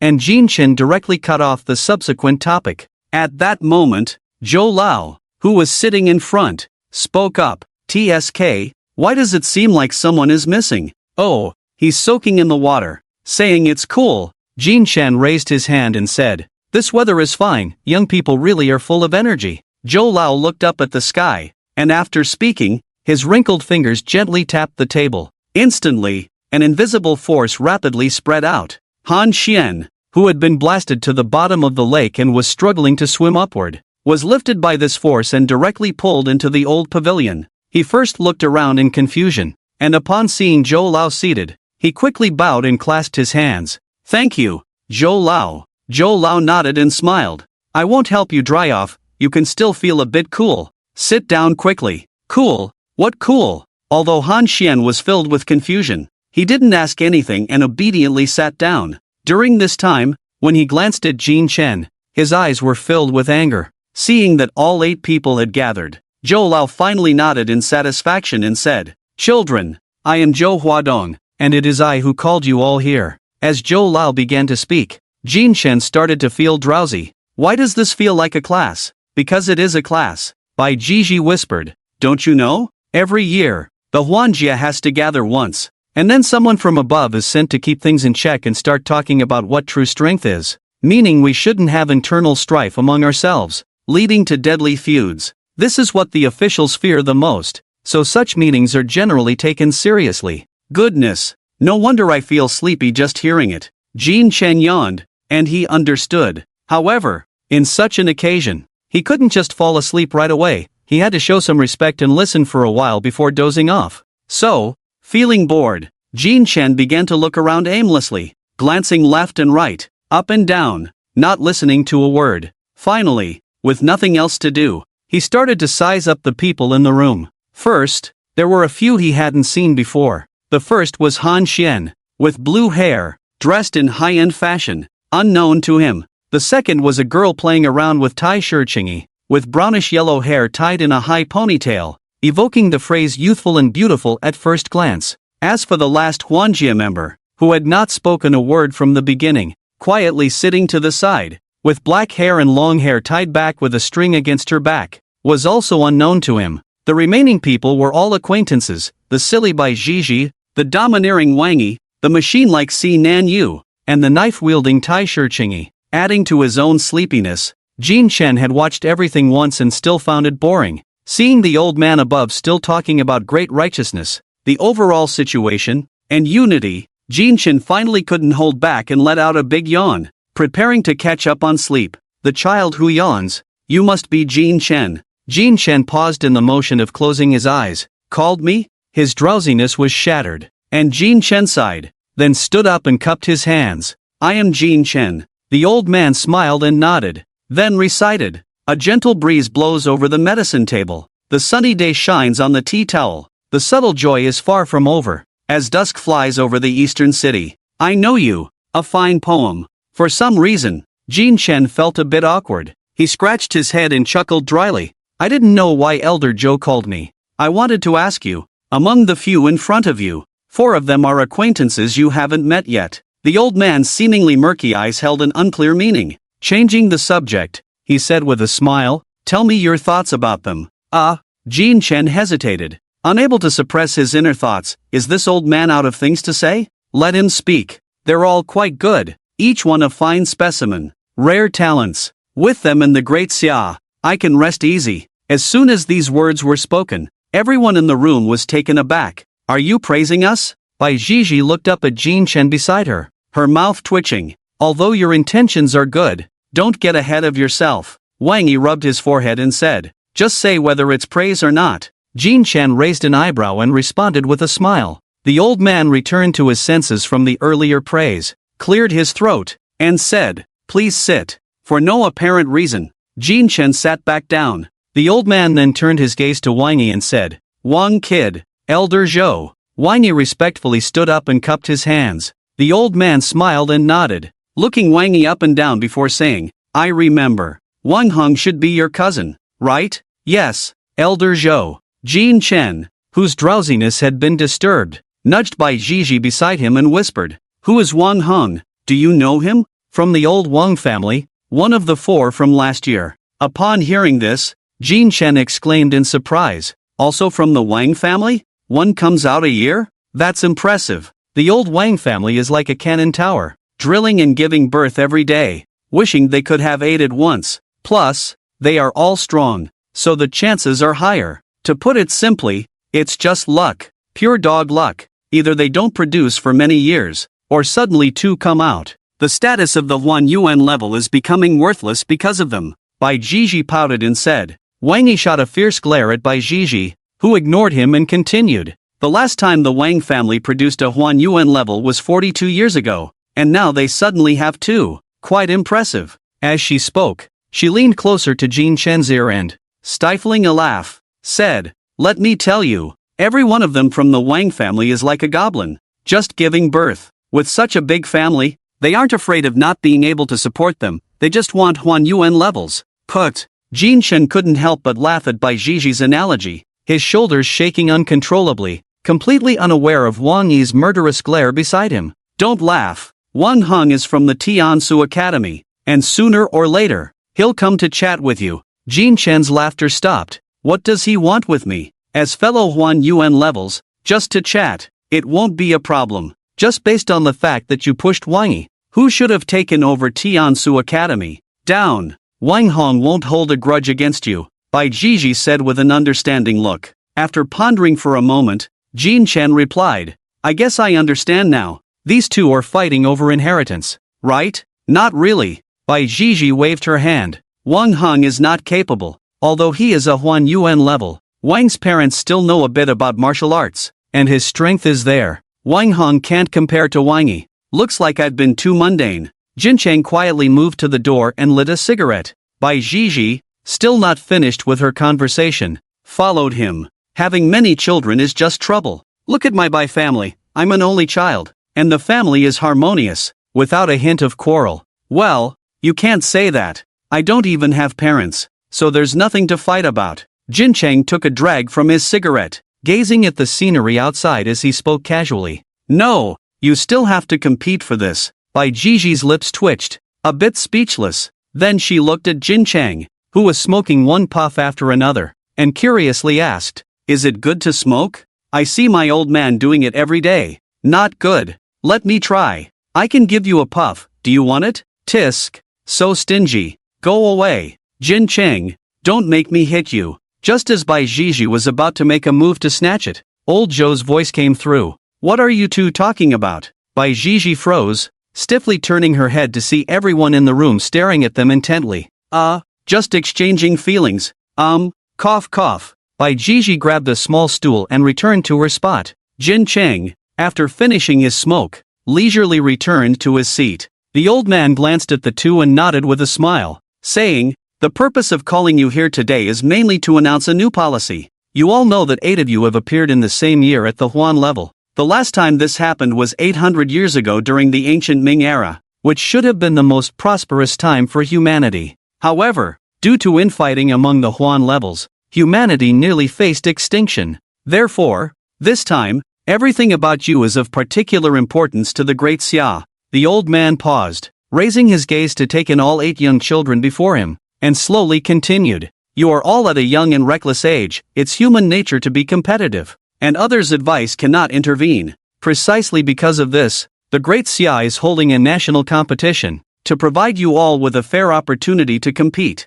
As Huan-level beings, you should be acutely aware that when you step onto this path, your future has already been stripped away. You will head to the battlefield to fight for humanity. Before that, the country can do everything for you, but the premise is that you must be able to survive to meet the conditions to enter the deceptive battlefield. It's easy to dodge a direct attack, but hard to guard against hidden arrows. Your heads are targets for many, and you should know this better than anyone. There are 3 years until the national competition, and before that, the country has new arrangements for you." The several Huan-level individuals exchanged glances, and even Jin Cheng listened with interest, curious about the country's so-called arrangements to protect the Huan level. He wanted to see what changes could completely erase the grudges among the Huan levels. Half an hour later, in the capital city, at the Prime Minister's office. Inside the office, Zhou Huadong was reporting to the old man across from him. The old man in the red chair lightly tapped the table, unable to suppress a laugh after hearing the report. "These little guys, ha ha. I don't know when it started, but clearly they are siblings, yet they hold grudges and are harsher than people from other races. It's unavoidable. These children are still in their naive years, yet they enjoy the greatest praise in the world. Some people's mindset will inevitably change during this process, and in the end, each one will have a mentality more powerful than that of the King of Heaven, always thinking about competing." Zhou Donghua couldn't help but laugh at this. "We went through the same thing. In the end, it was the teacher who gave us an impossible task that humbled our arrogance. Don't they like to compete? Especially those 2 little brats from the Han and Wang families. They are the most arrogant. Let them go, and I'll see who has the ability. The old man snorted lightly, then asked, "How's the South investigation going? We've already caught a whiff of it." "Stop it." The old man waved his hand. "Let these little brats go. Split them into 2 groups. No one should be idle. Everyone get busy.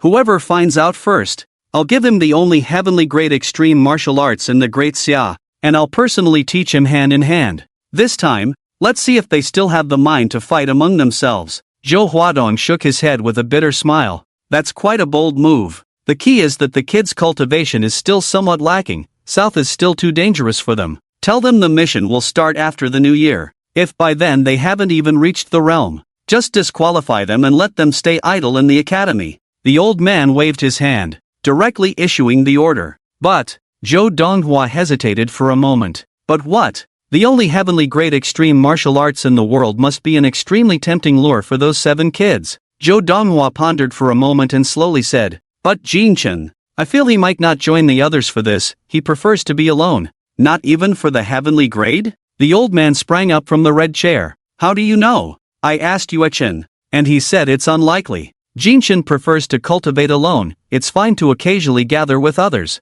but if they stay together too often, it doesn't work." Zhou Donghua shook his head as he looked at the agitated old man. The last one to refuse the heavenly grade extreme martial arts was that fool Yue Chen. What? Now it's his protected star's turn? The old man seemed to recall some unpleasant memories, hands on his hips, skeptically saying, "I don't believe it. There can't be 2 Yuchens at the same time. Go find out what Jin Chen wants, what he needs. In my vast Great Xia, I don't believe there's nothing that can move him." At this moment, on the roof of the old pavilion. "So, what old Zhou means is to tie us together and then carry out the mission." Jin Chen frowned, took a bite of an apple, and said in confusion, "What's the point of that? Does he think this can change the internal strife among the realms?" Sitting beside him, Yue Chen countered with a question. "Do you know why there's never internal strife among the realms on the Dao Deceptive battlefield?" Jin Chen lay on the roof, unconsciously tapping his fingers, and said, "Because they have witnessed the true horror of war and realized their own naivety?" After saying that, Jin Chen paused his fingers and continued, "No, you must mean that fighting together and facing difficulties would create feelings similar to comrades? I think that's wrong." Jin Chen shook a finger. Looking at the clear sky above, he slowly said, "If we are tied together, then there will also be interests tied together. Internal strife is ultimately internal strife. It's not a century-old hatred between races. So-called internal strife is merely a disagreement on fundamental interests. On the battlefield, the fundamental goal of all humans is always to annihilate the alien races. So things like internal strife are extremely rare. One could say they are completely non-existent. But here, what could possibly make 8 realms work together? Putting aside grievances to strive for?" Jin Chen's expression was blank as he looked at the apple in his hand, his mind racing. Extreme martial arts. The heavenly extreme martial arts. And these are precious extreme martial arts that are not found among these families, only available above. Enough to tempt these deeply rooted realm-level individuals. Jin Chen suddenly said something, and then quickly looked at Yu Chen, who was reading nearby, and asked, "If I'm not mistaken, does the official have a super powerful extreme martial art? Like the heavenly level?" Yu Chen, who was called out, thought for a moment and replied, "It seems there is." "Then I'm right." Jin Chen smiled and said, "I should know their purpose now. First, they want us 8 to split into 2 groups, which allows for better observation and reduces internal strife. Then, they will send these 2 groups to carry out an impossible task, and the reward for this task will be the heavenly level extreme martial art, which is enough to drive even the Huan level crazy. This way, everyone's goals will align, and since we are split into 2 groups, we won't waste time hindering the other group. The temptation of the heavenly level is irresistible. Petty grievances are insignificant in its presence. The reason for choosing an impossible task is to keep the Huan level from stopping until the national competition begins. Until then, the Huan level will be racking their brains for the heavenly level, leaving no energy to fight for first place, thus avoiding internal conflict. In the end, when the national competition starts, the Huan level will face the grandest stage. Here, the goal returns to the starting point. The first goal of the Huan level, the first position, will be achieved under the organization of the officials. After it's over, the rankings will be set. The winners will focus on cultivation to maintain their first place, and the losers will work hard to improve. All the Huan level will settle down, and the so-called internal strife will come to an end. However, the heavenly level extreme martial art that initially made the Huan level give up fighting is still in the hands of the officials, waiting to become the reward for the next task. Thus, the whole cycle is completed. As a cigarette burned out, Jin Chen's speculation came to an end. Then why not just have you all fight it out now? Jin Chen shook his head. The so-called first place must be the first in the world, not just in one's own eyes. Only the national competition has that qualification. It has become a form of proof. I don't get it. It's human nature. Because they are human, they have such thoughts. To put it simply, people are just a stroke and a dot. 2 strokes at most. 2 strokes? 2 idiots. Ding dong, a message came through on the phone, and Yu Chen picked it up to check. Oh, you can use a phone? Jin Chen reclined on the rooftop with his legs crossed, hands behind his head, squinting his eyes, feeling a bit sleepy. Yu Chen looked at the message on his phone and said, I know a little, I just look at ebooks sometimes. It's from the Prime Minister's office, telling me to inform you that the final task has been confirmed. The 8 Huan level members will form teams of 4, and those who complete the task first will qualify to learn the heavenly level extreme martial art, personally taught by that individual. The task will commence on the 8th day of the Lunar New Year next year, with the code name 0. After saying this,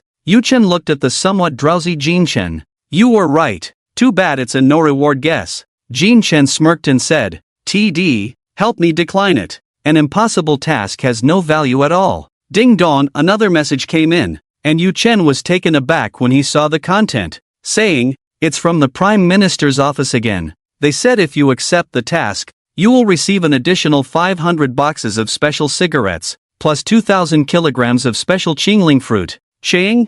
Fruit? What is that? Jin Chen sat up, intrigued. A type of specially cultivated green apple that can restore spiritual and physical strength. Truly filling. Yu Chen thought for a moment and said, there are actually such treasures in this world. Jin Chen's eyes sparkled with unprecedented excitement as he said, can it be bought on the market? Sure. But there will be a noticeable difference in taste compared to the special supply. There are many kinds of special supply spirit fruits, generally used to provide for frontline personnel who enjoy these. They are carefully cultivated by the state, and whether for taste or effect, they are much better than what's available on the market. Forget it, I actually don't want to eat that much. Jin Chen turned over, scratching his backside as he spoke. Alright, then I'll help you refuse. Yu Chen nodded. Can I taste it first? In the capital, the Prime Minister's office. Jin Chen agreed. Zhou Huadong paused, but he has a condition. Oh, the elder across from him raised an eyebrow and said, what condition? It can't be too excessive. He wants the special supply of cigarettes increased to 700 boxes and the spirit fruits to 5,000 kilograms. The elder frowned at Zhou Huadong, looking skeptical. Just this? Yes, that's exactly what he said. Zhou Huadong smiled wryly, clearly not expecting Jin Chen's request to be this. This kid must have been an apple tree in his past life, or a smoking apple tree. Wushuang Academy. Mister, you should have said you had this good stuff on you. Jin Chen held a green spirit fruit in each hand, stuffing his mouth full, and just by looking at his sparkling eyes, one could tell how much he loved this fruit. You didn't ask. I also have special supply bread, special supply tea, and other special supply spirit fruits, like bananas and such. Do you want any? No need. Just apples will do, but they have to be green, no red or yellow ones. Looking at Jin Chen like this, Yu Chen shook his head, secretly thinking, luckily, Jin Chen isn't foolish, otherwise he would sell himself for 2 pounds of apples. He also felt that Jin Chen was a bit ridiculous. Could it be that in his heart, apples were more important than the highest martial arts? But little did he know, what Jin Chen was really thinking was not like that. He didn't take on this task purely for the apples, mainly, given the circumstances, even the Prime Minister's office was going out of their way to find him things he liked. If he refused now, that would be a bit too much. What truly made Jin Chen agree was not the apples, but the attitude. The Prime Minister's office's attitude made it impossible for him to refuse. If it weren't for this matter, he could easily find an excuse to decline. But now the Prime Minister's office was offering special supply spirit fruits and special supply cigarettes, completely catering to Jin Chen's preferences. It was as if they were making it clear that he had to accept. If he still refused, it could only mean he was being foolish. Sigh. With his mouth full, Jin Chen sighed and shook his head, saying, "What a hard life. Crunch crunch. If you just spit out the apples in your mouth, it would be somewhat convincing." Yu Chen was a bit speechless, then vanished into thin air, leaving behind Jin Chen, who looked like a hamster. 10 minutes later, a small mountain made of apple cores stood on the rooftop. The sky was a clear blue, the sunlight just right, and a gentle breeze blew. Satisfied and full, Jin Chen stretched, rubbed his belly, and slowly lay down, comfortably squinting his eyes, exclaiming, "This is life." Just as he was about to drift off to sleep, a noisy commotion slowly approached from afar. "By Gigi, don't think I didn't hear what you said earlier. If I hear you insult the Wang family again, I won't let you off. I wasn't saying anything untrue. What's the matter?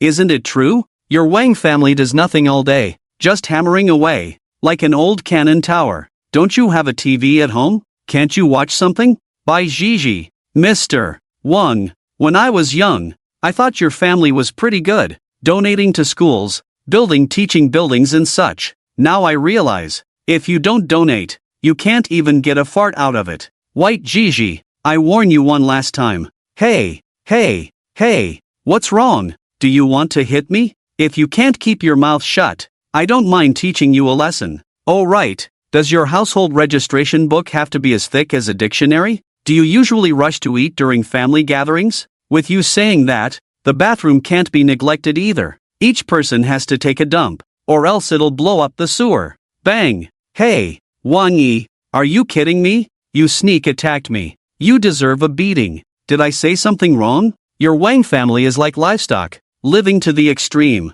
Bang! Looking for death. Do you really think I'm afraid of you? The continuous loud noises pulled Jin Chen out of his dreams. Rubbing his sleepy eyes, he slowly sat up and looked down, only to see Wang Yi chasing White Gigi with a big knife, while White Gigi's mouth was like a machine gun, spitting out words frantically. Hey, you two, the circus is over there. Hearing Jin Chen's voice, both of them stopped. Wang Yi shot a cold glare at White Gigi, then retracted his weapon and jumped onto the roof. Stare at your mother. White Gigi cursed and followed him up. Jin Chen looked at the two on his left and right, yawned, and said, "You two, don't drag me into your quarrel. I'm timid. I thought you went back. Didn't expect you to be sleeping here." White Gigi shot a glare back at Wang Yi. This little mountain and water is more comfortable to sleep in. It has a certain charm. Jin Chen pointed to the distant landscape and said, then looked at the two with some confusion. Why aren't you going back home? What are you doing here looking for me?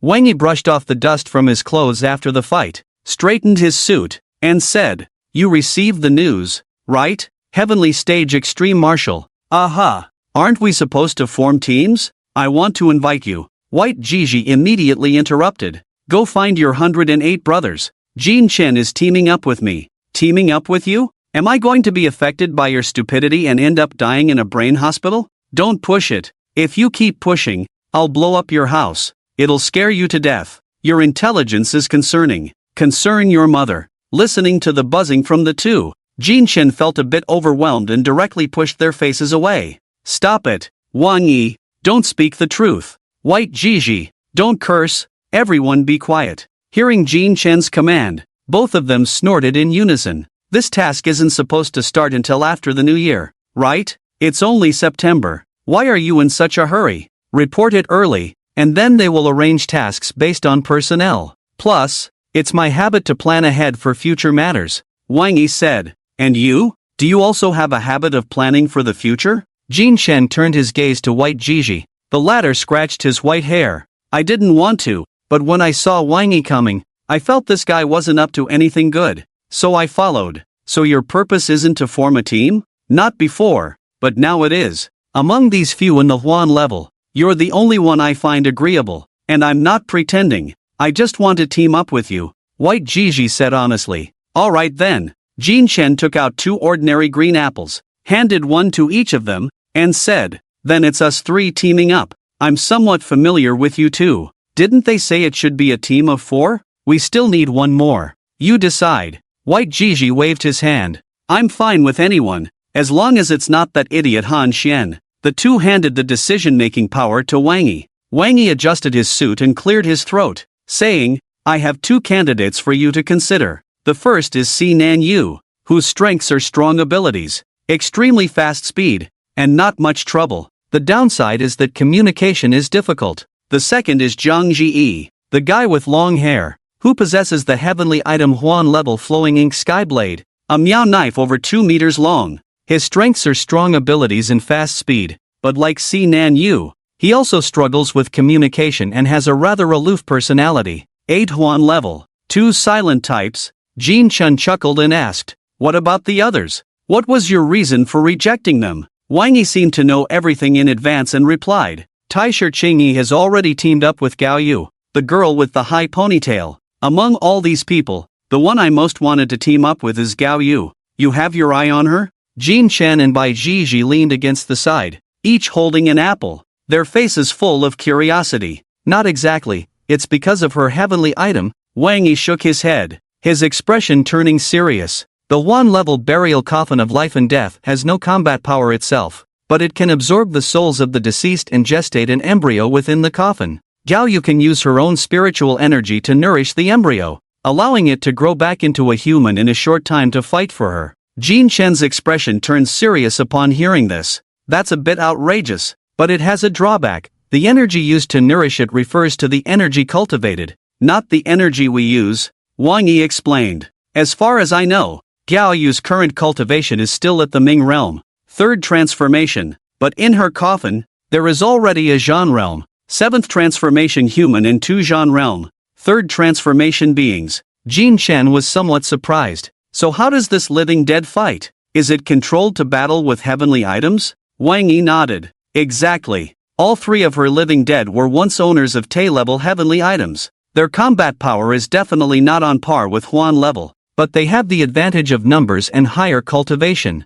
That's ridiculous, Bai Jiji interjected, picking his nose with a look of disdain. I could smash the coffin with a single blow. If they don't comply, I'll just stuff Gao Yu into the coffin and bury her. The two ignored him in unison. Jin Chen's mind flashed with the image of the girl named Gao Yu. He never expected that the most lively girl would be playing with such a dark heavenly item. Quite a contrast. Since she's already teamed up, there's no point in thinking about it. Let the last person decide your fate, Jin Chen said as he stood up, patting his backside and stretching his shoulders. Are you leaving? Wang Yi and the others also stood up. Yeah, this place feels a bit eerie. I can't sleep without something happening, Jin Chen said with a smile, then turned to Wang Yi as if remembering something. By the way, do you have a car? Can I borrow it? Why don't you ask me? Bai Jiji complained. Jin Chen glanced back at him and shook his head, chuckling. Come on, you wouldn't even pass the first driving test, how would you have a car? Bai Jiji was shocked.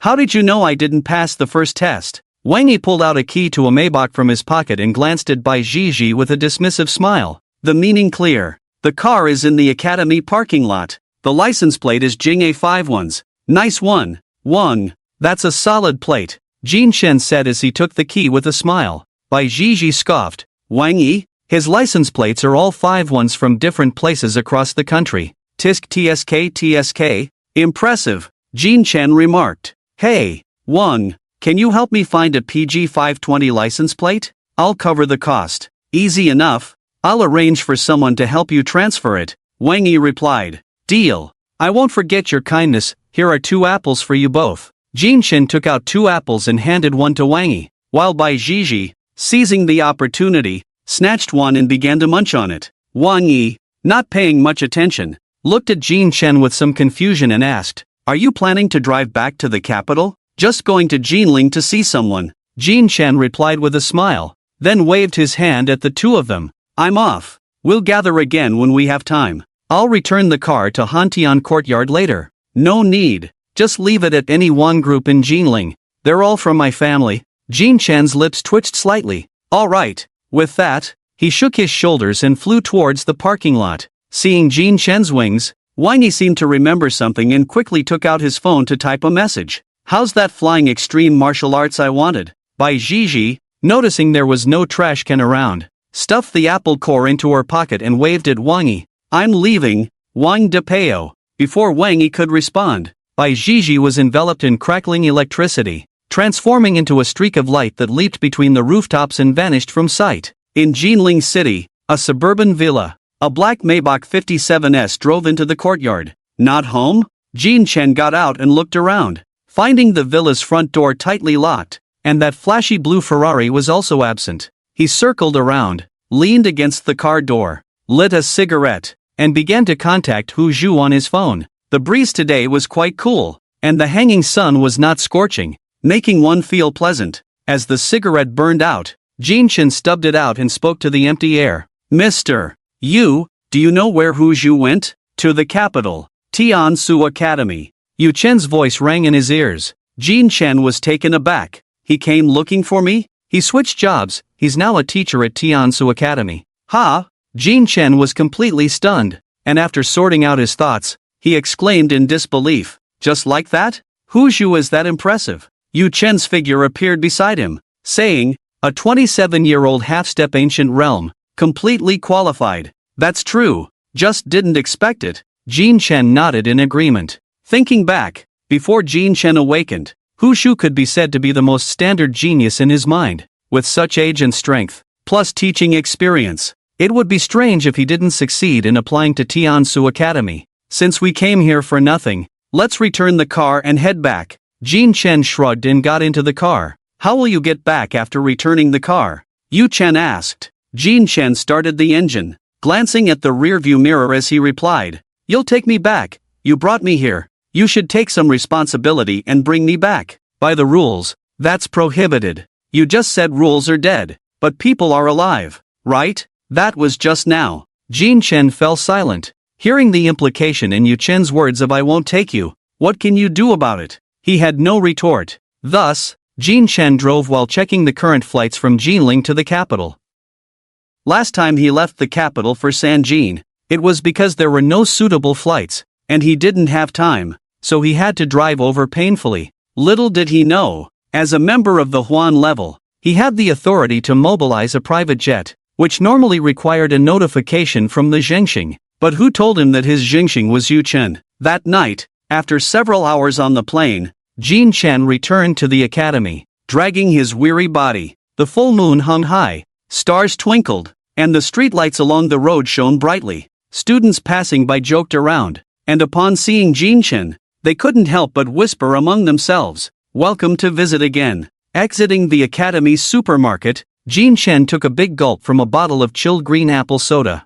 He sat down on a bench by the roadside, resting his hands on it, tilting his head back and yawning heavily. I haven't slept a wink all day, it's worse than being killed. Muttering to himself, Jin Chen raised his soda to take a sip, but at that moment, he suddenly caught sight of something out of the corner of his eye. Is that? Jin Chen squinted, and in the distance, he saw a blue Ferrari parked under the teaching building, looking like it still had 32 years left on its loan. Oh, what a coincidence! After confirming that it was indeed Hu Zhu's car, he glanced at the teaching building and walked over. Speaking of which, it's been so long since school started, and I haven't even been to a classroom yet, Jin Chen said to himself. Then, as if remembering something, he spoke to the air. Mr. Yu, what do students here study? They shouldn't need to teach cultivation anymore, right? Do I look like someone who has been to university? Yu Chen retorted without answering. Jin Chen thought for a moment and then shook his head.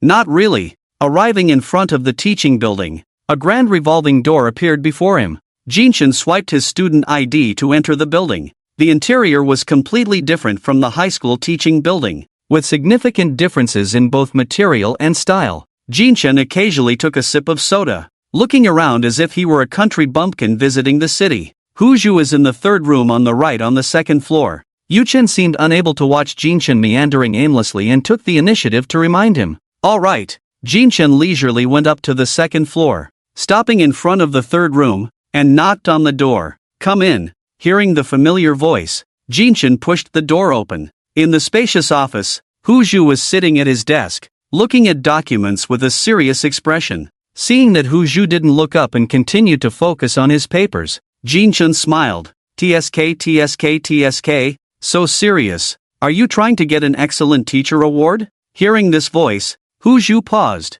then suddenly looked up. When he saw Jin Chen, his expression froze. Jinshin was wearing a cheap short-sleeved shirt that looked like it cost $5, paired with baggy shorts, casually holding a bottle of soda, and rubbing his left foot against his right leg. If it weren't for his expensive-looking face, Huzhu would have thought some street punk had wandered in. What's wrong? Did I stun you with my good looks? Jinshin plopped down on the nearby sofa as if he were at home, crossing his legs. Huzhu rubbed his forehead and stood up. No, is there no one else in this world? You standing there looks like a dog thief. Did Tiansu Academy mistreat you? I'm just taking a stroll in the evening, enjoying the breeze. You think I'm like you?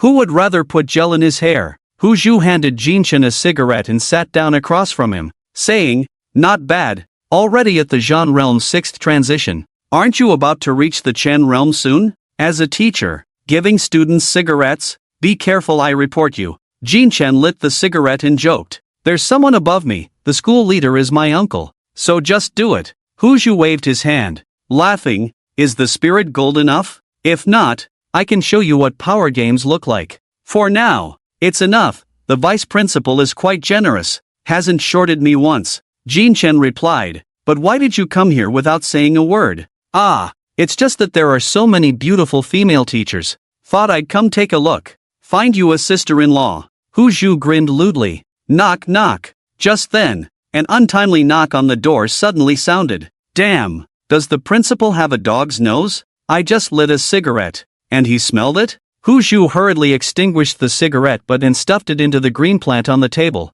his movements so practiced that it was shocking. Then, he put on a serious expression and said, come in. The door was pushed open, and 3 men and 1 woman walked in. Jinshin exhaled a puff of white smoke and looked over curiously. The leading man was tall, with a stern expression and an aura of familiar strength. Turning back, Jinshin looked down at the can in his hand, lightly tapping it with his fingers, pondering slightly. As the 4 entered the room, they immediately saw Jinshin smoking, and upon recognizing him, they were momentarily shocked, but it quickly faded as they approached Huzhu. Teacher Hu, we're here to hand over the task. Wang Hang, come, sit down and talk. Huzhu gestured to the sofa beside him. Hearing this name, Jinshin raised an eyebrow, thinking to himself, so it's the resonance between the celestial beings of the universe. No wonder it feels familiar. But to meet for the first time in such a setting is indeed surprising. Junior, could you please put out the cigarette? I can't stand the smell. Thank you. At this moment, the only woman among the 4 walked up to Jinshin, bending slightly with a smile. Jinshin looked up at the sound, 2 dazzlingly white figures catching his eye, making him involuntarily show some respect. Since a beautiful lady has asked, of course, it's no problem. If the junior is looking at my face, I think I would be very happy. There's a saying that a glance is respect, but continuous looking is ongoing respect. Jinshin, who had been polite since childhood, understood this principle well. He smiled and looked directly at the woman across from him, then held the remaining half of the cigarette in front of her. With a flick of his fingers, the cigarette quietly transformed into a vibrant red rose. Beautiful lady, I apologize for my rudeness. 2,500 words, full of sincerity, seeking good reviews, seeking gifts. Wow, so magical. There's no fluctuation of spiritual energy at all.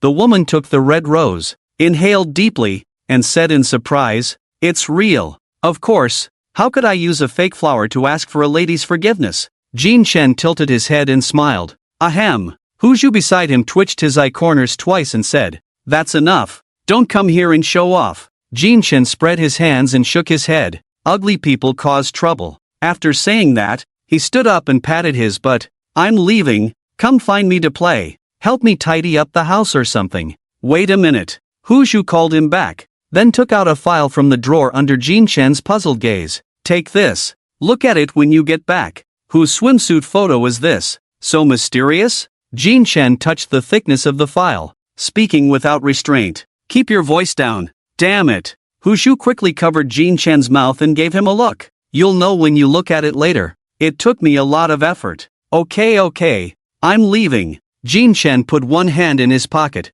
waved goodbye, and walked out the door. Meanwhile, Wang Hang, who had not said a word the entire time, took a deep look at Jinshin's back, his eyes flashing with an unclear meaning, not knowing what he was thinking. Teacher Hu, that was Jinshin from the celestial level, right? After Jin Chen left, the girl holding the rose curiously asked. Hu Zhu on the sofa nodded. Yes. I didn't expect Teacher Hu to be so familiar with Jin Chen. Ah, I can be considered half his guardian. Hu Zhu lit a cigarette and continued. Come, sit down. Hearing Hu Zhu's words, the four couldn't hide their shock, exchanging glances involuntarily. Wang Heng squinted his eyes slightly, silently muttering to himself, this Jin Cheng is a bit complicated, both official and involving this person. Meanwhile, Jin Cheng had already returned home. On the third floor open balcony, Jin Cheng lazily lay in a hammock, an apple in his mouth, leisurely tearing open a file bag with one hand.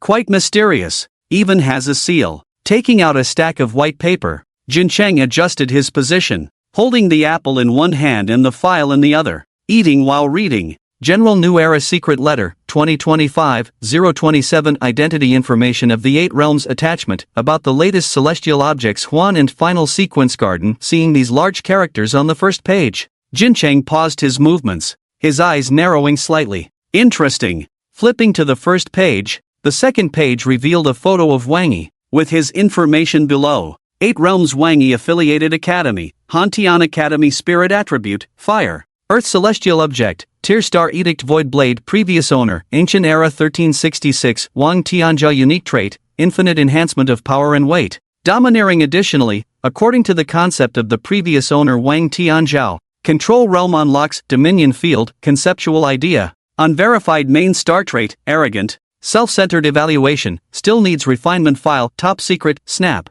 A cigarette was lit under the night sky. Jin Cheng expressionlessly looked at the file in the book. At the very bottom, there were even weaknesses and the weaknesses of the celestial object. He then flipped to the next page. 8 Realms by Zhiji Affiliated Academy, Longcheng Fengshu Martial Academy Spirit Attribute, Thunder. Light Celestial Object, Heavenly Edict Staff. Previous owner, Ancient Era 1561 and Ruo traits, dissolves oneself into lightning. Thunder Fury, based on data calculations. The power of Thunder attribute Extreme Martial Arts is enhanced by 1 level. E.g., the power of the initial level of Xian stage is enhanced to the intermediate level of Xian stage adaptation after training adaptation. Immune to all Thunder attribute attacks. Main star trait, Frank. Innocent. Outspoken evaluation, easily manipulated. Prone to trouble. File, Top Secret, Seeing by Zhiji. A fatherly smile appeared on Jin Cheng's face, and upon seeing the main star trait, he couldn't help but shake his head and chuckle. That's quite accurate.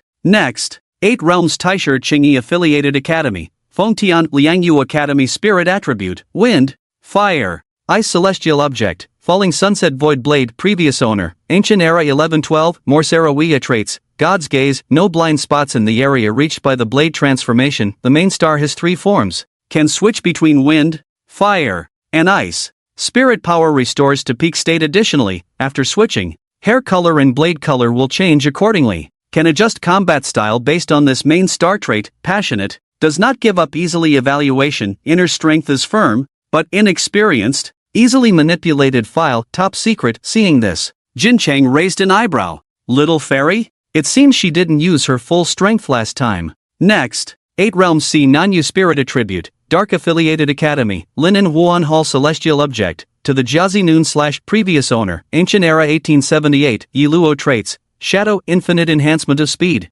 Merges into darkness. Murderous wounds are difficult to heal, if not professionally treated. Certain death. Main star trait, Innocent. Loves fairy tales. Loves anime. Loves the virtual world. Loves painting, but acts decisively and does not show mercy. Evaluation, a killer yearning for fairy tales. Not easily swayed. File, Top Secret. Really detailed. Seems like someone was peeking through the window. Jin Chen glanced at the small print below, detailing combat habits and weaknesses, almost writing down what kind of underwear the person wore. The fifth one. 8 Realms Gaoyu Affiliated Academy, Yenyun Gorge Gongi Academy Spirit Attribute, Dark, Ice Heavenly Object, Coffin of Life and Death. Previous owner, Ancient Era 1189, Wei Yuan characteristics, Mother of Beings, devours the souls of the deceased, granting them rebirth. Mother of Compassion, nourishes the newborn with her own cultivation, making them stronger to fight for herself. Main star characteristics, lively, loves life, enjoys small animals. Later changed due to the awakening of the heavenly object. Evaluation, spiritually fragile,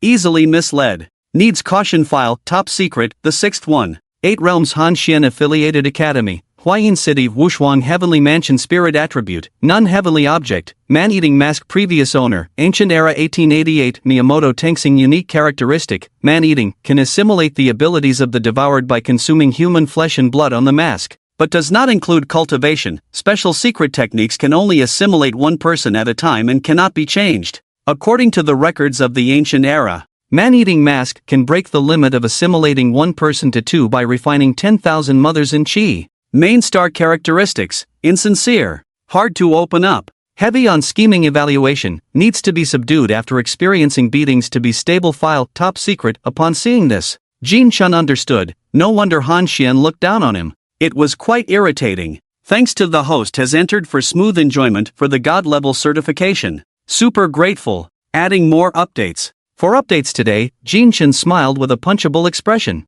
then turned to the next page. Oh, the aloof guy. 8 Realms Zhang Ziyi Affiliated Academy. Anan Wucheng Hall Spirit Attribute, Water Heavenly Object, Flowing Ink Heavenly Blade Previous Owner, Ancient Era 1787, Zhou Yang Unique Characteristic, Ink as Blade, Main Star is like water and ink. As one wishes. Main star characteristics: taciturn, no hobbies evaluation, a person who can do anything file, top secret, you're just talking to yourself. Jin Chen bit into an apple, laughing a bit, and said, this Zhang Ziyi not only talks little himself, but even what he says is little. Saying this, he took out the last piece of white paper and the so-called attachment, squinting to take a look. This last one must be about me. Let me see how it describes me. 8 Realms Jin Chen Affiliated Academy, Shangjing City Tiansu Academy Spirit Attribute, All Heavenly Object, Garden of Final Sequence Previous Owner, None Characteristics, according to the main star. The only characteristic, flower transformation according to intelligence gathering,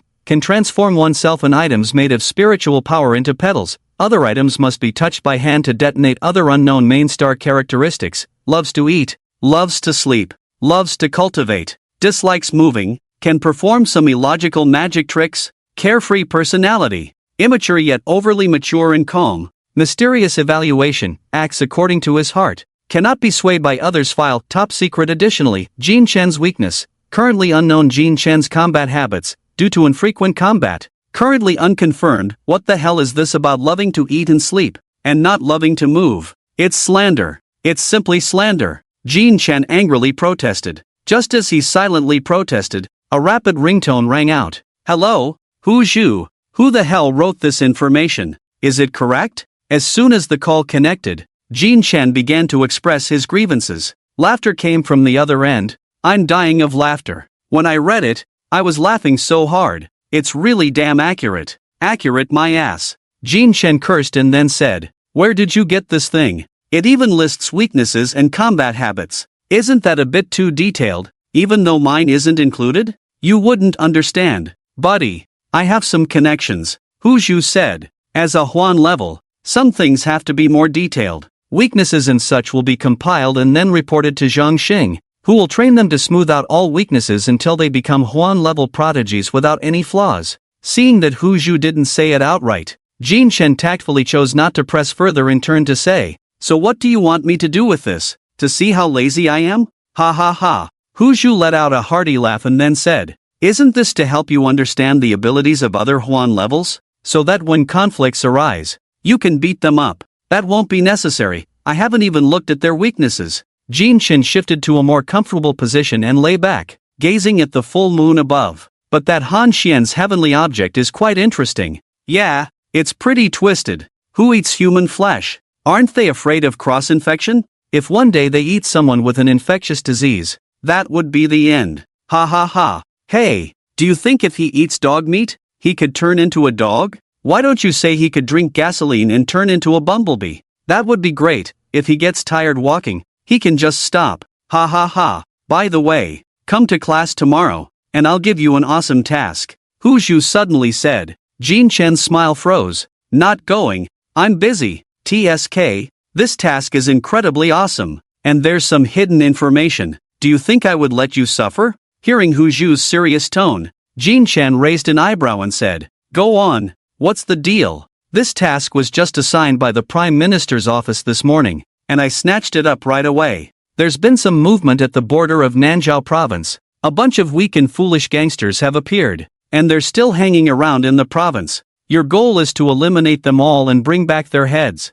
Is that all? Of course not. Wait a moment. Let me check the information. As soon as he finished speaking, the sound of rapid typing echoed from the other end. After a while, Hu Zhu's voice came again. Recently, a Nan suddenly emerged in the Great Xia, seemingly related to an alien race. To escape, this Nan spent a fortune to create dozens of small groups with a lot of spiritual gold to divert attention and make their escape. One of these small groups is the task this time. As long as you deal with those weaklings, the stuff or spiritual gold on them. You get it. Wang Hong just came by wanting this task, but I didn't give it to him, I saved it for you. Jin Chen's interest was piqued. Although he wasn't greedy, he enjoyed the thrill of taking advantage of opportunities. So, are you saying the authorities don't know about this? Of course they know, but they don't take this little bit of spiritual gold seriously, they see it as a small bonus. Hu Zhu chuckled mischievously. So, are you taking it or not? Absolutely. Good brother. When I make it big, I'll find you a sister-in-law. Jin Chen agreed, smiling as he said, "What time should I come tomorrow?" 8:30 in the morning. Just come to my office to find me. Got it. Alright, you rest up. I still have to prepare for class, I've been busy all day. Okay, you take care. We'll talk tomorrow. Sure thing. After hanging up, Jin Chen jumped down from the swing chair and stretched widely. Suddenly, he seemed to remember something and quickly pulled out his phone. I need to book the tickets early this time. Nanzhou province is quite far. If I drive there, my back will be broken. After a series of operations, Jin Chen looked at the successful ticket purchase page on his phone and smiled. Everything is ready. All set. Just as he finished speaking, his right eyelid suddenly began to twitch uncontrollably. Left eye twitches for wealth. Right eye twitches. What was it? Never mind. Doesn't matter. Already overwhelmed by drowsiness,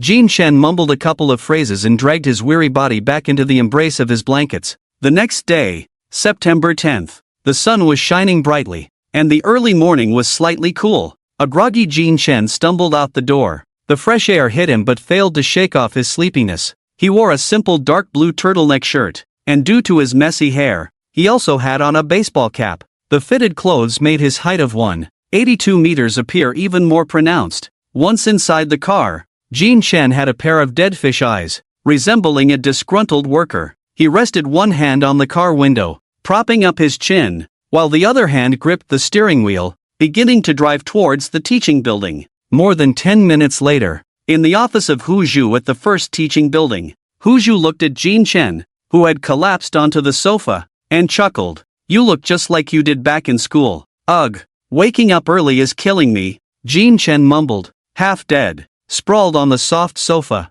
Hu Zhu shook his head with a smile, then took out 2 green apples and a bag of green apple-flavored yogurt from the drawer, saying, "You haven't had breakfast, have you? Here are some apples." In the next moment, Jin Chen, who was still on the sofa, suddenly appeared at the desk across from Hu Zhu, groggily starting to munch on an apple. Hu Zhu opened a folder on the desk, pushed it in front of Jin Chen, and pointed to the information on it, saying, "Take a look. This is the specific information for this task. Currently, that gang is hiding in a small village on the mountains around Nanyu City in Nanzhou Province. You'll find them easily since they are all discarded pieces. Their strength is around the 5th transition of the Zhan realm, and there are about 7 of them. With your strength, it's completely manageable. First, after you arrive, observe the entire terrain in advance. To avoid any unexpected incidents, choose a retreat route beforehand. Although you have Jingxing's protection, you can't rely on it too much, that would affect your combat mindset. You must forget about Jingxing's presence to grow better. You should be very clear about this. After that, place your cards in advance at some locations to achieve a surprising effect. How about it? Did you hear me? After Hu Zhu finished speaking, he looked up. In response, he saw 2 clean apple cores in Jin Chen, who was sound asleep. Bang! Jin Chen. Ha! Is class over? Hu Zhu's brow twitched uncontrollably as he directly yanked Jin Chen up, gritting his teeth and saying, "Come on, go listen to my passionate lecture. Don't go crazy." "I'm not going." Jin Chen refused without a second thought. "No way. I found you such a good task, you have to go listen." "Wait, am I paying you to listen? Believe it or not, I really will pay. The teachers here get paid based on the number of students attending, and if you go, you'll definitely attract quite a few people, allowing me to earn a bit more," Hu Zhu said, wrapping his arm around the utterly disheartened Jin Chen's neck and dragging him towards the classroom. "I'm not going, let go of me, don't be so ungrateful." Hu Zhu tightened his fist around Jin Chen's head and said, "You should think about me too, consider my 32 years of car loans, come on." Thus, Jin Chen was dragged into an open classroom. Because of this, many students heard that the renowned Jin Chen had appeared in class, and countless people came to see which mentor he would be attending. The classroom quickly filled to the brim, and as Hu Zhu looked down at the students, it seemed to him that each one was a walking banknote waving at him. To ensure Jin Chen could enjoy a breeze and not fall asleep, Hu Zhu thoughtfully arranged for him to sit by the window. As Hu Zhu began his lecture, Jin Chen finally understood what classes at the academy were about. Topics included the complete understanding of foreign races, tactical analysis, the application of spiritual attributes, and various extreme martial arts combinations and holographic breakdowns. It could be said that the current use of spiritual power and extreme martial arts had entered a phase of data technology.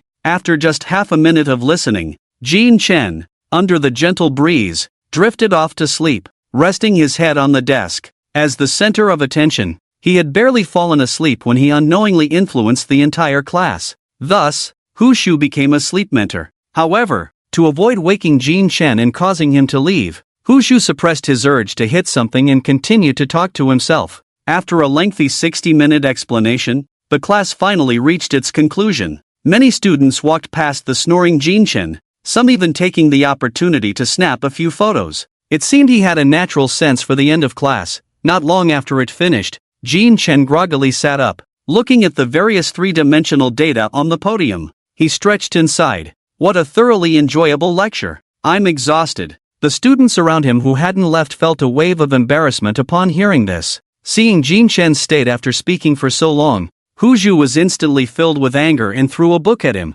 "I told you to wake up." Jin Chen casually dodged to the side, adjusting his hat in the process. He then walked towards the door, saying, "I still have a flight to catch. Bye." "Damn it, Jin Chen, do you really not see me as a person?" Hu Zhu leaped beside Jin Chen, attempting to put an arm around his neck. Jin Chen tilted his head to avoid it and casually pulled half a pack of cigarettes from Hu Zhu's pocket, shaking it in front of him. "Thanks. Damn, that's all I have left. Give it back." Hu Zhu felt his pocket and his expression changed as he lunged at Jin Chen. Hey, how can a mentor fight with a student in the classroom?" Jin Chen lightly jumped aside and stood firmly by the window, glancing outside. He smiled at Hu Zhu. "Bye." With that, he leaned straight out the window. Whoosh, a few petals flew upwards, and all the students in the classroom rushed to the window, including the cursing Hu Zhu. Below, Jin Chen, wearing sunglasses, was sitting in a familiar Ferrari, extending his hand out the window to wave at the crowd above. "Remember to give a bad review for the lecture. Write more complaint letters. Goodbye." As his words fell, the blue Ferrari shot off like an arrow. "What the hell?" Seeing his car being driven away, Hu Zhu was dumbfounded and patted his pocket. Gone. The car keys were gone. Remembering the scene of Jin Chen brushing past him, Hu Zhu stuck his head out the window and cursed loudly. "Jin Chen, are you a thief or what?" A silver wing sliced through the azure sky. 10 hours later, at 1921 Beijing time, in the southwestern part of the Great Xia, at the Yeyu City Airport in Nanzhou Province, Jin Chen exited the airport and walked to a deserted corner. Looking around, he slowly extended his hand adorned with a ring. As he infused it with spiritual power, the ring flashed with white light, and a Land Rover Defender appeared before him. This was something he had suddenly thought of after returning. He tried it out, and it really worked. Jin Chen couldn't help but applaud his own cleverness. After getting in the car, he began to follow the route that Hu Zhu had sent him in advance. Inside the car, Jin Chen remained silent. The music was off, and he simply stared calmly at the rapidly retreating scenery ahead. "Mr. You? I'm here." Hearing that familiar voice beside him, Jin Chen inexplicably let out a sigh of relief. Since getting off the plane? No, it should be said since taking on this task, an inexplicable sense of anxiety had settled in his heart. The last time he felt this way was on the day he died. Jin Chen squinted his eyes, his fingers unconsciously tapping lightly on the steering wheel, while he chain-smoked one cigarette after another, a way for him to relieve stress. "Your heart isn't calm, is something wrong?" Yu Chen had quietly appeared in the passenger seat. Jin Chen shook his head and said expressionlessly, I can't quite explain it, I just have a bad feeling. Is it accurate enough to cause you stress? The predictions of magic, the warnings of the brain, the alerts of the heart, they all appeared at the same time. Yu Chen looked at Jin Chen, who was driving, and suddenly asked, Are you afraid of dying here? The latter hesitated for a moment, then shook his head. It's not because of that. I also find it quite strange, given my current situation. There shouldn't be anyone who can make me feel anxious or afraid. Don't worry, I'm here. Boom. September in the southern province of Nanzhou was still in the rainy season, with drizzling raindrops falling from the dark night sky, hitting a rural road far from the city. Whoosh, a speeding vehicle passed by, kicking up countless mud splashes. We're here. A black umbrella opened, and Jin Chen parked the car halfway up the mountain. Looking at the muddy tile path leading to the mountaintop, he stored the car back into his ring. The engine noise was still a bit loud. If he drove up carelessly, it would easily alert the snake in the grass, causing him to be exposed from the shadows. Jin Chen had just taken 2 steps when his body suddenly halted. He looked down at the soft, muddy path beneath his feet and frowned. What's wrong? Yu Chen's voice rang in his ear. This path is a bit too soft, Jin Chen said, looking at the small road. There are no weeds growing on either side. This path has been here for some years and has seen frequent use. Even if it rains, it shouldn't be this soft. The road behind isn't like this. Maybe it's because of the frequent rain lately.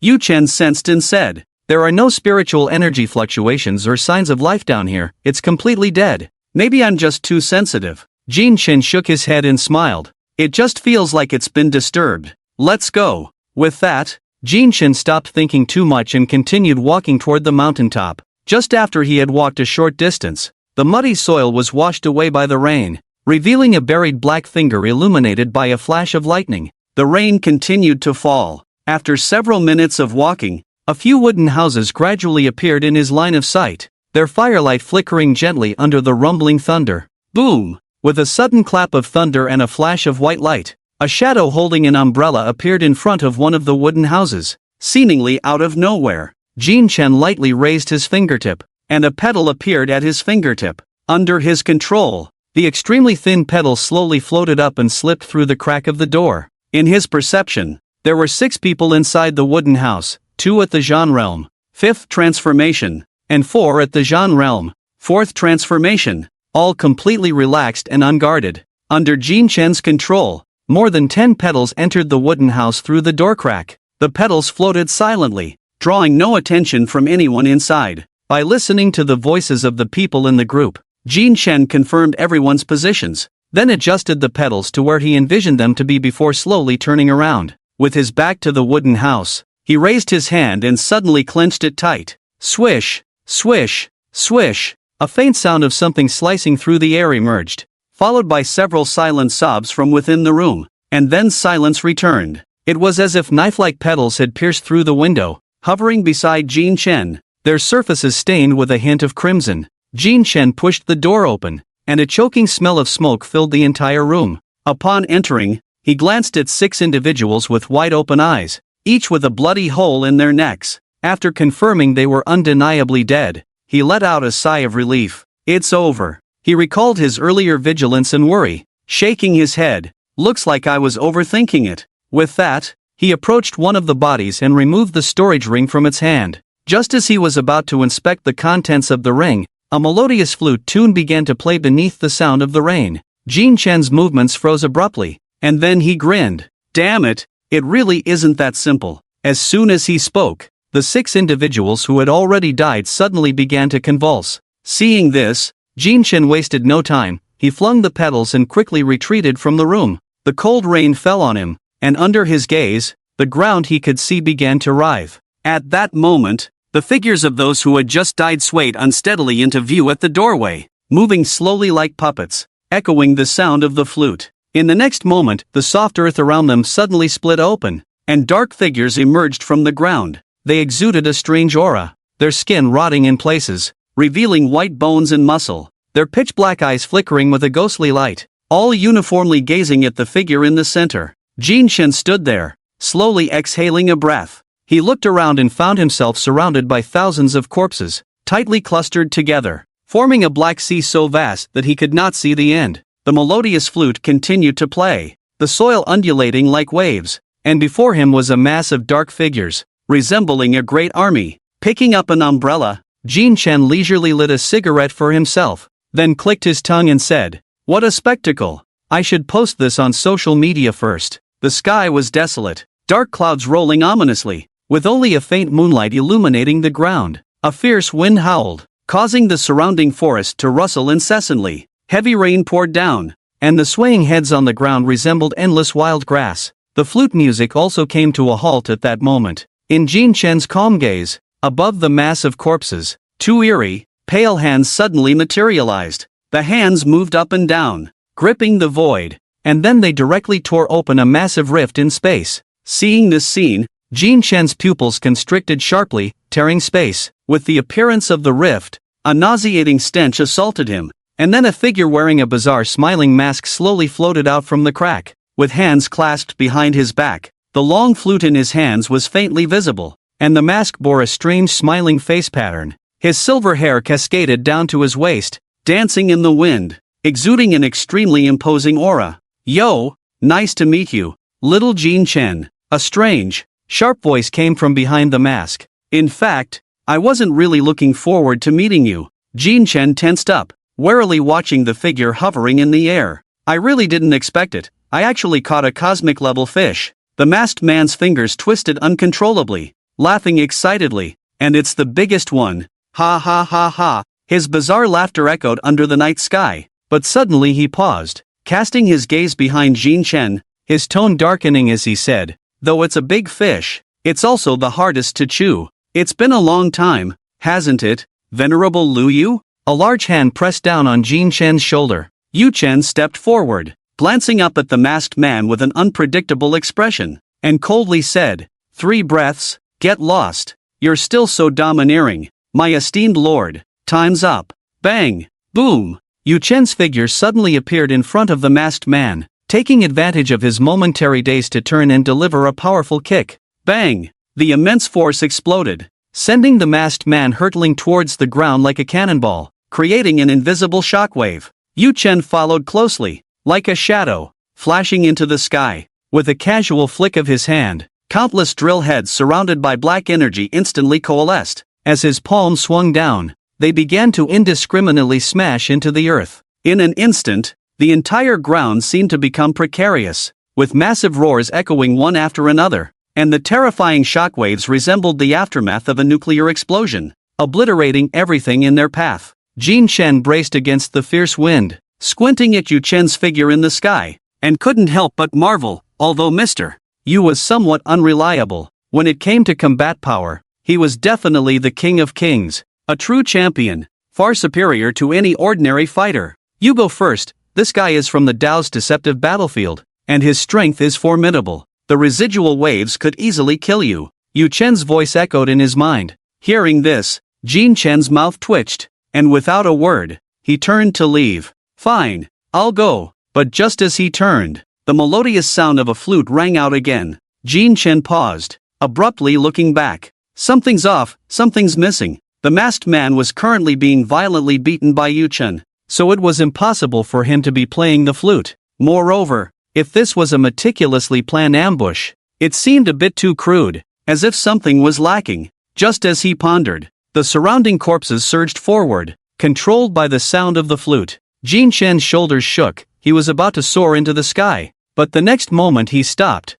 instead drawing out the heavenly edict staff to confront the horde of corpses before him. He counterattacked while retreating, his mind racing with thoughts about the current situation. From what he had learned from the masked man, he was waiting for a Huan level, which meant this was all part of a phishing scheme. At that moment, Jin Chen's brain seemed to transform into a high-speed computer. In his mind, a card table unfolded, and he placed himself in the dealer's perspective, beginning to interpret the game. First, South represented the spade A, the official was the diamond A, the weak gang with a massive amount of spirit gold was the club 4, and he represented the heart A. The 4 cards entered the game in sequence, with the spade A playing first, preparing to leave the table. The diamond A wouldn't allow it, stepping forward to pursue. The spade A played again, laying down 3 club 4s while simultaneously flipping the cards to shuffle the order. The deeply rooted Diamond A believed the Spade A wanted to leave the table, and the Club 4s were merely a distraction to divert the Diamond A's attention.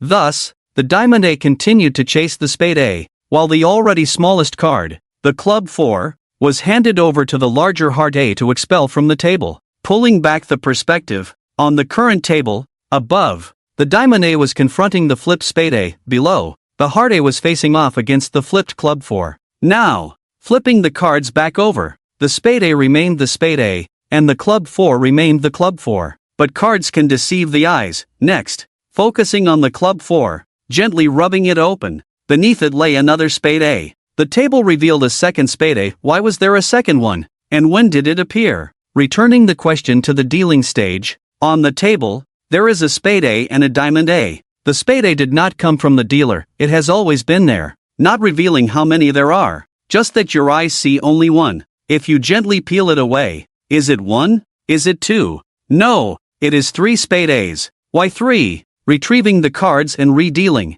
3 Spade A's are on top, and below, there is a Diamond A and a Heart A. But the Heart A is a well-known double card. Gently pushing it aside reveals a Joker behind it, representing the moon phase. The perspective shifts back to the current situation, where the Joker has entered the game, confronting the second Spade A. To prevent the Heart A from quietly exiting the game and disrupting the true purpose of the Spade A, the third Spade A needs to enter the fray to interfere. When will the third Spade A enter? It's simple, when the Heart A is about to withdraw. That is the moment to enter. In other words, now. Jin Shen's gaze penetrated everything as he stood amidst the flowing sea of flowers, one hand gripping the heavenly edict staff, the other holding a card. And just as his words fell, the space tore open, and the second masked figure entered the game. Boom! A tremendous roar erupted in the distance. A flash of white light appeared, and beside the ruined wooden house, 2 figures stood facing each other. On the left was a mysterious person dressed in bizarre clothing,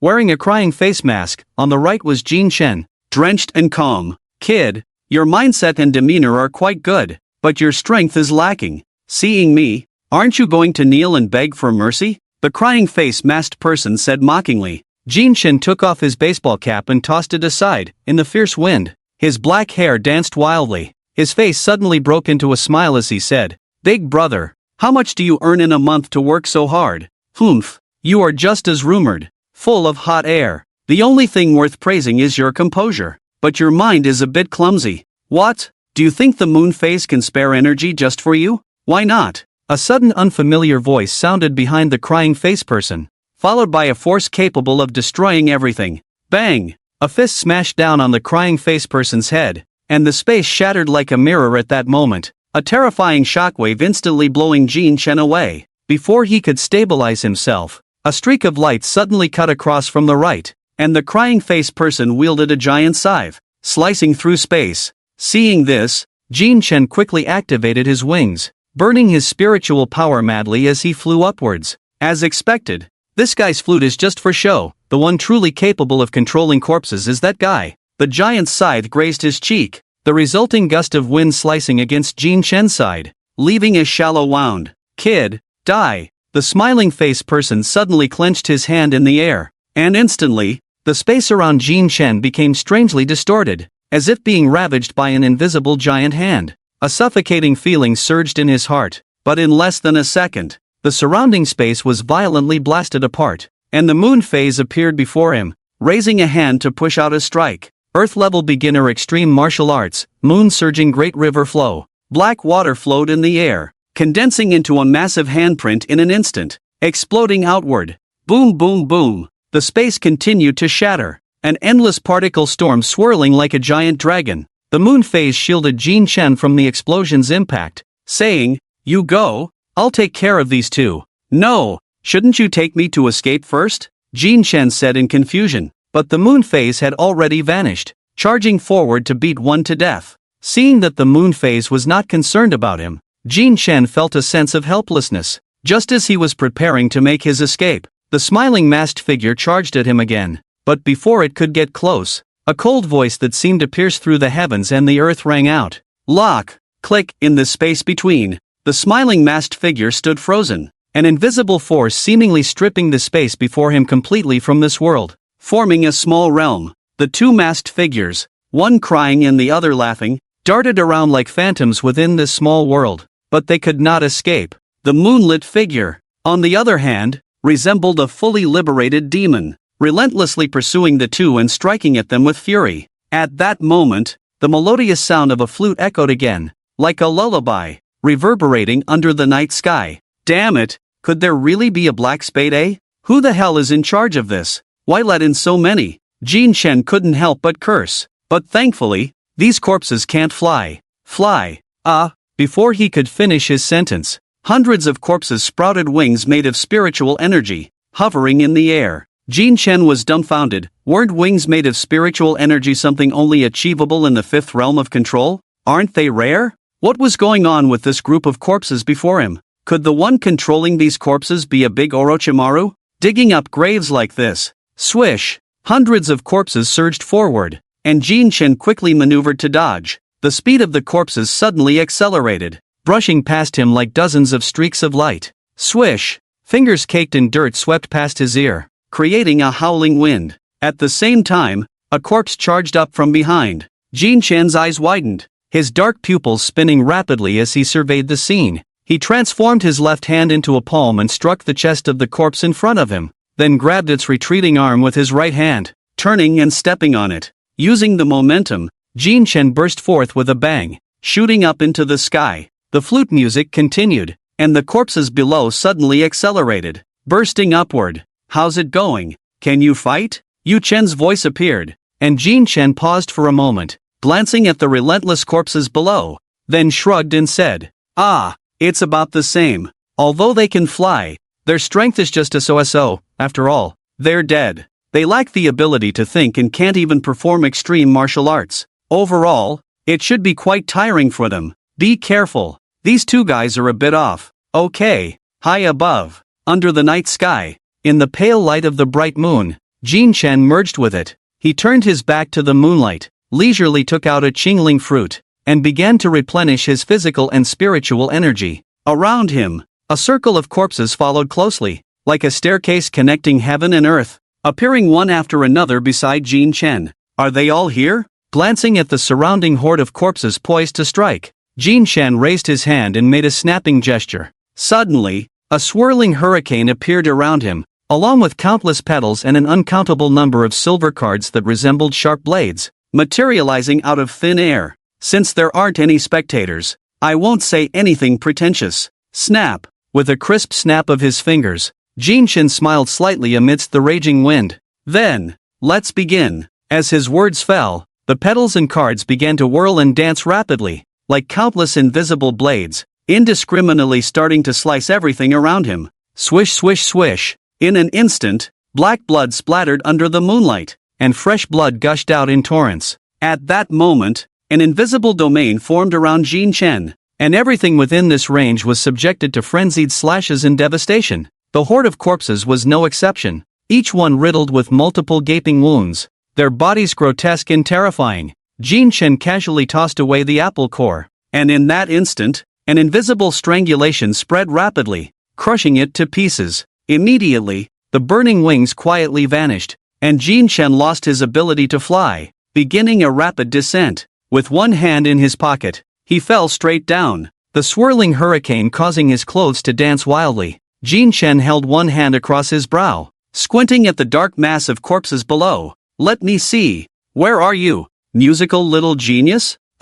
Where could you be? Where could you be? Just as he was about to hit the ground, a figure that looked different appeared in his line of sight. Jin Chen grinned. Found you. Bang! His wings spread wide, and Jin Chen's plummeting form suddenly halted in midair. Then, petals intertwined around him, transforming him into a streak of light that shot out in an arc close to the ground. While the petals swirled around him, stirring wildly, he seemed like a crushing machine, and wherever he passed, the corpses along the way turned into pools of black water. The rain fell heavier, gradually forming a mist. In the hazy fog, a silver streak of light cut across the dark earth. A person playing a flute, wearing a pure black mask, stood in the center of the corpse pile, continuously enlarging in Jin Chen's view. Jin Chen moved at incredible speed, darting past countless corpses, and instantly reached the masked figure, twisting his body and delivering a powerful kick. The masked figure reacted instantly, quickly cutting off the flute sound and reaching out to resist. But Jin Chen was already within arm's reach. It was too late for defense. A terrifying kick, infused with spiritual energy, struck the masked figure's chest, sending him flying like a cannonball, crashing heavily into the mass of corpses behind. Splash! Muddy shoes landed in a water-filled pit, splashing droplets everywhere. Jin Chen held a Qingling fruit in his hand, quickly swallowing it under the heavy rain to replenish his spiritual energy. Raindrops slid down his hair, and he brushed it back, his eyes like torches, staring at the black masked figure slowly rising. Without pausing, he continued to consume the Qingling fruit, feeling the remaining spiritual power within him and doubting himself. Could he really be out of energy? It wasn't like he had done anything major, he had just flown around a few times. How could he be running on empty? Hiss! The masked figure moved strangely, a bloodthirsty aura leaking uncontrollably. He tilted his head to look at Jin Chen, a hoarse voice emanating from beneath the mask. So you are Jin Chen, the one who possesses the first ever celestial artifact. You truly are a dangerous character.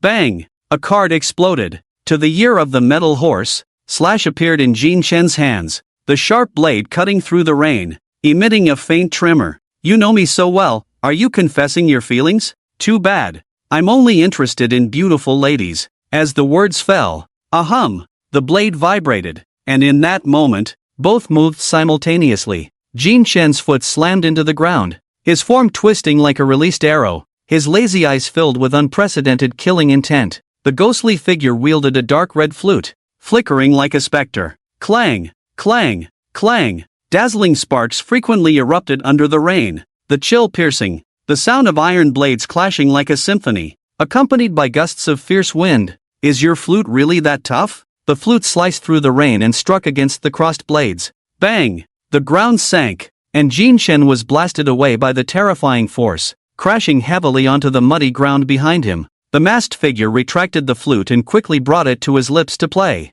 As the flute sound rang out, all the waiting corpses around activated, surging towards the disheveled Jin Chen. The corpse stepped down on Jin Chen, and with a bang, it transformed into countless petals that reassembled nearby. Buzz! The sound of the flute grew increasingly urgent, and the movements of the surrounding corpses became faster as well. The pitch-black hands waved chaotically, but the deadly part was that these corpses had been powerful individuals in life. Even without the aid of celestial objects or spiritual energy, their sheer physical strength was enough to crush someone at the Zhan realm, let alone Jin Chen, whose spiritual power was nearly depleted. Clang, clang, clang. Black blood splattered onto Jin Chen's clothes, and the rain could not wash it away. At this moment, he tried to minimize the frequency of transforming into petals, opting instead to use cards for combat to conserve his spiritual energy. What a mess! Jin Chen threw out a card, which sliced through the falling raindrops and instantly embedded itself into a corpse's neck, causing an explosion. However, this insignificant corpse did nothing to slow the advance of the army of the dead. Gradually, Jin Chen's space for movement shrank, and the number of fallen corpses increased. He resembled a tireless machine, controlling the petals and cards, slaughtering the corpses frantically. Just then, the flute sound stopped. The tightly encircling corpses instinctively parted to make way, and a figure in a black mask stepped through the muddy puddles, approaching Jin Chen. The latter wearily lifted his gaze and suddenly smiled. Oh, why did the music stop? To think you could hold on this long at the 6th turn of the Zhan realm. I must say, you are quite the natural warrior, the masked figure said. Jin Chen shook his head. No, I'm a natural performer. As he spoke, he suddenly snapped his fingers. Snap! In an instant, cards buried beneath the soil lit up. Arrows, blades, and lightning quietly erupted at that moment, striking at the masked figure's back. Boom! The shockwave from the explosion spread out, causing Jin Chen to unconsciously take a step back. The particle smoke that had just erupted was quickly dispersed by the rain, revealing the masked figure with a gaping, gruesome wound on his back. Is this weakness an act? The masked figure's hoarse voice was laced with malice. Not at all. The weakness is real, but it doesn't stop me from tricking you into being a fool, Jin Chen said, hands on his hips, panting heavily and waving his hand. The masked figure paused, then laughed in anger. Ha! This is quite amusing, but unfortunately, you can only go this far. This farce should come to an end. Don't be in such a hurry. I might just turn the tables. Jin Chen replied. On what basis? I am at the Yu realm. Although I lack close combat ability, killing a Zhan realm like you is still quite simple, the masked figure said. Confused, Jin Chen shook a finger, panting, I am at the Huan level. There are only a few Huan level in the Great Xia. I'm on the genius path, not a useless one with no connections. When it comes to shaking people, I'm not afraid of you. What do you mean? A sense of foreboding suddenly arose in the masked figure's heart, and he tightened his grip on the flute. A circle of friends isn't just for decorating daily life, learn from it, little brother. Jin Chen grinned widely, then took a deep breath and shouted to the sky. Hu Zhu, stop hiding and get your damn group out here. Come out. As soon as the words fell, a frivolous voice suddenly echoed from the horizon. What was that saying again? Jin Chen shook his head helplessly. Show time. Ah right, show time. The light, airy voice fell. Ding. The next moment, every blade of grass, every tree, the wind blowing, the falling rain all came to a standstill, as if the world had been paused. A flash of white sword light swept across the land. Moments later, all the corpses surrounding Jin Chen revealed a bloodstain from top to bottom. Crack! The earth also split open at that moment. The rain curtain was cut, creating a vacuum area, and Hu Zhu, dressed in a teacher's outfit with his hands behind his back, descended from the horizon. I'm called handsome, they all call me Hu Zhu. Buzz! The mask of the black-faced man cracked open, exposing a face marked with a fierce sword scar. He trembled uncontrollably, his eyes filled with intense fear, and he couldn't help but murmur, Wuxin, the sword master, Hu Jiaoyin. In the capital city, the Prime Minister's office. Report, 3 mysterious faces have appeared. Currently, Mr. Hu has arrived. Captain Yu is fighting Smiling Face and Crying Face, but Nan has yet to enter the scene. Tap, tap, tap. Wrinkled fingers slowly tapped on the table. In the red chair, the old man squinted his eyes and said, Send out a team, kill them all. Yes, wait. The old man called his subordinate, pondered for a moment, and then spoke slowly. Send out the second team. Go to several neighboring countries and randomly find a few organizations. Wipe them out, leave none behind, and give a warning.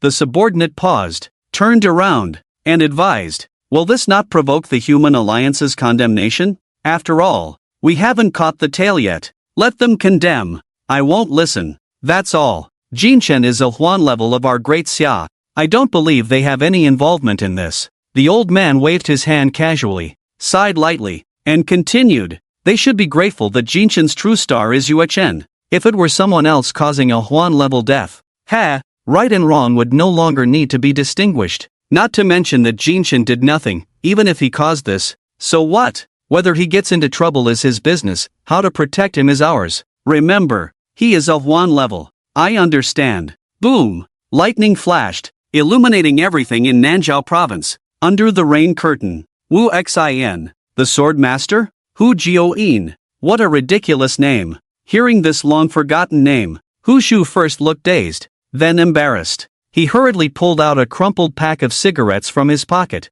took one out, and stuffed it into Jin Chen's mouth, saying, I was young and foolish, trying to be cool with that name, never thought it would be dug up at this time. Wuxin, the sword master, Hu Jiaoyin. Hu Zhu, you really are a middle schooler. TSK. Jin Chen looked Hu Zhu up and down, then kept clicking his tongue. You damn. Boom. Just as the two were chatting, a thunderous explosion suddenly echoed in the distant sky, including the black-faced man. The three suddenly turned to look. In between, a chasm-like space crack unfolded in the night sky, the surrounding space resembling a mirror pierced by bullets. Countless cracks spread across the heavens. Sunlight, lightning, frost, rain. The space was like a completely shattered chaotic world. Various phenomena and weather twisted within, and even sunlight appeared. The most eye-catching was Yue Chen, standing in the center of the crack, dressed in black, holding a straight knife, like a demon god towering in the sky, while his other hand tightly gripped a smiling face head. The limbs of the smiling face were twisted together like a twisted pastry, covered in ghastly knife wounds. In an instant, a horrified scream echoed from beneath its mask, reverberating through heaven and earth, as terrifying pillars of heavenly thunder flickered in the crack. The moment the lightning flashed, That terrifying demon god appeared out of nowhere between Jin Chen and the black-faced man. Ah! Before the black-faced man's scream could rise, Yue Chen's palm had already clenched in the air. Crack! The surrounding space suddenly folded. The area where the black-faced man's limbs were located shattered with a thunderous crash. He didn't even have time to let out a scream before he turned into a fearsome-looking human stick, falling into the mud. Under the bewildered gazes of Jin Chen and Hu Zhu, Yue Chen dropped the smiling face he held in his hand, raised his arm gripping the straight knife, and with his other hand pressed against that arm, gently moved it a bit. His bulging muscles twitched slightly as he exhaled deeply, muttering to himself, "I haven't moved in so long, I'm starting to get back into shape." Seeing Yue Chen looking as if he had just finished warming up, Jin Chen and Hu Zhu exchanged a synchronized glance at the collapsing horizon and then looked at the many mountains that had been flattened in the distance. After a moment of silence, Jin Chen's eyelids twitched unconsciously. He blinked and murmured vacantly, "Hu Zhu, I want to go cultural." "That's not right, it should be me showing off. I've been lurking in the back for half an hour just for this appearance." "So how come?" The two stared at each other, a deep confusion rising in their hearts. "You, Mr. You, is everything taken care of?" Hu Zhu asked, trembling, looking as if he was about to shatter. "Ah." Yue Chen nodded, stepping on the face of the smiling man below. "Sorry, 2 respect level 5 transformations, wasted so much time." Hu Zhu's heart twitched as he glanced at the pile of corpses on the mountain, mentally reassuring himself, "It's fine, there's still more, as long as I clear this mountain with one sword. This trip won't be in vain." Whoosh! Yue Chen slightly raised his knife, and the extreme blade light spread out like ripples, causing the countless corpses to vanish in an instant, dissipating into the air. Hu Zhu silently shattered, and Jin Chen also wore a bewildered expression,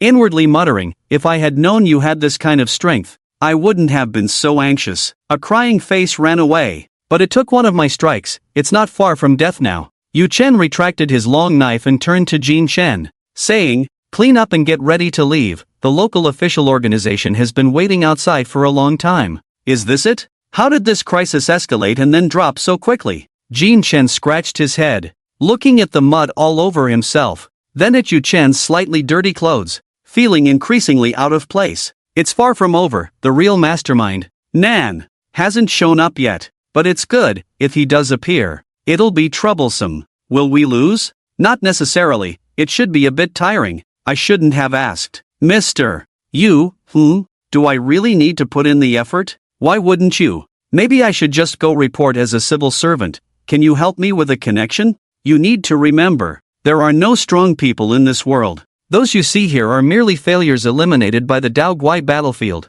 You don't belong here, you belong to the Dao Guai battlefield." "Failures? Including you?" "Yeah."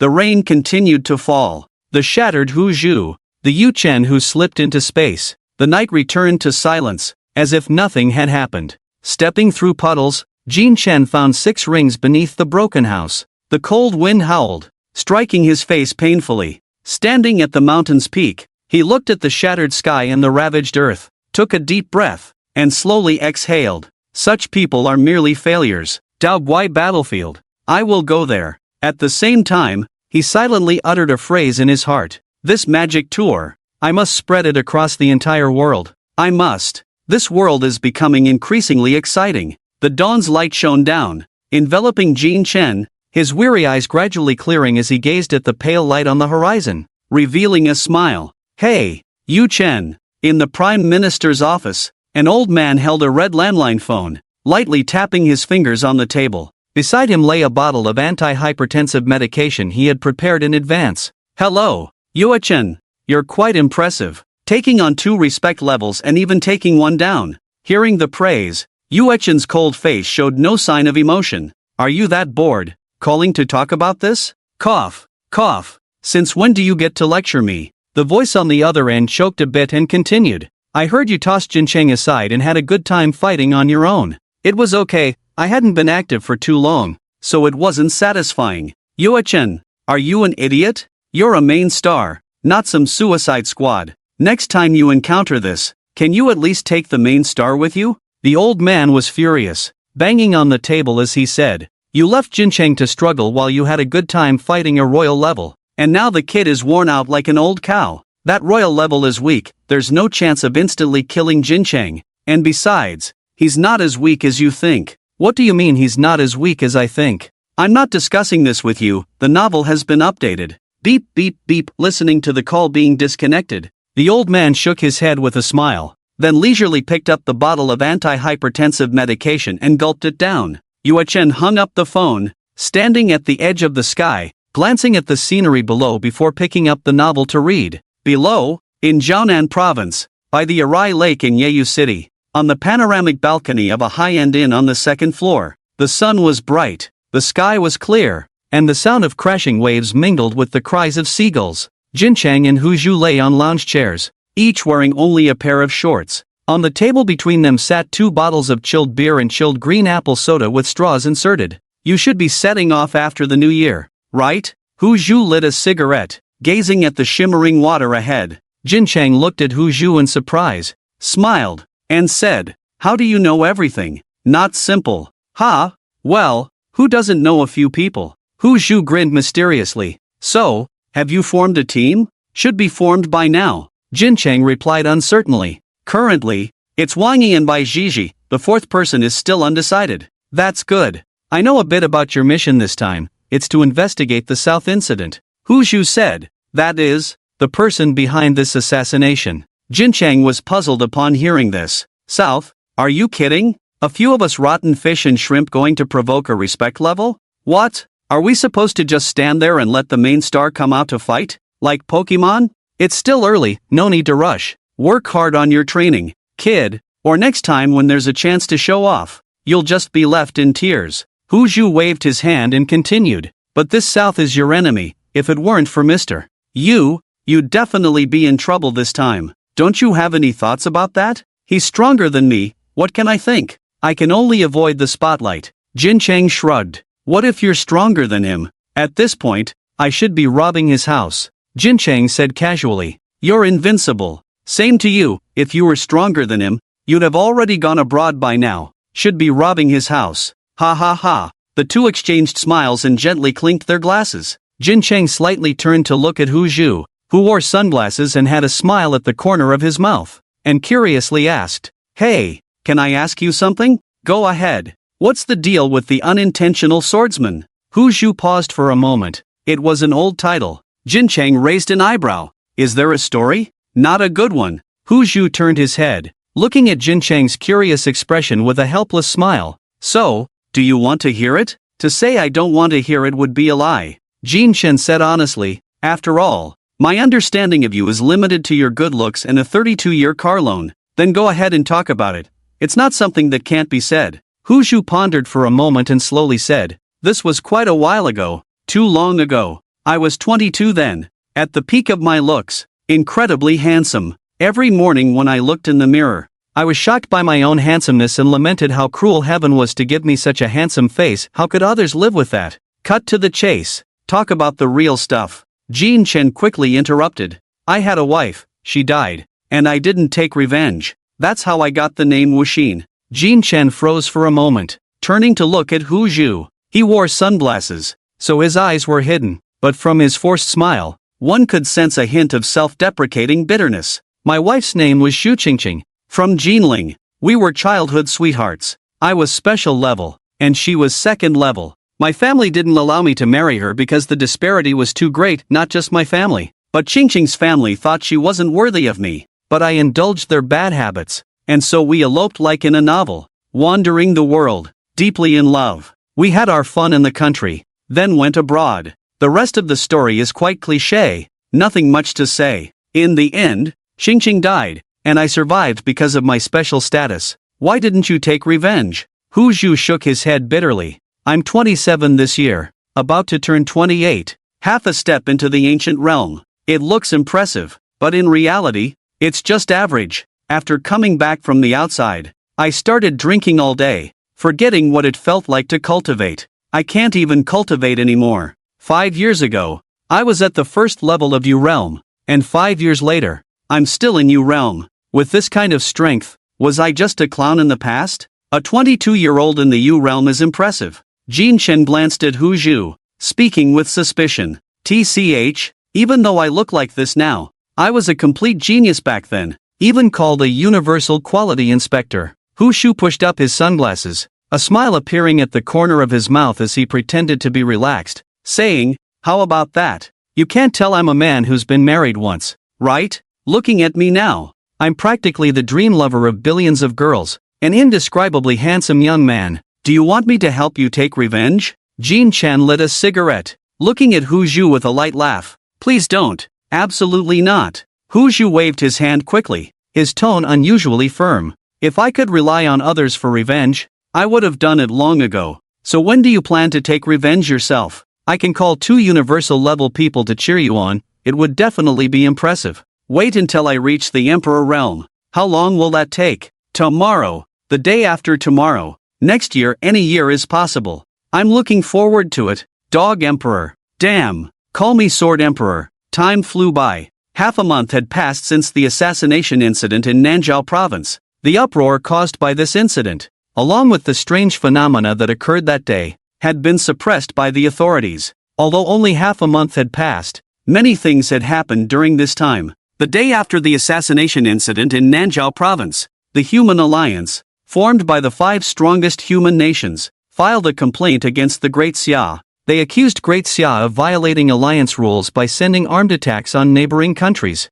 Great Xia's attitude was also very clear, repeating the same few words, "I don't care. Who died? I don't care. If you don't agree, come and enlighten me, don't just shout at me from the table." The fact proved that such a defense was still highly effective, and some countries that had initially voiced the most dissent also fell silent, no longer mentioning the matter. September 26th. In the capital city, at the Tiansu Academy, in the 3-story villa, on the top floor's panoramic balcony, Jin Chen sat cross-legged on a central mat, surrounded by 3 floating spirit golds, gently swaying like a heartbeat. Threads of spiritual energy coiled around him, resembling a soft breeze or warm sunlight. At his heart, a swirling vortex of spiritual energy spun continuously. Over the past half-month, although Jin Chen hadn't practiced much, he had been training his nerve reflexes, and coupled with a fierce battle from 2 weeks ago, this breakthrough came smoothly and naturally. The spirit golds dimmed one by one as the wisps of spiritual energy flowed into the vortex,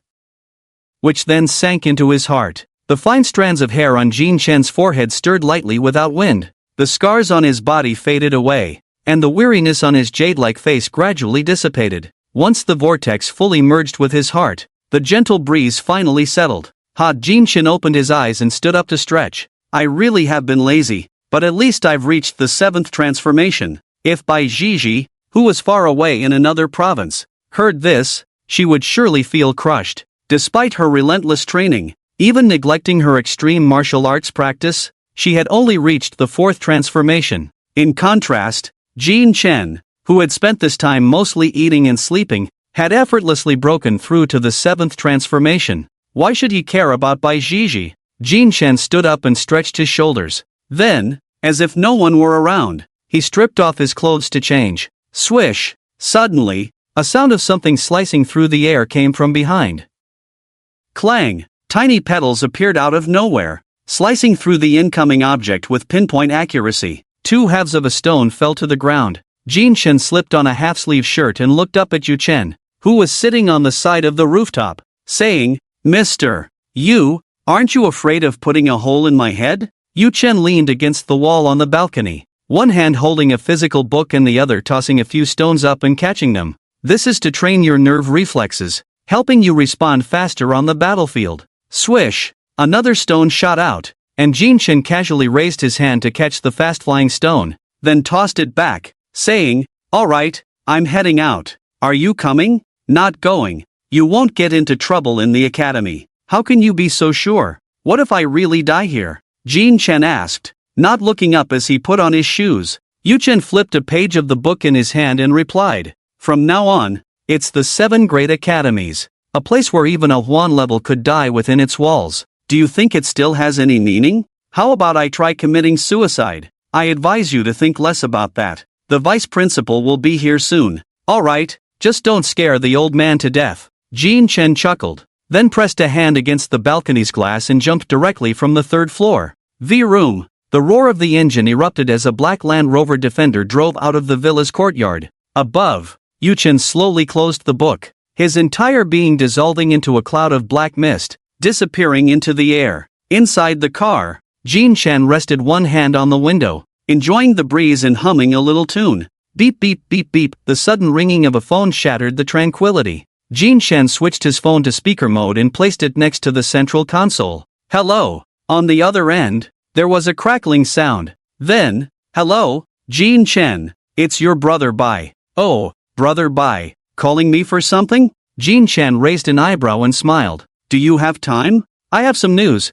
I might be able to get my hands on some Spirit Essence Beast Marrow. What do you think? Want to hear? Hearing the mysterious tone on the other end, Jin Chen shook his head and laughed. That stuff is really precious. If you've already heard about it, it's probably already been taken by someone else. You call that a statement? This is something my dad just discovered. He told me about it last night, and absolutely no one else knows. Is your dad not human? He doesn't count. Ah, wait, don't interrupt me. Let me finish. Bai Zhizhi said. My family is from Fengtian. You should know that there's a Changbai mountain range over there. And inside that mountain range, there's a 6th tier monster. That monster just broke through recently and produced some Spirit Essence Beast Marrow. My dad is studying it to take it down. And I thought we could sneak in and get it while they're busy fighting. Jin Chen frowned, puzzled. Even if your dad gets the Spirit Essence Beast Marrow, isn't it for you? What are you trying to sneak? It's different. It's not just my dad going, there are a bunch of them. If they all get the Spirit Essence Beast Marrow together, they'll have to split it up. There's not much to begin with. And if they divide it into several portions, there won't be much left. Jin Chen nodded in understanding. I get it now, you plan to take advantage of the situation. That's pretty sneaky of you. It was my dad's idea, he told me last night and asked me to bring you along, saying it would help me in the future. I thought it made sense. And you, with your scheming mind, can't let anything go wrong. If I'm going, then the Spirit Essence Beast Marrow is. Yes, there's yours too. We'll split it in half. One for each of us. Jin Chen was somewhat surprised. So generous? Spirit Essence Beast Marrow isn't just a bottle of mineral water. You can't just give away something so valuable like that. Are you sure you're not just bluffing? You're the one bluffing. I swear even my farts smell good. Don't think of me like Wangi. Bai Zhizhi cursed, then continued. According to my dad, since you don't belong to any family power, there's no competition. We should pull you in. Besides, although the Spirit Essence Beast Marrow is precious, my Bai family is quite wealthy. We're not that stingy. Trading half of the Spirit Essence Beast Marrow for a friendship with you at the Huan Yuan level is a great deal. Hearing such straightforward words, Jin Chen couldn't help but admire Bai Zhizhi. Did your dad tell you to say that? He didn't, but it's not a big deal. You can see it for yourself. Why pretend? Just say what needs to be said. It's not like I'm trying to trick you. Truly straightforward. Jin Chen said. Alright, when is your dad going to make a move? Tonight. I'll come pick you up soon. Okay. After hanging up the phone, Jin Chen shook his head. And so it begins. They're really eager. As the only Huan Yuan without a family background, he was certainly a target for many families wanting to recruit him. Although on the surface everyone appeared harmonious, behind the scenes, they were all competing against each other. This is humanity, even with external enemies. They can never let go of competition and scheming among themselves. Hypocritical. The green apple is still pure, sour is sour. Sweet is sweet. It won't package itself as sweet and turn sour. In the center of Fengtian, in a magnificent courtyard, after hanging up the phone, Bai Zhizhi shrugged at the middle-aged man sitting across from her. Ajk. The middle-aged man was Bai Zhizhi's father, the head of the Bai family in Fengtian, named Bai Shan, dressed casually, with his white hair meticulously combed back. His expression was resolute, exuding an imposing presence. However, at this moment, he didn't seem like a stern family head but more like a caring father worried about his child. Wait, how did I say it just now? Why does it sound different coming from you? Bai Shan looked at his silly daughter, feeling a bit melancholic for a moment. Oh, it's the same meaning. You wanted me to say it in a fancy way, but I can't do that. Bai Zhizhi waved her hand, lounging in her chair like a boss, casually picking her nose and saying, besides, that way of speaking doesn't fit my persona. Bai Shan raised his hand, hesitated to speak, and finally let out a sigh. It's good that you're close to Jin Chen, at least he won't have any bad intentions. That's easy for you to say, how do you know what he thinks? Bai Zhizhi took a sip of the tea on the table and replied, I don't know, but Yu Chen knows. The fact that he has stayed by Jin Chen's side for so long shows that Jin Chen is a good kid, worthy of his protection. Bai Shan shook his head and continued, Yu Chen is someone who has made a name for himself on the Dao Gui battlefield. Even I have to be polite and call him Mr. Yu or Venerable Lu Yu. For someone like him to willingly protect a young man speaks volumes about Jin Chen's talent, character, and morals. Bai Zhizhi looked at her father with a bewildered expression and said, What's this, Bai Shan? Have you become a fan of Jin Chen? Are you planning to join the Jin family army? I've never heard you praise me like this. Watch your mouth, I'm your father. Bai Shan glared at Bai Zhizhi and then said, It's not that I'm praising him. Just think about everything Jin Chen has done since he came into this world. Which of those things isn't worthy of praise? Beating up your son, is that worthy? That was because he had the ability. If you had the ability, you could have beaten him up too. Not that I discovered. But how come you? Hey, I know you're anxious, but hold on a second. Seeing Bai Zhizhi about to retort, Bai Shan quickly raised his hand to interrupt and signaled for her to be quiet, letting him speak. Bai Shan cleared his throat and continued, I've seen that kid's battles, and not just once. Especially that fight in the freshman competition where he faced dozens of opponents alone. His combat thinking and control of the battlefield are absolutely top-notch. Coupled with his perplexing pedals and cards, it's even more unfathomable, always bringing unexpected surprises. That's called magic, Bai Zhizhi reminded him while idly picking at her nails. Don't interrupt. Setting aside his strength and cultivation, just his intellect and maturity are something you can't even begin to compare to. He plays with you like you're a dog. When he had the girl from the Taisher family deliver a message, just a vague statement was enough to resolve the conflict between him and Wang Yi, and in the end, he even turned enemies into friends. All of this makes one wonder, is everything really within his control? Bai Shan's expression was serious, and his tone unconsciously grew heavy. Oh my goodness, can you stop overthinking? He's not as amazing as you say, he's barely 20. You can't even say he dares to listen. Bai Zhizhi couldn't take it anymore. Downed her tea in one gulp, stood up, waved her hand, and then casually walked outside with her hands in her pockets. You child, stop being so carefree all the time. Can't you be a bit more cautious? You might get sold without even realizing it. Seeing his child so indifferent and unconcerned, Bai Shan sighed heavily. Bai Zhizhi waved her hand without looking back. Why think about those things? Smiling often brings good luck. Heaven won't treat good people poorly, especially someone as handsome as me. Bai Shan shook his head, gazing at the blazing sun outside,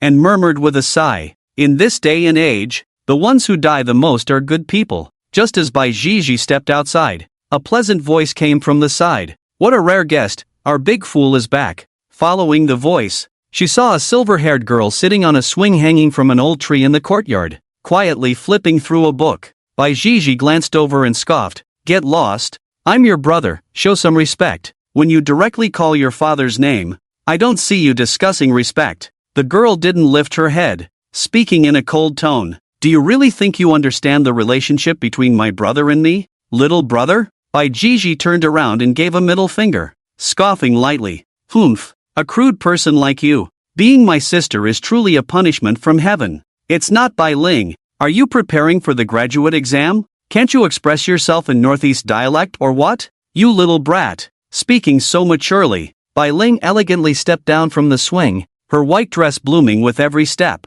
She walked in front of Bai Zhizhi, looking her up and down with a doubtful gaze, and finally brushed past her, leaving behind a remark. People who can't even pass the driving test shouldn't talk big with me. It's laughable. Ha! Damn! Bai Ling, come back here. If you're not convinced, let's practice. I won't let you off until your head's buried in the ground. Bai Zhizhi's face visibly darkened, summoning the heavenly edict stick and starting to curse. Zhizhi, how can you talk to your sister like that? Is that how you speak to your sister? A dignified woman came out upon hearing the commotion, holding a tablet that was playing a drama, and without looking up, began to scold. It's not Mum, Bai Ling cursed at me first. You've been cursed for over 10 years. What's 2 more sentences? Oh, I'm not talking to you anymore. I'm going to find Jin Chen. Bai Zhizhi, utterly speechless, waved her hand and left, but just a couple of steps out, her phone in her pocket rang. Bai Zhizhi shielded her eyes from the sunlight to take a look, then answered, Hello. Hearing a string of words from the other end, Bai Jiji's expression brightened. Hey, wait for me. I'm coming to pick you up. After hanging up, Bai Jiji dashed out. Bai Mother, seeing this, quickly shouted, Hey, where are you going? We still have to go to Beijing later. No need to go. Jin Chen is already here. Ha! Bai Jiji jogged to the underground parking lot, walked to the back of a large SUV, and rode out her little electric scooter. In other words, this most boring daily routine might be the happiest time they could never return to. Moreover, their daily life was about to hit rock bottom. The great summer F4 was about to venture into the world. After a swift ride on the little electric scooter, Bai Jiji finally arrived at the entrance of a school. As soon as she stopped, she saw Jin Chen, who was the center of attention for a group of girls. Hey, I'm over here. Jin Chen first searched among the luxury cars, and finally spotted the most eye-catching presence in the least conspicuous place. Approaching her, Jin Chen looked at Bai Jiji's ride and scratched his head. You are quite low-key, TSK. Bai Jiji patted the headlight of the little electric scooter and said, Don't underestimate it, it's fast. Little electric scooter and fast. Can those two really go together? Jin Chen was in disarray in the wind. Stop dawdling. Get on. I'll take you for a ride and show you the scenery of our great Fengtian. Bai Jiji patted the back seat. Thus, the two who could make the world go crazy sat one after the other on the little electric scooter and set off boldly. How did you get here? Didn't you say you wouldn't pick me up? On the way, Bai Jiji twisted the throttle all the way down and shouted. Actually, you really don't need to shout so loud. We're not that fast. I can hear you clearly. Looking at the bicycle that surpassed him, Jin Chen's mouth twitched. Is that so? Ha ha. I came to meet a friend, and I just happened to pass by. Jin Chen leaned back against the electric scooter, arms crossed, looking at the scenery around him. Although Bai Jiji didn't know who Hu Zhu was, she nodded with a look of understanding and smiled. Well, you came at just the right time. My mom is making dumplings soon. After dinner, I'll take you out for a stroll to help with digestion. Sure, it's been a long time since I've had proper Northeast dumplings. I remember you're from Jinling. Haven't you had them before? Oh, I had them in my last life. Then we're about the same. I've had them in this life. Alright, you ride ahead. I'll take a nap for a bit. This little cool breeze is making me a bit drowsy. Jin Chen said this and closed his eyes, employing his unique skill of sleeping while sitting. About 5 minutes later, the vehicle slowly came to a stop. We're here so soon. Jin Chen yawned and rubbed his head. What awaited him was not the Bai family courtyard, but Bai Jiji's awkward face. Cough. It's been too long since I rode. And the battery's dead. Can you get off and push for a bit? Jin Chen was wide awake now, replaced by a feeling of helplessness that words couldn't describe. I just don't get it. You don't have a license, but you can't drive? Can't you just drive here? Even if you're riding an electric bike, it should at least have some charge, right? Bai Jiji scratched her head awkwardly. I've driven before, but I got caught twice. If you get caught 3 times for driving without a license, they won't let you take the test anymore. So I don't dare to drive. Aren't you a Huan level? Don't you have any privileges? Jin Chen looked at her in disbelief. How could someone of such a prestigious level be in this situation? He certainly wouldn't be. The key is that the mayor won't allow it. Bai Jiji said helplessly. Don't say it's the mayor, even if it's the governor. They should give you Huan level some privileges. The governor is my dad. He issued the notice, and he's checking our family's car thoroughly. Afraid I'll drive.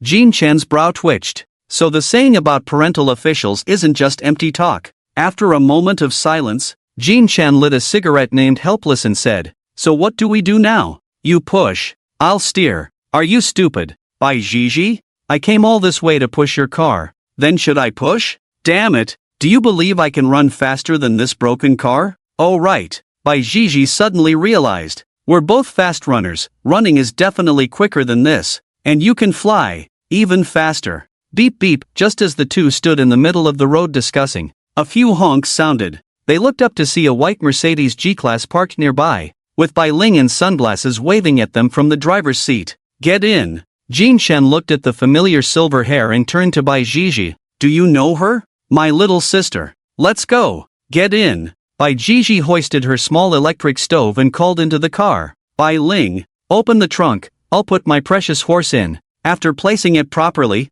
the two sat in the back seat, one on each side. Bai Ling glanced at them and then turned the steering wheel, drifting the car in place to change direction. Inside the car, Bai Zhizhi looked at Bai Ling and asked, "Did Dad send you?" "No, I guessed your car was out of battery." "That doesn't make sense," Bai Zhizhi said. "If Dad didn't allow it, how come you're driving without getting caught? You don't have a license either." Bai Ling frowned. "Why would I get caught? Dad said that any car from our family on the road needs to be checked. Can't you just change the license plate? Why use such an obvious family plate?" "Oh right," Bai Zhizhi realized. Enlightened. "How did I not think of that?" Two synchronized sighs echoed in the car, as if they had said everything yet nothing at all. After a series of twists and turns, Jin Chen finally arrived at Bai Zhizhi's home. It was a newly built courtyard, with the highest quality materials and craftsmanship used for both unloading and construction. The overall impression can be summed up in 2 words, understated.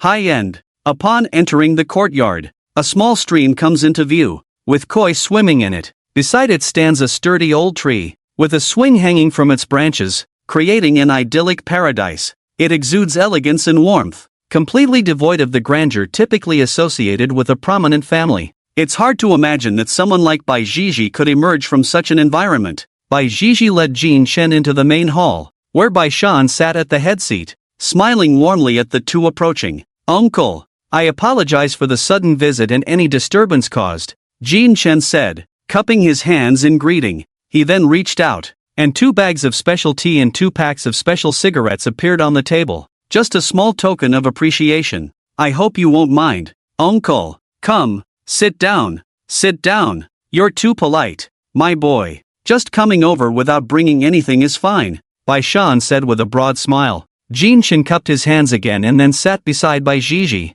I'll just call you Xiao Chun," Bai Shan said, glancing at the cigarettes on the table, unable to hide his amusement. "Xiao Chen, our Zhizhi has been under your care lately." "Ah, enough.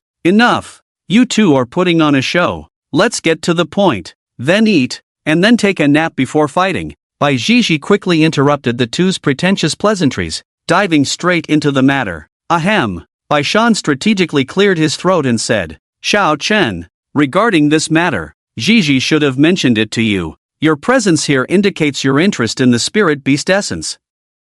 After all, it's something rare and hard to come by. It would be a lie to say I'm not tempted," Jin Chen replied with a smile. Just then, Bai Ling entered gracefully, carrying a wooden tray, and placed a cup of tea beside Jin Chen. Jin Chen politely nodded. "Thank you." She returned the smile and then moved to Bai Zhizhi's side, but before she could set down the tea, Bai Zhizhi picked up a cup and drank it all in one go, swishing it around in her mouth before spitting it out in front of the astonished gazes of the others, then grabbed a third cup and downed it. After doing all this, she leaned back in her chair, waving her hand at Bai Ling like a lord. Bai Ling stiffly walked in front of Bai Shan, looking at the last cup of imported tea still swaying in the tray, and tentatively asked, "Father, do you want any? I think I'll pass." Upon receiving a response, Bai Ling set the tray aside and quietly stood behind Bai Shan. "Spirit beast essence. I believe you know, Xiao Chen, that whenever a strange beast undergoes a transformation or breakthrough,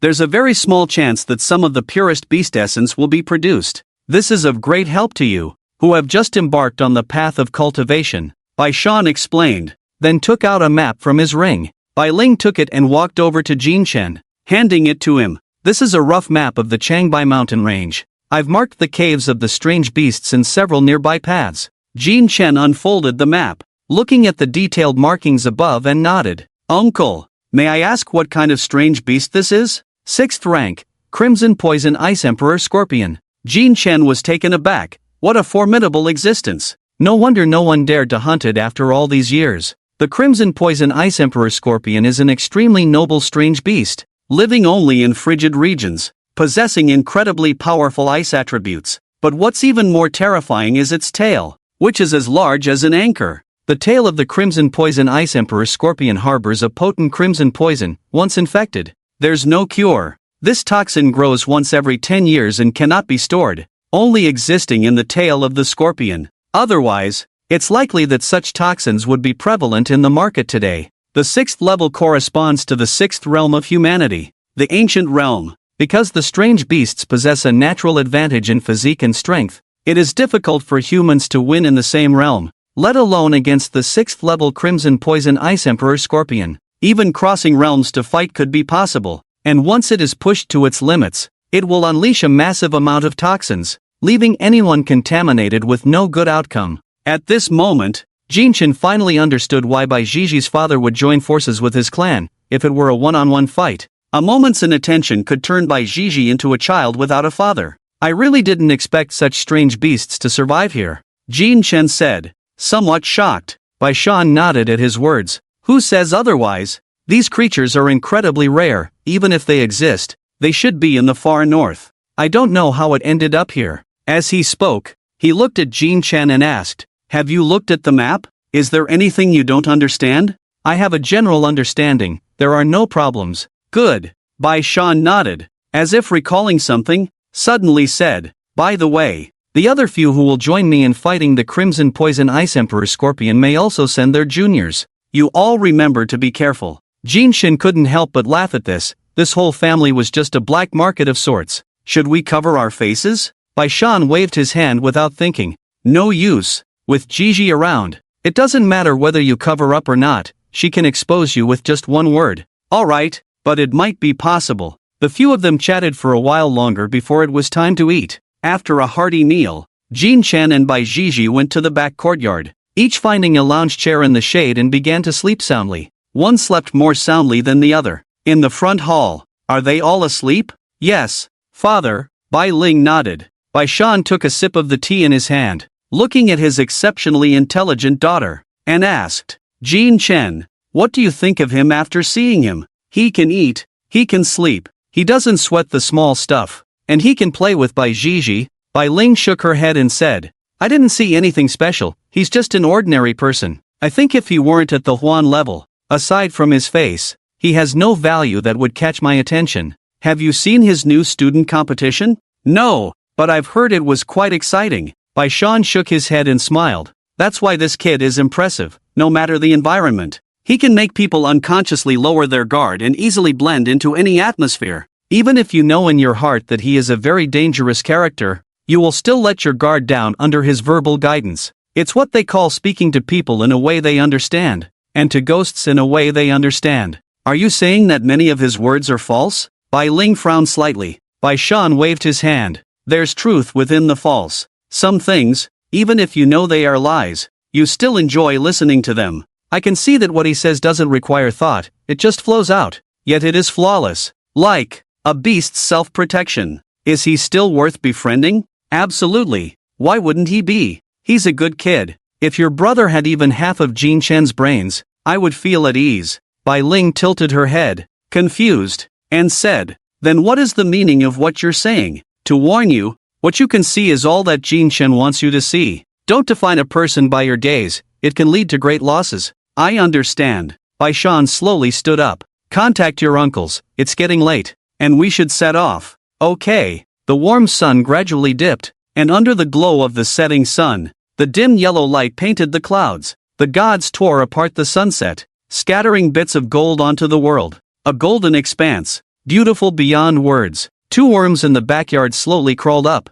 looking around with extremely confused expressions. Their gazes met, both recognizing the bewilderment in each other's eyes. Jinchen pressed down his messy hair and, with a dry throat, said, Good morning. Ah, let's go. Bai Jiji mumbled. Just as the two were lost in thought, Bai Ling approached with a book in hand and said, You two are finally awake. Father has already set off, hurry up. Jinchen's mind instantly cleared as he remembered the purpose of their journey. With a shake of his shoulders, his wings appeared, and he grabbed the dazed Bai Jiji, soaring into the sky. Thank you. A streak of white light arced through the sunset, flying towards the distance. At the moment his words fell, a white rose magically bloomed on the pages of the book in Bai Ling's hand, and at the base of the rose, there was a string of words. When you cry for missing the sun, you will miss the stars again. I mean, there's no need to be too entangled with Bai Jiji's level, that will only trap you in self-imposed pressure. Don't forget the beauty of life because of this.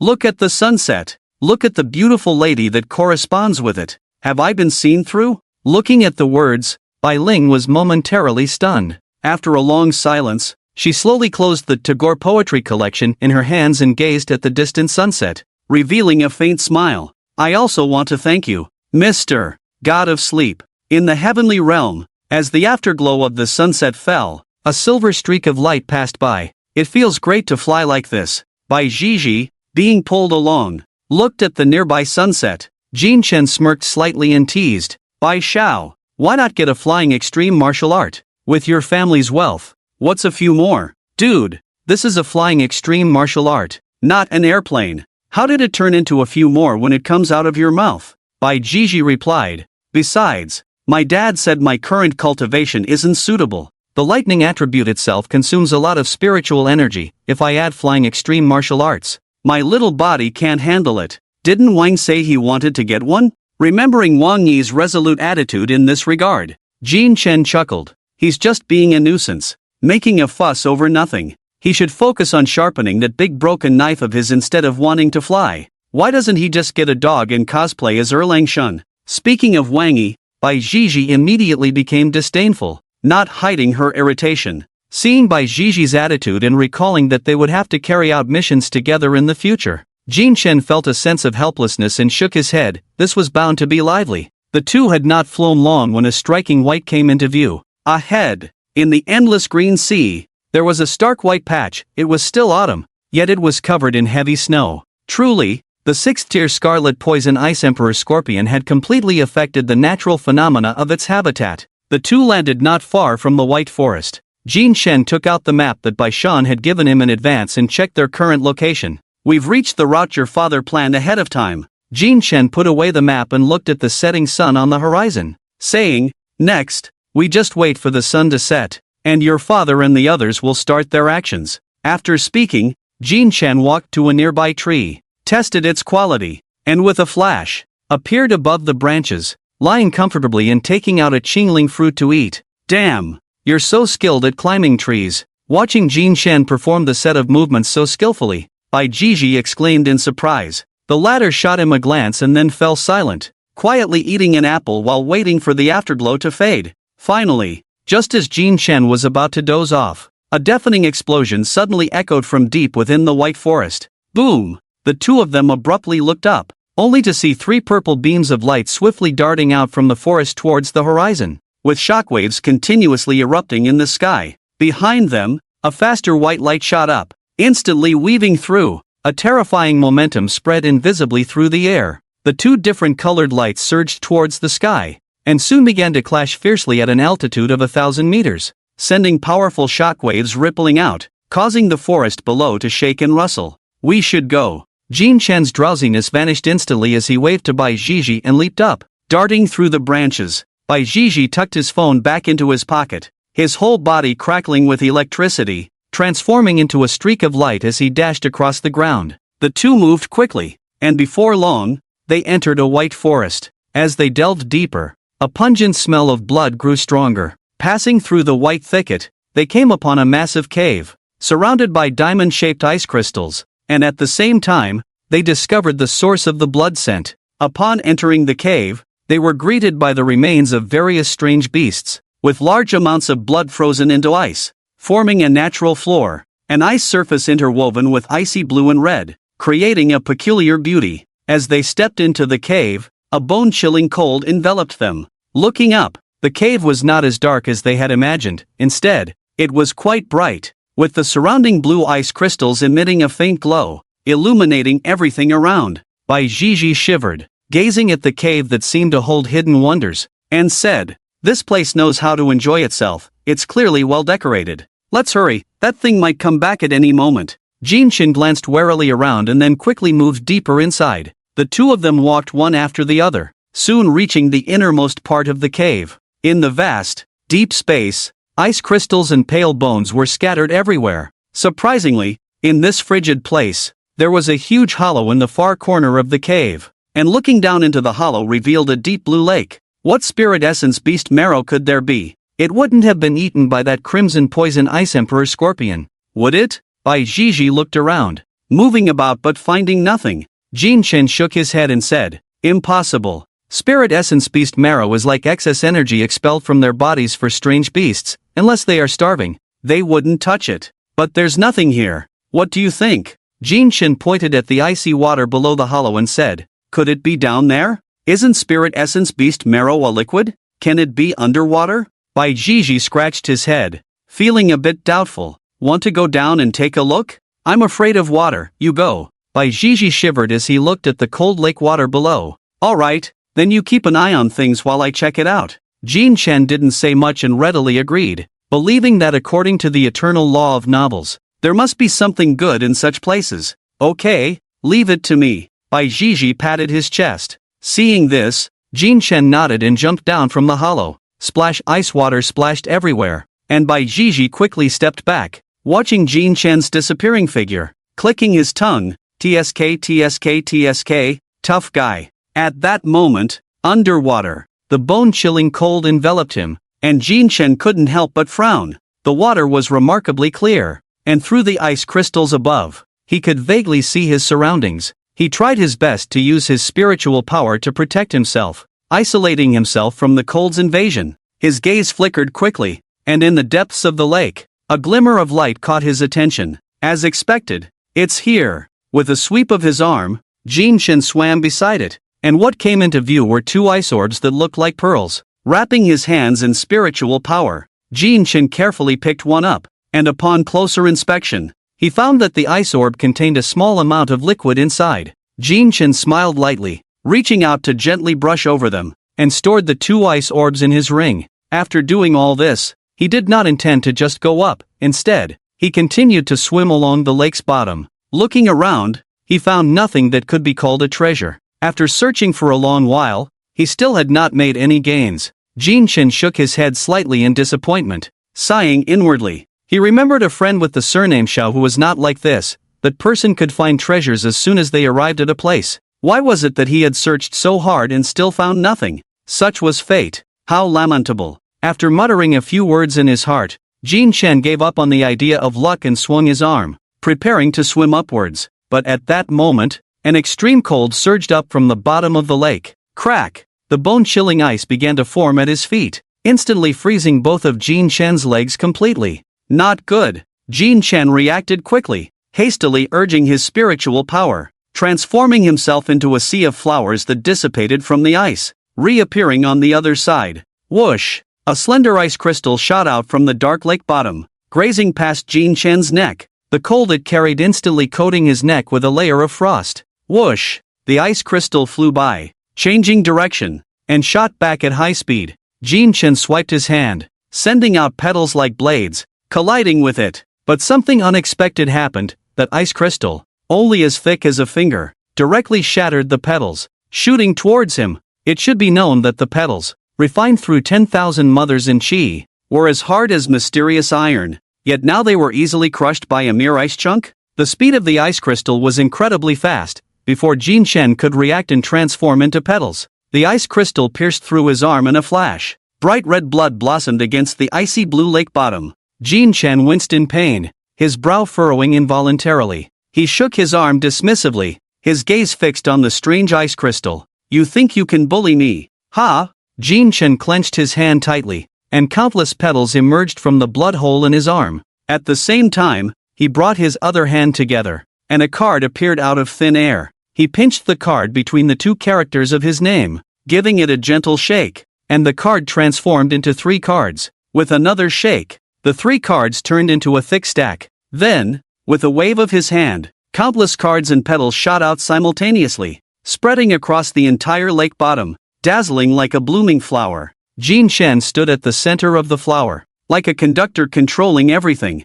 The petals danced wildly, and the cards continuously collided with the ice crystal, seemingly controlling its position, trying to drive it away. Jin Chen squinted at the scene before him, his fingers unconsciously tapping his thigh, as if waiting for something. Finally, Jin Chen's eyes snapped open, and he exploded into a flurry of petals. In an instant, a hand abruptly condensed in front of him, grabbing the rapidly moving ice crystal. Spiritual energy, little magic. Appear. The petals flowed, and the half-formed arm began to extend and condense under their movement. In the blink of an eye, Jin Chen, with one hand in his pocket and a faint smile, appeared in that spot, while the ice crystal struggled incessantly in his grasp. Come into my big ring, little thing. Jin Chen curled his lips into a smile, and then the ring on his finger sparkled, causing the ice crystal to vanish without a trace. Shaking his arm to dismiss the pain from his wound, Jin Chen furrowed his brow seriously. Oh dear,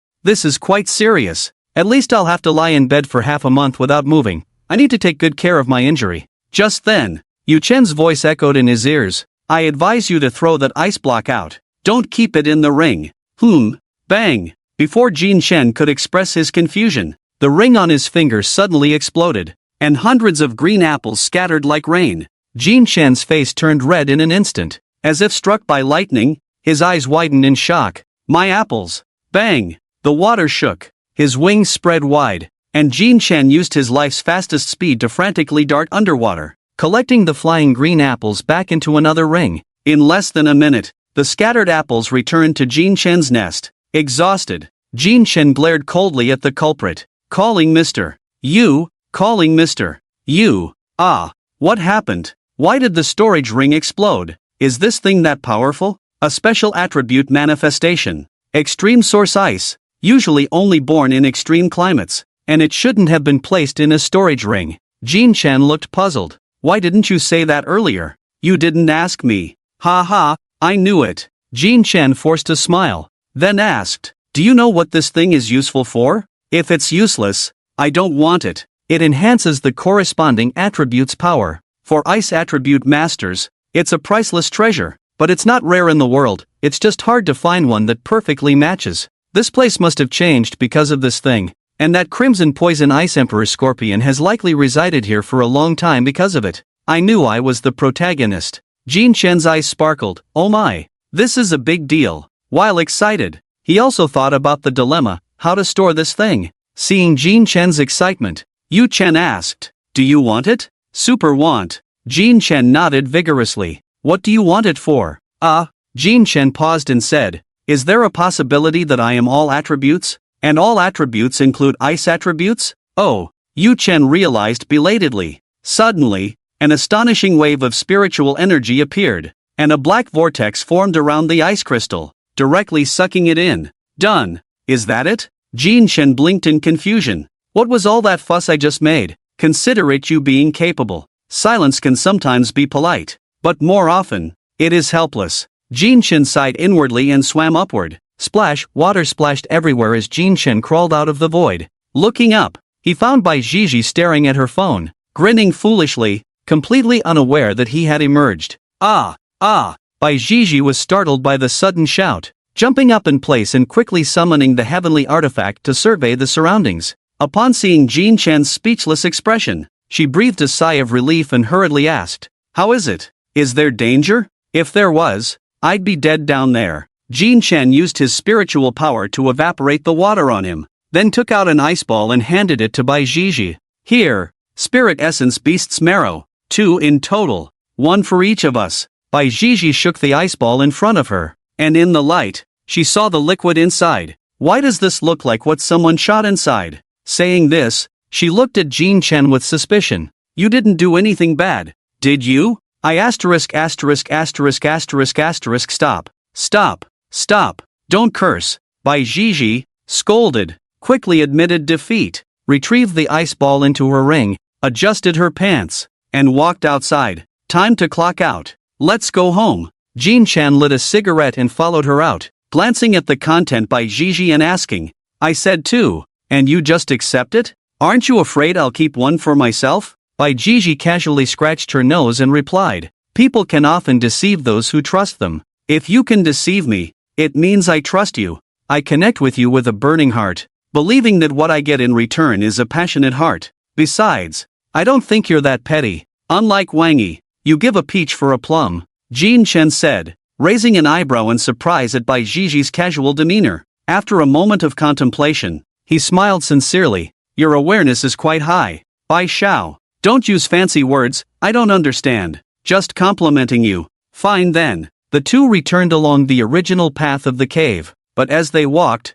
a sudden sound of footsteps came from ahead. Upon closer inspection, they found 2 young men with white hair. Your relatives? Bai Jiji nodded. Yeah. After saying that, she looked at Jin Chen. Give me some advice. What should we do? What to do? The stuff is already in hand. If he wants to come, let him come. Are we supposed to deal with them? Jin Chen shrugged. That makes sense. Bai Zhizhi agreed with a nod. The two groups quickly met, and before the others could speak, Jin Chen casually greeted them. Out for a stroll? Yeah, just wandering around. The two smiled and nodded as they passed by each other. Wait a minute. Just a few steps out, Jin Chen and Bai Zhizhi were stopped by the two relatives who had just realized what was happening. Upon seeing Bai Zhizhi, the other party exclaimed, "Nephew, what are you doing here?" "Oh, my friend came over, I brought him to see the specialties of Fengtian," Bai Zhizhi said casually. The other side was confused.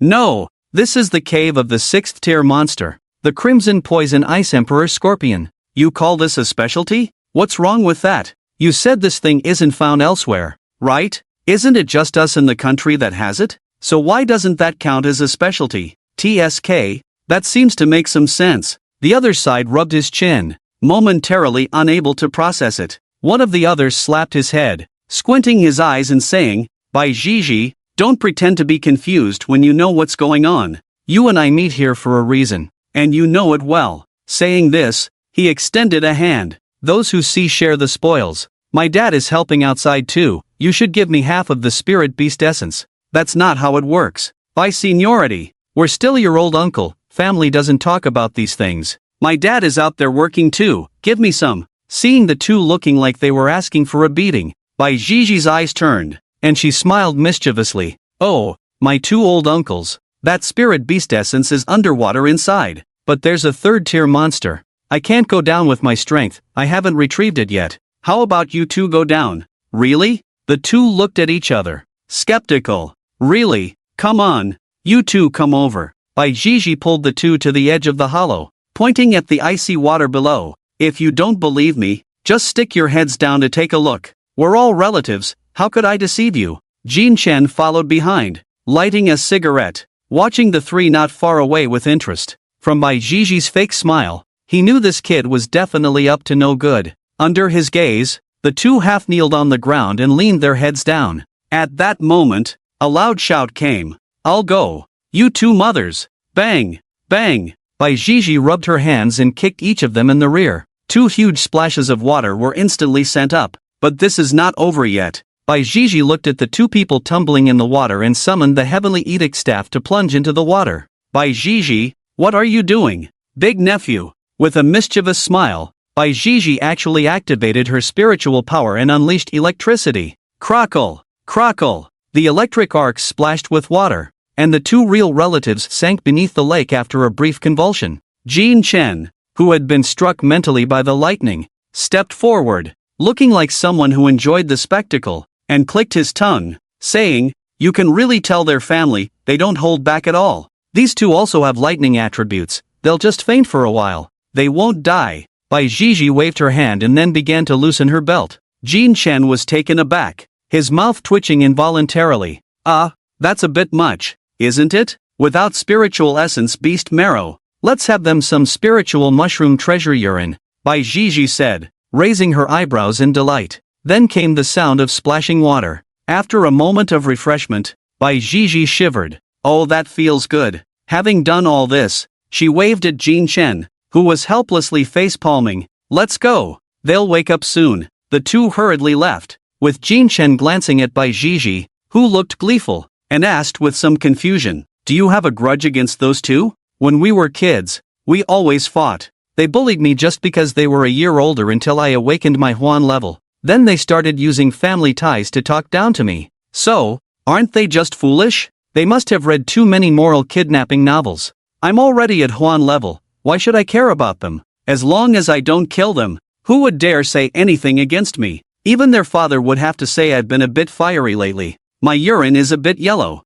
Bai Zhizhi said disdainfully. Jin Chen shook his head and smiled wryly at her words. This kid really believes in the saying that a gentleman takes revenge 10 years later. But it has to be said, it's quite satisfying. After leaving the Changbai mountain range, they didn't head home immediately but instead found a barbecue place to pack some skewers before returning home. At this time, Bai Shan had not yet returned. After all, they had agreed to take down the Crimson Poison Ice Emperor Scorpion together and share the spiritual essence beast marrow. As for sending their own juniors to sneak in and take it, everyone was aware, but it was not something they openly discussed. The old foxes didn't want to share, they all wanted to secure everything for their own children. 4 by Shan. Discussing such matters openly meant giving all the spiritual essence beast marrow to Bai Zhizhi, who was at Huan level, while the others would have to endure. Not to mention Bai Shan's own strength and status, even Bai Zhizhi's heavenly material level would make them yield. But he didn't do it that way because he wanted to maintain appearances. After all, whether it was said or not, he could still get his hands on the goods. When the time came that he hadn't gotten it yet, it wouldn't be too late to clarify. What was meant to be his would always be his. The sun set, and the full moon hung in the sky, casting a pale light over the earth. The water in the pool rippled gently in the breeze. The golden campfire flickered softly. In the backyard of the Feng Tianbai residence, beside the outdoor swimming pool, Jin Chen and Bai Zhizhi lay on separate lounge chairs, with the flickering campfire in front of them. Between them was a small table holding steaming skewers and a box of chilled green apple soda. A gentle evening breeze blew, and Jin Chen relaxed, his brows unfurling, a satisfied smile on his face as he exclaimed, "What does it mean to be alive? This is what it means to be alive. Here, Xiao Bai, have a grilled kidney." Jin Chen offered a skewer of kidneys while glancing over to see Bai Zhizhi staring intently at Bai Ling, who was reading not far away. Lost in thought, "What are you looking at so intently?" Bai Zhizhi came back to her senses, took a bite of the kidney, and mumbled, "What's so interesting about those books?" Bai Ling seems to be in a trance every time she picks one up. In books, there are golden houses. In books, there are beauties like jade. Reading is good. If you pass the civil service exam, someone will take care of you in your old age. Jin Chen said with a light laugh. In this day and age, who isn't relying on their strength to speak? What's the value of reading no matter how much you read? Bai Zhizhi scratched her head in confusion. To her, this tricky world was just about seniors and juniors, those who could fight and those who couldn't. Jin Chen shook his finger and said, "The meaning of reading is to broaden your horizons. The inheritance of culture relies on words and knowledge. You can choose not to learn, but you should uphold respect. We are all ordinary people. Let's not talk about grand principles. Just think of something closer to us. If you like a girl, you can't just confess by saying, 'Ah, my dad is the one in charge of the heavenly decree. I'm super awesome.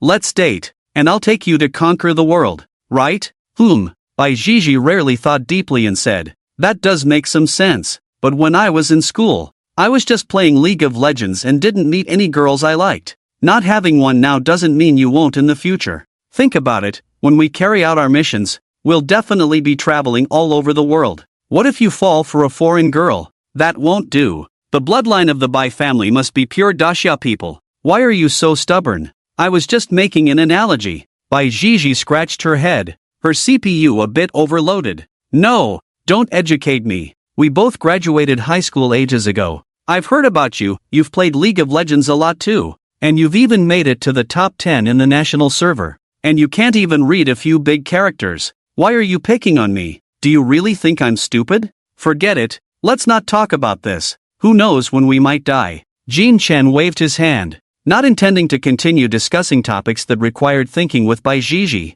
"You die your way, don't drag me down. A good person like me is definitely going to live for 10,000 years. Jin Chen smiled and shook his head, feeling the comfort of the current life, and couldn't help but sigh. "Speaking of which, it seems we don't have many months left of this kind of life. What's wrong? Are you reluctant? I can't wait for the mission to start. Every day, I'm so bored that I treat going to the bathroom as a task." Bai Zhizhi's mouth was full of oil, her words revealing unhidden anticipation. "By the way, has the last person been decided?" Suddenly remembering something, Jin Chen asked. Bai Zhizhi paused her chewing. "I think it's Jiang Zi, my Xingxing told me." Jin Chen was taken aback, just about to say how he didn't know, but then thought about it and realized that her Xingxing was Yue Chen, so he let it go. "That cool guy, how's his strength? Do you know?" Bai Zhizhi nodded. "Pretty fierce. Their whole family plays with knives. Jiang Ziyi has been practicing since she was little and seems to have even created a unique martial art."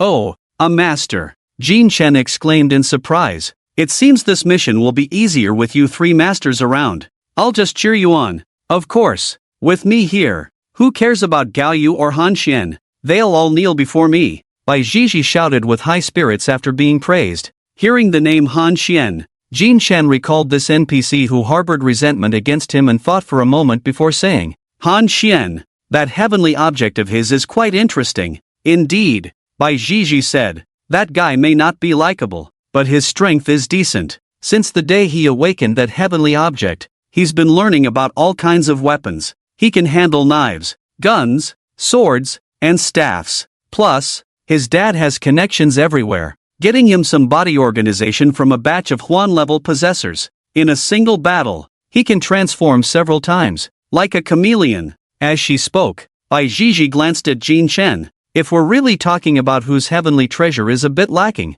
it seems to be yours. Your strength is impressive, but your treasure seems to only have transformation and nothing else. Yeah, Jin Chen nodded without rebuttal. After all, Bai Zhizhi didn't know the specific abilities of the Eternal Garden, and even he, the owner, didn't know what the final Eternal Garden was truly for. To push the limits, it all depended on this unknown ability. The two continued chatting, moving from discussing books to tasks, and then from tasks to treasures, eventually even touching on the origins of the universe. Time passed quickly, and after a while, Bai Zhizhi, full and satisfied, patted her belly and went back to rest, reminding Jin Chen of the room he could use to rest. Night fell, silent and lonely. After a brief moment of liveliness, there was only hollow quiet. The campfire crackled as it burned the materials, occasionally making popping sounds, like the only music communicating with Jin Chen in the night. With dark eyes fixed on the flames, Jin Chen was lost in thought about the Eternal Garden.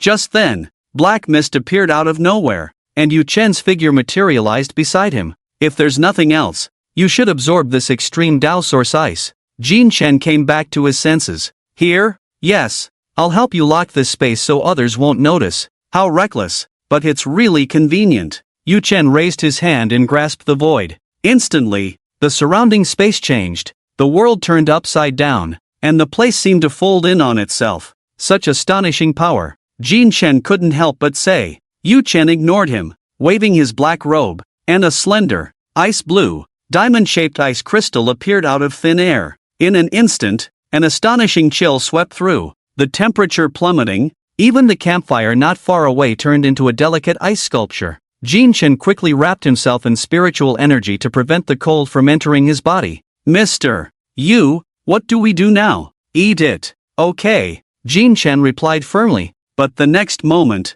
he halted in his tracks. Wait, I'm supposed to eat this? He pointed at the ice crystal, which was nearly the length of his arm.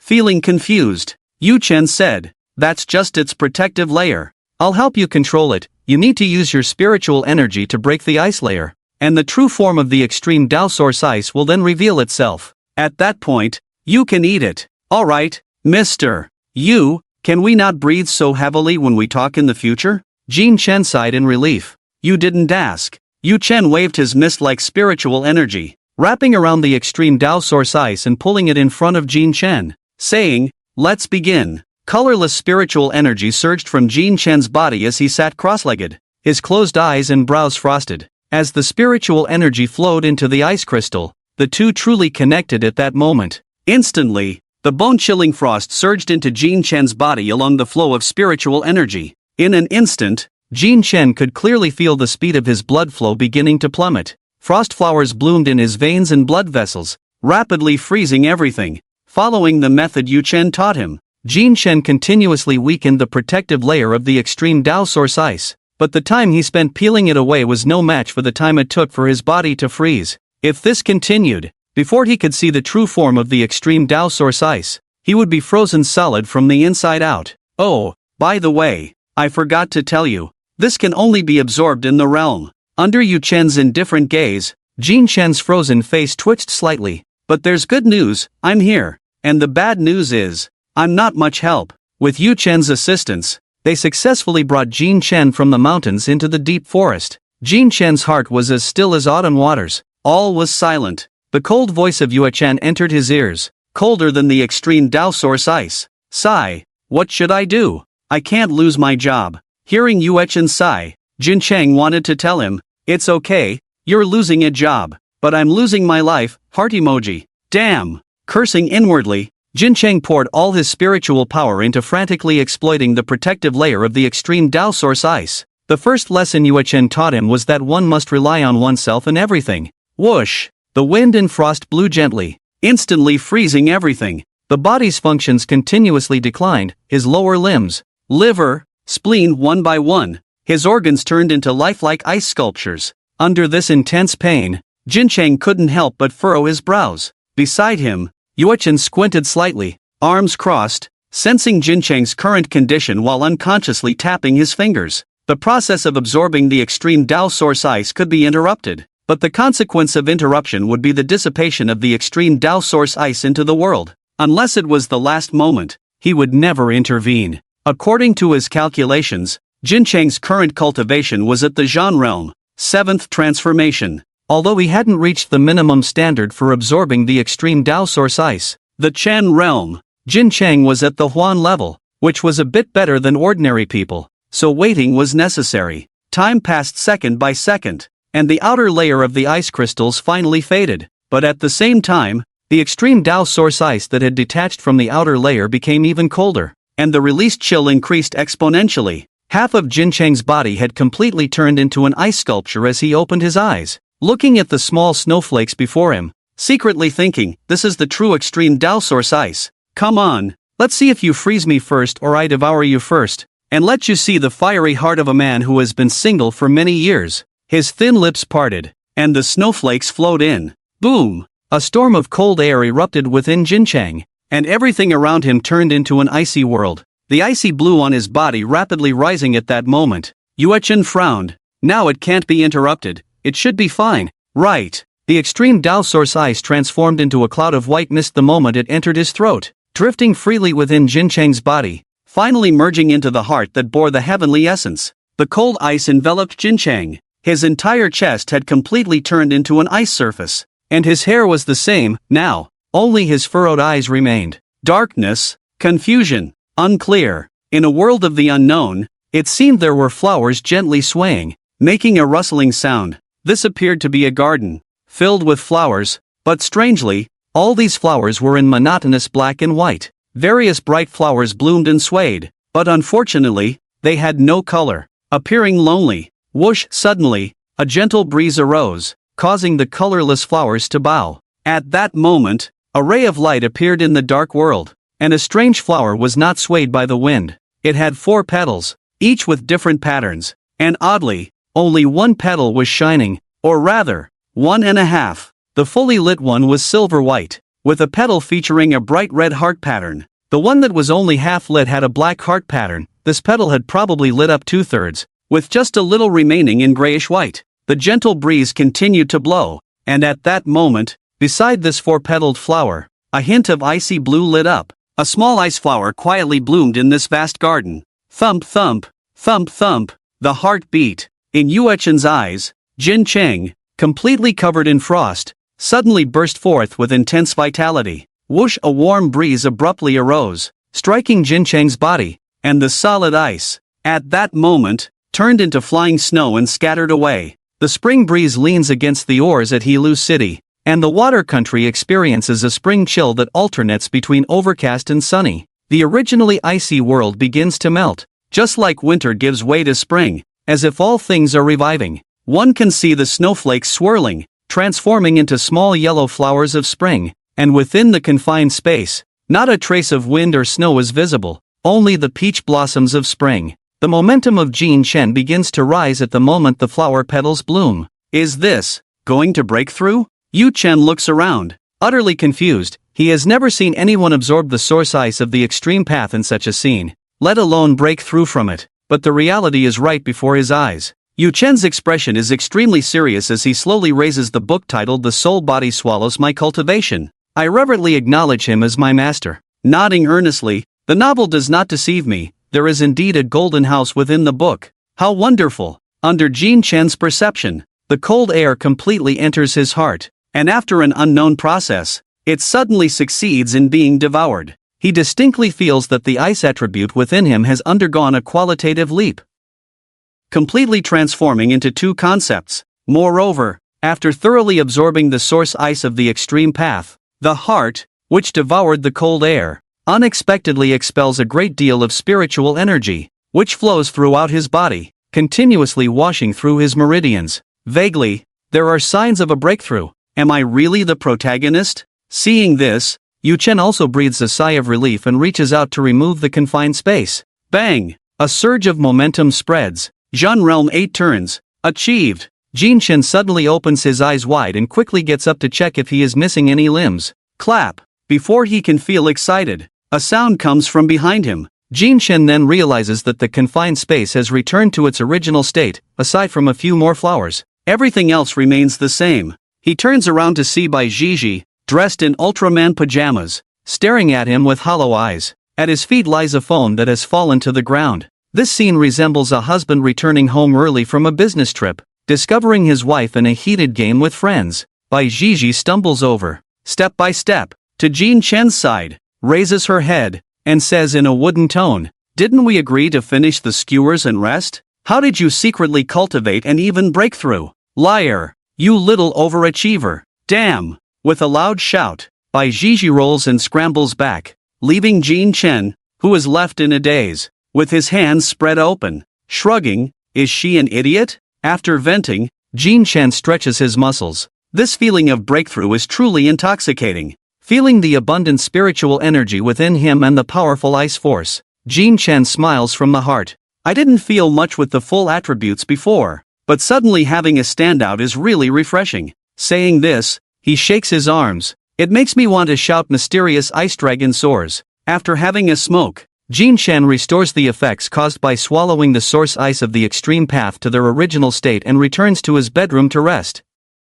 At the same time, he studies the combination of cards, petals, and ice, as well as how to perfectly integrate ice into magic and card extreme martial arts. Perhaps, he should learn a couple of extreme martial arts with ice attributes, otherwise, it would be a bit of a waste of this ice attribute. Time flies, and in the blink of an eye, it is already October 1st, the eagerly anticipated 7-day holiday. In the Qingyue mountain range, in front of the familiar waterfall, two figures are rapidly engaged in battle. Bang! One figure crashes into an ancient tree like a cannonball, and the ancient tree shatters in response. Ding! The sound of swords rings out, and a flash of white light darts towards the figure beside the ancient tree. Jin Chen transforms into a swirling sea of flowers, quietly condensing in the air to the side. Swish! Swish! Swish! As Jin Chen gathered his spiritual energy, small ice crystals began to coalesce in the air, shooting towards Hu Zhu like raindrops.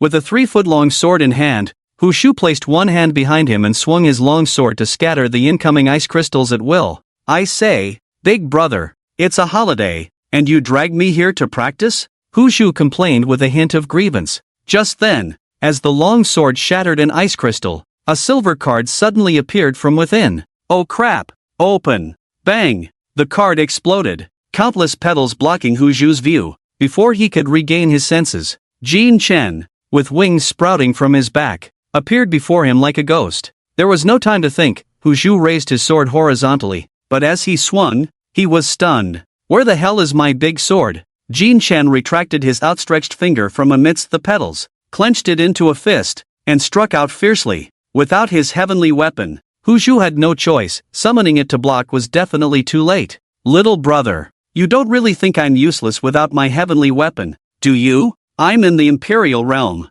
As the words fell, a terrifying spiritual energy surged forth, instantly transforming into a light sword that pierced towards Jin Chen. The latter, facing the blinding light sword, did not dodge or evade, merely curling his lips into a light smile. Watching the light sword draw closer, Jin Chen suddenly looked up and softly chanted, "Spiritual energy, little magic, penetration." In the next moment, Jin Chen's entire being began to disintegrate, transforming into countless petals that passed through Hu Zhu and then instantly reassembled behind him. Raising his hand imbued with ice elements, Jin Chen aimed at Hu Zhu's lower back and struck out fiercely. Advanced Shen level extreme martial falling ice palm. Bang! Oh my back! Hu Zhu, who was sent flying, quickly got up, clutching his waist and grimacing. Jin Chen, do you really think I'm a Hello Kitty just because you don't show your claws? After a roar, Hu Zhu raised 2 fingers in front of him, and instantly, golden light flickered as 9 long swords formed from condensed spiritual energy appeared beside him.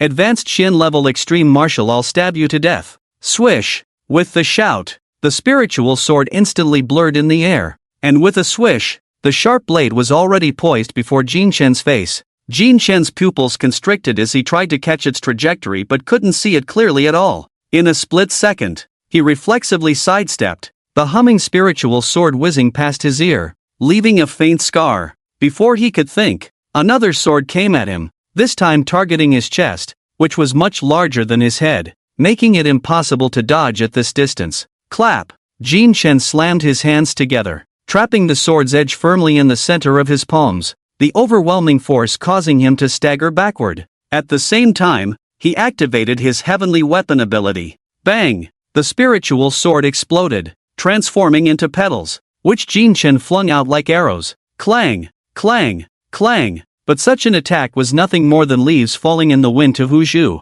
bringing no substantial harm. He controlled the third spiritual sword to slice down all the petals. During this time, Jin Chen leaped onto a nearby ancient tree, stomping down hard as he charged towards Hu Zhu from above. Hu Zhu merely raised a finger, and the third spiritual sword shot out. Jin Chen transformed into petals again, passing through the spiritual sword, and then instantly reformed, raising his Tianzhao staff as if to smash down. Buzz! Hu Zhu chuckled lightly, his expression calm. Under his control, the third spiritual sword that had passed through suddenly changed direction, piercing through the air and darting towards Jin Chen's back. Let me guess. Next, you should turn into petals again and appear behind me, right? Everything was just as he said. Jin Chen passed through him, condensing behind him, and Hu Zhu had also prepared the fourth, fifth, and sixth spirit swords in advance behind him. As long as Jin Chen condensed, those spirit swords would mercilessly pierce him like a shower. Jin Chen condensed,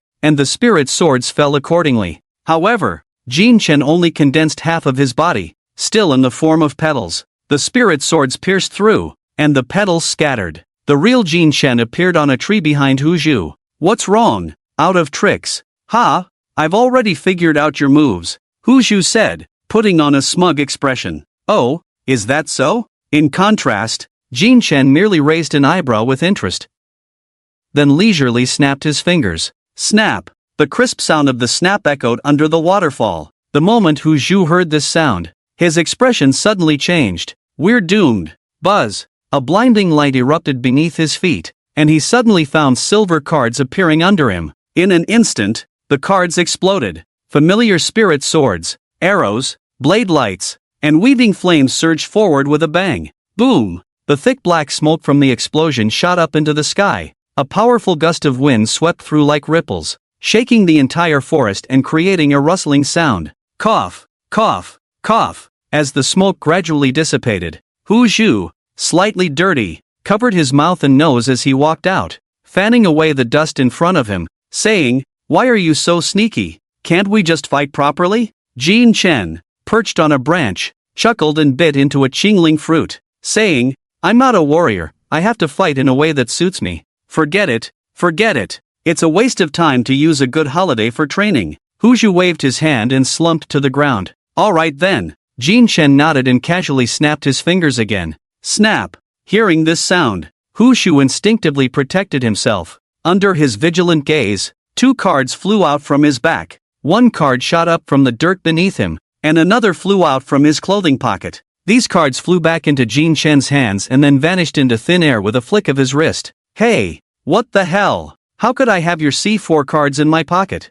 Hu Zhu was bewildered, quickly rummaging through his jacket and pants pockets, finding no cards, and to his dismay, his cigarettes and lighter were also missing. Ha! Seeing Hu Zhu's expression, Jin Chen smirked, took out a pack of White Rabbit cigarettes from his pocket, lit one for himself, tossed one to Hu Zhu, and then put the pack back. Jin Chen, are you a magician or a thief? This isn't right. Hu Zhu thought back to the scene during the battle, but no matter how he searched, he couldn't figure out when Jin Chen had slipped the cards into his pocket and casually taken out the cigarettes. The most important thing for a magician is to divert attention, and then it's about technique. It's not much different from a thief, Jin Chen said lazily, leaning against the tree trunk. Hu Zhu scratched his head in disbelief. Isn't this too damn scary? You just casually put bombs in my pocket, and I didn't even notice. Simple techniques often yield unexpected results. Why don't you become my disciple? Just offer me a pack of little pandas every day,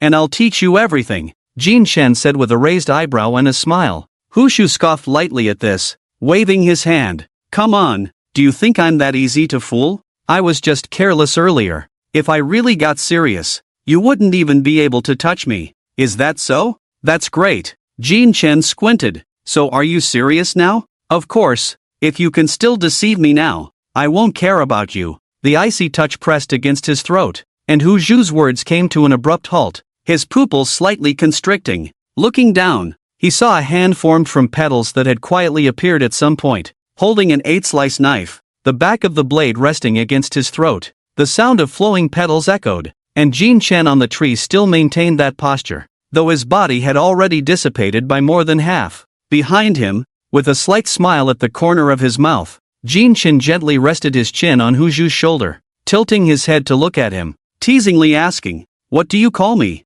This? What principle is this?" Hu Zhu said in shock. The petals scattered, and Jin Chen reappeared on the branch, lazily lying there, slowly saying, "Misdirection and force. Speak in plain language. Misdirection diverts your attention, because Mr. You is beside me. You haven't maintained the vigilance you should have. After the battle ended, you stubbornly thought nothing would happen, and I took the opportunity to pull out the smoke I had previously obtained from you. At that moment, your attention was completely drawn to the smoke, because of the sound of the waterfall. The sound of the flowing petals was particularly faint, and you, who were not paying attention to this aspect, could not possibly notice. Although you are indeed in the You realm, you completely failed to exhibit the vigilance that should come with it. This is information utilization. It is precisely because I understand you well enough that I can accomplish this. Force means you believe I am real now because I want you to feel that under my verbal guidance. You unconsciously and forcibly believe that the one just now was the real Jin Chen. In reality, it was my misdirection that led you to force yourself to think that the one just now was the real me. During this time, I only need to restrain you with words, and the real me will have the opportunity to quietly appear in your blind spot of attention. Alright, class dismissed. Big brother, is this Chinese characters? Hu Zhu was filled with questions. Didn't you understand? Aha. Hu Zhu nodded. Then let me simplify it a bit. Jin Chen lay on the branch, one hand behind his head, the other holding an apple, turning to Hu Zhu and saying, "Do you think I am real now, or just a temporary form condensed from petals?" "Real. State your reason." Hu Zhu pondered for a moment and said, "Because your attack just now has ended, and there are no petals behind me." Wrong answer. Jin Chen forcefully threw the apple, and with a whoosh, he dissipated into petals. Bang! A hand suddenly reached out from the lake beneath the waterfall, catching the apple, and then a bare-chested Jin Chen sprang out from the water, biting into the apple and saying, "This is misdirection and force. The first time you were deceived was because you thought the battle was over, so you focused your attention on the disappearing smoke. The second time was because you thought the assassination was over, so you focused your attention on my explanation. After the assassination ended, I, holding the 8-slice knife, dissipated, and the one who reappeared was me on the tree. But in fact, the one on the tree is still the initial fake. The real me is the one who dissipated holding the 8-slice knife. While you were seriously listening to the lesson, the real me had already started diving in the lake." After the second round of explanation, Jin Chen finished his apple. He brushed back his soaked hair, smiled softly, and then submerged into the lake, starting to swim. Meanwhile, Hu Zhu, who was dazed on the shore, was completely at a loss. Hiss, tch. Hiss, tch. Why does it always feel like something is off? Hu Zhu pondered repeatedly, but he just couldn't figure it out. Mr. Moon, do you understand? After thinking for a while, Hu Zhu couldn't help but ask the void. The moon, holding a novel, appeared from the void and said, "In short, from the moment you sat on the ground, the real Jin Chen has never appeared before you. The so-called forced choice and misleading guidance, all that nonsense is just a trick to deceive you. Otherwise, do you think someone as lazy as him would bother to tell you all this?" After hearing the moon's words, Hu Zhu was even more confused. But that's not right. What about the Jin Chen in the lake? Isn't that real? It's fake. The moon pointed to a nearby thicket and said, "The real Jin Chen ran over there to sleep right after finishing with you." Ha! Hu Zhu was even more bewildered. Then how do those petals speak when he's asleep? I don't know. Then what's the point of him deceiving me? Maybe it's just for fun. At that moment, underwater, Jin Chen smiled slightly as he listened to the conversation above. It had been a long time since he had deceived anyone, and it seemed his skills hadn't regressed. Even Mr. Moon, with his godlike perspective, had been fooled. If Mr. Moon hadn't been fully immersed in the novel, it would have been hard to trick him. Indeed, the one who was best at deceiving oneself is always the eyes. Jin Chen smiled and turned his head, swimming deeper. Note, as a true star, the moon would not use spiritual power to detect Jin Chen. Thank you all for your company, and for the gifts and praise from all the bosses. Here's a fourth update. If the bosses like this book, please help promote it. I would be immensely grateful. 2,500 words, full of sincerity. Record, New Era 2025, October 2nd, Haishang Province, Lucheng, Xixing Private Martial Arts School Incident, Martial Arts Institute Sports Field Center, Alien Strange Fetus, thousands of students trapped in the campus, no danger at present, situation urgent, dispatch Tiansu Academy first-year swordsmanship instructor, Huzhu, October 2nd, Haishang Province, Lucheng. A convertible Porsche 918 was speeding along the coastal line that had been sealed off. What the hell? What kind of damn principle is this? I just want to take a break, and now I have to work overtime. Huzhu, wearing sunglasses, cursed loudly while gripping the steering wheel. Beside him, Jin Chen, also wearing sunglasses, had his hands behind his head, letting the sea breeze tousle his hair. Compared to Huzhu, he looked much more relaxed. Coming to Lucheng for overtime isn't bad. Hurry up and finish your work so we can go have some fun. Not good at all. I just want to lie at home and rest. Playing should be done during work hours. Isn't it a waste to play during vacation? Huzhu grumbled, pressing the accelerator harder. Aren't I here because you dragged me along? Let's balance it out. Damn. You wanted to come and play yourself. Jin Chen shrugged. By the way, what work brings you all the way out here? They say they've discovered traces of aliens here, and there's a kid who's acting a bit strange. The local experts have their own tasks, so they thought of sending a U-Realm expert to take a look. And here I am, the officially designated strongest U-Realm expert, sent here like a water spirit. As Huzhu spoke, he sighed heavily. Sigh, being strong and handsome makes you a target. It's really a hassle. Jin Chen automatically ignored the latter part of Huzhu's words and glanced at the warning sign set up around them, saying, I told you, everything's sealed off. Turns out it's related to aliens. These aliens? Damn it, they're really annoying. You've got quite a taste. Huzhu, I never noticed it before. Jin Chen flipped a card in his hand and smiled. What kind of comprehension is that? Huzhu muttered, then looked at a building not far ahead and said, We're here. As they entered the urban area, what appeared before them was a building named Xixing Private Martial Arts School. Just as they reached the entrance of the Martial Arts Academy, more than 10 fully armed local command officers quickly surrounded their vehicle. This area has been sealed off. Please exit immediately and cooperate. Huzhu took off his sunglasses and looked at the leader, saying, I am Huzhu from Tiankai Academy, here on a mission to assist. Please show your identification or any relevant proof from Tiankai Academy. Huzhu glanced at Jin Chen, who was munching on an apple, and said, Come on, Xiao Chen, give him the whole thing. Jin Chen extended his hand out the window, and with a flick of his fingers, a card quietly appeared. With another twist, the card instantly transformed into a student ID from Tiankai Academy. The local command officer took the student ID, first glancing at the information on it. Upon seeing the large character Huan in Jin Chen's name, he gasped and quickly infused it with spiritual energy for verification. Finding no issues, he returned the student ID and immediately gave a standard salute. Mr. Jin, you've worked hard. After saying this, he looked at the person beside him. Open the door. The gate slowly opened, and Huzhu stepped on the gas, driving into the campus. As they entered, the first thing they saw was a purple barrier that isolated everything. What is this? Huzhu got out of the car and approached the barrier, tentatively touching it with his finger. A special barrier, not a type of extreme martial, nor a celestial ability, but a manifestation of alien spiritual energy. Jin Chen, with a hint of fatigue in his eyes, walked over, glanced at Huzhu's slightly serious expression, and asked, Are we not allowed to enter? On the contrary,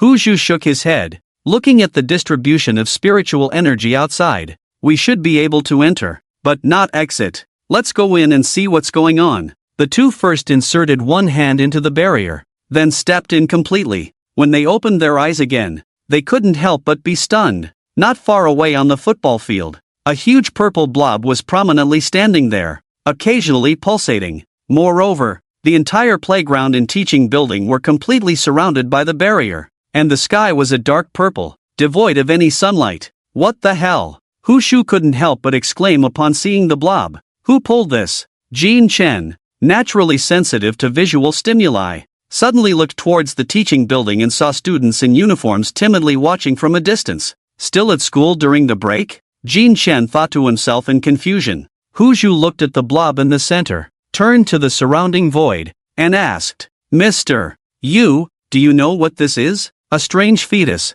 essentially a form of an alien that hasn't been born yet." Yu Chen's voice echoed in their ears. Jean Chen was taken aback. "Aliens lay eggs? Isn't that like livestock?" "Don't insult livestock," Hu Shu replied. "Cows are viviparous. Horses are viviparous, nowadays. Which living creature with a brain isn't viviparous?" "Indeed, as cattle and horses, we are too. But speaking of which, this is really something that was pulled here. Who pulled it, and how did it end up here?" Yu Chen's figure materialized. He leisurely glanced around before finally fixing his gaze on the strange fetus. It's possible that something happened in the Daoqi battlefield that caused a disturbance in space, and this thing just happened to fly here. "Mr. Yu, why do I feel like you're not worried at all?" Hu Shu asked Yu Chen, who seemed to be enjoying the spectacle. The latter looked at him with a puzzled expression. "What should I be worried about? I don't even know how many of these complete alien fetuses I've killed. What's there to worry about with one egg?" "What a fine egg!" Jean Chen, still munching on his apple, couldn't help but laugh at this remark. Hu Shu looked at the two people who were enjoying the spectacle, sighed, and said, "So should I cut this egg now? My suggestion is that you first check on that child in the teaching building. He has formed a connection with this egg, and the situation isn't good." Yu Chen replied, "All right, thank you, Mr. Yu." With that, he nodded to Jean Chen and said, "Let's go." As Yu Chen dispersed, the two walked towards the nearby teaching building. Jean Chen, with one hand in his pocket and the other scratching his head, yawned and said, "I wonder which unlucky fellow has connected to the egg via Bluetooth. You'll find out when you take a look." Upon entering the teaching building, the head of the martial arts department hurriedly approached them. "Hello, I am Hu Zhu from Tiansu Academy." The director's head looked somewhat desolate, and his large beer belly swayed as he walked briskly to the two, extending a hand with a smile. "Lord Hu, Lord Jean, thank you for your trouble." "Oh, you know me," Jean Chen casually remarked, curiously surveying the surroundings. The magician under the sea of flowers. "Who doesn't know Lord Jean Chen?" "Ha ha," the director said, bowing with a face full of flattery. "Where's your principal? Why isn't he here?" The director's expression stiffened, and he quickly forced a smile. "Well, the principal has been away from the school for many years, always in seclusion." Hu Zhu then asked, "What about the vice principal?"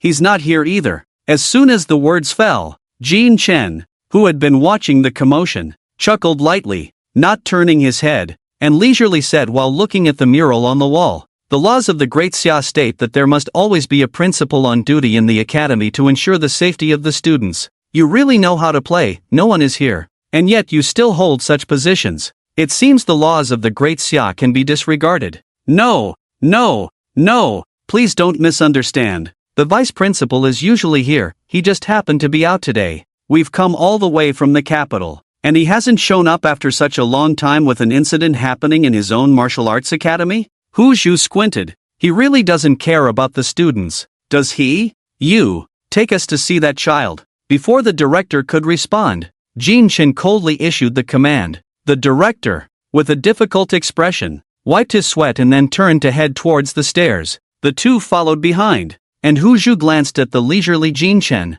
thinking to himself, "What's wrong? You seem to have a strong opinion about this director. He's lying. This martial arts academy is not as simple as it seems. There must be something hidden." "How do you know?" "Observation." "So what do you plan to do?" "You go with him, I'll look around. You don't need to worry about safety, mister. You will handle what can be resolved, and if it can't be resolved, having you around won't help." He. Jean Chen chuckled, then turned and walked in another direction. The director ahead heard the noise and quickly turned back. Upon seeing Jean Chen walking in another direction, his expression changed. "Lord Jean, that way is the classroom, the child has already been moved to the infirmary on the 4th floor. Jin Chen paused, turned back, and said, "I'm just wandering around, you all carry on." But what? Jin Chen raised an eyebrow and smiled. "I am at the Huan level, equivalent to provincial department level. Now I want to inspect your school. What? Do you think my status isn't enough?"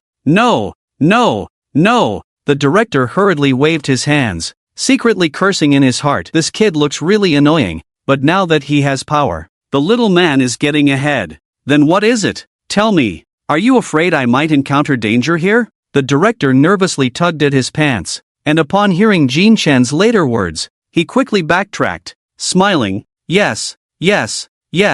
You are at the Huan level, the most important existence in our great Xia. This place is too dangerous. If anything happens, I would be willing to risk my life to assist you. And just as he finished speaking, a suffocating aura spread from behind Jin Chen. In the trembling gaze of the director, a tall shadow in a black robe flickered behind Jin Chen, the chilling spiritual energy even causing the void to ripple. Jin Chen stood there nonchalantly, a half-smile on his face, while the shadow seemed to be staring at him as well. A chill ran up the director's spine, and he stumbled to the ground. Jin Chen waved his hand disinterestedly. "Forget it, you might as well keep your life, I'm off for a stroll." With that, Jin Chen turned and walked away. The director wanted to say something, but a large hand landed on his shoulder. "Stop sitting around. Let's go." Hu Zhu raised an eyebrow, and the faint sword energy surged along with it. Go, let's go." The director swallowed hard, scrambling to his feet, his mind racing. This is Jin Chen, the one rumored to be the strongest connection in the capital. A heavenly father figure. What the hell can I do to stop him? I hope I don't expose myself. On the other side, the leisurely Jin Chen strolled up to the senior year floor, casually finding a classroom and pushing the door open. "Hello." The students in the class jumped in fright, all looking at the young man at the podium, who was eating an apple and seemed to have social anxiety. Jin Chen looked around. "Where's your class teacher?" Out, came a timid voice from below. Jin Chen nodded, then closed the classroom door and plopped down behind the teacher's desk, resting his chin on one hand and casually pointing outside, asking, "How long has that thing been out?" "Today, during the first class," replied a boy in the front row with a mushroom haircut. Jin Chen looked down and smiled. "You're the one answering me again. Aren't you afraid of me?" The mushroom-headed boy stood up and shook his head, saying, "You are the master magician of the universe, the hero of future humanity. I'm not afraid." "Hey, no. Jin Chen quickly waved his hand, signaling him to sit down, and gently added, "We're all just ordinary kids, no need for such formalities.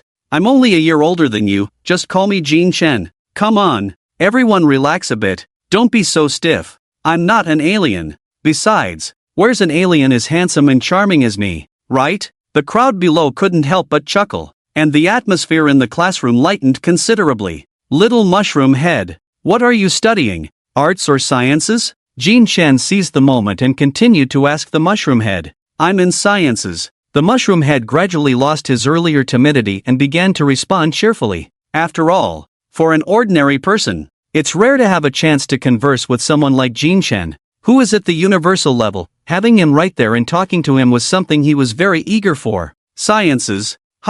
Alright, solve a quadratic equation for me. First, what rank are you in League of Legends?" "Diamond." "You answered that pretty quickly. Ha. Looking at the mushroom head's slightly flushed face, the classroom erupted in a long-lost burst of laughter. Seeing this scene, Jin Chen nodded in satisfaction. Only in such an atmosphere could he better ask for the answers he wanted. Under Jin Chen's humorous guidance, the previously lifeless class quickly came to life. At that moment, the students seemed to forget the terrifying threat outside, cherishing this rare opportunity to have a light-hearted conversation with someone of Jin Chen's caliber. A few bold girls even began to ask for Jin Chen's contact information. "Big brother Jin, can you show us a magic trick?" At that moment, a little girl suddenly spoke up. To this, Jin Chen just smiled and readily agreed. "Of course. Speaking of which," he picked up a coin during the lecture and shook it in front of everyone. "Now, do I only have one coin in my hand?"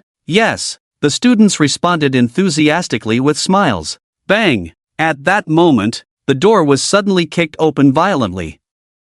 An angry middle-aged man stormed in, ignoring the podium, and began cursing at the students below. Do you want to die? Who gave you the guts to speak freely? Ha! Do you think the Martial Arts Academy is your home? Whoever dares to speak, don't blame me for having your homeroom teacher discipline you lot. After cursing, he turned his ire towards the speaker. Since he was seen from the side and given the young appearance, the man naturally assumed this was a student and began to scold him just as harshly. And you, get back to your seat. Not even wearing your uniform. Do you believe I'll have your dad come here and dress you in front of the whole school? The speaker seemed not to hear and continued with his magic trick, swinging his arm and tossing the coin high into the air, drawing everyone's gaze. What's your name? Which class are you in? Didn't you hear what I said? The coin spun twice in the air before landing steadily in the speaker's hand. Seemingly, everything was normal. Just as everyone was puzzled, the speaker turned around, and with a swift motion of his hand, the coin quietly transformed into a student ID card, held between his fingers. Tiansu Academy. Jean Chen. The plain words fell like a heavy bell tolling in the man's heart. He instantly recalled what the director had said. But shouldn't Jean Chen be with the director on the 4th floor right now?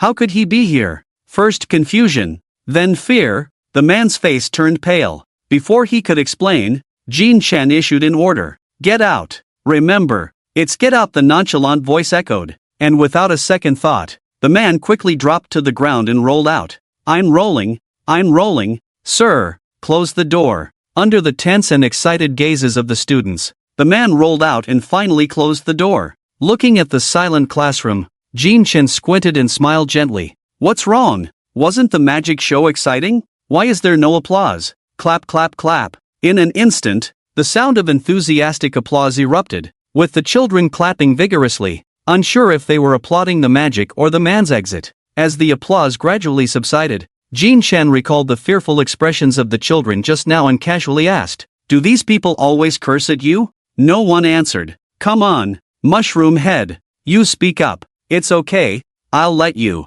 The named Mushroom Head hesitated for a moment and then nodded. Then why don't you resist? We'll get beaten. Suddenly, Mushroom Head gasped for breath, his body trembling slightly. It seemed he had made some kind of resolution. Lowering his head, tears in his eyes, his voice low and hoarse as he began to speak. Sir, this private martial arts academy is completely hell. Once you enter here, you must complete their orders like a robot. Learning targets, training targets. If anyone fails to meet them, even by the slightest bit, they will be beaten in front of everyone, and we are not allowed to drop out or transfer schools. Those words are like taboos in this school. Anyone who says them will be punished. Upon hearing this, Jean Chen raised an eyebrow in surprise, just as he was about to light a cigarette. But seeing the group of students, he put it away and asked, what about your parents? What about the local education department? The principal here is named Wang Tianquan, related to the Wang family in the capital.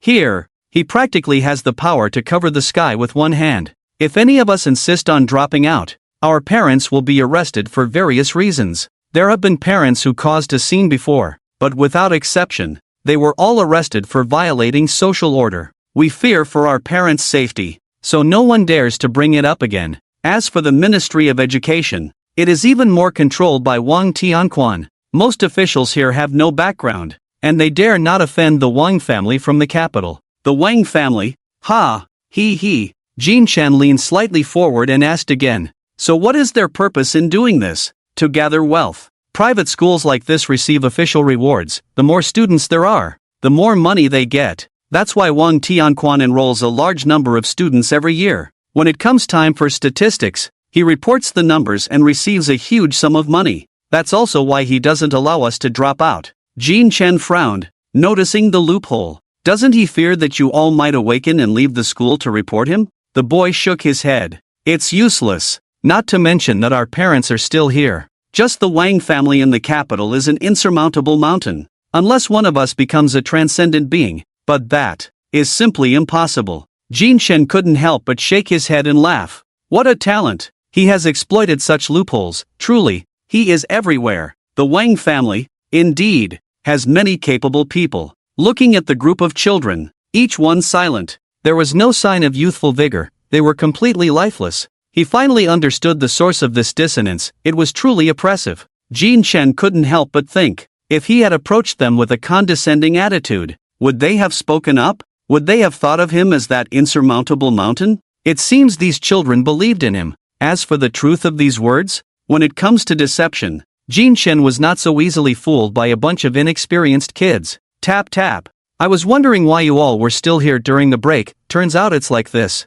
Jin Chen stood up and tapped the table with his finger. Pack your bags, it's time to go home. Sir. Just as Jin Chen was about to leave, the mushroom-headed boy suddenly called out to him. Jin Chen turned to see the mushroom-headed boy standing up from his seat and then kneeling straight down. The boy clutched his pants tightly with both hands, tears welling in his eyes. Filled with helplessness, Jin Chen remained unmoved, waiting for the boy to continue. Sir, I know you are a good person. Please help Zhou Hua, he is the student who fainted. His parents have already been killed by Wang Tianquan. I beg you. The plea, choked with sobs, echoed in the closed room for a long time. Jin Chen walked in front of him, knelt on one knee, placed a hand on his shoulder, and smiled gently. I will. As he spoke, he extended a hand, and a white lily of the valley quietly bloomed in his palm. Jin Chen placed the flower on the boy's chest, his thin lips parting as he said, Flowers may bloom again, but a person cannot return to their youth. You should not kneel here and weep, your life is just beginning. Cherish your youth, this decaying world needs you. With that, Jin Chen's figure dissipated, transforming into countless white lilies of the valley, showering down on each student. The white lily of the valley symbolizes, happiness is about to arrive. On the rooftop of the teaching building, the cold wind howled. Jin Chen dialed a number. Wang Yi, can we talk? Han Tian Academy. In a resplendent mansion, Wang Yi sat cross-legged on a central mat, eyes closed in meditation. The aura of his fifth transformation in the Zhan realm faintly radiated. Ha! Finally broke through. At least I am no longer weaker than that idiot Bai. Ever since that day when Wang Yi learned that his cultivation was lower than Bai Ziji's, he returned to the academy and began a relentless training regimen, day and night. By combining various spiritual fruits and spiritual gold, he finally broke through to the fifth transformation today. Unfortunately, what he didn't know was that not long ago,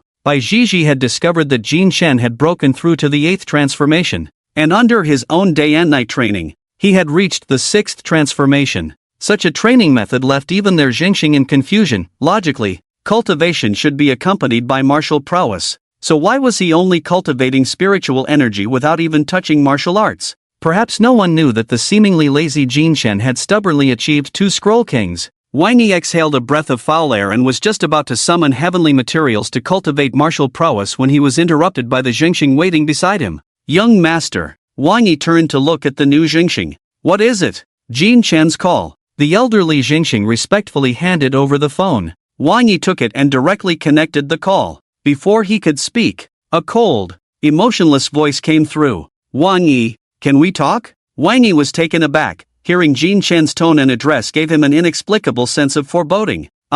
What's up? Do you know Wang Tianquan? Upon hearing the question, Wang Yi glanced at the old man beside him. The old man quickly replied, a member of the clan. But he left the capital many years ago, his current whereabouts are unknown. Wang Yi nodded and said, he's a member of my clan, what about it? How should I put it? He did something impressive, quite infuriating. Why don't you take a guess? The perplexing words were thrown out, and at the same time, Wang Yi detected the indifference in Jin Chen's tone. Instantly, his heart sank. From what he knew of Jin Chen, as long as it wasn't something that annihilated humanity or excessively outrageous, it wouldn't easily provoke his emotions. Wang Yi's heart sank not because Jin Chen was angry, but because the reason for his anger was troubling. He was a perfectionist, he would never engage in anything gray or illegal. Moreover, this was a crucial period for him to gradually accept the importance of the family. If someone in the clan truly did something that broke the bottom line, it would be tantamount to telling the world that he, Wang Yi, couldn't uphold the Wang family's banner and couldn't manage his subordinates. He took a deep breath, suppressing his anger as he inquired, what exactly happened? Did Wang Tianquan betray the great Xia? How should I put it? That's about right. Just a friendly reminder. He used the Wang family's name in the capital upon hearing the precise answer. Wang Yi's eyes slowly closed, and his expressionless face suddenly turned extremely cold, a chilling aura emanating from him as he gritted his teeth and spat out 2 words. High Province, Lu Cheng. I have repeatedly instructed that the law must not be touched, and the bottom line must not be crossed. It seems that someone truly does not take my words seriously. After hanging up the phone, Wang Yi looked at the Zhengxing, his tone colder than ever. 10 minutes. Investigate all direct relatives of Wang Tianquan. Anyone with interests or personal connections to him, arrest them and take them to Lucheng. Young master, this is kill. What? What? I said. Wang Yi's eyes burned with fury. He tugged at his tie, nearly ready to explode, and spoke each word clearly. I want to kill. I want to kill. Yes. Get me some people. The clan will fly. Bring them all. Go to High Province. Find out what the hell is going on. Can you understand that? Understood. The Wang family's secret order was issued. On this day, hundreds, thousands of rays of light rose from the Wang family in the capital, soaring into the sky. Countless shadows surged from below, hovering in the sky, and in an instant, the sky over the capital was dyed a deep red, resembling a vast ocean of crimson, an incredibly grand spectacle. This phenomenon quickly spread throughout the entire Great Xia, with everyone discussing what had happened to cause the Wang family in the capital to mobilize such forces. In the Council of Ministers, on a red chair, an elder, having learned the ins and outs of the news, curled his lips and shook his head with a light laugh.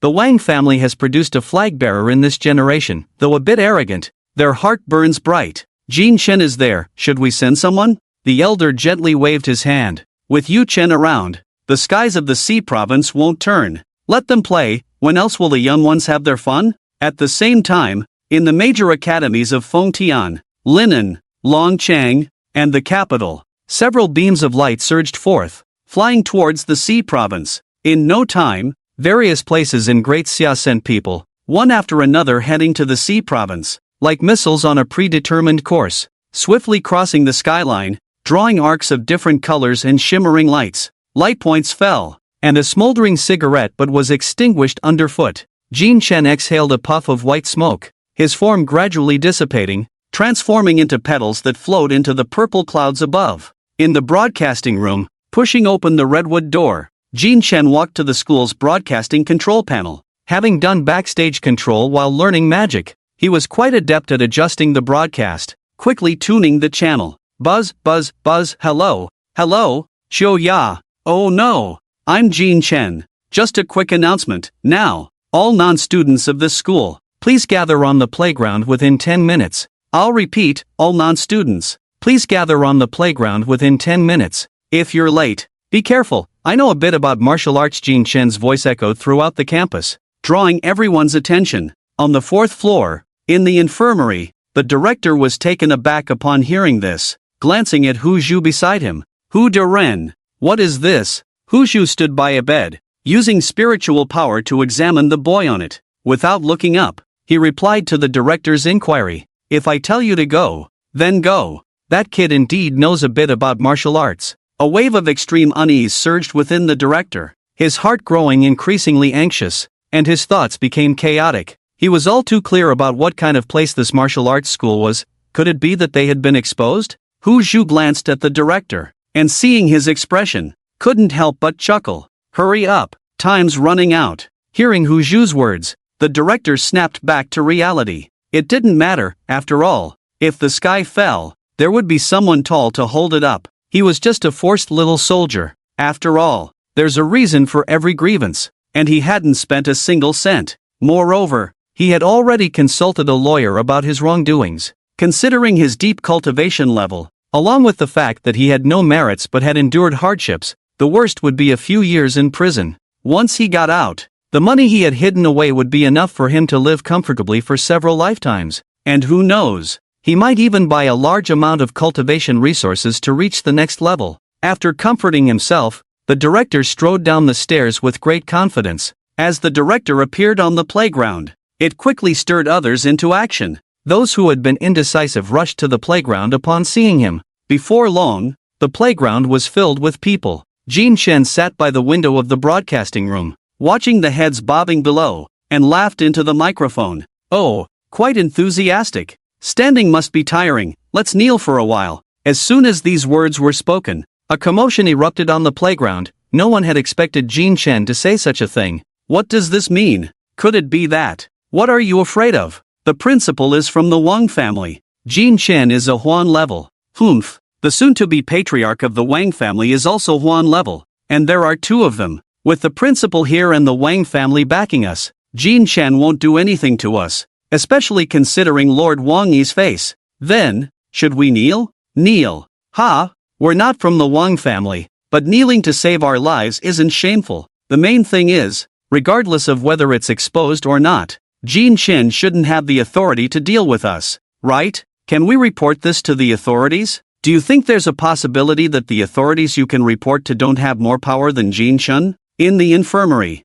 How is it? Jin Chen strolled in leisurely, looking at the spirit energy flickering in Hu Zhu's hand. The situation is as it is, the specifics depend on the situation, the latter replied, glancing at Jin Chen's drowsy appearance and asking, what about you? Did you find anything? It sounds like everyone is kneeling. Jin Chen sat in a nearby chair, crossing his legs and said, they made a big mistake. Wang Yi is rushing over here at full speed. Hu Zhu laughed upon hearing this. Then this group is in for it. How so? The head of the Wang family in the capital was a founding elder from hundreds of years ago. The family has always prioritized protecting the great Xia, and they haven't made a single mistake over the years. Now that Wang Yi is about to intervene in the family, this happens. He must be furious. Jin Chen raised an eyebrow. I didn't see that coming. I thought the Wang family was coveting the highest position in Great Xia like in the novels. If the Wang family really had that intention, they wouldn't be the Wang family in the capital, they might have been sent somewhere else. That just shows the nature of the authorities. Jin Chen shook his head with a smile, then walked over to Hu Zhu and examined the boy lying on the bed. With a delicate face and a thin frame, he looked somewhat malnourished, with multiple bruises on his arms, and the heavy scent of death surrounding him. What a good child! How could he connect with that egg? Jin Chen sighed, then spoke to the air. Mister, do you know what's going on? Whoosh! Black mist rose, and Yu Chen appeared at the window holding a comic book. Not looking up as he said, this child has likely developed a death wish and has been taken advantage of by that egg. It's not uncommon for alien species to parasitize in human bodies. There are many types of alien species, each bizarre in their own way. Some species have imperfect physical traits, so they choose to parasitize in humans, which helps them exert better power. Some eggs, just before hatching, will have their elders capture a human for them to parasitize, using a human body to slaughter humans. That's truly outrageous, Jin Chen said, but I've never heard of such things. You will gradually understand in the future. Most matters regarding the Dao Deceptive Battlefield are classified. It's normal for you not to know. After learning about the boy's condition, Hu Zhu's expression turned somewhat serious as he said, so, that egg is currently parasitizing this boy. That's right. Is it irreversible? It can be changed. You just need to absorb that egg into your body and compete with it for control, forcing it back into its own body, Yu Chen said. This process, even I can't help with. If you forcibly pull the egg out using spirit energy, your consciousness will likely be affected, and the end result will be that both of you die. Hu Zhu fell silent for a moment. Then Mr. Do you think this boy can compete with that egg on his own? This question is like asking if you can defeat me. The boy's consciousness is on the verge of collapse, almost shouting for the eggs to come in. It won't be long before this alien species successfully parasitizes. At that time, it will be easy to kill him. Jin Chen, sitting beside the two silent figures, said nothing, merely eating an apple leisurely. At that moment, Yu Chen suddenly turned his head and looked out through the window. Someone is coming. It should be Wang Yi, he's quite fast. No, it's not just him, there are many people. I'll go take a look. Upon hearing this, Jin Chen pressed one hand against the window ledge and leaped down. Boom! Boom! A series of rumbling sounds echoed heavily outside the barrier. Whoosh! Whoosh! Suddenly, two figures fell from above the barrier like cannonballs, crashing to the ground with a bang, kicking up a cloud of dust. The people on the playground quickly ran over upon seeing those two figures. Lord Wang! Who dared to attack Lord Wang? Do you know that Lord Wang is from the Wang family of the capital? Crack! A crisp sound rang out as a pair of blood-red hands pierced through the purple barrier in the sky. Then those monstrous hands spread apart, and a sharp explosive sound immediately resonated throughout the entire campus. Under the astonished gazes of the crowd, the barrier was forcibly torn apart, revealing two figures in red robes, each suspended in mid-air, and in the center of the two stood a young figure, with his hands behind his back and blood-red wings sprouting from his back. Wang Yi looked down at the crowd with undisguised fury and coldly spoke. Han Tian Academy. Young master of the Wang family, Wang Yi. Whoosh! The barrier shattered like a mirror, completely broken, the purple hue dissipating, replaced by a sea of blood red. The red-robed figures hovering in the air resembled an army, occupying the entire horizon. Their presence overwhelming. The surging spiritual energy waves swept across the entire Hai Province. On this day, the fire clouds of the capital extended all the way to Hai Province. Below, Jin Chen sat at the edge of the rooftop. The hot wind blowing past made his clothes flutter. He appeared indifferent, like a spectator watching the scene before him, continuously sending Qingling fruit into his mouth. Crunch, crunch, somewhat like an adult. Little Wang, red armored guards. Yu Chen suddenly appeared beside Jin Chen, standing next to him and looking at the fire clouds on the horizon. Red armored guards? What are they? Yu Chen pointed at the horizon and said, "It's this army that exists like fire clouds, called the Red Armored Guards. They are the wall of the Wang family and also a wall of the Great Xia." Wang Yi's ability to mobilize so many Red Armored Guards in such a short time speaks volumes about his status in the clan. The news was received 10 minutes ago, and the Red Armored Guards arrived 10 minutes later. Jin Chen weighed the apple in his hand and smiled. Very efficient. Yu Chen glanced at Jin Chen below. Are you envious? Me? Jin Chen raised an eyebrow and smiled. It's okay. Compared to overwhelming power, commanding thousands with a word, I prefer to be a carefree wanderer, strolling around, doing magic tricks when there's nothing to do, and flirting with a few beautiful ladies. Yu Chen nodded and suddenly said, wanting is one thing, having is another. I have a Luyu army in the Dao Gui battlefield. Although there are only about 20 people, the lowest is at the ancient realm. 9th transformation. If you need, I can summon them at any time. In terms of combat power, they can swiftly conquer a small country within an hour. Jin Chen felt embarrassed. The heavens reward the pretentious, and there was no way to refuse. Mister, you is mighty, you can conquer a small country in just an hour. Is that really so fierce? Yu Chen fell silent for a moment. I destroyed one, it should be recorded in modern history books.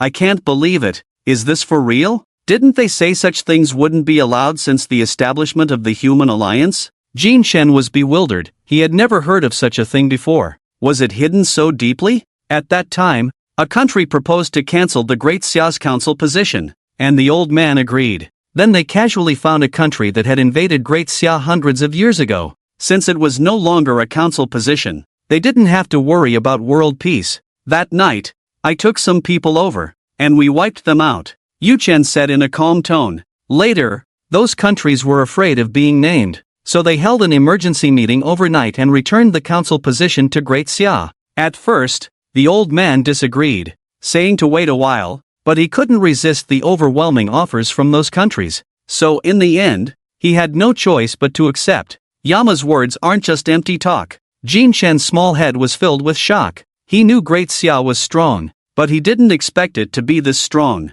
An hour? He couldn't even finish a ranked match that quickly. At this moment, Jin Chen finally realized that his worth was skyrocketing. First, he was from Great Xia. Second, he was at the universal level, and then, his main star was Yu Chen, who had a remarkable team with verifiable achievements. This buff was stacking up, and he suddenly remembered the light novels he had read before. And in comparison, this wasn't as satisfying. Whenever you need it, just let me know, and I'll contact them. They can appear here across the void in no time, Yu Chen said again. Jin Chen quickly waved his hand. No, Mr. Yu, it's not needed right now. I'll use it when I want to show off. Alright. Meanwhile, ahead, the fiery red clouds stretched endlessly, and below, Wang Yi's hovering figure slowly descended. Upon seeing the fury in his eyes and the sea of red armored guards, a wave of fear washed over Wang Tianquan. Injured all over, he knelt down straight,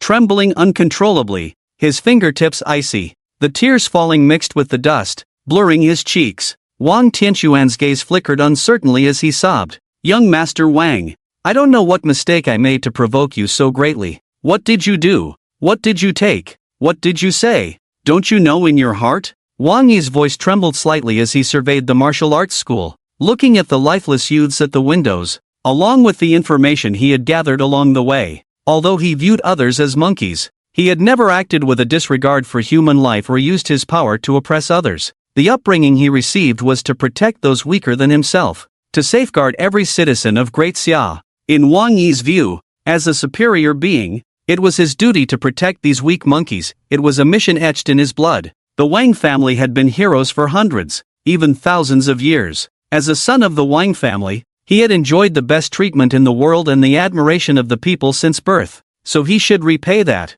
Wang Yi had never imagined that someone from his family would commit an act that violated the law, especially under his management. Why, after all these years, did such a thing happen only during his tenure? Wasn't this a contempt for him? Wang Yi's breath grew colder, and the anger within him seemed capable of burning everything to ashes. Wang Tianquan pressed his head to the ground, not daring to look up. I really don't know. Good. You don't know. Ha? Then let me tell you what I'm here for. Wang Yi laughed in anger, surveying the campus environment, and shouted, I came to Deer City to do 3 things: justice, justice, and the third, still damn justice. Bang! After saying that, Wang Yi kicked Wang Tianquan away and walked over step by step. Aren't you supposed to be very smart? Bang! Wang Yi stood in front of the lying Wang Tianquan and stomped down hard on him again. Whoosh! A mouthful of fresh blood was spat out, and Wang Tianquan looked at Wang Yi with a twisted expression.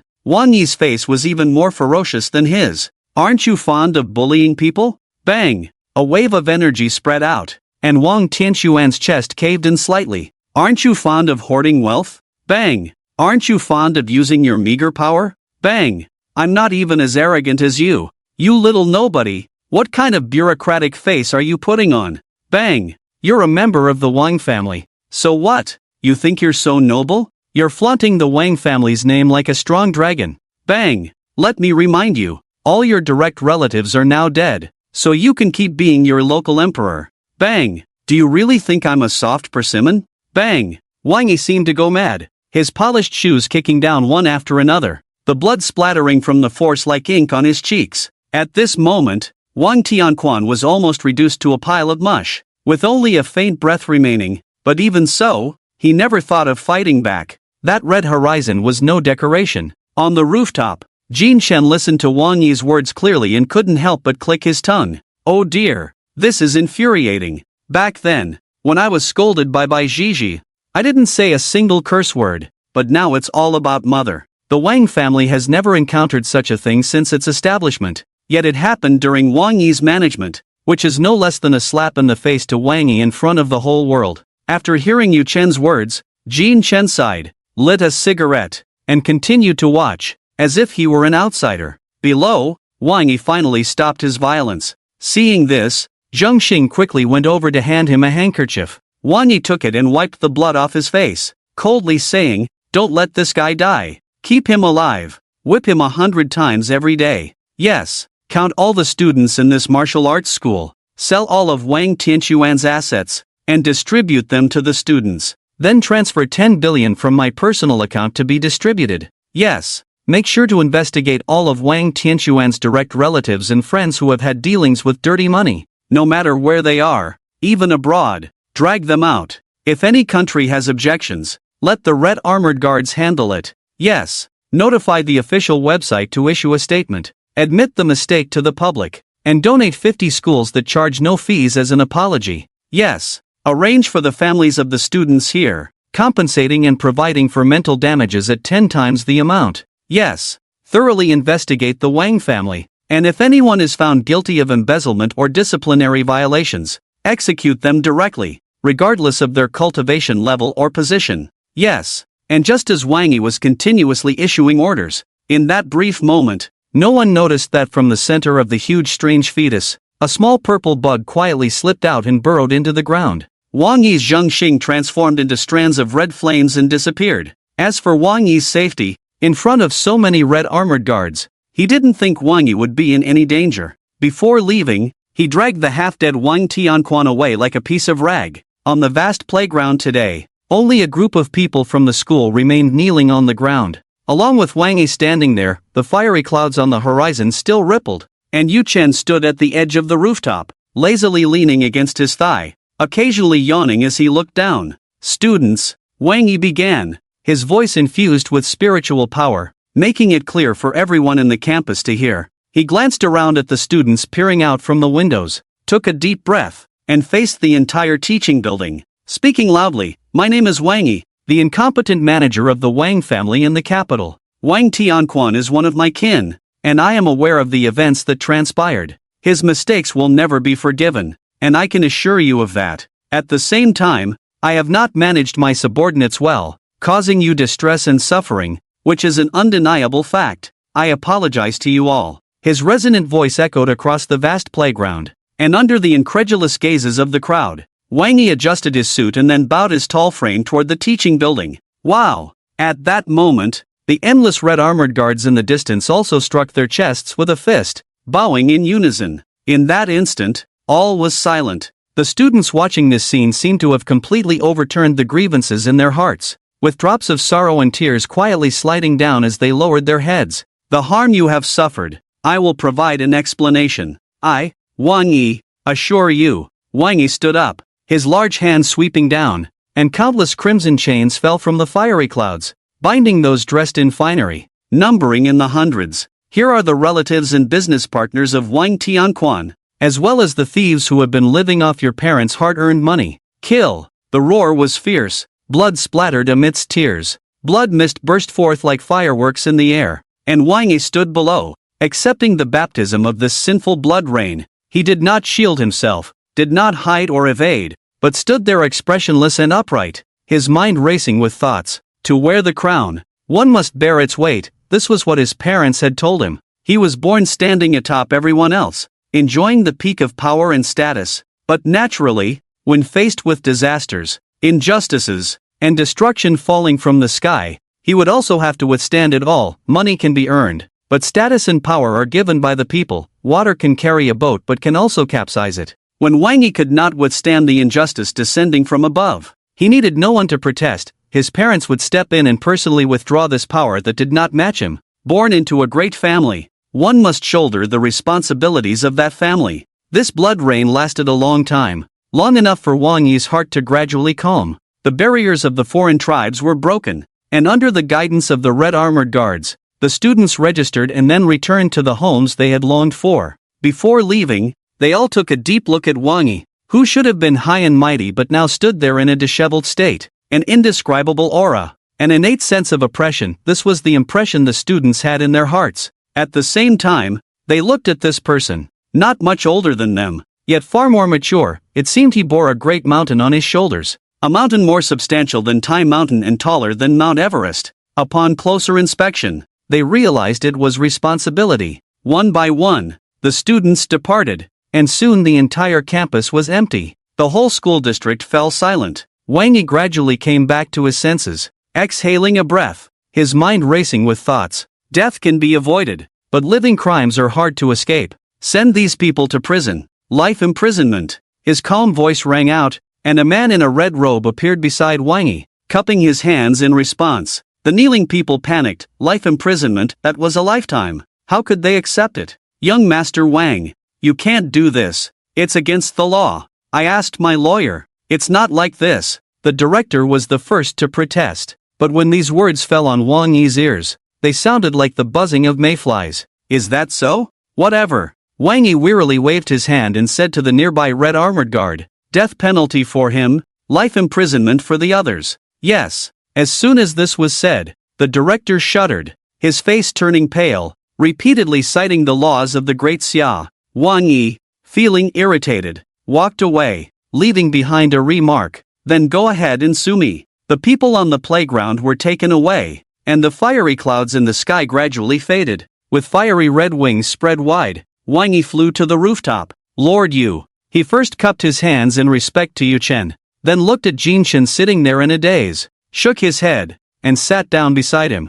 "You seem quite relaxed." "Yeah, who told him he wasn't Jin Tianquan?" Jin Chen joked. Wang Yi shook his head with a bitter smile. "I have to thank you this time, otherwise, I wouldn't have known such a scoundrel would appear in the Wang family. There's another problem below, you figure out how to handle it."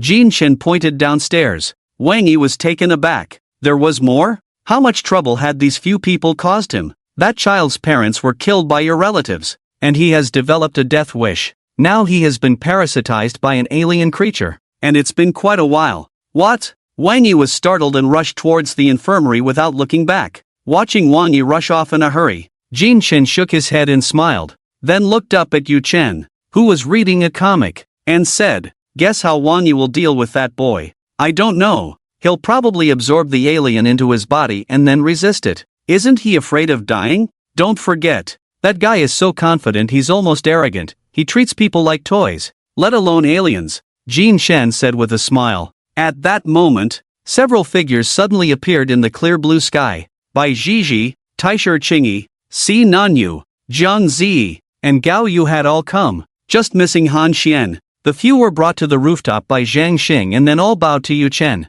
"Lord Yu." The latter nodded lightly, seemingly finding these people a bit noisy, which affected his comic reading, and directly transformed into black mist and disappeared. Jin Chen, leaning against his leg, almost fell off the rooftop due to this sudden disappearance. "Could you at least say something?" After muttering, he turned to the others. "It's quite a good thing. Each of you came riding Zhang Xing to see the excitement. Riding a horse. Flying here," Bai Zhizhi said. "Uncle Bing, the Zhang Xing of the few disappeared, leaving the scene to these young people." Jin Chen glanced at them and, upon seeing Si Nanyu with headphones, unexpectedly raised an eyebrow and teased, "Oh, you came too. I didn't expect you to be so gossipy." "I didn't want to come," Si Nanyu said, looking down and fiddling with her fingers. "Zhang Xing brought me here." Taisher Qingyi walked over, looking at the eggs on the playground and said, "But it's really a coincidence, you managed to run into this. Whoever shows up, I'm rushing to catch Conan. Wherever I go, someone dies." Jin Chen pulled Bai Zhizhi to his side and leaned lazily against him. "It's not like you don't have bones, you lean on whoever is nearby." Bai Zhizhi scolded but didn't move away, allowing herself to lean against him. Thus, Bai Zhizhi sat together with him, and the two leaned against each other. The lively Gao Yu also walked over, extending a hand to Jin Chen with a smile. "Hello, I'm Gao Yu. You left too quickly last time, and I didn't get a chance to greet you." Jin Chen stood up, gentlemanly shaking her hand. "Hello, beautiful lady. I am Jin Chen." At the moment their fingers parted, a rose quietly appeared in Gao Yu's hand. "Ha ha ha, it's actually a real flower." Gao Yu was amused by Jin Chen's contrast, and then she took a breath of the rose fragrance and smiled. Jin Chen raised an eyebrow with a smile. "Of course, a freshly bloomed rose is as beautiful as Miss Gao Yu." Jin Chen, "You peacock, you fan your tail whenever you see a woman." Because Jin Chen suddenly stood up, Bai Zhizhi, with nowhere to lean, fell directly to the ground and got up, brushing off the dust while cursing. Gao Yu looked at the two and burst into laughter, two dimples appearing at the corners of her lips. Jin Chen, however, chose to selectively ignore Bai Zhizhi's words. Seeing that Jin Chen was ignoring her, Bai Zhizhi pouted and muttered softly, "Jester magician, beautiful lady, I have a request. I wonder." Upon hearing Jin Chen's words, a possibility flashed through Gao Yu's mind, and without thinking, she blushed and agreed. Seeing the other party so straightforward, Jin Chen excitedly rubbed his hands, and the people around looked over with curious expressions. 2 minutes later, a gentle breeze blew on the rooftop. Jin Chen stood above with a serious expression. Suddenly, he began to form hand seals with both hands and then slammed them onto the ground. Impure world reincarnation technique. Beside him, Gao Yu, with a face full of resentment, gritted her teeth and activated her celestial ability. Crack, 3 wooden coffins rose upright from the ground. The coffin lids slammed down, and 3 living dead with black cracks on their skin walked out. Bai Zhizhi beside Jin Chen recited her lines with great emotion. "Yes, yes, it's the Hokage of all generations." Snap! What a thrill! I've wanted to play with this for a long time. Jin Chen grinned as he lit a cigarette. "So, this is your request?" Gao Yu said with a resentful expression as she retracted the wooden coffins. "Aha!" Jin Chen nodded as if it were a matter of course. "Humph, men." Gao Yu snorted coldly and turned her head away to chat with Taisher Qingyi. Bai Zhizhi then walked over and extended a hand. "Payment. Here you go, here you go." Jin Chen reluctantly handed over a Qingling fruit. "You want payment for just saying a line? So stingy." Bai Zhizhi happily took it and immediately started munching on it. After completing his daily show-off task, Jin Chen stretched lazily. "Let's go. Let's see Boss Wang. Let's go. Wang Ergo is a bit handsome today, almost catching up to me." The group walked downstairs, with Taisher Qingyi chatting with Gao Yu. See Nanyu drawing circles after passively saying that one line, while Jiang Ziyi had not said a word from the beginning, just watching. Just as the group was about to open the iron door to the rooftop, the door was suddenly opened. The leading Jin Chen and Wang Yi stared wide-eyed at each other. How did you get up here? Wang Yi asked, puzzled. Am I not allowed up here? Aren't you supposed to help that kid drive away the foreign race? It's done. So fast? What else? Just a foreign race. Our bodies. If he can stay for a second, it's already a great honor. How could he linger? You're really pretending, Jin Chen awkwardly said, then muttered, but is this thing really that simple? I thought it would be troublesome for a while. You should consider who I am. Poof. Wang Yi snorted, walked to the edge of the rooftop, and looked down at the strange fetus. Next, just eliminate this thing. Then you go ahead. Good luck. Wang Yi nodded, raised his foot, and was about to jump down. But just as he was about to jump, he paused. Realizing, he said, wait, isn't this your task? I'm just here to kill. How did I end up helping you with your task? You can't say that. Jin Chen walked over to Wang Yi, slyly persuading. Think about it. This is the territory managed by your Wang family, and this foreign race's spawn dares to appear here. Tell me, isn't this a disrespect to your Wang family? He despises you. Aren't you going to strike back hard at him? That's still not right. Come on, President Wang, do you think I can still fool you? Several times already. TSK. Seeing Wang Yi's bewildered expression, Jin Chen reached out and pushed him down. Go on. What's the hold up, buddy? Wang Yi plummeted rapidly, and just a few centimeters from the ground, his wings spread open, and he suddenly hovered in midair.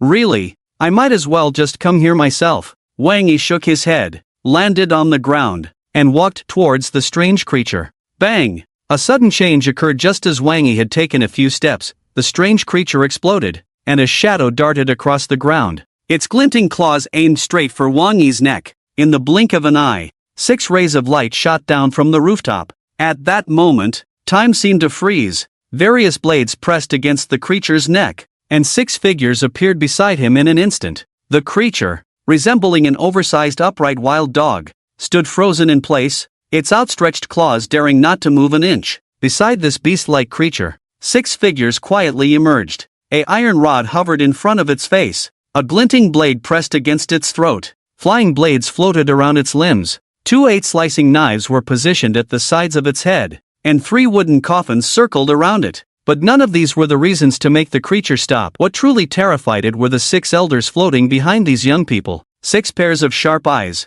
and an extremely terrifying wave of spiritual energy, as if any movement on its part would lead to instant annihilation. The creature felt an overwhelming sense of collapse. It could clearly sense a presence behind it like a demon god, with an extremely rich scent of its own kind's blood, just born, and already at the top level. Ha! Jin Chen exhaled a puff of white smoke, standing sideways behind the creature, glancing at the moonlight hanging beside him, and patted the creature's shoulder. Kid, the sky is collapsing. The red armored guard stood in front of Wang Yi, 2 fingers pressed against the creature's forehead. Step aside. Hearing the voice from behind, the red armored guard retracted his fingers and shifted aside. Wang Yi calmly stepped forward, looking at the surrounded creature and coldly said, Trash. It seems you don't quite understand your own position. The star-ripping order's virtual blade appeared, and without hesitation, it plunged into the creature's abdomen. Purple blood dripped down, and then the 3-pronged double-edged knife suddenly twisted in its belly.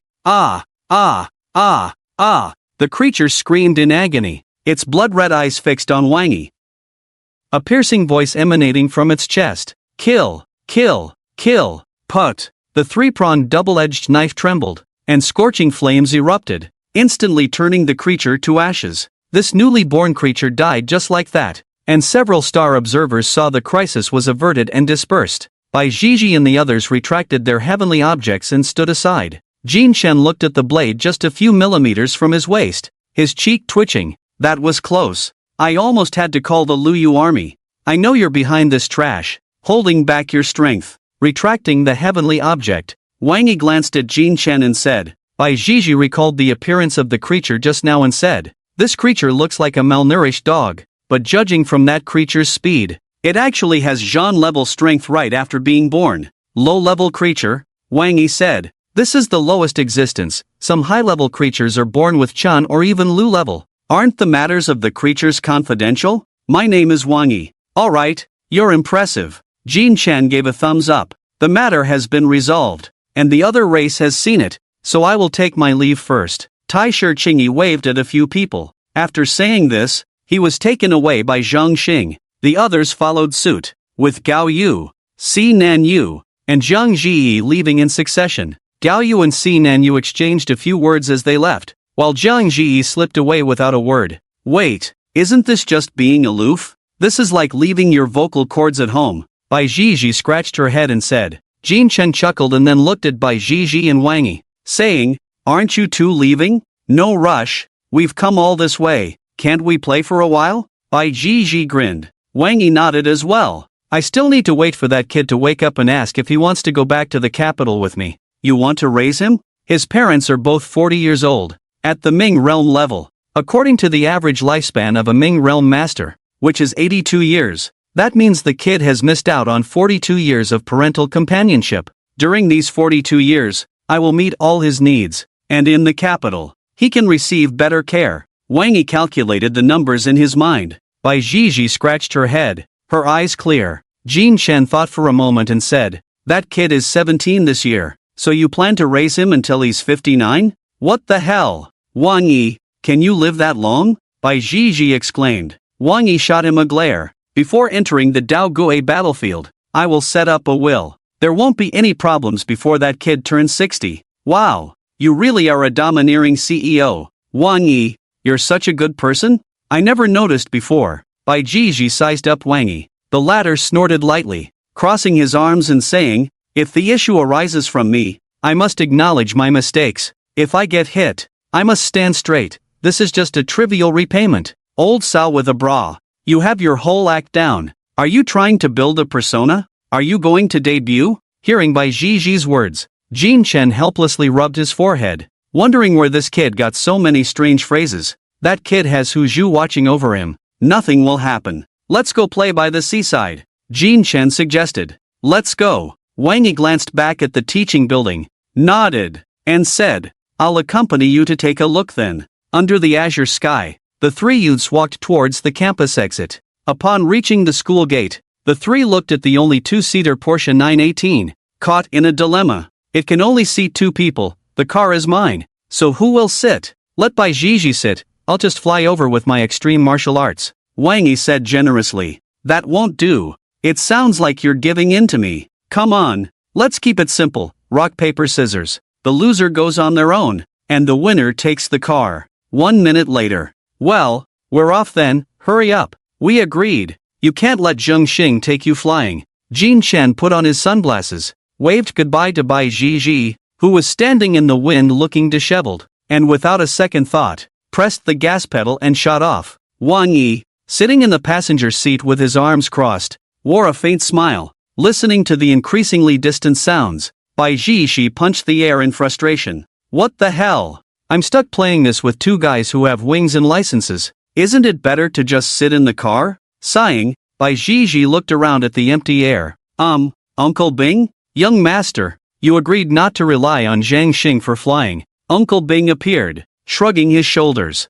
I don't need you to fly me, just carry me over. That car goes 800 or 900 miles an hour, I can't catch up. Bai Zhiji rubbed her hands together. Ha! Uncle Bing was bewildered. Was this even human language? But before he could respond, Bai Zhiji jumped onto Uncle Bing's back, pointing ahead and shouting, Go, come on, Uncle Bing, you're still young and a Gu realm expert, run faster and catch up to those two. Feeling the weight behind him, Uncle Bing suddenly recalled the scene from 10 years ago when he carried Bai Zhiji, shaking his head with a smile. Let's go. In the infirmary, Hu Zhu lay on a chair, snoring with his mouth wide open. Beside him, a young boy was also fast asleep. A white dove by the window shook its head, blinked, and flapped its wings, flying into the azure sky. It skimmed low over the campus. Suddenly, a black tongue shot up from the ground, piercing through the dove's chest in an instant, pulling it down into the earth. A splash of bright red spread on the ground,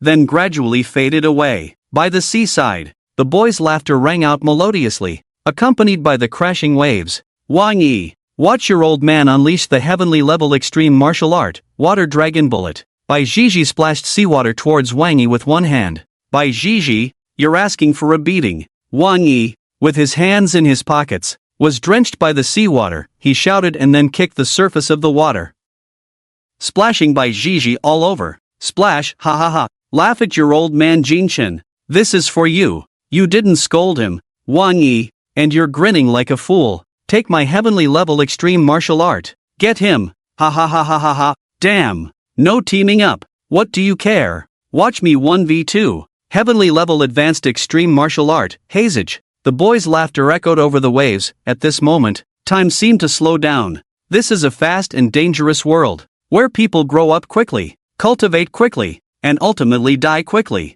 Yet there are always those who pay attention to the little things in life, who may spend a lot of time sleeping but are never in a hurry, living slowly, meeting slowly, laughing slowly. On a clear day, the sea breeze gently blows, and the splashing water carries the boys' laughter. Some grow up quickly, while others meet slowly. On this road of life, slowly, one often sees many unnoticed sceneries. By the coast, Yu Chen looked at the last 4 words of the comic book. Look forward to it, and slowly flipped back to the first page. Read a bit slower. It seems like I've missed some small happiness. Just like in this fast-paced era, everyone has gotten used to quick reads. Compared to others, Jinchen is a seasoned veteran who has lived a life before. He cherishes every little detail in life even more. Borrowing Yu Chen's words, take it slow and right. Don't miss out on the small happiness in life. In the end, this book won't always be like this. It won't be so slow after the mission is completed. It's already 100 chapters. Seeking good reviews. Seeking gifts not finished. In the outskirts of Jinling City, at Huzhu's villa, under the moonlight, the courtyard was silent, and a white dove stained with blood flew past the moonlight, landing on the lawn. This dove was quite strange. Its eyes were filled with crimson and malice, and combined with its blood-stained wings, it looked even more bizarre. It landed on the ground, blinked its scarlet eyes, glanced around, and then suddenly opened its small mouth, sucking in the air. Whoosh, like the sound of flowing water. Black blood suddenly surged on the green lawn in front of the villa, as if ink-like blood was gushing from the ground, pouring into the dove's mouth. Creak, creak, the eerie sound of bones echoed, and the dove's body suddenly swelled, its feathers turning black, the material becoming as hard as steel. Creak! In just a few breaths, the originally small dove had transformed into a figure resembling a normal human. Its hands were claw-like, its shape human, its mouth no longer sharp but completely sealed together,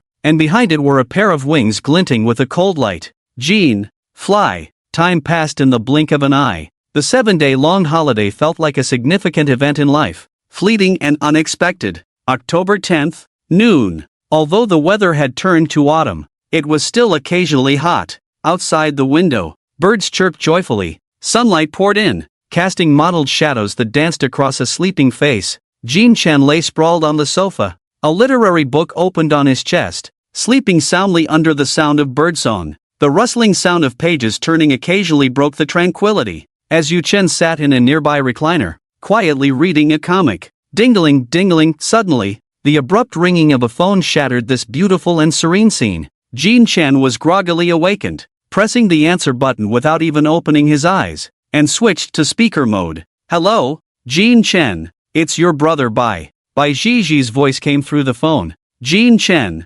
still half asleep, mumbled a response. What's up? What do you think? I'm already at the door. Why aren't you here yet? Where to? Base 091. Where else could it be? Wait, you haven't forgotten, have you? Jinchen suddenly sat up, blinking his confused eyes, instantly coming to his senses. In the next moment, all sleepiness vanished, and he sprang up like a startled cat, rushing towards the bedroom. Hello? Are you there? Hello? Buzz. The roar of a steel beast echoed across the campus. The black Land Rover Defender sped ahead, overtaking other vehicles. Inside the car, Jinchen, with a messy hairdo, had a freshly lit cigarette dangling from his mouth. One hand gripped the steering wheel while the other pulled out his phone to use the satellite navigation to locate the destination. The Land Rover Defender left the city and entered a secluded suburban road, flanked by lush green trees glimmering in the sunlight, which filtered through the branches and reflected off the engine hood. The holiday had passed, and the incident in Lucheng had been handled in the best possible way. the boy named Zhou Hua had been taken to the Wang family in the capital, enjoying better treatment. Life was gradually returning to normal. Hu Zhu was overwhelmed with work at Tiansu Academy, constantly thinking about how to take sick leave without pain, while he, as one of the Huan level, was also facing a new task, an alternative training. To prepare for the mission codenamed Zero, the 8 of them at the Huan level were assigned to Base 091 in the capital, an official but somewhat unregulated place where they would learn languages, firearms, extreme martial arts, driving, gain a broader understanding of the world, and further analyze other races. It felt like a crash course specifically opened for the Huan level. And of course, the most important training sessions would not be lacking, with the duration of training varying from person to person. And at 12:38 p.m. on October 10th, it was time to gather. Glancing at the time, Jin Chen pressed the accelerator harder. He wanted to sleep after lunch, but that couldn't be blamed on him. It was simply human instinct. Who doesn't want to sleep after a meal? Jin Chen glanced helplessly at Yu Chen in the passenger seat. Mr. Yu, why didn't you wake me up? You didn't tell me to. Yu Chen replied, looking at the comic in his hands. Why was he so stubborn? Jin Chen sighed helplessly, then looked at the increasingly close location on the map. He extended his finger, and a card appeared, which he tossed out the window. Ahead, a massive circular building gradually came into view. In front of Base 091, several heavily armed soldiers patrolled, each with at least flow-level cultivation. Under their perception, a vehicle was rapidly approaching from not far down the road. Before they could lift their eyes to look, a card shimmering with golden light flew towards them in the sunlight. What is that? The card hovered in the sky and then suddenly split into countless cards, spreading out to form a massive rectangle. This is, amidst the astonished gazes, the enormous card abruptly transformed into a giant student ID, shining for a few seconds before turning into petals that scattered with the wind. It's the Huan level Jin Chen. Let them pass. Upon seeing the name above and the standard card in petals, combined with the perception of spiritual energy, the leader quickly confirmed the identity of the visitor and raised a hand to signal for them to be let through. The laser beams that had been blocking the way vanished as someone pressed a button, and the soldiers on either side stood straight and saluted. Buzz! The vehicle shot forward like an arrow, speeding into the base. Watching the vehicle in the distance, one person scratched his head. Is he late? Of course. What time is it? After entering the base, they found themselves on a country road, flanked by towering trees, and occasionally, a few squirrels could be seen in the woods. As they ventured deeper, several wooden houses came into view, resembling a paradise. The small cabins were built on a gentle slope, with lush green grass stretching endlessly, along with several lakes and curling wisps of smoke. The road ended, leading to a grassy area. Jin Chen stored the vehicle back in his ring and switched to walking.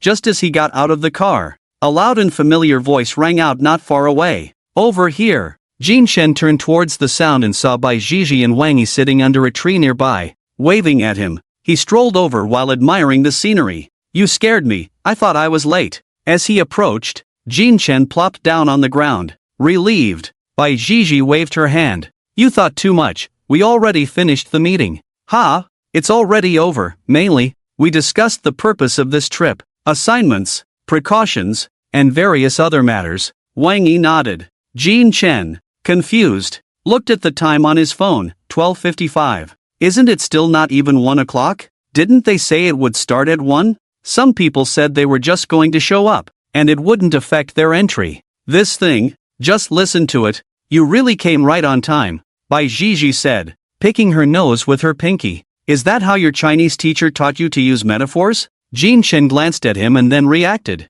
saying, I fell asleep, otherwise, do you think I would come right on time? But it's surprising that your brain could think of coming early. Upon hearing this, Bai Zhizhi quickly waved her hand. Don't mention it, my real dad told me to come an hour early, called me to come, or else he would sell my precious horse. Otherwise, do you think I could come early? Alright then. Jin Chen shifted his gaze to Wang Yi and asked, what did they say? Is it important? Not too important. Then I won't ask. But it is quite important. Then you might as well tell me. Wang Yi stroked his chin and said, the important thing is that there will be an assessment this time. The first place can choose an extreme marshal from the National Treasury. The content of the assessment is a combination of various things. And in the end, scores will be ranked. So cliché. What will they test? It's pretty much like school. The cultural part includes some foreign languages and other major languages, as well as foreign analysis, while the martial part involves cultivation and combat,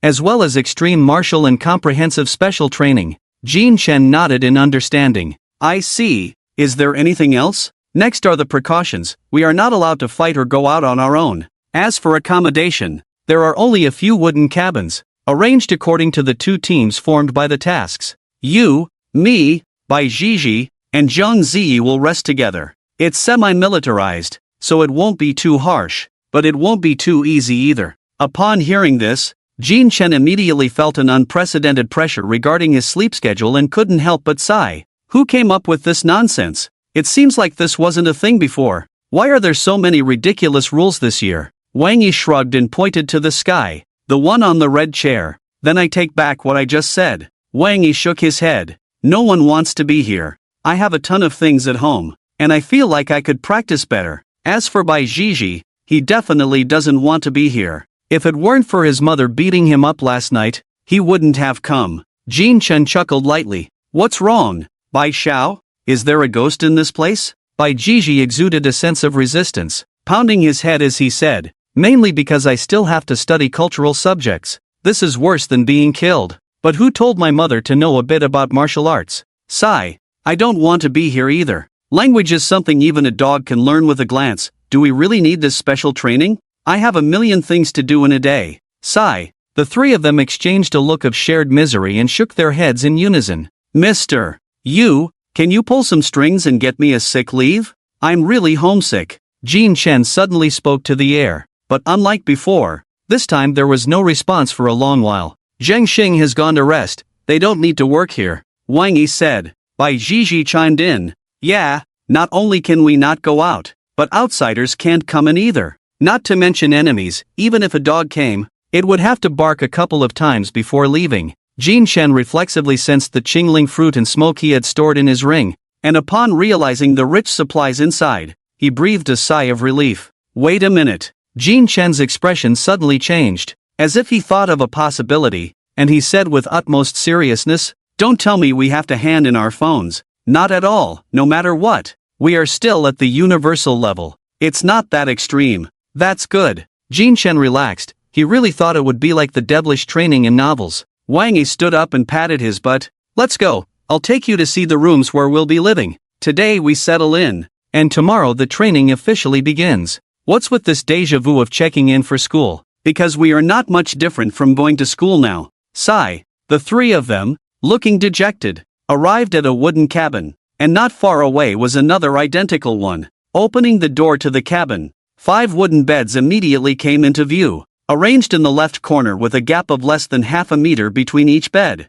On the right side were a washstand and a clothes rack. There isn't even a table. Not to mention, there isn't even a toilet. Bai Zhizhi pointed outside and said, The nearest toilet is a kilometer away. If you want to go, you have to run there. What the hell? The universal level is the most important. This sounds exaggerated. Jean Chen exclaimed, then looked at the 5th bed. Why is there an extra one? Are they afraid we 4 guys will have a baby? Wang Yi shook his head. It's for Han Xian. We can't let him live with 3 girls. The one across from us came here to live. Haven't you seen dorm bullying? Whoever arrives, if we can't sleep at night, we can just mess with him. Bai Zhizhi said as if he had already thought it through. I think that's a good idea. Jean Chen nodded with a smile. Have you chosen your beds? Which one are you leaving for me? Not yet. We were waiting for you to choose together. Bai Zhizhi and I have never lived in a place like this anyway. It's all the same wherever. What kind of talk is this? Do you think he used to live here?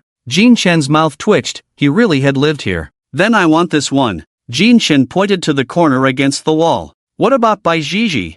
I'm fine with anything. Then I'll take the one next to it. Between you two, I must be the center of attention. All right. The 3 musketeers quickly chose their spots. Jean Chen lay on the bed, took out his phone, and prepared to watch some videos before sleeping. But what he received was shocking news. No network, no signal. The 2 quickly took out their phones to check. Damn, it's probably been cut off. Wang Yi looked out the window and said, There's a private estate not far from here, and there's a signal tower set up in the estate. Logically, this area should be within range. So encountering this situation means it's definitely been cut off by someone. Bai Jiji sighed for the umpteenth time. Having a phone but no signal, what's the difference between that and having a partner but not being able to do anything? You really have a way with words, Jin Chen said helplessly, rubbing his forehead. Now we really don't know what to do. The three of them lay on the bed, listening to the birds chirping outside, staring blankly at the ceiling. How about we throw Han Xian's bed into the bathroom? We have nothing else to do anyway. That's too mean. Hey, you lift that side. Hurry up, or we'll get caught. So what if we get caught? I'll throw him in too. Night fell, and the vast lawn was quiet and still. Base 091. A circular base surrounded by high walls, with an ecological garden inside. On the outskirts were several wooden houses, where the teachers in Jiangxing rested. In the center were 2 wooden houses for the 8 struggling members of the Huanyuan level. The evening breeze blew gently, the earth fell into slumber, and only the 2 lit wooden houses emitted some sounds. 3 of a kind with a pair. Pass. 3 of a kind with a pair. Pass. 3 of a kind with a pair. Call it. Why didn't you call it just now? I wasn't paying attention. The 3 musketeers, already washed up, sat on Bai Jiji's bed playing cards. Bai Jiji wore a full Ultraman pajamas. Wang Yi was in a deep blue designer pajama, while Jin Chen kept it simple with just a pair of shorts. Nothing else. On one side, Jiang Ziyi sat on the bed, carefully polishing a knife. Silent. Han Xian is lost, he hasn't come back yet. Bai Jiji squinted at the large handful of cards in her hand. Who knows? Wang Yi threw down 2 cards. Pair of tens. Pair of aces. Pair of kings. Jin Chen looked at the 2 wildcards that had been played and turned to Bai Jiji, who had just retracted her hand. Wang Yi is the landlord. And we're the farmers. You're using a wild card against me? What kind of landlord is he? The reform and opening up has long passed. Are you the stupid one? Bai Jiji looked innocent. I'm not playing anymore. It's not even worth your damn insults. You play 1 hand, and you curse me for half a point. If it were Wang Yi, he would have just started a fight. Wang Yi shook his head. You shouldn't play this kind of brain game with Bai Jiji. Her brain is like a reverse scale. She can't even touch it. Jiji has a brain, touching it is certain death, right? Ha ha ha ha. Jin Chen and Wang Yi laughed together. Damn you too. Bang, just as Bai Jiji was casting a spell, the door suddenly swung open, interrupting the spellcasting. Han Xian walked in without even glancing at them, heading straight for the bed. Where's my bed? Han Xian was confused. It was there when he came in the morning, so how could it be gone when he returned? Instinctively, he looked at Bai Jiji. What are you looking at me for? Han Xian squinted. Where's my bed? Bai Jiji was taken aback. Damn, with so many people in the room, you just ask me. You bastard? Only you could be this boring. I don't know. Don't ask me. Perhaps out of guilt. Bai Jiji surprisingly didn't curse but turned and burrowed into the blankets. Seeing this, Han Xian became even more certain of his inner suspicions. But the other party was like a slippery fish, refusing to admit anything. All right, you don't want to say. Ha! Under the watchful eyes of Jin Chen and Wang Yi, Han Xian went straight to the side of Bai Jiji's bed. Just when they thought he would make a move, Han Xian actually started taking off his clothes and directly crawled into Bai Jiji's blankets. What the hell? What are you doing? Bai Jiji jumped up like a startled rabbit. Since you won't tell me where my bed is, I guess I'll just have to sleep here. Han Xian firmly grasped the wooden headboard of the bed and said matter-of-factly, Get out! Are you a freak? Damn it! Bai Jiji kicked Han Xian hard in the waist, pushing down with all her strength. But Han Xian held on tightly. No matter how hard Bai Jiji tried, he didn't budge an inch. Get out! Damn it! So, the 2 big men started tussling on the bed. Even Jiang Ziyi, who usually didn't care about worldly matters, looked over curiously. Han Xian, let go, or I'll hit you. Saying this, Bai Jiji summoned her Tian Xiaostick. Jin Chen, standing nearby, made a horn shape with his hands and whispered, Friendly reminder, no private fighting allowed if you're caught. The punishment is minor, but your mom will be a big deal. Watch out for her coming at you with a knife. Wang Yi added, enjoying the spectacle. Hearing about her mom, Bai Jiji's eyes twitched, and she silently put away the heavenly object. Then, looking at Han Xian, who was sleeping with his eyes closed, she sighed and said, Your bed is behind the toilet. Bring it back to me. Ha! Han Xian, that's enough. Are you saying I'm being aggressive? Who started it first? I've been a nuisance more than once. You just met me. You can come or go as you please, but without a bed. I'm sleeping here. If you dare to make a move, I'll tell the higher-ups tomorrow, and let's see who ends up worse. Damn it, Han Xian. You got beaten up as a kid and told your parents. Now you're getting beaten and telling the teacher. Damn, you're the king of complaints. Ha, ha, your mom. Listening to Bai Jiji's cursing, Jin Shen seemed to have heard some gossip and poked Wang Yi beside him, asking, did they know each other before? Wang Yi nodded. We all know each other to some extent. Bai Jiji's family and Han Xian's family are both from the province and often interact. I remember once they had a fight. Han Xian complained, and Bai Jiji got hung up and beaten by her mom. Since then, every time she sees him, she curses at him. There's this backstory?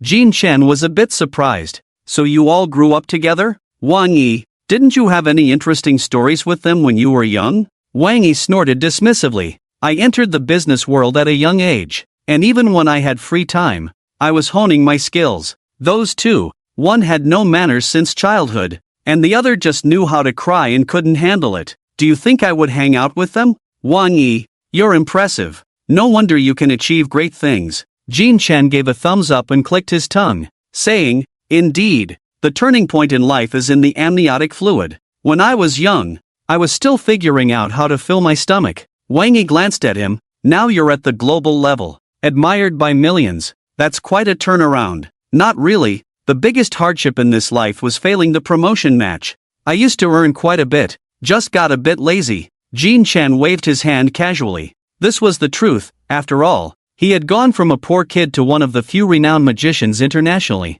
In this new life, he certainly wouldn't end up begging on the streets if he fell to that level. It would truly be a wasted life. At this moment, the sky was already very late, and the outcome between Bai Jiji and Han Xian was still undecided. Han Xian seemed to have long since adapted to Bai Jiji's verbal onslaught. No matter what she said, he remained unmoved, simply lying there. Bai Jiji, on the other hand, had thoroughly made Jin Chen realize the art of language, but unfortunately, he had encountered someone who could choose to be selectively deaf. It was unclear how much time had passed, but Wang Yi and Jin Chen could no longer hold on and had fallen into a state of sleep. However, Bai Jiji's furious shout roused them. I can't take it anymore. Damn it, if I don't beat you into a half-paralyzed state tonight, I swear you have a hard life. Fine, you think I'm afraid of you? You low-IQ dog. The two erupted simultaneously, summoning their celestial powers and glaring fiercely at each other. Bai Jiji got up, put on her shoes,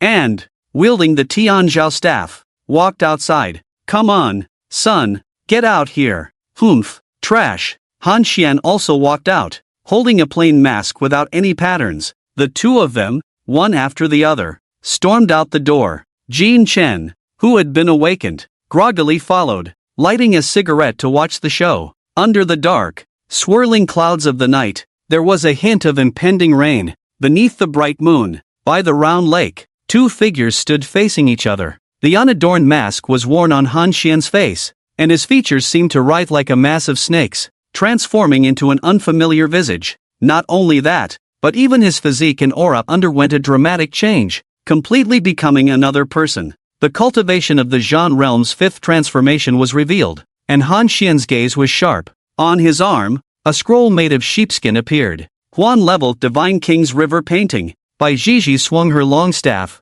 and dense arcs of electricity erupted. Looking at the scroll on Han Xian's arm, she said lightly, it seems your father has some connections. Even the flesh and blood of the guardian deity of the Ten Rivers province has been brought to you. The scroll wrapped around his forearm, and Han Xian flexed his fingers into a fist, calmly pulling back a leg. It seems you're not completely foolish. Bang! As the words fell, a crack opened in the ground, and Han Xian's figure instantly appeared in front of Bai Jiji, his fist wrapped in the scroll charging forward, creating a gust of wind. The Tianzhao staff was held horizontally to block, and the two collided. Bang! Immediately, a powerful airflow surged forth, as if coalescing into white ribbons that swept around them. Jin Chen, wearing only a pair of shorts, shivered from the sudden cool breeze and hurried back inside to grab a white blanket, draping it over himself like a street urchin, squatting under the eaves while smoking and watching the commotion. Regarding the Divine King's river painting, Jin Chen had some understanding. It was recorded in a book that a Huan-level cultivator from half a century ago had retreated here from the Dao deceptive battlefield due to injuries and had become the guardian deity of his hometown. The Ten Rivers Province. His celestial abilities seemed to involve rapping with the scroll, allowing for certain enhancements, but the specifics were unknown. Information about Huan levels was classified, and aside from a few well-connected individuals, it was difficult for ordinary people to learn much. After a brief moment of thought, Jin Chen refocused on the battle before him. Han Xian seemed to have completely transformed into a boxer, his offensive relentless, each punch generating significant airflow. Bai Jiji appeared somewhat distracted at the beginning of the fight, but under the brief pressure, he quickly got into the zone. Bang! Han Xian struck down again, and the same horizontal staff blocked, but the outcome was indeed different. Xian level advanced extreme martial art chaotic force reviving spring intent. The explosive shout came from Han Xian, and a visible airflow rose beneath his feet, rapidly flowing into his punch, releasing a force even stronger than before. Under the overwhelming force, Bai Jiji was sent flying like a cannonball. He was momentarily stunned, but his instinctive combat reflexes took control of his body,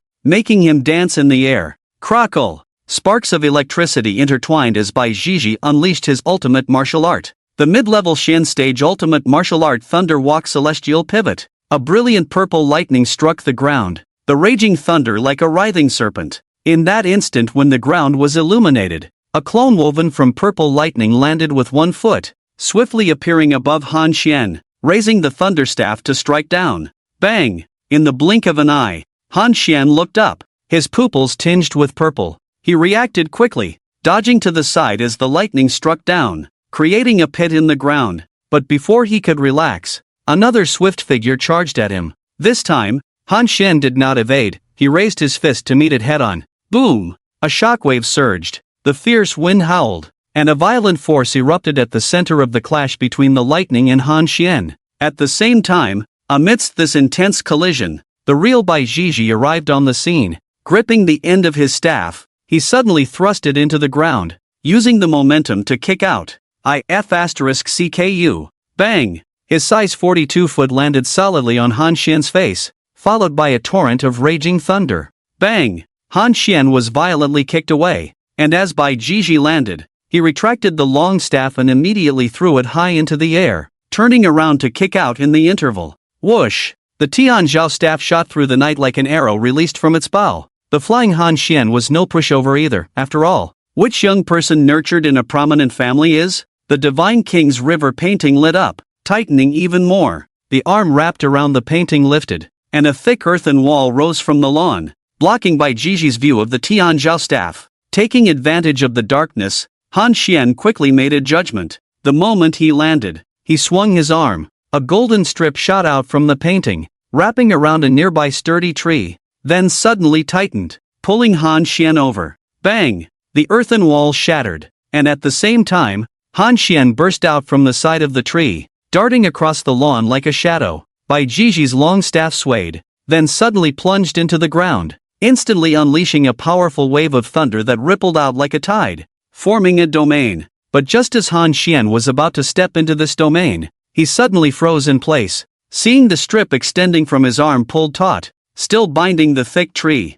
Ah! A furious roar echoed in the night, dark red veins bursting on Han Xian's forehead, like restless snakes in a thunderstorm. The muscles in his arm bulged as he yanked the strip and threw a powerful punch. Crack! The tree behind him was uprooted, shooting past Han Xian's cheek like a guided missile, heading straight for Bai Jiji. The latter snapped back to reality in an instant, but at that moment, the muddy, winding roots of the tree were already within reach. Bai Jiji kicked the Tianzhao staff, pulling it vertically, one end braced against the tree, while he pressed his palm down on this side of the staff. Ha! The impact of the tree combined with the enveloping spiritual power and the force of inertia was such that Bai Jiji's body remained as still as iron. Yet he was pushed back by this force, his feet carving 2 deep trenches into the ground. The violet lightning exploded, and Bai Jiji's white hair danced uncontrollably, the furious spiritual power pouring into the Tianzhao staff. Get lost! Crack! The sturdy tree infused with spiritual energy cracked in response, splitting open from the middle towards both sides. Bai Jiji pressed forward, completely tearing apart the tree, and with a loud bang, a piece shot towards Han Xian. Who was behind the tree? Coincidentally, a half-section of the tree crashed in the direction of Jin Chen. As expected, being too curious is dangerous. The latter's lips twitched in the face of this unexpected disaster. Then he slowly extended his hand. At the moment his palm made contact with the tree, the patterns on the back of his hand glowed, and the tree exploded into petals, drifting like a gentle breeze past Jin Chen towards the ground behind him. A well-deserved update. Promises kept. The battle continued, and Jin Chen had already lit a second cigarette. The people in the room were all awakened, huddled under blankets, squatting side by side at the door. The girls' dormitory next door was the same. Tai Shichingi, Gao Yu, and Si Nan Yu were all wrapped in a single blanket, squatting there watching the spectacle. After a long while,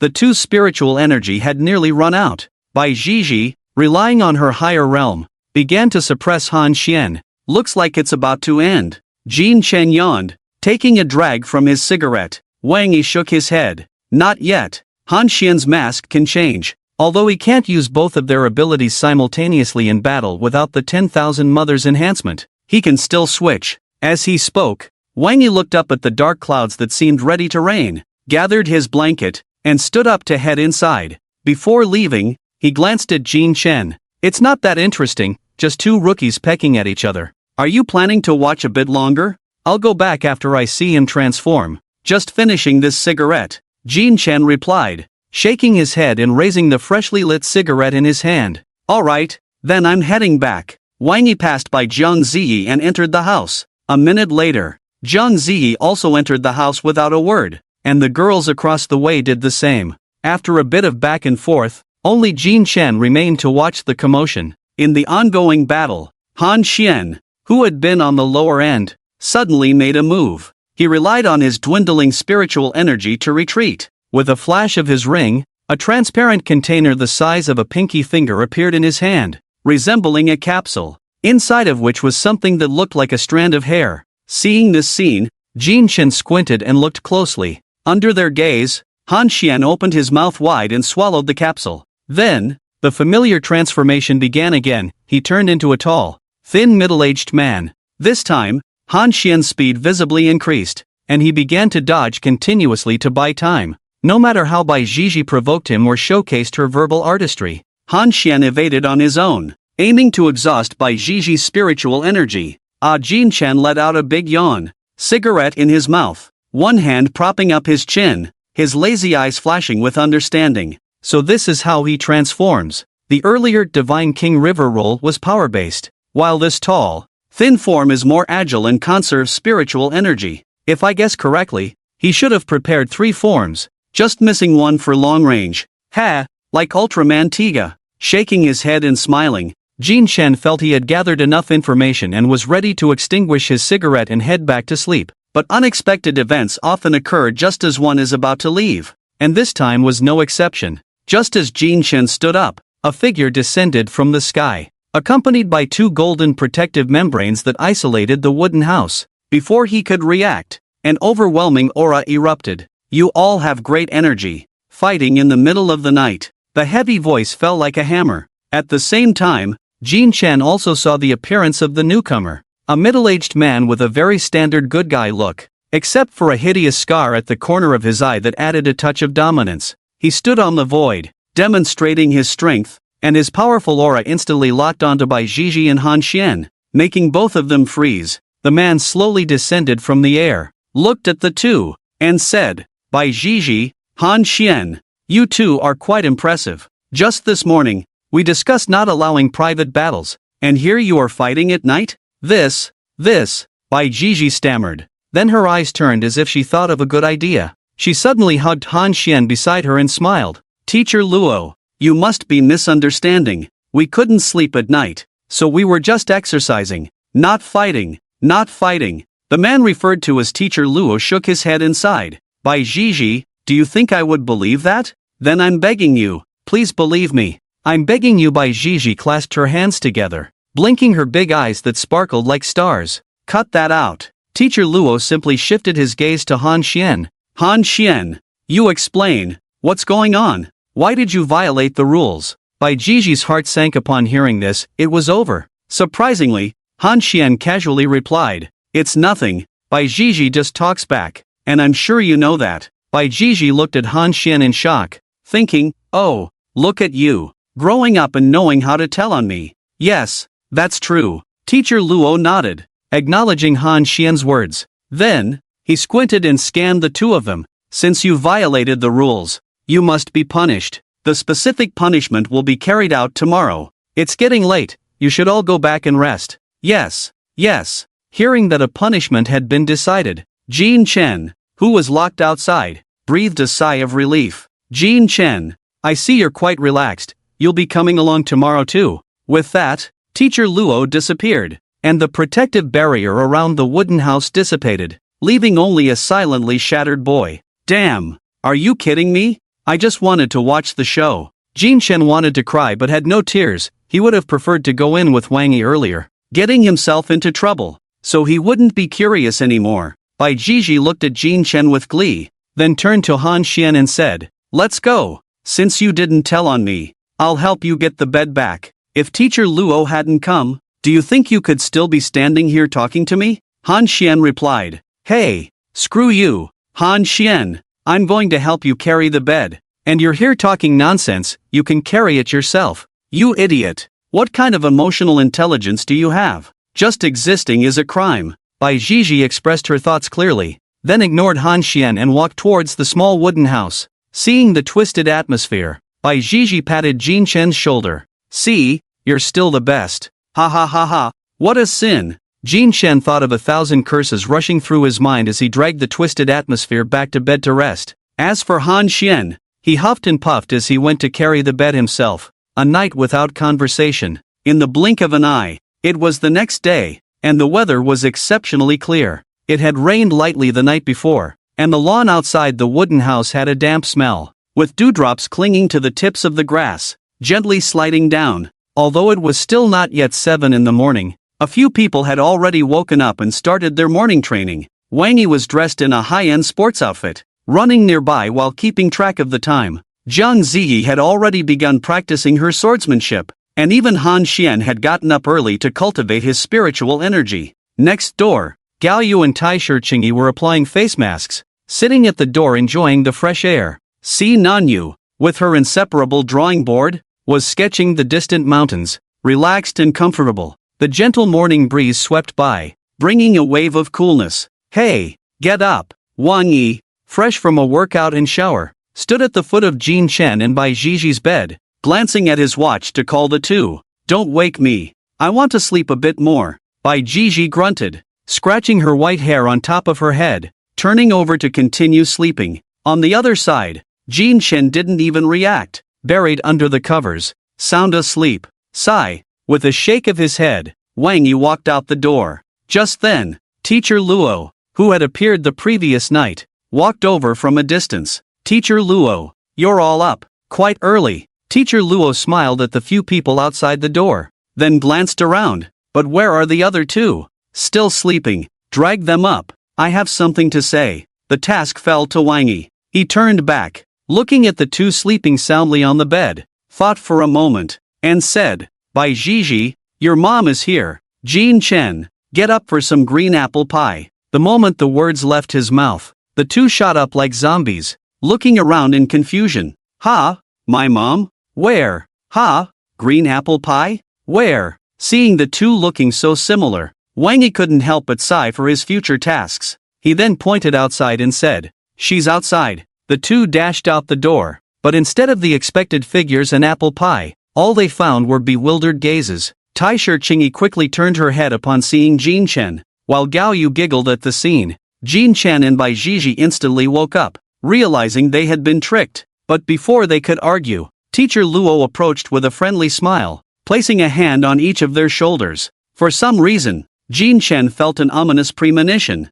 a chill rising in his heart, making him shiver as he unconsciously touched his shoulders. It was you two last night as well, staying up late and sleeping in, Teacher Luo said, pulling out 2 pens from his ring and placing them in the pockets of the two. He then looked at the time and said, it's exactly 7 o'clock now, a few minutes of activity before breakfast. Clap, clap. Teacher Luo patted their shoulders, surveying the people around and said, did you see the 2 pens I just gave them? 15 minutes.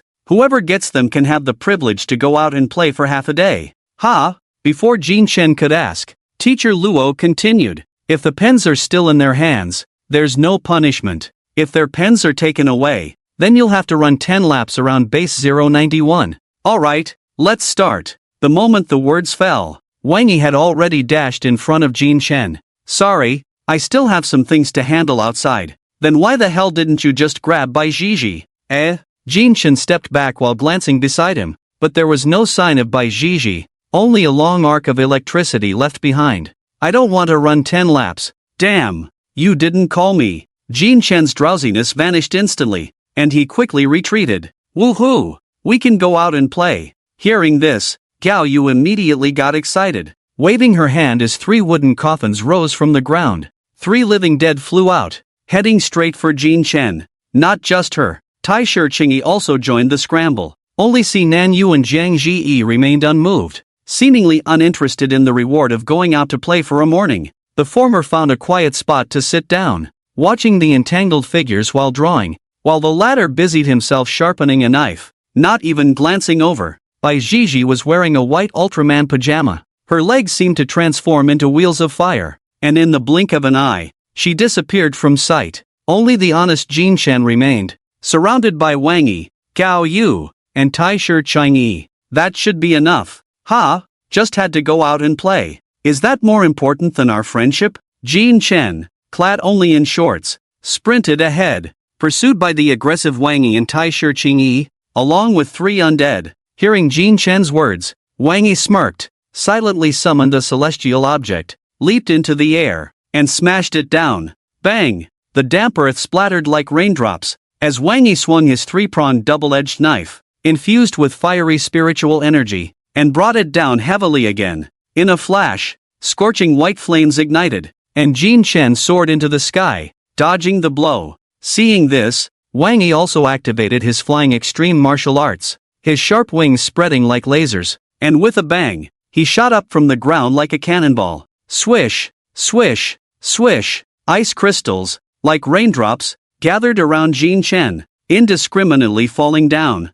At the same time, a card quietly appeared between his fingers. The card exploded, and God King River painting emerged, enveloping Jin Chen's right hand. Swish! Just then, a streak of light rushed in, brushing past Jin Chen's forehead. Looking down, he saw Tai Shi Qingyi manipulating the falling sunset phantom blade with her arms. I almost forgot about you. ADC. Swish! Swish! 2 more phantom blades flew in, and Jin Chen's left hand grasped the air, the Tianzhao staff appearing in his hand, intercepting all the phantom blades with a flourish. Below, Wang Yi had already reached him, swinging the celestial object horizontally. Jin Chen's eyes scanned the battlefield, quickly making a judgment in his mind. As his spiritual energy flowed, his wings suddenly vanished, evading Wang Yi's attack while he rapidly fell down, weightless. Seeing this, Gao Yu shouted, finally coming down. Get him! With her command, the 3 undead instantly transformed into 3 arcs of shadow,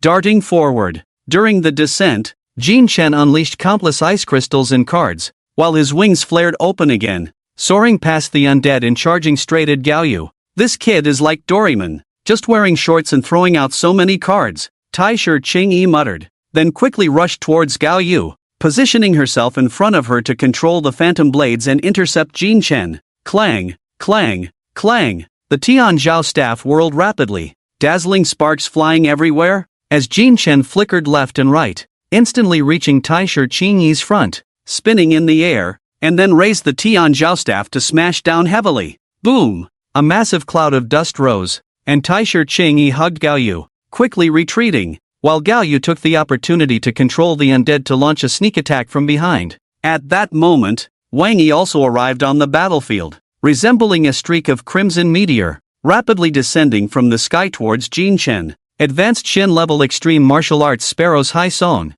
Clang! Gripping the tail of the 3-pronged double-edged knife, Wang Yi twisted in the air, transforming into a spinning battle axe, and struck down fiercely. Boom! The earth seemed to tremble for a moment, violent air currents blowing like pale ribbons, and the energy particles formed by spiritual power crackled in the center of the explosion. Emerging from the flickering scarlet lightning in black mist, Jin Chen, with a cigarette in his mouth, stepped out, his broken body slowly coalescing from petals. The moment he stepped out of the smoke, his spiritual energy surged, and a chill instantly spread, freezing the entire rising black mist. 15 minutes should be enough, right? There are still 6 minutes left. I see. Jin Chen stretched his neck. Then let's play a bit. As his words fell, the ice crystals behind him suddenly exploded, shooting countless sharp arrows forward. During this time, Jin Chen threw the cigarette butt on the ground, and in an instant, white woven flames rose from the butt, enveloping his entire body. As the flames gradually dissipated, Jin Chen stepped out, and at that moment, he was adorned in a set of pure white garments, with the woven white flames still swirling behind him like a cloak in the fierce wind. Such a show-off! Wang Yi couldn't help but comment, looking at Jin Chen's appearance. Who are you trying to impress? It's just us here. Who doesn't know what you're really like? Who says otherwise? The boxer in his underwear turns into a show-off. Taisher Qingyi also whispered teasingly. Gao Yu, who was cradled in someone's arms, raised her hand to interrupt the two, then pointed to the distant Si Nanyu. Actually, there is someone who can accept his show-off behavior. Following her finger, they saw Si Nanyu staring at Jin Chen with sparkling eyes, rapidly sketching on a drawing board with a pen in hand. This kid, sigh. The three sighed in unison, exchanging glances as they prepared to launch an attack. Suddenly, Jin Chen moved, gripping the heavenly edict staff bound with the God King's long river painting, purple lightning crackling around him as he charged forward like a thunderbolt. Watch out, Wang Yi reminded slowly, then swung the Tear Star Edict blade, which shot out with a loud bang, leaving a footprint on the ground. Two streaks of light rapidly approached, and just as they were less than a meter apart, Jin Chen suddenly exploded, transforming into petals that passed through Wang Yi and then coalesced behind him, rushing towards Taisher Qingyi and the others. Jin Chen's figure flickered within their sight, and in the blink of an eye, he appeared above Taisher Qingyi, swinging the heavenly edict staff down with great force. Gather! The falling sunset illusion blade instantly appeared, converging into a conical shape, its pointed tip colliding violently with the descending heavenly edict staff. Boom! Although the God King's long river painting brought by the card did not have a one-to-one property enhancement, the simplest power boost was still present. With this amplification, Jin Chen's strength surged significantly. The suppression of realms combined with various enhancements made Taisher Qingyi feel as if she were being crushed by a 1,000-pound weight, her whole body swaying precariously. At this moment, Gao Yu, seeing this, quickly controlled 3 living dead to appear beside Jin Chen, all launching their attacks. But in Jin Chen's calculations, these had long been accounted for. Suddenly, Jin Chen exploded, the sudden disappearance of power causing Taisher Qingyi to stagger. At the same time, the exploded Jin Chen had already appeared directly behind Taisher Qingyi, his palm, imbued with absolute ice attributes, striking out fiercely. Ice falling palm. Bang! Taisher Qingyi's expression changed drastically as she was sent flying, yet she did not lose her ability to think. Instead, she turned in mid-air, quickly manipulating the falling sunset illusion blade with her fingers to attack Jin Chen. 8 illusion blades appeared like flashes of light in Jin Chen's various blind spots, then shot out simultaneously. Cicada's intent, assassination. The illusion blades trembled, as if faint cicada chirps were emanating from them. Jin Chen's mind momentarily went blank, and he finally understood the specific ability of Taisher Qingyi's extreme martial arts. Last time in the Qingyue Mountains, he hadn't heard this sound due to the distance, but now he comprehended it. In that moment of distraction, the 8 illusion blades sliced through the air and pierced his body. However, the anticipated obstruction in blood did not occur. Instead, it was strands of electricity. He saw Jin Chen's skin crack open, transforming into petals that fell, revealing that inside was actually interwoven lightning forming a white Jiji. This is the extreme martial arts of white Jiji. Thunder walking celestial pivot. Crackle! The electric sparks gradually faded, and everyone quickly looked around. But after searching for a long time, they still couldn't find Jin Chen's figure. What's going on? Where's Jin Chen? This must be fake. But where's the real one? It can't possibly have been fake from start to finish, right? Taisher Qingyi, who had taken a heavy hit, was the first to voice her doubts. Although she hadn't used her full strength, it would be fine if she had been struck by Jin Chen's true self. If it was just a clone that had beaten her, that would be truly embarrassing. At this moment, The scene was left with teacher Luo watching the show, a bewildered Tai-Shi Cheng-yi, a frowning Wang Yi, Si Nanyu who was drawing, and Gao Yu who wanted to fly. Han Xian had immediately chased after by Gigi and disappeared without a trace. On the lawn, a few people stared at each other, all looking confused. This was truly the first time they had encountered such a situation, and with their current cultivation levels insufficient for spiritual power detection, they could only rely on their eyes and senses to capture the target. This was a significant drawback of low cultivation. If they covered their eyes, they would become like headless flies. When the enemy disappeared from sight, they could only speculate about what lay behind the cover, but now the ground was covered in grass, with only a few trees too small to hide anyone. Where else could they hide? Time's up. At this moment, Teacher Luo announced the end of the time, and his gaze turned towards the wooden house. The others followed his gaze and saw Jin Chen, who was brushing his teeth, walk out of the house, wave at them, and then go back inside. Tai-Shi Cheng-yi and the others looked utterly bewildered, completely unable to figure out how this was accomplished. Wang Yi was the same. He furrowed his brow, constantly analyzing the images in his mind, but no matter how he looked, nothing seemed out of place. Teacher Luo looked at these little ones lost in thought, shook his head with a wry smile, and glanced at Jin Chen rinsing his mouth in the wooden house, secretly thinking, is this what they called visual deception in magic? Not only that, but his mind works really fast, although it's simple. Dealing with these kids who are only in their teens, he really can fool them one by one. After taking a shower and freshening up, Jin Chen casually walked out of the wooden house, holding a Qingling fruit. What are you all staring at? What? Have you fallen for me? Feeling the fiery gazes, Jin Chen shrugged and smiled. Wang Yi, Tai-Shi Cheng-yi, and Gao Yu quickly walked over. How did you do it? A little magic trick. Want to learn? If you want to learn, I'll refuse, Jin Chen said, taking a bite of the apple. Wang Yi frowned. Magic? How could such a low-level trick possibly fool me? Tisk tsk tsk. Seeing Wang Yi's disbelieving expression, Jin Chen clicked his tongue. You've almost been fooled into a dog, and yet you still won't admit it? Is it really magic? Gao Yu leaned in, blinking her big eyes curiously. If you have the ability to perform it in front of me, I will definitely find the flaw. What just happened was definitely not magic. It must be some kind of illusion technique. Wang Yi still didn't believe it. He couldn't accept that his eyes could deceive him. All right, Jin Chen raised an eyebrow. Happy to oblige. If I get fooled, you'll buy me a 911. How about that? Deal. Good. Hearing the bet, Teacher Luo also came over to join the excitement. Under the gaze of several people, Jin Chen bit into the apple, took off the storage ring from his hand, and looked at Gao Yu, saying, Can you help me? How can I help? Extend your hand. Gao Yu, puzzled, extended her hand. Then, Jin Chen slipped the ring onto her finger. Ignoring her blushing face, he held the apple in one hand and waved his other long hand in front of everyone. Look, is there anything? Out of caution, Wang Yi carefully examined Jin Chen's hand and sleeves. After checking again, he shook his head. Don't blink, Jin Chen teased. Then with a flick of his hand, a regular playing card appeared. Close-up magic. That's not scientific. Wang Yi frowned. In a high martial world, you still talk about science? You're such a fool. Jin Chen casually tossed the card to the ground, then shook his hands and pulled out another card. His voice carried a hint of amusement. Did you see it clearly? If not, come a little closer to take a look. After saying this, he leaned towards Wang Yi's ear, gave a gentle shake, and a card suddenly appeared between his fingers. Then he threw that card to the ground and, like a magician, produced a card at each person's ear. Still not clear?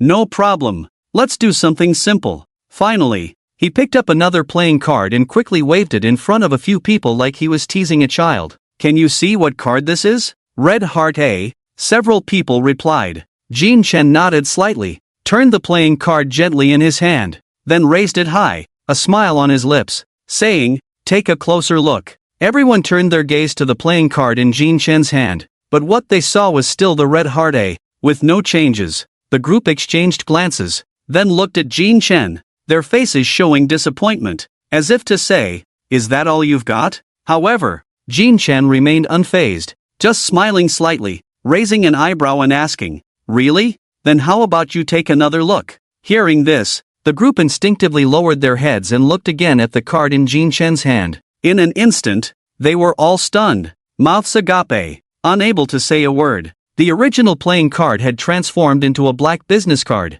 clearly printed with Wang Yi's name and contact information. What's going on? Wang Yi furrowed his brow tightly, disbelieving, and snatched the playing card from Jin Chen's hand to examine it closely. He checked repeatedly, even touching the material of the card, and soon realized this was indeed his business card. No doubt about it. What is this thing? Damn! Gao Yu couldn't help but curse, and Taisher Chingyi looked equally astonished, as if seeing a ghost. Even Teacher Luo was captivated by the scene before him, his eyes sparkling with curiosity. Just get me a silver one. 911. Jin Shen said with a smile as he took the business card back from Wang Yi and crumpled it in his hand. He then blew into his palm, and when he opened his hand again, a miraculous thing happened. The crumpled paper had turned into a silver coin. He picked up the coin and smiled at Wang Yi, saying, "Just like this color." He ignored the shock in the eyes of the others and tossed the coin high into the air. Then, he reached out with his left hand to catch the coin, and when he flipped his palm over, a card holder quietly appeared in his hand. Real leather. Ha! Teacher Luo has good taste, Jin Chen teased with a smile. This card holder belonged to Teacher Luo, with his identification and a family photo printed on it. Teacher Luo was taken aback, instinctively reaching for the pocket on his chest, his expression changing. "It's gone," he murmured. Suddenly, with a snap, the card holder closed. Immediately after, Jin Chen's arm shook, and the card holder instantly transformed into a vibrant rose. He handed the rose to Gao Yu, smiling, "A share for those who see it, the first flower of the morning." After saying this, he gently shook the rose in his hand, and in the blink of an eye, it turned into 2 roses, which he handed to Taisher Chingyi and Gao Yu respectively. After that, he winked at Si Nanyu, who was watching from a distance. Si Nanyu was also taken aback, looking down to find that a rose pattern had unexpectedly appeared on the sketchbook, accompanied by a line of text. "Good morning, Princess of the Fairy Tale, from Jin Chen." After finishing all this, Jin Chen put one hand in his pocket, waved goodbye to a few people, and then left. "This time it's free. Just a little shock for you." Gao Yu came back to her senses and quickly looked at her fingers, but there was no ring on them. Jin Chen's storage ring had long since returned to his hand without her noticing. Teacher Luo, realizing what had happened, touched the pocket on his chest, and this time he clearly felt the outline of a large bag. "What kind of magic is this? It must be magic, right?" Taisher Chingyi and Gao Yu exchanged glances. "Even if it's a trick, it's still kind of cool." "Okay, I admit it. Wait, come back, I still have something to say." Teacher Luo suddenly came to his senses and shouted at Jin Chen's back. 2 minutes later, everyone stood in a row, whispering like crickets. "Han Xian, are you an idiot? Jin Chen is right there. Why are you chasing me? Don't introduce yourself. Introduce your mom." "Oh, right. Do you have a driver's license?" "No. What does that have to do with anything?" "Oh, I have one. Your mom's a bitch. I have a mom. You don't. Driver's license. I ******** driver's license. I think I passed mine in about half a month. Damn ******************. Teacher Luo listened to the high code output below, cleared his throat, and quickly spoke. "Alright, everyone quiet down. I have something to say." "Fuck you. You're making me take your basket down." The air fell silent, and Teacher Luo looked at Bai Zhizhi with a confused expression. At this moment, the flushed Bai Zhizhi also noticed everyone's gaze, turned to look at Teacher Luo, and her expression changed dramatically. No, it's not that. I didn't curse you. Really. Run 10 laps. Starting now. Hurry up. Otherwise, I'll have your mom come and make you run. Teacher Luo shouted loudly. Bai Zhizhi shivered and quickly admitted her mistake. "No, please, don't tell my mom. I'll run right now." After saying that, she glanced at Han Xian, her lips moving. "I curse you." With that, she dashed away. Teacher Luo was so angry that he took a couple of heavy breaths before finally speaking. "My name is Luo Shang, the head of Base 091, and from today onwards, I will be your supervisor." Luo Shang walked in front of them with his hands behind his back. "You all know the purpose of this trip, both literary and martial. I will be your teacher for the literary part, as well as your supervisor in daily life. Your mentors haven't gone far, they are all living in the outer area of the base, which can be considered a break for them. This training will last for 1 month, after which there will be 2 experimental missions, to be carried out in Japan and Malaysia. The specifics will be told to you later. On the last day of training, there will be an assessment, divided into 2 teams, with a total score of 400 for each team, 100 for each individual, and a minimum total score of 350 to pass. Those who do not pass will stay until they do. Don't think about running away, the higher-ups have already informed your parents, so you might as well put away that arrogance. The schedule has been arranged. Wake up at 7, breakfast at 8, language and foreign analysis studies start at 9, class ends at 11, followed by lunch and a nap. In the afternoon, from 2 o'clock, various martial arts classes including extreme martial arts, cultivation, tactics, and firearms will be held until 5 o'clock, after which you are free. Do you understand? Understood. The group responded in unison. Jin Chen smiled upon hearing this humane schedule. Luo Shang nodded. Go have breakfast, and then we'll start learning the language. Today, 9,000 words. Extra update. Thanks to the great Kiwishiwa for the God-level certification. I am immensely grateful. Also, thank you all for your book reviews. I am incredibly thankful. Base 091. Canteen. The canteen is built on the outskirts of the base, with a babbling brook flowing in front, the water clear enough to see the fish below. The building is entirely wooden, with wisps of smoke rising from the chimney. Inside, there are 8 small tables, and all the cooks are official personnel, each with formidable skills.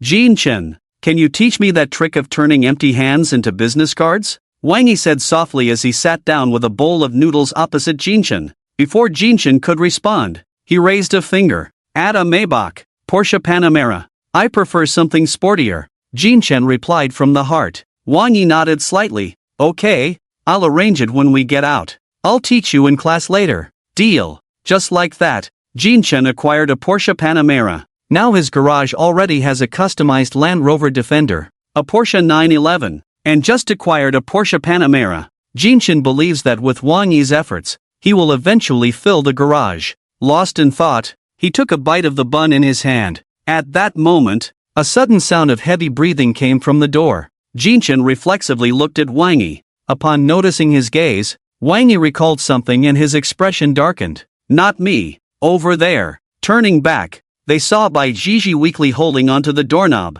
her chest heaving violently as she gasped for air. Stumbling a couple of steps, Bai Jiji sat down next to Jin Chen and said in a low voice, Ugh, damn it, I think I saw my great-grandmother. I'm so exhausted. Saying this, she picked up a bottle of water and started gulping it down. Serves you right for running your mouth. Jin Chen shook his head and teased. The key is that Han Xian, that bastard, deserves to be scolded. He made me anxious. Bai Jiji waved her hand, panting, I need to be more careful in the future. This circle is way too far. 10 whole laps. It drained all my spiritual energy. Damn it. Alright, hurry up and eat. Class is starting soon. What class? Language. Damn. Misfortune never comes alone. Isn't that useless? Bai Jiji covered her face in pain, feeling like she wanted to die. But dying aside, she still had to eat. So Bai Jiji took 6 buns, a bowl of milk, and 3 fried dough sticks, and began to devour them like a whirlwind. I'm such a glutton. After breakfast, the 3 musketeers began to head to the teaching place following Luo Shang's directions. The journey was still quite long, and all they could see in the distance was a stretch of lush green grass and big trees, with no buildings in sight. A gently rolling slope. 8 figures scattered as they walked. Among them, the 3 musketeers formed one group. Taisher Qingyi and Gao Yu formed another, while Si Nanyu wore headphones, chewing gum and looking at the scenery around her. Jiang Ziyi remained alone, as did Han Xian. So far, the only time Jiang Ziyi had spoken was when the group collectively said understood, and after that, they hadn't heard her again. At this moment, high above, Luo Shang and a middle-aged woman hovered in the air, watching the 8 small figures below discuss. I never expected that Jin Chen, Wang Yi, and Bai Jiji would mix together. Now they are indeed the closest of friends. Luo Shang remarked with emotion. Yeah, that Wang kid has always been arrogant, looking down on everyone, and Bai Jiji has been like a hoodlum since childhood, fighting wherever she goes. The former dislikes the latter's lack of restraint, and the latter hates the former's arrogance. 2 people who seem least likely to become friends are now connected through Jin Chen. such as the unpredictability of life. A middle-aged woman smiled gently, as if she understood everyone well. Luo Shang, hearing this, shook his head and said with some concern, "It's just that Jiang Ziyi and Han Xian are a bit difficult to handle, they don't really fit in. Sinan Yu is easier to deal with, she simply likes to be alone and has a decent relationship with those two girls." "Yes," the woman said with a bitter smile, "that's what worries me. Jiang Ziyi is not just aloof, he's somewhat withdrawn and afraid to interact with others. Even his parents are a bit concerned about it. As for Han Xian, the boy's nature isn't bad, but he has an extreme sense of individualism, refusing to engage with anyone, even hiding some things from his own parents. Sigh, let's take it slow." After walking for a while, they finally spotted a small wooden house. From the outside, it looked like a warehouse, but the craftsmanship was quite luxurious, entirely made of mahogany. Upon entering, there were 8 ordinary wooden tables and chairs arranged, all separated with no shared tables. The only thing on the podium was a large blackboard, and aside from that, the entire room was made of wood. Very eco-friendly. Jin Chen chose a seat at the back by the window, glancing outside at the flowers and plants, with a tree perfectly blocking the sun, making it an ideal spot for napping. The tables and chairs were arranged in 3 rows and 3 columns, with the bottom right corner empty. Jin Chen's seat was in the bottom left corner. Wang Yi sat at the end of the 3rd row, right next to Jin Chen, while Bai Jiji sat at the front desk in front of him. 3 girls occupied the 1st row, leaving the remaining 2 spots for Han Xian and Jiang Ziyi. By the way, Jiang Ziyi was sitting next to Bai Jiji, while Han Xian seemed to find him annoying and deliberately chose a seat further away. "Oh my, this is just like being in class, isn't it? I thought I could just focus on my cultivation, but now we're really doing this," Bai Jiji said, turning to lean on Jin Chen's desk. Looking bewildered, she had always thought that classes were just talk, a simple explanation, but now they even had a classroom blackboard. "It's only a month, it'll pass in the blink of an eye. No worries," Jin Chen replied, munching on an apple. Bai Jiji sighed, "With this time, I might as well cultivate, isn't that more practical? Know your enemy and know yourself, and you will never be defeated. To defeat your enemy, you need to understand them. Learning languages is quite understandable in this regard. Just imagine, if you can't understand what the enemy is saying, how can you comprehend their plans when they discuss them in front of you?" Wang Yi nodded slightly. "That makes sense. And it's only a month. We have just awakened, what we have the most of is time." "Yes," Jin Chen said. "From what I've gathered, the minimum requirement to enter the Dao Gui battlefield is the ancient realm. We're just getting started, we have plenty of time to learn about the other races." Bai Jiji felt overwhelmed. "I can't even understand Mandarin properly, now I have to learn the languages of other races?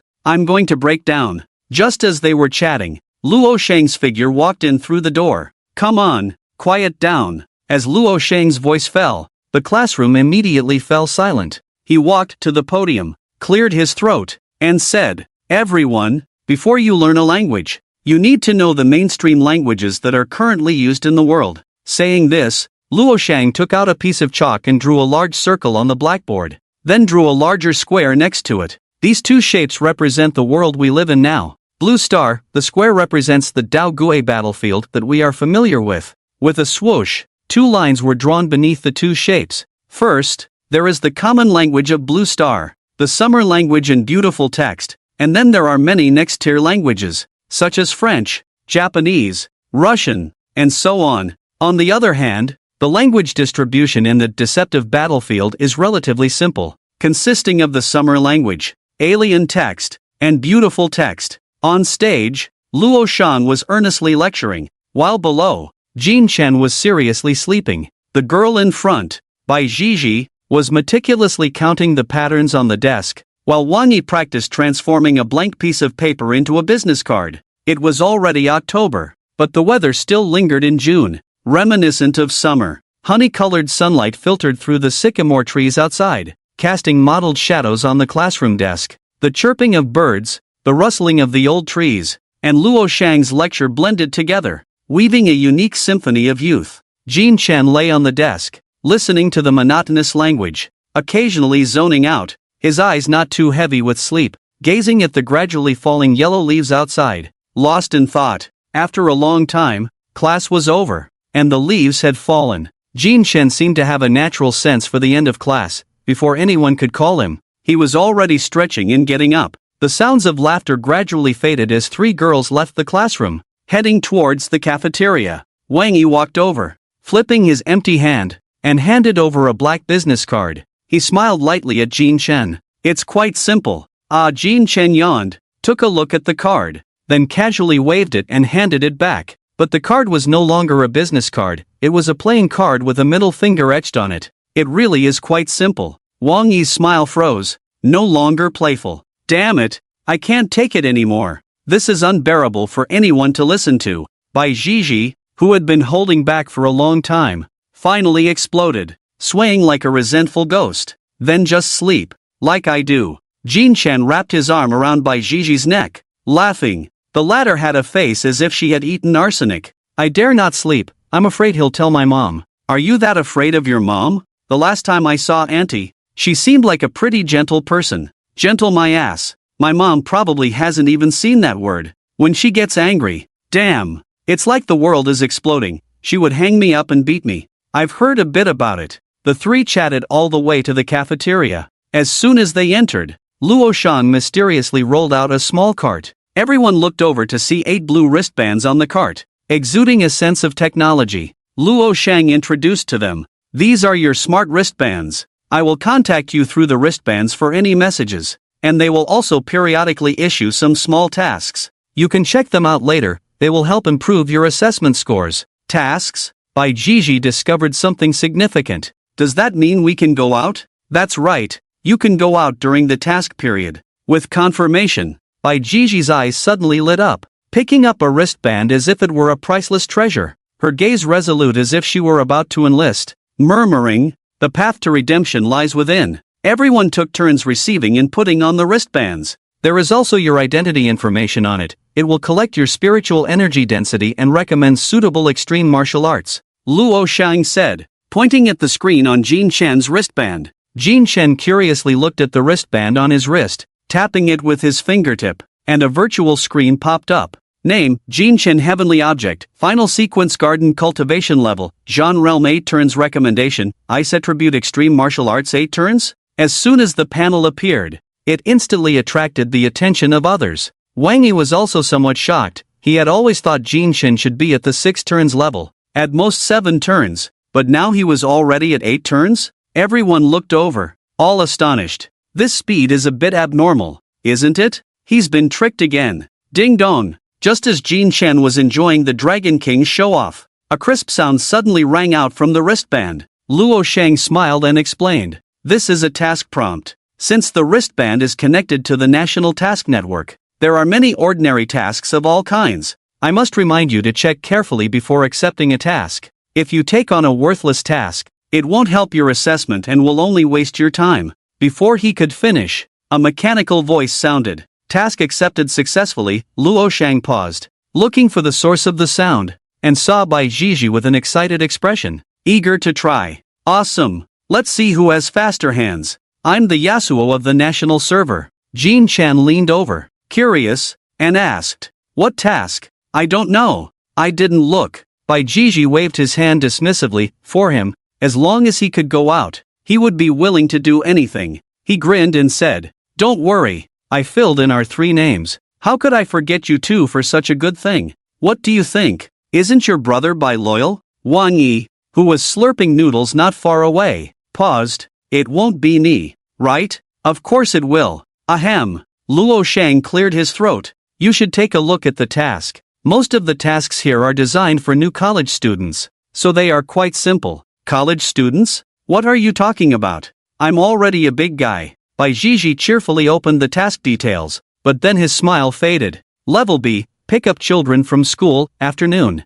Outside the 4th ring of the capital, a swaying Jetta stopped in front of an elementary school. Inside the car, 2 helpless faces contrasted sharply with one excited face. Look at this crappy task you accepted. Even the car has to be a specific model. Wang Yi, who was driving, turned to Bai Zhizhi in the back seat. Isn't this car pretty good? Come on, just being able to go out is great. Don't be picky. Great my ass. This car makes noise everywhere except for the sound system. I'm afraid it will fall apart halfway. Alright, stop complaining. Get out. Bang. The harsh sound of the door slamming shut echoed. The three of them, each wearing a mask, got out of the car. Checking the time, Jean Chen said, "The task details say school ends at 3, and there are still about 10 minutes left. What kind of lazy parents are these? They have to hire someone to pick up their own kids. My dad, even as a governor, wasn't that busy." The three of them hid under a tree in the shade in front of the school, with Bai Jiji squatting to the side. Jean Chen squatted nearby and lit a cigarette. "Why do you care about other people? They must have something they can't leave." Wang Yi stood there, busy on the phone, taking calls one after another. More and more parents arrived to pick up their children, all casting suspicious glances in their direction. "What's going on? Why are these people staring at us? Haven't they seen handsome guys before?" Bai Jiji looked around, puzzled. "I have a bit of an idea." Jean Chen sighed, pointing at the old white Jetta parked in front of them. "Look at our ride, and then look at our outfits. They probably think we're human traffickers." He pointed at Wang Yi, "And look at Wang, taking call after call. Doesn't he look like he's contacting accomplices?" "Don't say it. You're right, it does look like that. At least they didn't call the cops, let them look." After about 10 more minutes, as the school gate opened, children began to come out, leaving with their parents. One by one, the little ones trickled out, but the three of them still hadn't seen their little one. Where did that unlucky kid run off to? He can't be skipping class to play League of Legends, can he? Bai Jiji looked at the photos on her phone, comparing them one by one. As the students were almost all gone, she couldn't help but speak up about the task targets still not being seen. Jean Chen shot her a glance. "They're only in first grade. Why would they go to an internet cafe? You think it's like you? Why not go in and ask their teacher?" Wang Yi suggested. "After all, we know the kids' class. Let's go." Just as the three were about to enter the school gate, a short boy came out with a young woman. "Hey, isn't that them?" Bai Jiji exclaimed. The three walked over. "Who are you?" The female teacher, sensing something off about the three, pulled the boy behind her and asked warily. Bai Jiji quickly explained. We received a task to take the child home." The teacher frowned. "Please show us your identification and task verification." Before Bai Jiji could respond, Wang Yi stepped forward, flipping his empty hand, revealing a student ID. Hantian Academy. Wang Yi. Jean Chen, seeing this, helplessly rubbed his forehead. So even the seemingly domineering Wang Yi had a heart that loved to show off. The teacher took the student ID, examined it with suspicion, and then smiled. "Mr. Wang, I apologize for doubting you." She brushed her hair back and quickly changed her attitude. "It's just that this child will have someone else pick him up in a few days. Please understand." "It's fine." Wang Yi nodded coldly, looking down at the small boy whose height only reached his legs. "Come on, keep up." Wang Yi ended the conversation and turned to leave. Bai Jiji took the boy's hand, grinning. "Let's go. I'll take you home." "Thank you, brother." The boy shyly nodded and spoke softly. The three of them walked ahead, while Jean Chen stayed behind. "You just said this kid has someone different picking him up every 2 days? Ah." The teacher, pulled from her daze as she watched Wang Yi's back, quickly nodded. "That's right. A woman came to pick up Xiao Tian yesterday." Jean Chen sniffed the air and asked, "Do you smell something strange, like perfume?" He suddenly leaned in closer, sniffing near the teacher's hair, then shook his head. "Not from you." The teacher was momentarily stunned, then smiled knowingly. "It's the scent on Xiao Tian. His mother really loves perfume and always sprays a little on him." "I see." Jean Chen nodded slightly, lost in thought. "Jean Chen, are you coming or not? Stop dawdling." Beep. The sound of a horn in Bai Jiji's shout rang out. Jean Chen waved his hand. "Sorry to trouble you." After saying that, he ran to the car and sat in the back seat. "Why are you sitting in the back with me and Xiao Tian when you could be in the front?" Bai Jiji protested. Jean Chen glanced at the small boy sitting between them and casually said,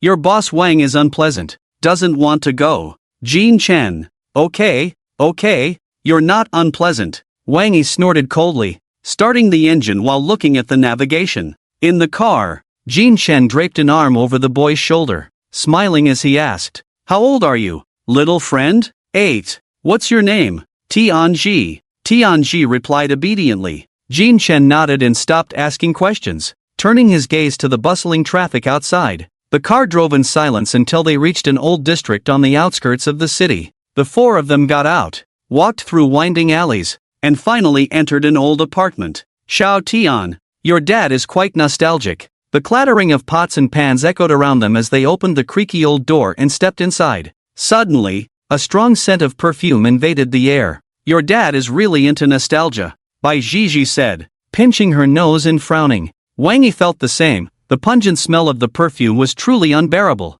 After checking the safety of the room again, he hurriedly walked outside, saying, "Let's go. The mission is done." Bai Zhizhi quickly nodded. "Let's hurry, or I might just die here." Jin Chen said nothing, glanced at Tianji, and the three of them left. It wasn't until the sound of the door closing echoed that Tianji reacted, standing up and looking at the door with a suddenly darkened expression. How could these three connections be the ones to take on this task? Is the Wanjing level this idle? Damn it! After cursing, Tianji suddenly reached for his hair and pulled it upwards with force. With his movement, there was a faint tearing sound, and what seemed to be an ordinary face was easily pulled off, like a mask. To everyone's shock, the exposed face was that of a grotesque rat head. The rat head revealed sharp teeth and blood-red eyes, sending chills down one's spine. Then, it began to shed its human skin, its body gradually swelling. As its body changed, its limbs became strong and powerful, with claws that were incredibly sharp.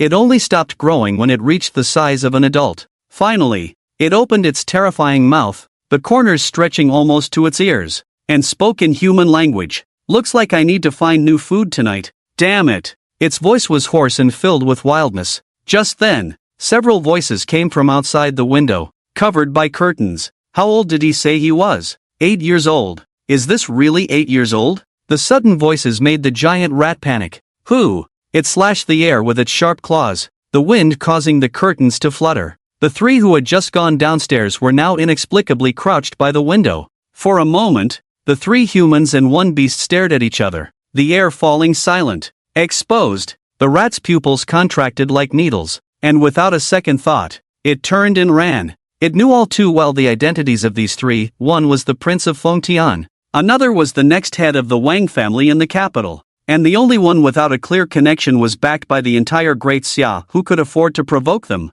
Bang! The window was shattered with a punch, and Bai Zhizhi rolled in, shouting, "Stand there!" But the three were a step too late. The rat had shrunk its body and directly burrowed into the toilet, escaping through the sewer. Damn it, can you really let it get away? Call people, seal this off. Slap! Jin Chen slapped Bai Zhizhi on the back of her head. Seal what? You need help to catch a rat? How embarrassing. Saying this, Jin Chen leaped down from the window. Follow me. I've tracked its location. When did this happen? How come I didn't know? When he patted the strange beast's shoulder in the car. Just follow. Wang Yi walked past Bai Zhizhi and jumped out the window. Bai Zhizhi scratched her head, realizing, did that really happen? After saying that, she hurriedly followed. The three landed in an intersecting alley. Where is it? Inside. My petals are stuck to the clothes, it shed its skin, and I forgot. Jin Chen said, unflustered and with confidence. Damn, you really made it sound convincing. Wang Yi couldn't help but curse. Then deflated, said, so, should we call someone? You can call.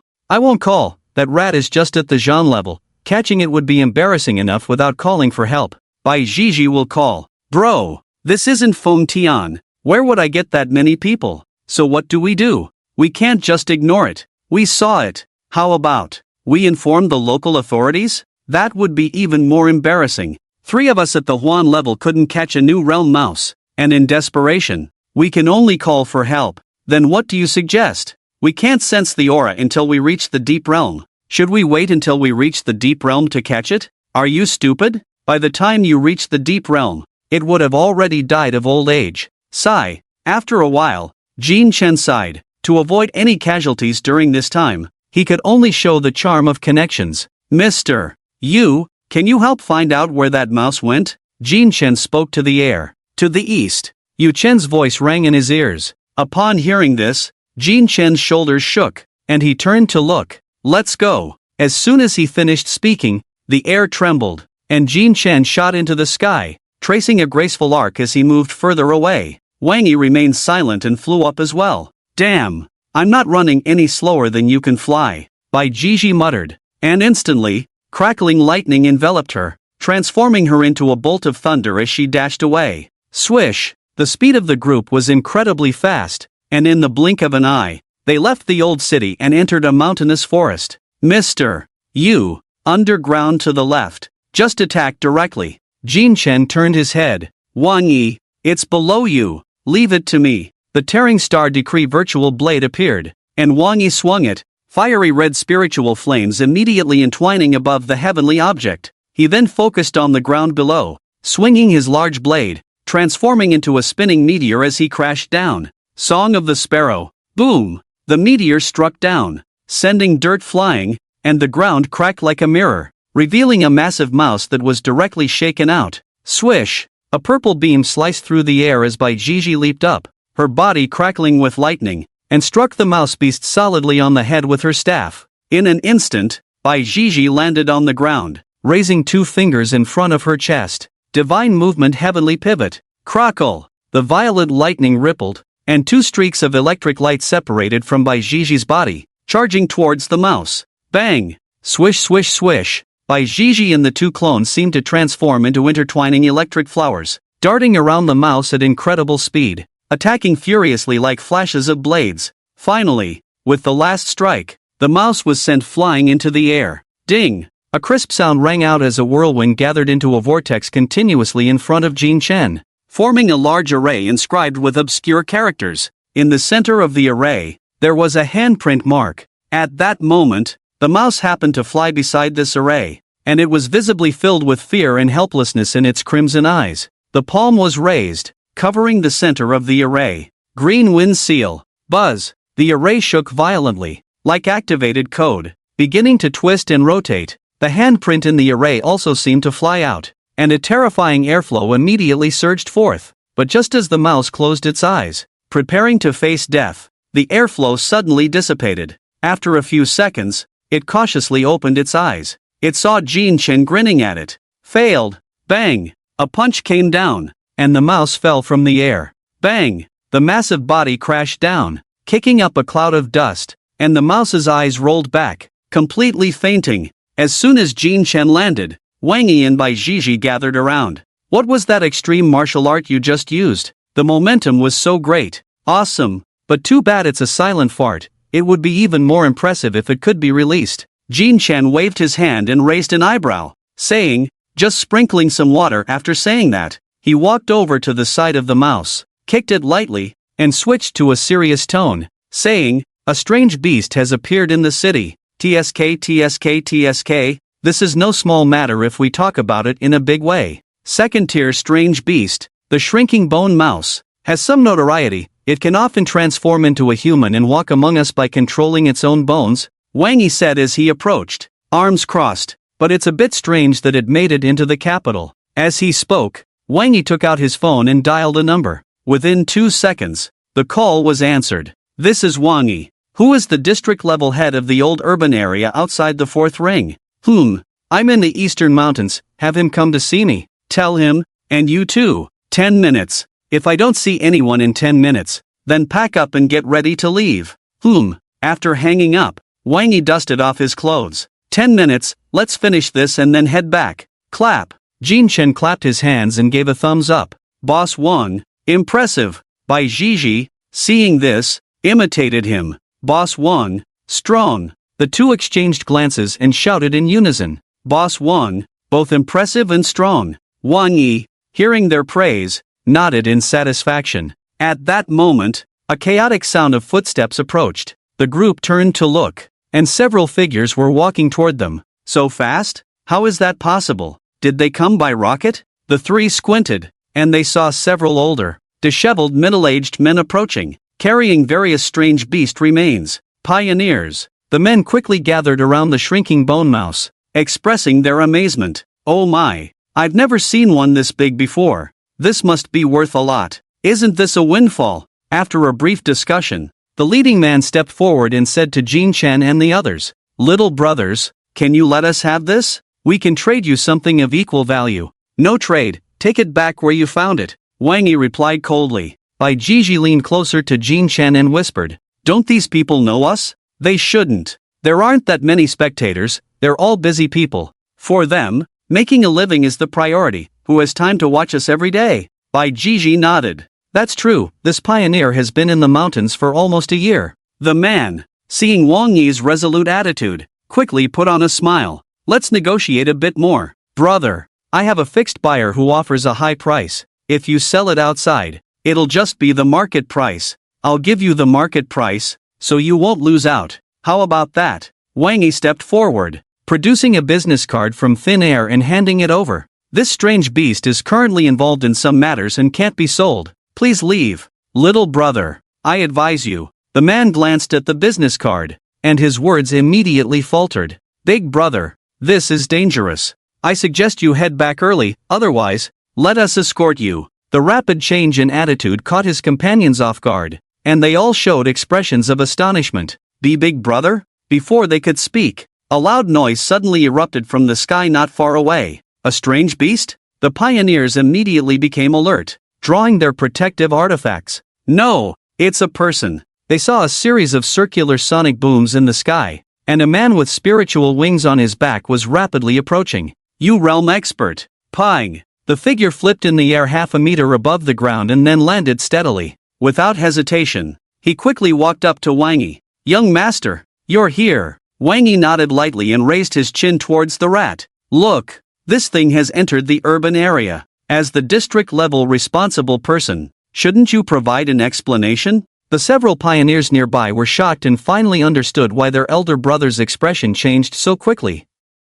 The responsible person nodded repeatedly in agreement, then turned to walk towards the rat. As he passed by the pioneers, he cast a glance that was unambiguous in its meaning. Go, go, go, hurry up. The few exchanged glances and returned the way they came, coming and going in a hurry, leaving no trace behind. After inspecting the rat, the responsible person approached Wang Yi and the others, bowing slightly as he said, Young master, to be honest, this is already the sixth similar incident that has occurred recently. I don't know why, but these shrinking rats know that entering the capital is a dead end, yet they still find all sorts of ways to sneak in. Moreover, among these 6 incidents, this group of shrinking rats has one common point. Young master by Mr. Jean, please follow me. The 3 followed in confusion, only to see the responsible person crouching beside the rat, his hand like a sharp arrow, suddenly stabbing into the rat's eye socket. Splash! Blood splattered as the responsible person severed the nerve connecting the eyeball,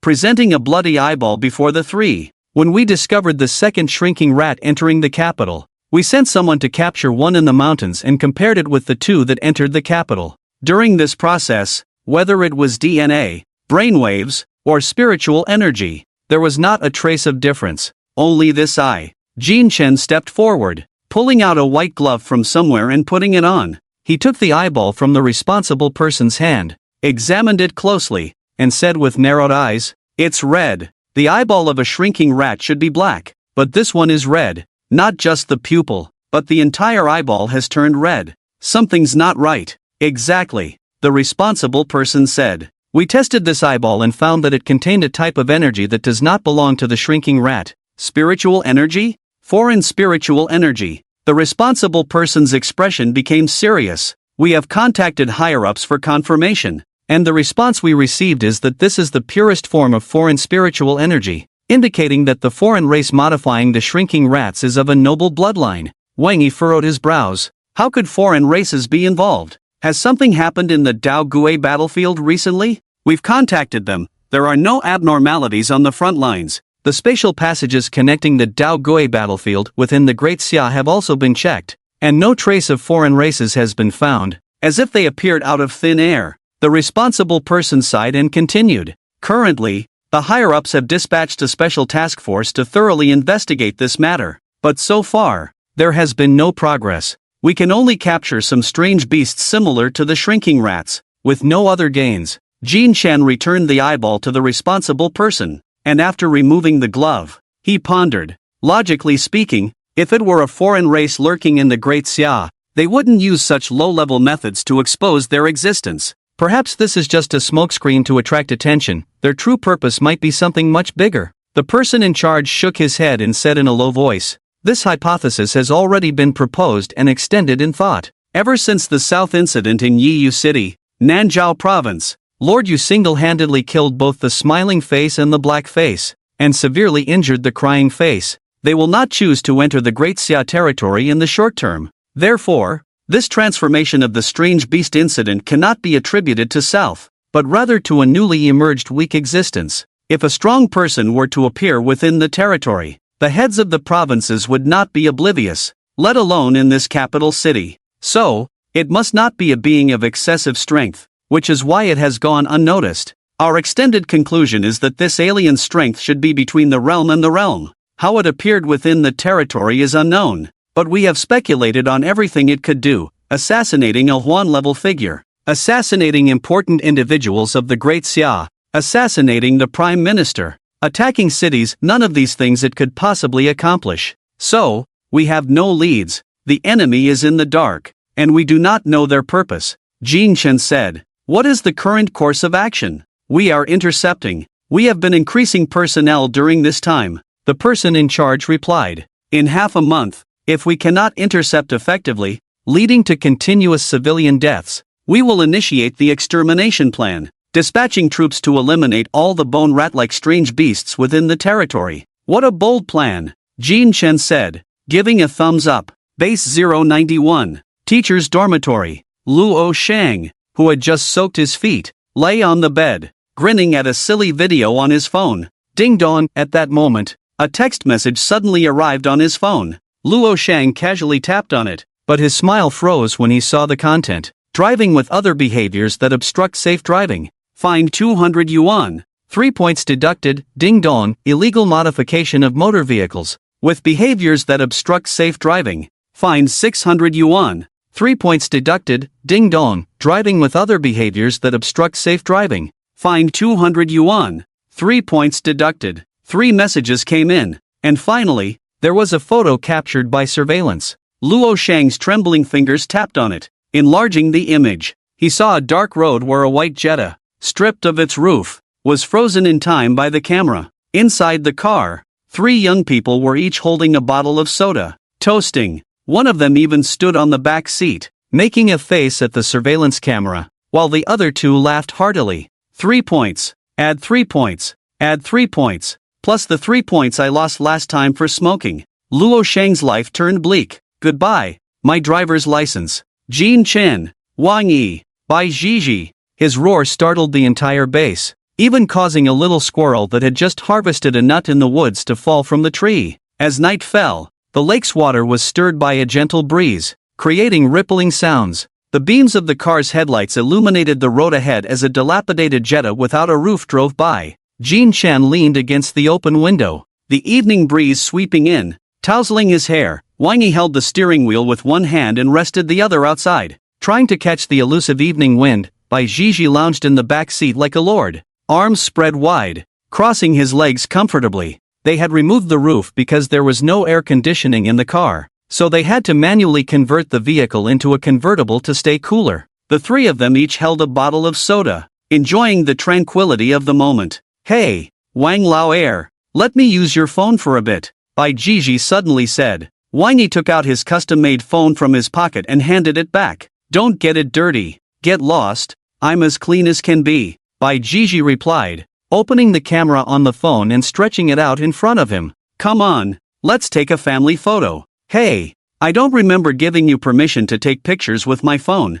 Wang Yi huffed, leaning slightly forward. Permission from your big dad? Hurry up. Come on, Jin Chen. Don't just stand there. Come on, Bai Zhizhi shouted excitedly. Jin Chen also came over, making a thumbs-up gesture. Why did you suddenly think of taking a picture? You wouldn't understand, right? The main characters in youth comics always take a picture at this moment, so I have to do one too. At the moment the shutter clicked, Bai Zhizhi pressed her hand on Wang Yi's head, and Wang Yi looked up coldly as she noticed. Jin Chen just smiled robotically. This moment was captured by the shutter. Forever frozen. Alright, step back. Hey Jin Chen, do you have Wang Yi's contact on your phone? Bai Zhizhi said as she returned to her seat. Hearing the question, Jin Chen scratched his head. I don't think so. Just a phone number. Add 1. Send the photo. Bai Zhizhi started fiddling with Wang Yi's phone, casually saying, what do you think? Where did those aliens come from?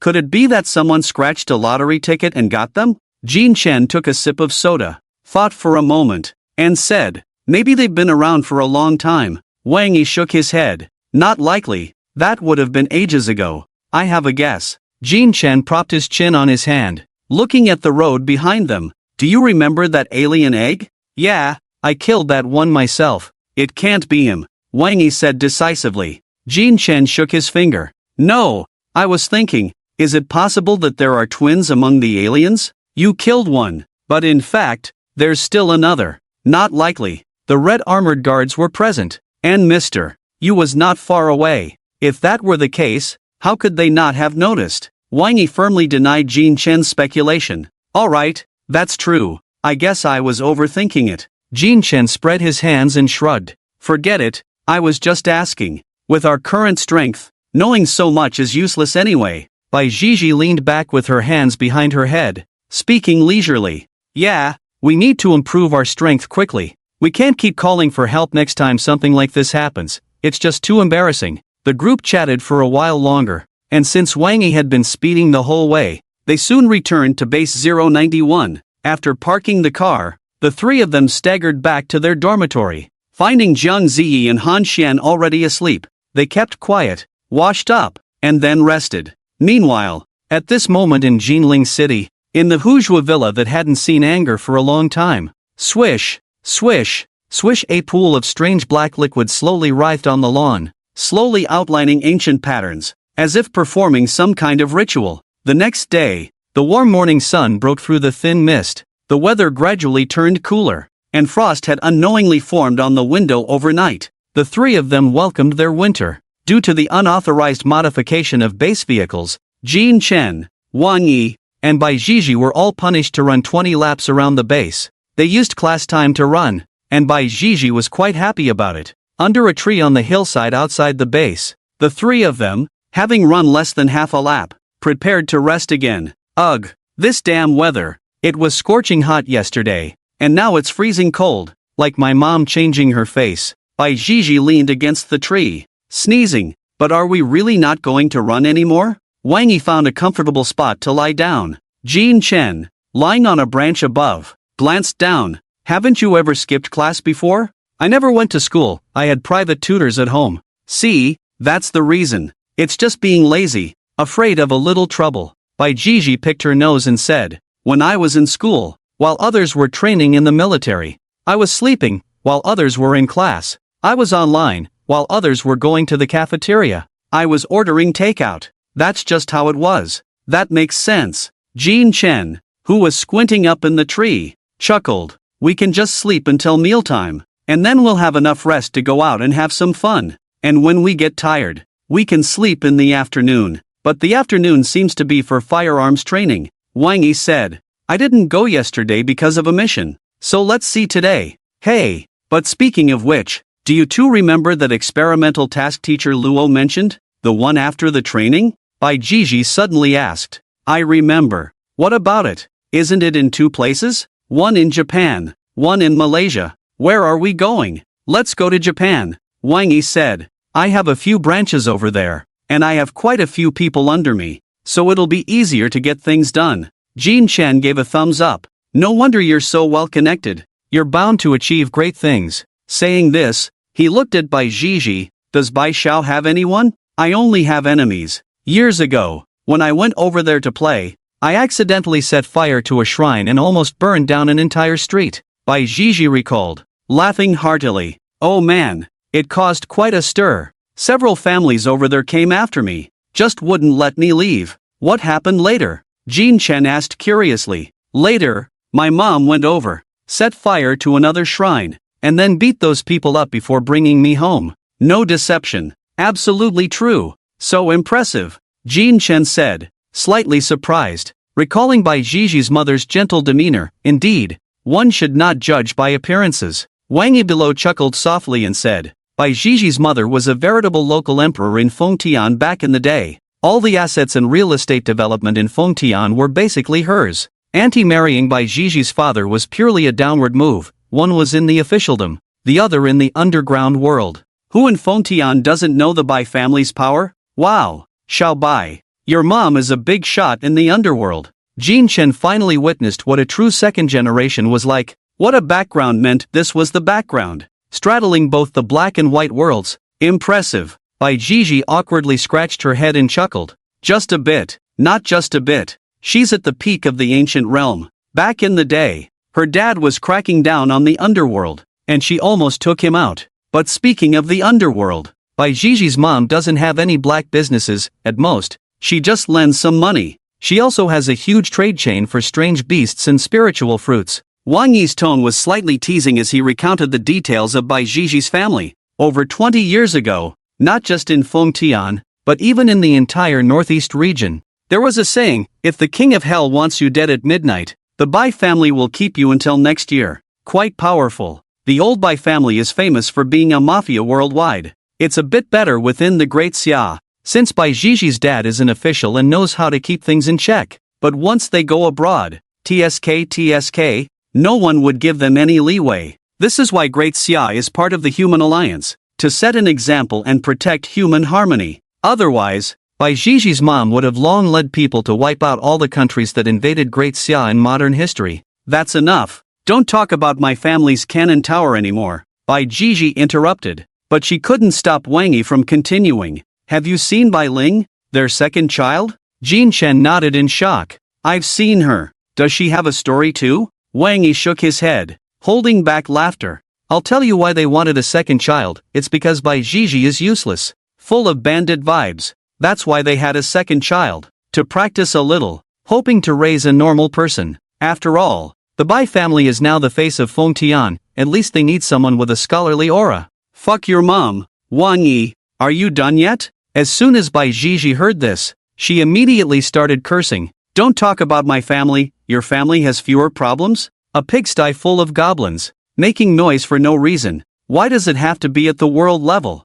Every day is like drawing cards for a guaranteed win. Don't laugh over there, you're the guarantee. Wang Yi raised an eyebrow nonchalantly, smiling as he said, hey, whatever. At least my Wang family has a good reputation in the world. Unlike your family, which makes people's legs tremble when they hear it, like they've seen a ghost. Call your dad, that's my old Bai family skill. Your Wang family is something else. No thanks, I don't want that skill. Others see my Wang family with respect and admiration, but when they see your Bai family, it's like they've seen a ghost. Sigh, weren't we just talking about the mission? How did it turn into a street fight? Jin Chen, who was up in the tree, sighed, got into a comfortable position, closed his eyes, and murmured softly, just me, the honest one, in the argument of two super second-generation kids. Just like that, Jin Chen gradually calmed his breathing amidst their quarrel. The two below didn't know how long they had been arguing, and when they noticed it had gone quiet above,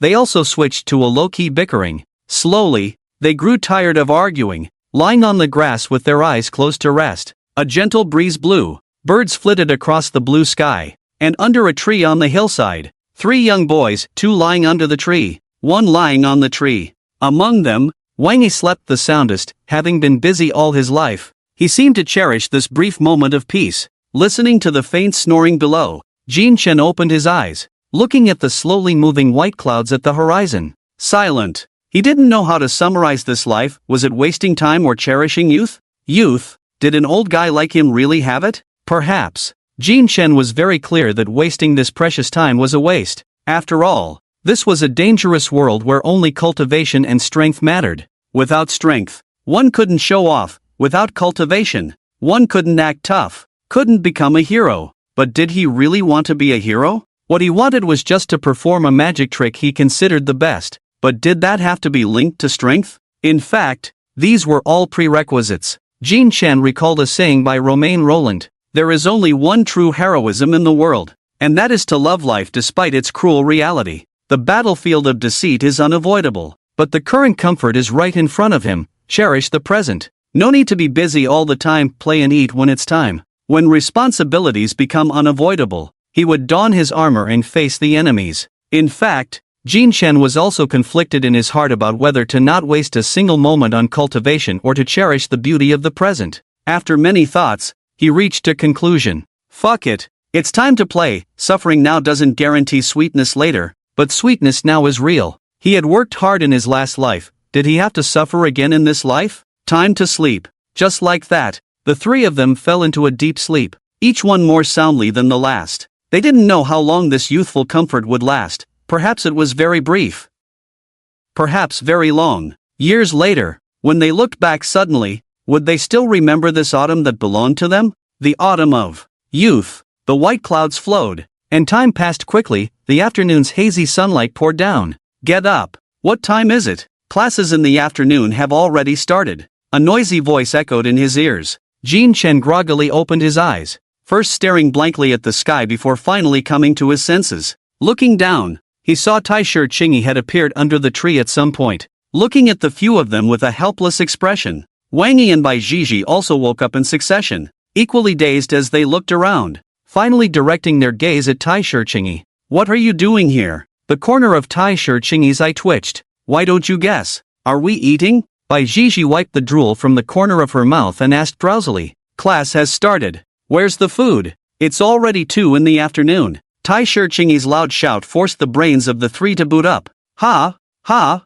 Ha! Ha! My foot! Wang Yi, I remember you had a strong sense of time, right? How could you be late? Taisher Qingyi looked at Wang Yi in confusion. In his impression, this guy was always unapproachable. Like a work machine, how could he have turned into such a fool after hanging out with Jin Chen and Bai Zhizhi for a while? Glancing at the time on his watch, Wang Yi rubbed his groggy head. Let's not talk about that now. Just take us to the classroom. You, sigh. Taisher Qingyi sighed. Let's go. Let's go. The three of them swayed as they followed along. Aren't you too hungry? Jin Chen pulled out 2 apples and handed them to the others. Have these first, and later during class. Sneak away to see if there's anything to eat in the cafeteria. Guess we have to do it this way. The 2 took the apples and started munching on them. Gifts please, good reviews please. Not long after, the 4 saw a few figures standing on a nearby hillside. Among them was a woman Jin Chen had never seen before, looking to be around 40, dressed in practical, fitted clothing, giving off a heroic vibe. The woman turned and glanced at Jin Chen and the others, curling her lips into a light smile. Oh, 3 young masters, you actually decided to come to class. If she had just scolded them a bit, it wouldn't have been so bad. The 3 were thick-skinned and didn't mind much, but with this remark, they truly felt their faces flush, especially Wang Yi, who turned beet red at her words, never expecting such a thing to happen in his life. Bai Zhizhi also felt a bit embarrassed and scratched her head, while Jin Chen was somewhat better, though a bit shy. He had long since developed a thick skin, his face not reddening and his heart steady. The woman couldn't help but laugh at their expressions. Come on, come over here. The 3 nodded repeatedly and walked over, standing in a line with the others. Yesterday, the 3 young masters didn't attend my first class because they were on a mission, so they aren't very familiar with me, the woman said with a smile as she looked at the 3. Let me introduce myself. My name is Yuna. My cultivation level is U Realm 5th Transition. I'm 41 years old, with 21 years of military service. I like sweet food and dislike the smell of smoke. I'm here to be your martial arts teacher. Although my cultivation level is relatively low and far from your standards, what I will teach you are tactical coordination, firearms combat, information gathering, and extreme martial coordination. For the next month and 7 days, I will be spending your afternoons with you. 3 young masters, please bear with me. After Yuna finished speaking, she smiled slightly at the group. Good. Clap clap clap, Bai Zhizhi suddenly shouted and started clapping for herself. Is someone performing for you? You're lucky to even be here. Jin Chen poked Bai Zhizhi beside him, silently reminding her. Oh, ahaha, Bai Zhizhi realized and awkwardly chuckled. Poof. Wang Yi curled his lips and snorted. Clown, you're pushing it. Yuna looked at the 3 and shook her head with a wry smile. They really didn't match the rumors. Just standing there was like a performance. All right, stop the noise. Yuna interrupted the banter between Wang Yi and Bai Zhizhi, saying, I've finished my introduction. Now it's your turn. The others have already introduced themselves, so come on, speak up. You go first. If you 2 don't go, I won't go either. Hurry up, stop dawdling. Sigh. Yuna sighed. Starting from the left, Bai Zhizhi, you go first. Bai Zhizhi, who had been called out, had no choice but to take a step forward and loudly introduce herself.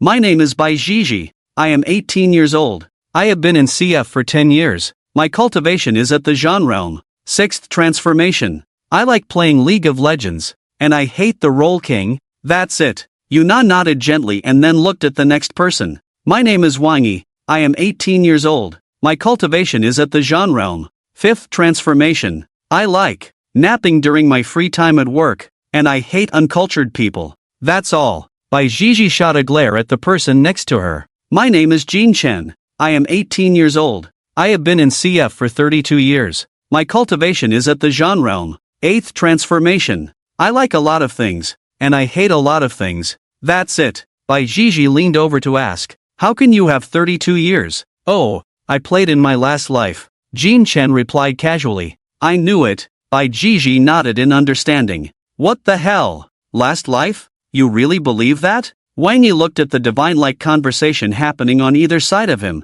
filled with question marks. Yuna listened to the chatter that had started again inside, not knowing how many times she had done so. She was truly helpless. How could these three talk about anything? All right, Jin Chen, you stand over there. Wang Yi, you stand on the far left, and Bai Zhizhi in the middle, spread out. After Yuna's adjustments, the lineup became Jin Chen, Si Nanyu, Tai Shi Qingyi, Bai Zhizhi, Gao Yu, Zhang Zi, Han Xian, and finally Wang Yi. This should prevent them from chatting. These three kids really are a handful, she muttered to herself. And just as Yuna was about to breathe a sigh of relief, she heard a small chirping sound. Hey, Gao Yu, is your coffin cool? Do you just go in there to use it as an air conditioner in the summer? Let me try it out one day. Come on, Bai Zhizhi, come stand next to me. Alright, class is starting now. Yuna arranged for Bai Zhizhi to sit next to her, not believing that Bai Zhizhi would talk to her.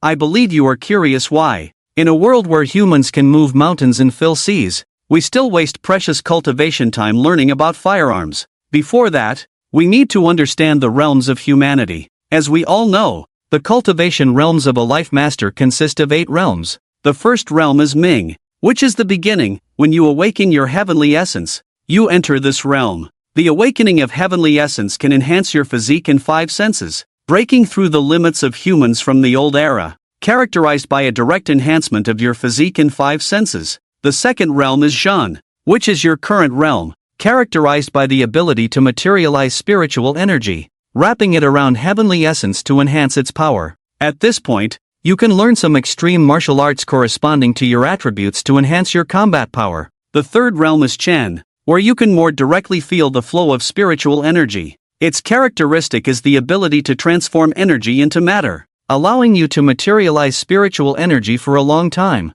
such as condensing it into shields or spears. This realm also represents your entry into a new domain, unlocking many extreme martial arts for you to learn, such as those that require condensation, which you can now release. The fourth realm is Lu, characterized by spiritual energy transforming into armor, which is exceptionally hard. If your opponent's realm is lower than yours, you will be invincible. Just the armor can make you immune to all low-level spiritual energy damage. This is also a symbol of a master. In some secondary cities, one can even establish a family, as wealth becomes as easy to obtain as waste paper. The fifth realm is Yu, which is my current realm, characterized by the most direct manifestation, spiritual energy transforming into wings, granting the power of sustained flight. At the same time, you can unleash some large-scale extreme martial arts, mobilizing the power of heaven and earth. A strong person can influence the weather of an entire city. Yu realm is a symbol of strength. Wherever you go,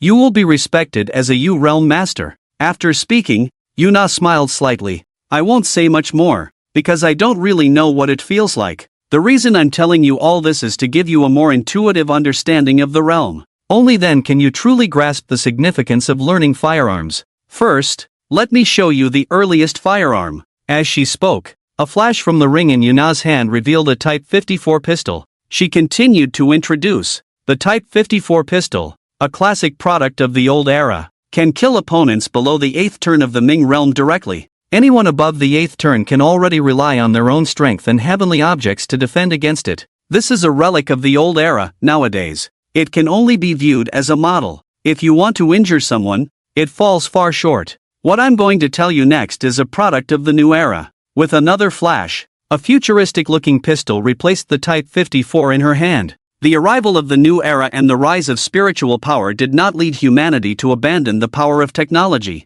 Yuna raised the pistol in her hand and said, The comrades at the Research Institute have abandoned the old era's numerical naming system and adopted the extreme martial arts naming system of heaven, earth, and the four elements. This pistol is a classic firearm of the yellow rank, and through its rank, you can intuitively judge its maximum power. As she spoke, Yuna smiled at the group. Now, I will fire a shot for each of you, so you can truly feel its power. Get ready. First, Wang Dasha. Be careful. Yuna raised the pistol, aiming at Wang Yi's forehead, teasingly reminding him. Bang! Whoosh! In the strong dynamic vision of the group, the bullet seemed to be slowed down. The dark yellow pointed bullet created a rush of air as it shot out instantly, unexpectedly. Wang Yi did not choose to summon a heavenly object to block it but instead extended a sharp hand. Clap! Whoosh whoosh whoosh! The bullet was caught in his palm, the force of the impact creating a powerful airflow that pushed Wang Yi back several steps. As the wind calmed, Wang Yi crushed the bullet in his palm, adjusted his tie, and stepped forward, saying lightly, "The power is decent, but the firing speed is too slow. It's easy to have a misfire. Teacher, do you have any nuclear weapons or something? Shoot at him, and let's see if he can still catch it. He really can act tough." Bai Jiji looked at Wang Yi's cocky demeanor and suggested disdainfully, "That's not a crime." Yuna's eyes twitched slightly, then she raised the pistol. "This time, I won't give you time to prepare." As her voice fell, before the group could react, there were 6 gunshots. Whoosh! A flash of white light, and a bullet split in half fell to the ground. The others followed Wang Yi's example and blocked the bullets, while only Jiang Ziyi summoned a heavenly object. The severed bullet rolled on the grass as Jiang Ziyi silently sheathed her knife. The others paid no attention to the bullet, all astonished, because they hadn't seen when Jiang Ziyi drew her knife. They only heard a buzzing sound, and then she sheathed it. Jin Chen, curious, glanced over, then rubbed his forehead where he had been shot through, petals gathering to heal. This thing seemed useless to him? Clap clap. Yuna clapped her hands, signaling the group to come back to their senses. Alright, I believe you all understand the power of yellow rank firearms. So, teacher, I still don't know. Clap. The cold muzzle pressed against her forehead. Yuna smiled at the former. Be good. Don't interrupt. Bai Jiji shivered, her clever mind nodding repeatedly. Okay, teacher. Yuna nodded in satisfaction, turned her gaze back, and smiled. Now, the 3 young masters stepped forward. I'll give you a long overdue reward. The 3 people who were called stepped forward, exchanging glances, all feeling a sense of foreboding. With a flash of the ring, 2 yellow tier handguns appeared in their hands, and Yuna stepped forward to distribute the guns among the 3. She then took out 5 tier handguns from the ring and handed them to the remaining 5, saying, "Now, I require all of you to put yourselves into a state of exhaustion where your spiritual energy is depleted, allowing you to use only 1/10 of your spiritual energy for activities. You cannot use extreme martial arts or flying extreme martial arts. Then, use the firearms in your hands to attack the 3 young masters." A friendly reminder. The bullets in these guns have been altered. They won't kill upon impact but will definitely hurt like hell. You have 10 minutes, and those who fail to hit the 3 young masters will become the targets for the next game. As for the 3 young masters, they will also use their yellow tier firearms to interfere. Alright, the game begins. Yuna's last sentence was noticeably faster, and as soon as her voice fell, a gunshot rang out. Bang! A bullet pierced through Jinshan's abdomen, hitting Baiji behind him. Oh woo!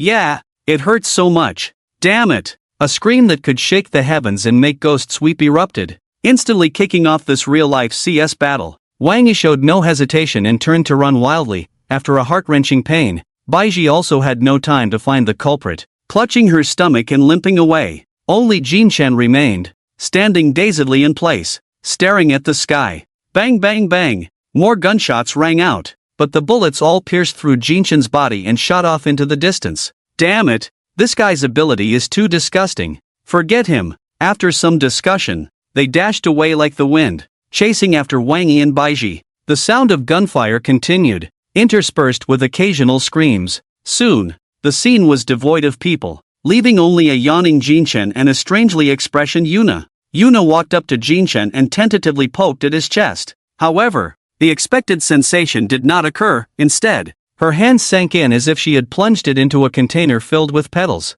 The petals flowed, and Yuna looked Jinshan up and down, feeling as if the person before her was entirely made up of a mass of petals. Does this form consume spiritual energy? Yuna suddenly asked. Jinchen thought for a moment. If it doesn't consume much, it should be fine. Yuna was taken aback. What kind of answer is that? In general, if I only use 1/10 of my spiritual energy, 10 minutes is completely fine. Wait a moment. Saying this, Yuna's ring flashed, and a sniper rifle, overflowing with blue flowing data, appeared in her hands. Jinchen saw it and quickly spoke up. Wait, don't tell me you're going to shoot me with that cannon. What's wrong? Can't I?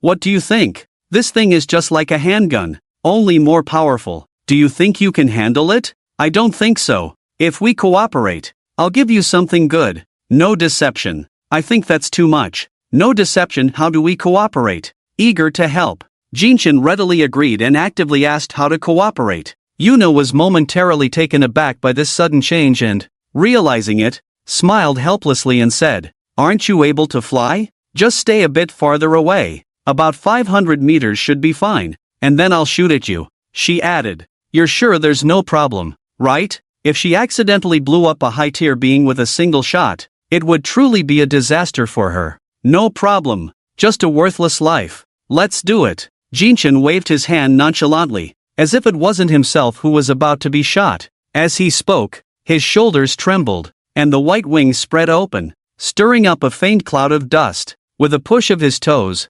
Jinchen appeared in the distance, arms wide open, waving up and down. Upon seeing this, Yuna said nothing more, raising her arms to rest the sniper rifle above, gripping the handle, and slowly lowering her head. In an instant, a blue light enveloped the entire sniper rifle, and a series of mechanical clicks echoed as the gun began to transform. The deep blue metal extended like liquid, lengthening the barrel, while 4 anchor hooks shot out from the gun body, embedding deeply into the ground, stabilizing the sniper rifle. Whoa! Yuna reflexively tossed a piece of gum into her mouth, chewing as she adjusted the fine direction, unable to help but murmur, That cannon is self-leveling. TSK TSK TSK, this is truly unheard of. Probably going to get penalized. Ha ha. Beep beep, positioning successful. Distance 506 meters. Kill probability, 98%.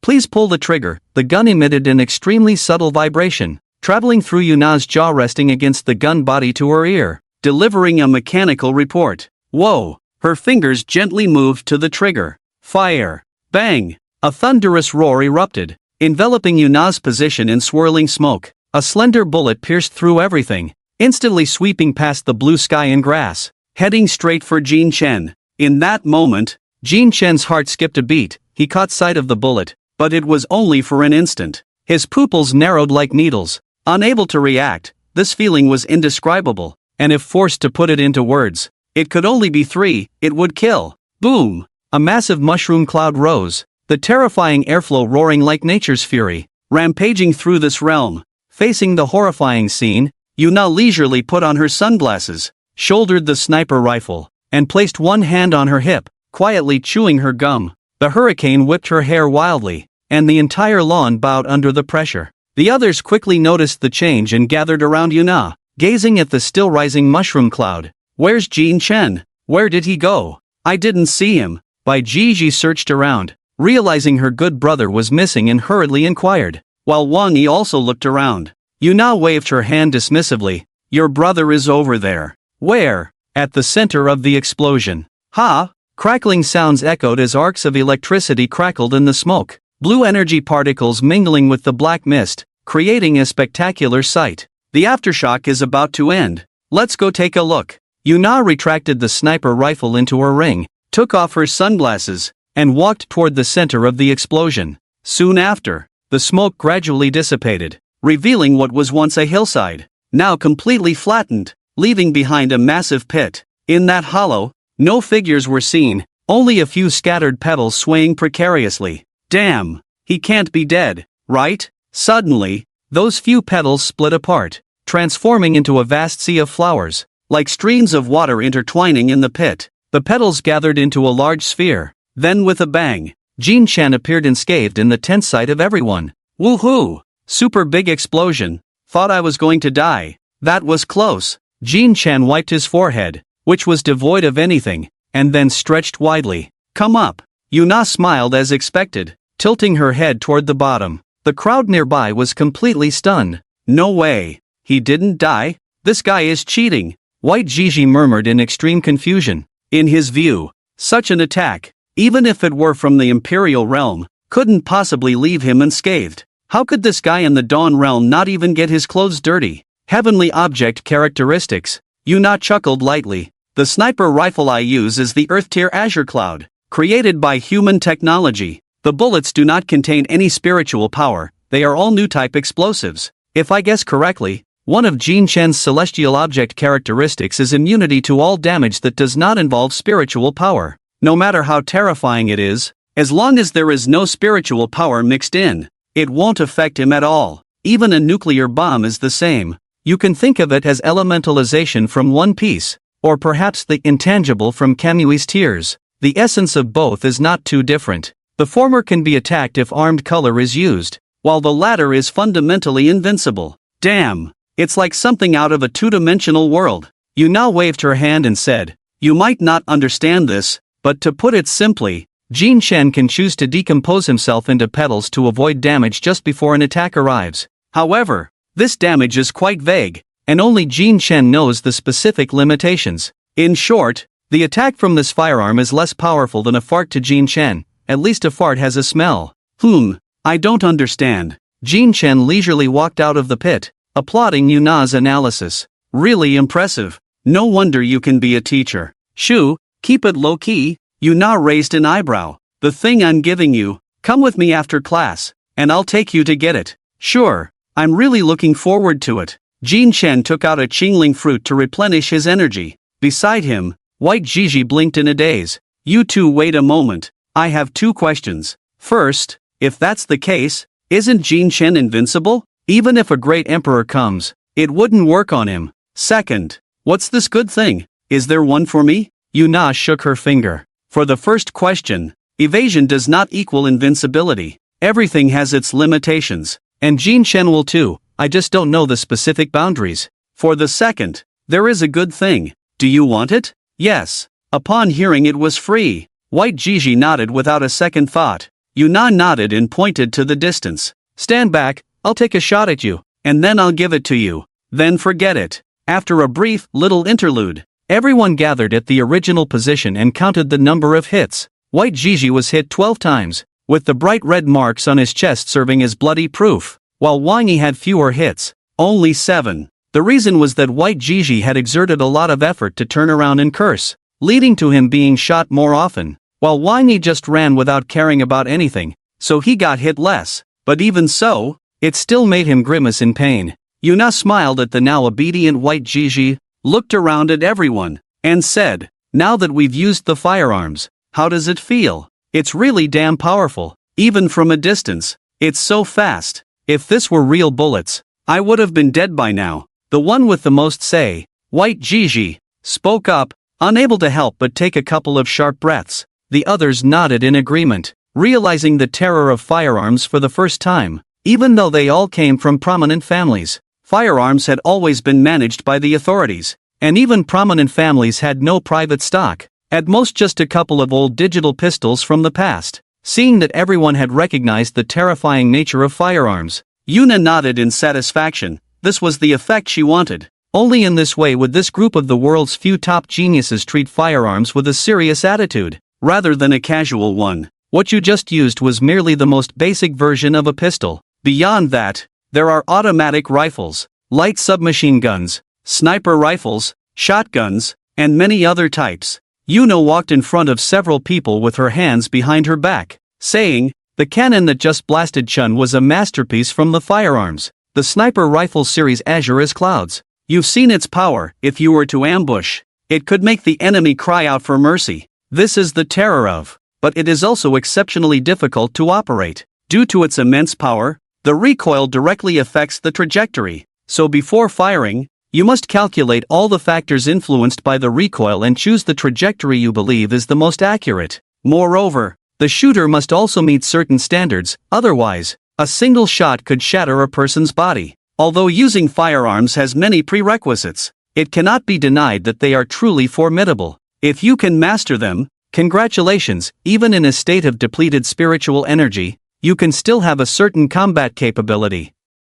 After hearing Yuna's words, everyone nodded in agreement. The power of firearms was evident, and more importantly, they did not consume spiritual energy. In situations with limited spiritual energy, they could completely extend one's life, and ambushing with them was also an important weapon not to be overlooked. Next, I will equip each of you with a complete set of firearms. You need to familiarize yourselves quickly and meet my requirements. Do you understand? Understood.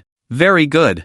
Yuna nodded in satisfaction, waving her hand, and several identical firearms appeared on the ground. Then, she looked ahead, channeling her internal spiritual energy, raising her palm upward. 9 stone pillars rose in the distance, each with a very fine engraving in the center. Under everyone's gaze, Yuna picked up a pistol from the ground, loading the magazine as she spoke. Do you see the engraving in the center of the stone pillar? Hitting there, the upper and lower parts have been infused with spiritual energy by me, so hitting them will have no effect. Only hitting the central position will break it. What I require from you is to completely break the stone pillar in half. I've calculated it, 18 bullets. 2 magazines will be just right. Saying this, Yuna raised her arm in front of everyone, aiming the gun at the distant stone pillar, and began shooting without even looking. Bang bang bang! The sound of gunfire echoed, and as the 9th bullet was fired, Yuna gently lifted her hand holding the pistol.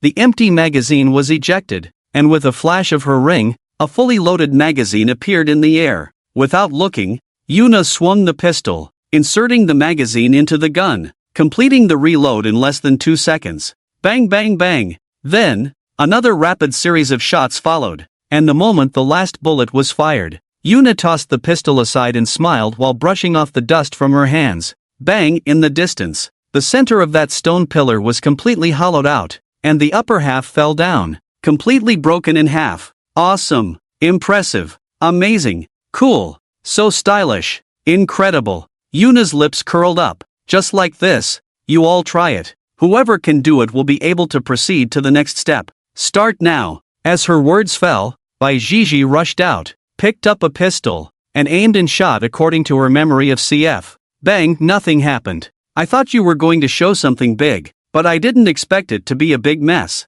Not to mention hitting the middle. You should at least hit something. Jin Shan walked over with a smile. Bai Zhizhi was somewhat unconvinced. Don't talk nonsense. It's so far away. If you can do it, you come. If I hit it, you wash my socks. How about that? Jin Shan raised an eyebrow mischievously. If you miss, you wash mine. Deal. Jin Shan casually picked up a handgun from the ground, stood beside Bai Zhizhi, slowly raised it, and after a slight aim, pulled the trigger. Bang! A gunshot rang out, and a small hole appeared in the distant stone pillar. Although it was far away, they, who had already reached the Zhan realm, could see it clearly. Hey, what the hell? Bai Zhizhi rubbed his eyes in disbelief, but after confirming repeatedly, there was indeed a hole in that stone pillar. After his imperfect CPU processed for half a second, he said, "It's the gun's problem." The moment his voice fell, a white shadow flashed past him. Swish!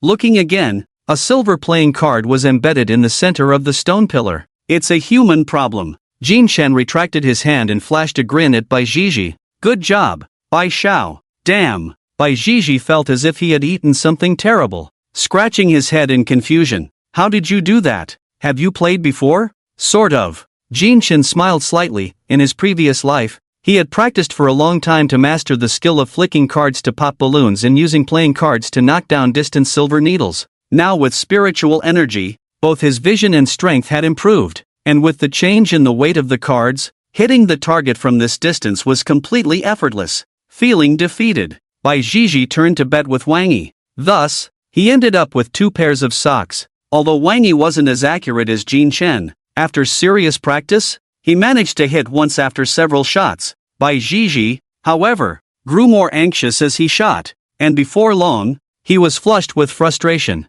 picking up 2 handguns and shooting wildly. In the end, it was Yuna who gave him a loving slap to calm him down. Everyone began to pick up the handguns on the ground, standing in a line to practice shooting. Although everyone had good vision, it was their first time handling guns, and the fine marks in the center of the stone pillar summoned by Yuna were too narrow, with only a bullet's gap.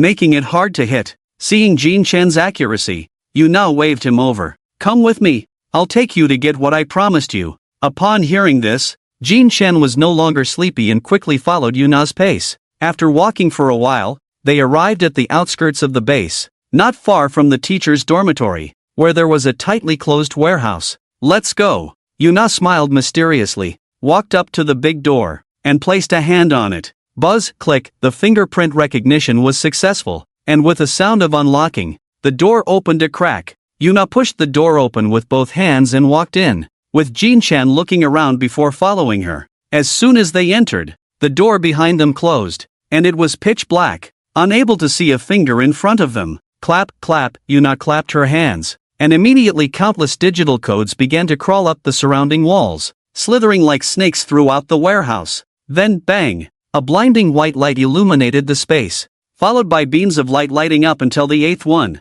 before finally stopping. Wow! Jin Chen looked a bit shocked, his mouth slightly agape as he gazed at the 8 huge glass display cases surrounding him. In front of him, 8 display cases each bore a person's name, containing sets of completely different clothes and various equipment. However, what truly captivated him was the display case right in front of him. Under the white light, a pure white gown unfolded, and behind it was a flowing white cape. Above it was a pure white top hat, with a playing card ornament hanging from the edge. To the side were specially made playing cards spread out, the material unclear, with an abstract smiling face logo embossed on top. "How about it? This outfit is quite impressive. Isn't it very fitting for your temperament?" Seeing Jin Chen's eyes sparkling, Yuna felt quite pleased. "Did you design this?" Jin Chen asked, unable to tear his gaze away from it. Yuna crossed her arms and raised an eyebrow at him. "What do you think? Not bad, right? This isn't just about looking cool." As she spoke,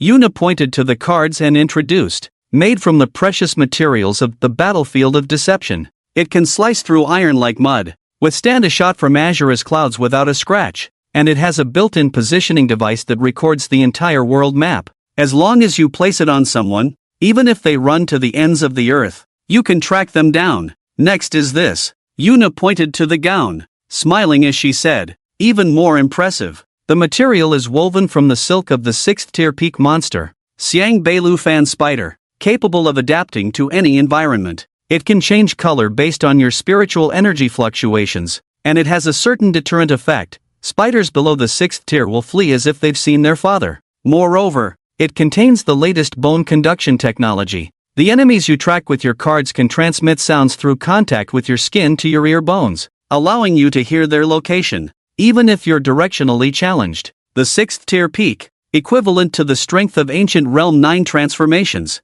Jin Chen gazed at the pure white gown, unable to help but exclaim, "This is truly extravagant." Yuna smiled. "You could say it's 1 foot in the respect realm. Although rare in the world, you are still a transcendent of our great Xia. Now, take a look at this last one, the magician's top hat." As she spoke, Yuna pointed to the hat at the very top. "This is even more impressive. It contains something comparable to a nuclear missile. As long as you inject enough spiritual energy, you can unleash it. Incredibly powerful." "Wait a minute," Jin Chen said, stunned. "Are you saying that I have a nuclear missile on my head? It can't misfire, right?" Yuna laughed at his words. "No way. It's not that unreliable. You'll know once you use it." "That's good." Jin Chen sighed in relief. If he were to show off and accidentally detonate a nuclear bomb on his head, that would truly be a dance with death at the gates of hell. "Wait, there's also a cape? What good thing is this? This?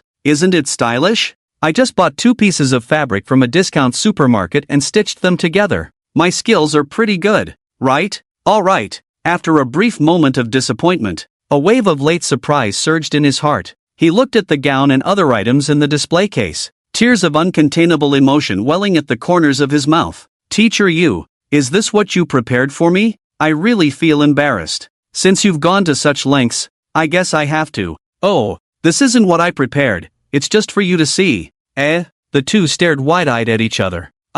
Jin Chen scratched his head. "What did you say?" "This is what the country prepared for you. I'm the designer, just showing you that my taste is pretty good." Seeing Jin Chen's expression, Yuna couldn't help but burst into laughter. "It is good. So what you said was the good thing for me is, ta-da." As Yuna's ring flashed, a uniquely designed handgun appeared. Jin Chen examined it closely. Is this a toy gun? Not at all. Yuna shook her head and said, this is a modified version that can shoot cards, and it has great power. It's really cool. Jin Chen took the handgun, inspecting it up and down, then scratched his head and said, I feel like I've seen something like this in a toy store. Yuna's smile stiffened, and she laughed nervously. No way. This is something I've been working on for a long time. It's definitely good. Trust me. As she spoke, she began to urge him. Let's head back first, class will be over soon. Come on, come on. What about those things? Jin Chen looked at the treasures,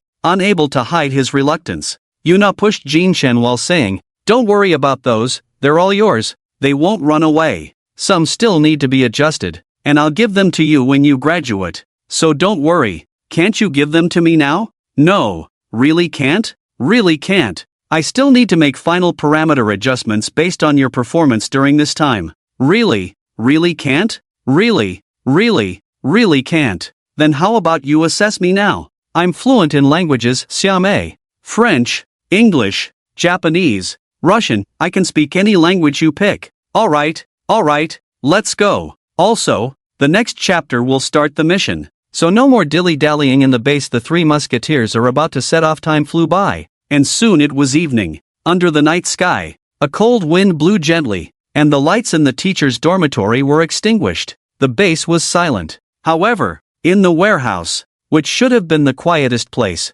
sounds began to emerge. Whoosh, the sound of ropes echoed in the dark, enclosed environment. Jin Chen slowly slid down from the roof, holding the card-shooting gun he had just acquired during the day, with a steel wire hanging from the muzzle, which he lowered gently to the transparent display case in the center. Although the environment was dim, he could still see the pure white dress hanging inside the display case. Jin Chen smiled slightly, his toes touching the ground, and then he landed steadily without making a sound, as if a ghost had descended. Hey, can I come down now? Bai Zhizhi, who was hanging from the iron beam on the roof, asked in a low voice, while Wang Yi also peeked down continuously. Jin Chen made a shushing gesture and then waved his hand. After receiving the signal, the two of them slid down the rope one by one, trying their best to make no noise. Why can't we just walk over? The door is right there, Bai Zhizhi said, pointing at the large door not far away. After coming down, Jin Chen pointed to a spot half a meter from the entrance and then indicated the special devices on both sides.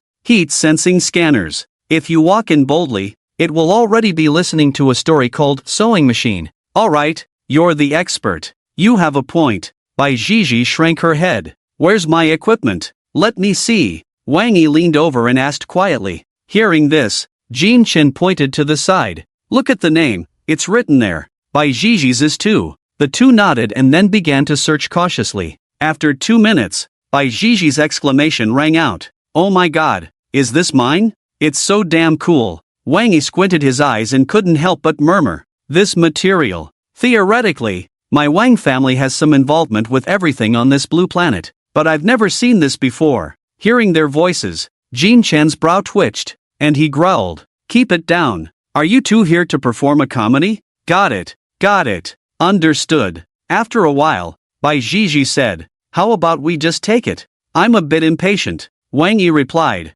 although it's not great, I want to get used to it first. Jin Chen, this is hard to handle. If Yuna comes tomorrow and sees that only the three of us are missing, it's obvious we took it. Bai Zhizhi, then let's just take everything. That way, no one will know it was us. Wang Yi, that seems a bit unnecessary. Anyway, they'll give it to us, it wouldn't be good to take it early, right? Jin Chen, TSK, although you make a point, this isn't stealing. This is just a casual evening stroll that accidentally led us here, and we just happened to take a look, and somehow this clothing ended up in our pockets. Bai Zhizhi, see? Jin Chen, you want to take it too? Jin Chen, what the hell? I'm not in a hurry, I just brought you two to have a look. I never said we'd take it. Bai Zhizhi, if you can't take it, then don't tease me. Now I'm all itchy. Jin Chen, you two asked me, and I just said it casually. Plus, you both insisted I bring you along. If you're feeling itchy, that's your problem, not mine. Bai Zhizhi, you idiot, if I scratch it off, won't I die? Jin Chen, no worries, I'll take care of your sister. From now on, your mom is my mom, and your dad is my dad. Bai Zhizhi, damn. What nonsense. Wangy, wait, you two stop arguing for a second. Be quiet. Listen carefully. Why do I feel like there's a fourth person breathing? The air fell silent, and Jin Chen's expression visibly changed. Oh. Bang! A blinding white light erupted, instantly filling the entire warehouse. The three of them squinted against the harsh light, and after a long moment, they could barely open their eyes. The moment they opened their eyes, their expressions changed, and they quickly shut them again. Hey, who were you two looking at just now? It seemed like there was a shadow. I can't take it. I can't take it. I'm leaving. Jin Chen didn't even open his eyes, stiffly turning around to head outside. But as soon as he took a step, the collar of his shirt was grabbed. Come on, three young masters, open your eyes. The voice, devoid of any discernible tone, made the three of them shiver. After a moment, they finally opened their eyes. What they saw was Yuna standing there, one hand gripping Jin Chen's collar, the other on her hip, looking at the three of them with a half smile. The moment they saw Yuna, Bai Zhizhi and Wang Yi instinctively took a step back. Come back here. The command came with the sound of a bullet being chambered, and the two obediently returned to their original positions. After addressing the two, Yuna turned to Jin Chen, who was in her grip, teasingly saying, "Impressive, Jin Deshao, a national level 4 secure warehouse, and you just brought two people in like that?" Jin Chen forced out a smile that looked worse than crying,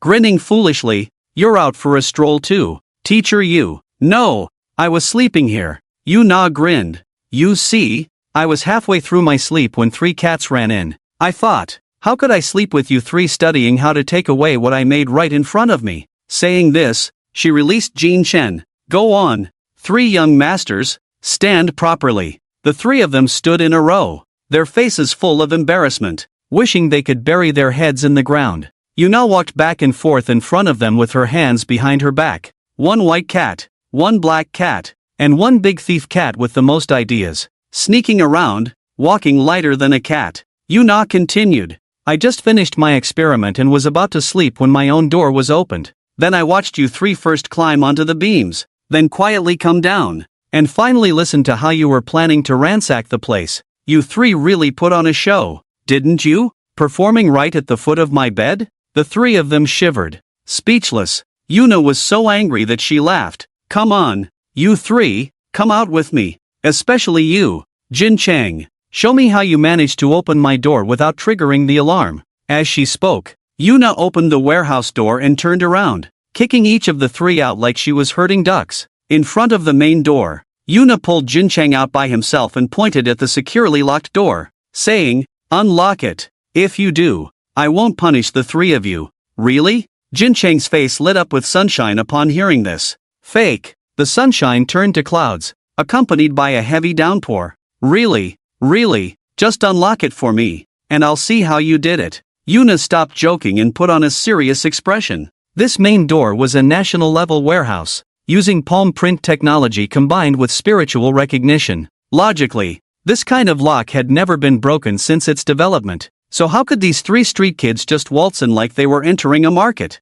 Under Yuna's gaze, Jin Chang took out a pair of white gloves from his ring. After putting them on, he pulled out a peculiar object that looked like a piece of purple, translucent clay, with a fragment of stone wrapped inside. Before she could express her confusion, Jin Chang skillfully pressed the clay onto the palm print recognition area. The next moment, beep beep, the door opened. Just like that, it opened for me? Yep. Looking at Jin Chang's nonchalant demeanor, Yuna couldn't express her emotions, unsure whether to feel happy or sad. Sigh. A heavy sigh escaped her lips. Yuna patted her cheeks and looked at Jin Chang, saying, "Can you explain the principle to me?" Jin Chang pondered seriously for a moment, then gestured. First like this, then like that, then clickety-clack, and finally ding-dong. Done. Click, the bullet was chambered, and Yuna helplessly rubbed her forehead. "I'll give you a chance to reorganize your words." Jin Chang changed his expression, took out the shirt he wore this afternoon from his ring, and pointed to the back of the shirt, saying, "When you pushed me out today, your whole palm covered me." The palm print was very complete. I took it out, then used a homemade mold to imprint it, and finally extracted some remnants from the stone that contained your spiritual energy. The two combined, and it opened. Why does that sound so simple? I think I could do it too. Bai Zhizhi whispered to Wang Yi behind her. Wang Yi shook his head in response. You're overthinking it. You'd get stuck on the first step. Yuna, after hearing Jin Cheng's words, couldn't help but fall into deep thought. After a while, she slowly spoke. Who did you learn this from?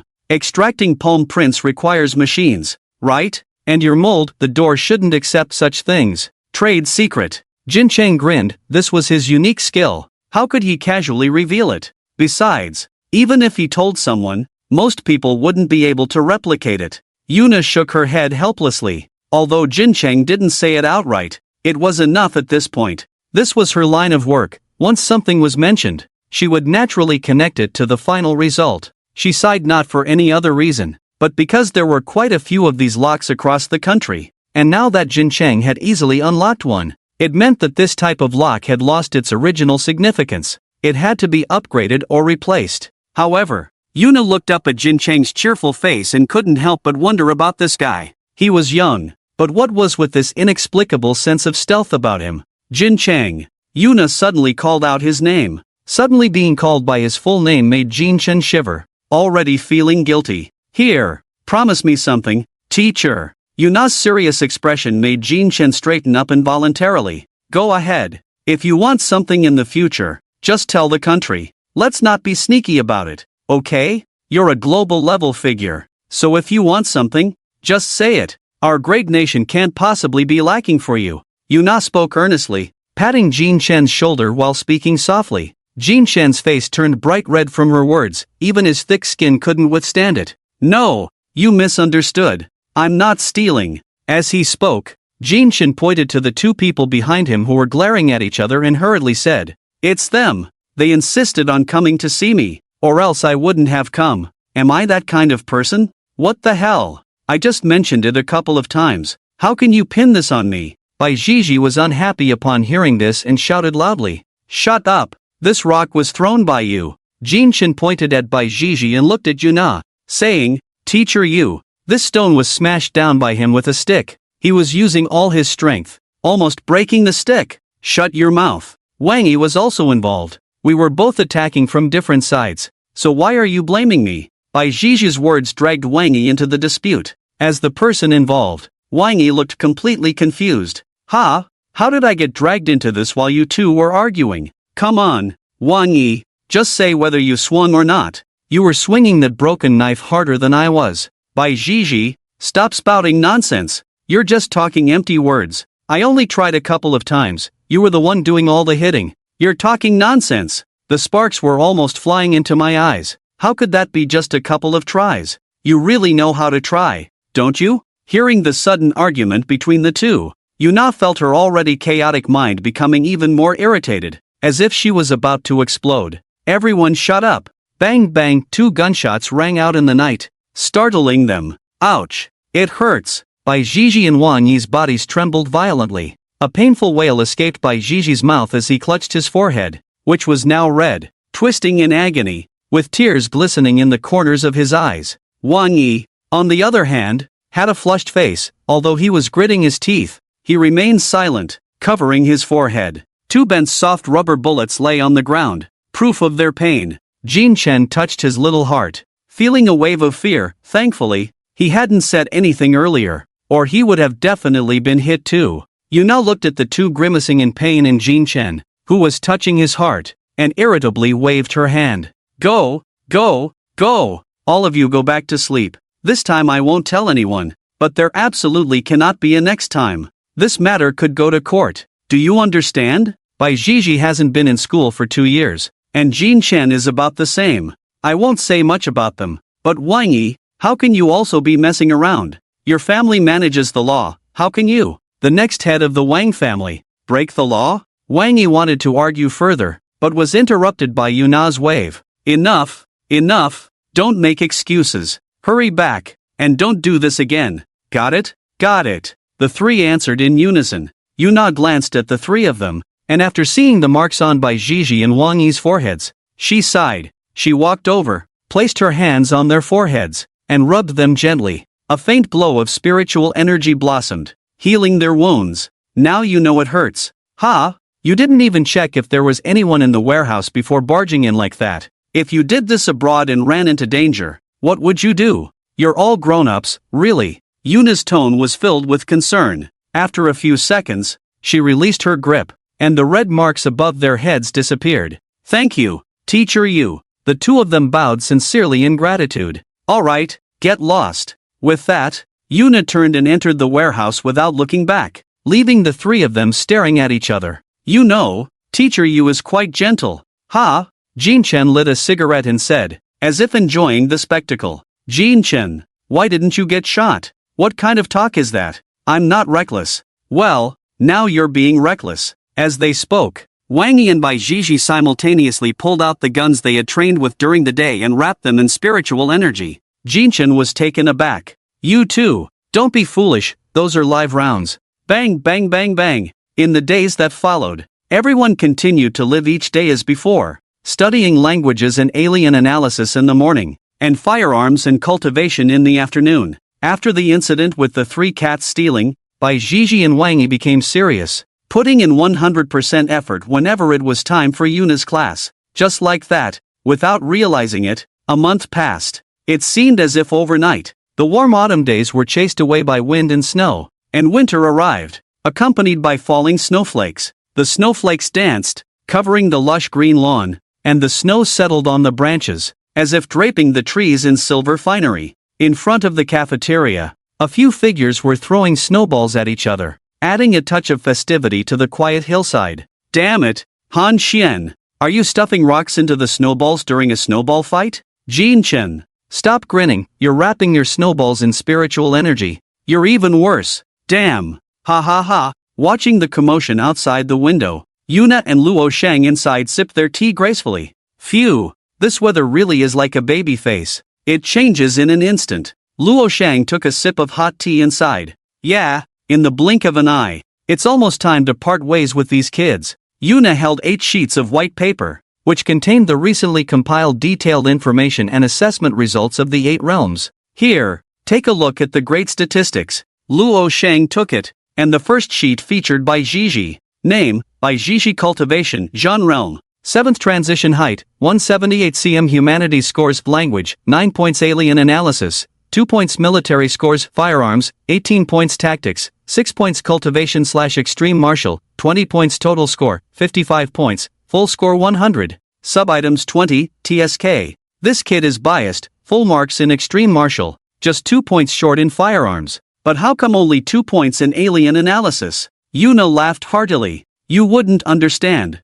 This child is destined to be a military general. Ha ha ha ha. Luo Shang shook his head inside as he looked at Wang Yi's report card. Name, Wang Yi Cultivation, Zhan Realm. 6th Transition Height, 183 cm Humanities Scores Language, 18 points Alien Analysis, 19 points Military Scores Firearms, 19 points Tactics, 20 points Cultivation/Extreme Martial, 19 points Total Score, 95 points. The page was filled with high scores, making Luo Shang beam with pride. He set down the report card and said with a smile, now that's more like it. What was that Bai Zhizhi about? This is my student. Bai Zhizhi is just an exception, the rest are definitely good. With that, Luo Shang picked up the next one to look at. Name, Jinchen Cultivation, Zhan Realm. 9th Transition Height, 182 cm Humanities Scores Language, 20 points Alien Analysis, 0. 5 points Military Scores Firearms, 20 points Tactics, 0 points Cultivation/Extreme Martial, 20 points Total Score, 60.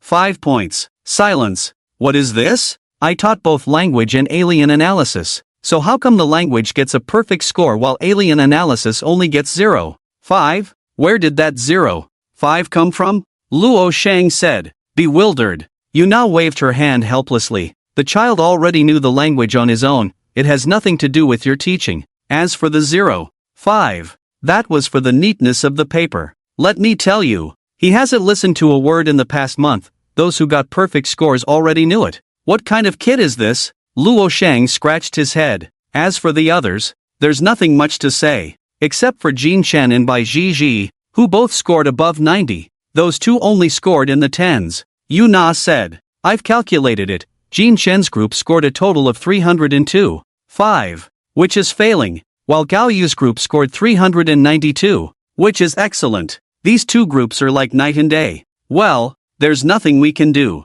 What should we do? Leave these few ancestors here? I don't want to teach anymore. Teaching this past month has been more exhausting than being on the battlefield. I've told the higher-ups to first carry out the experimental tasks and see how Jean Chen and the others complete their missions. If there are no issues, then they can graduate. What if there are issues? Then there will be. What? I won't tell you for now. Yuna stood up, put on her coat, and walked outside. I'm going to get these kids their gear. With that, Yuna had already left the cafeteria, leaving behind 2 cups of warm tea and a sighing Luoshang. Stepping outside, the cold air hit her face. Yuna rubbed her hands together, exhaled a puff of warm air, and shouted, "Come on, kids, the 3 young masters, come here." The few people who were having a snowball fight in Zhang Jie and Si Nanyu, who were squatting in the corner, quickly lined up. "Follow me." Without asking any questions, the group marched off in the distance. Seeing this familiar route, Bai Zhizhi had her suspicions. "Hey, are we getting our gear?" Wang Yi nodded. "It should be. The exam is over, and next we'll be heading abroad for the experimental tasks. I'm really looking forward to it." Jean Chen smiled. Of course. After a short walk, they arrived at the warehouse. After passing through palm print recognition, pupil recognition, spiritual energy recognition, cultivation recognition, and voice recognition, the main door finally emitted a crisp mechanical sound. Click. There should be a little tune here. Hearing this sound, Yuna turned back with a mysterious smile, then placed her hands on the door handle and slowly pulled it open. Creak. 8 display cases came into view, and everyone saw the display cases with their names on them, and they were all open. The dazzling array of clothing and equipment, along with the standard descriptions below, showcased the grandeur of the Great Xia. While the others were still in shock and confusion, Jean Chen and Bai Zhizhi had already turned into a whirlwind and rushed up.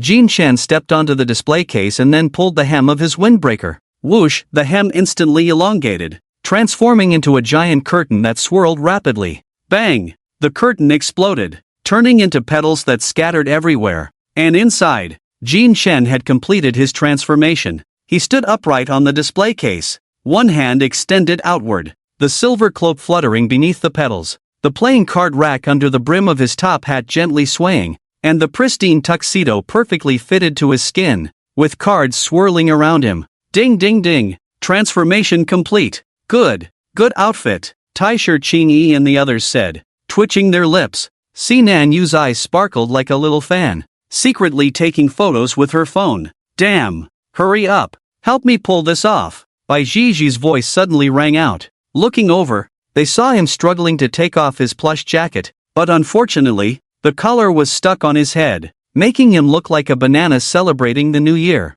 twisting his body and howling. Hurry up! Give me a pull!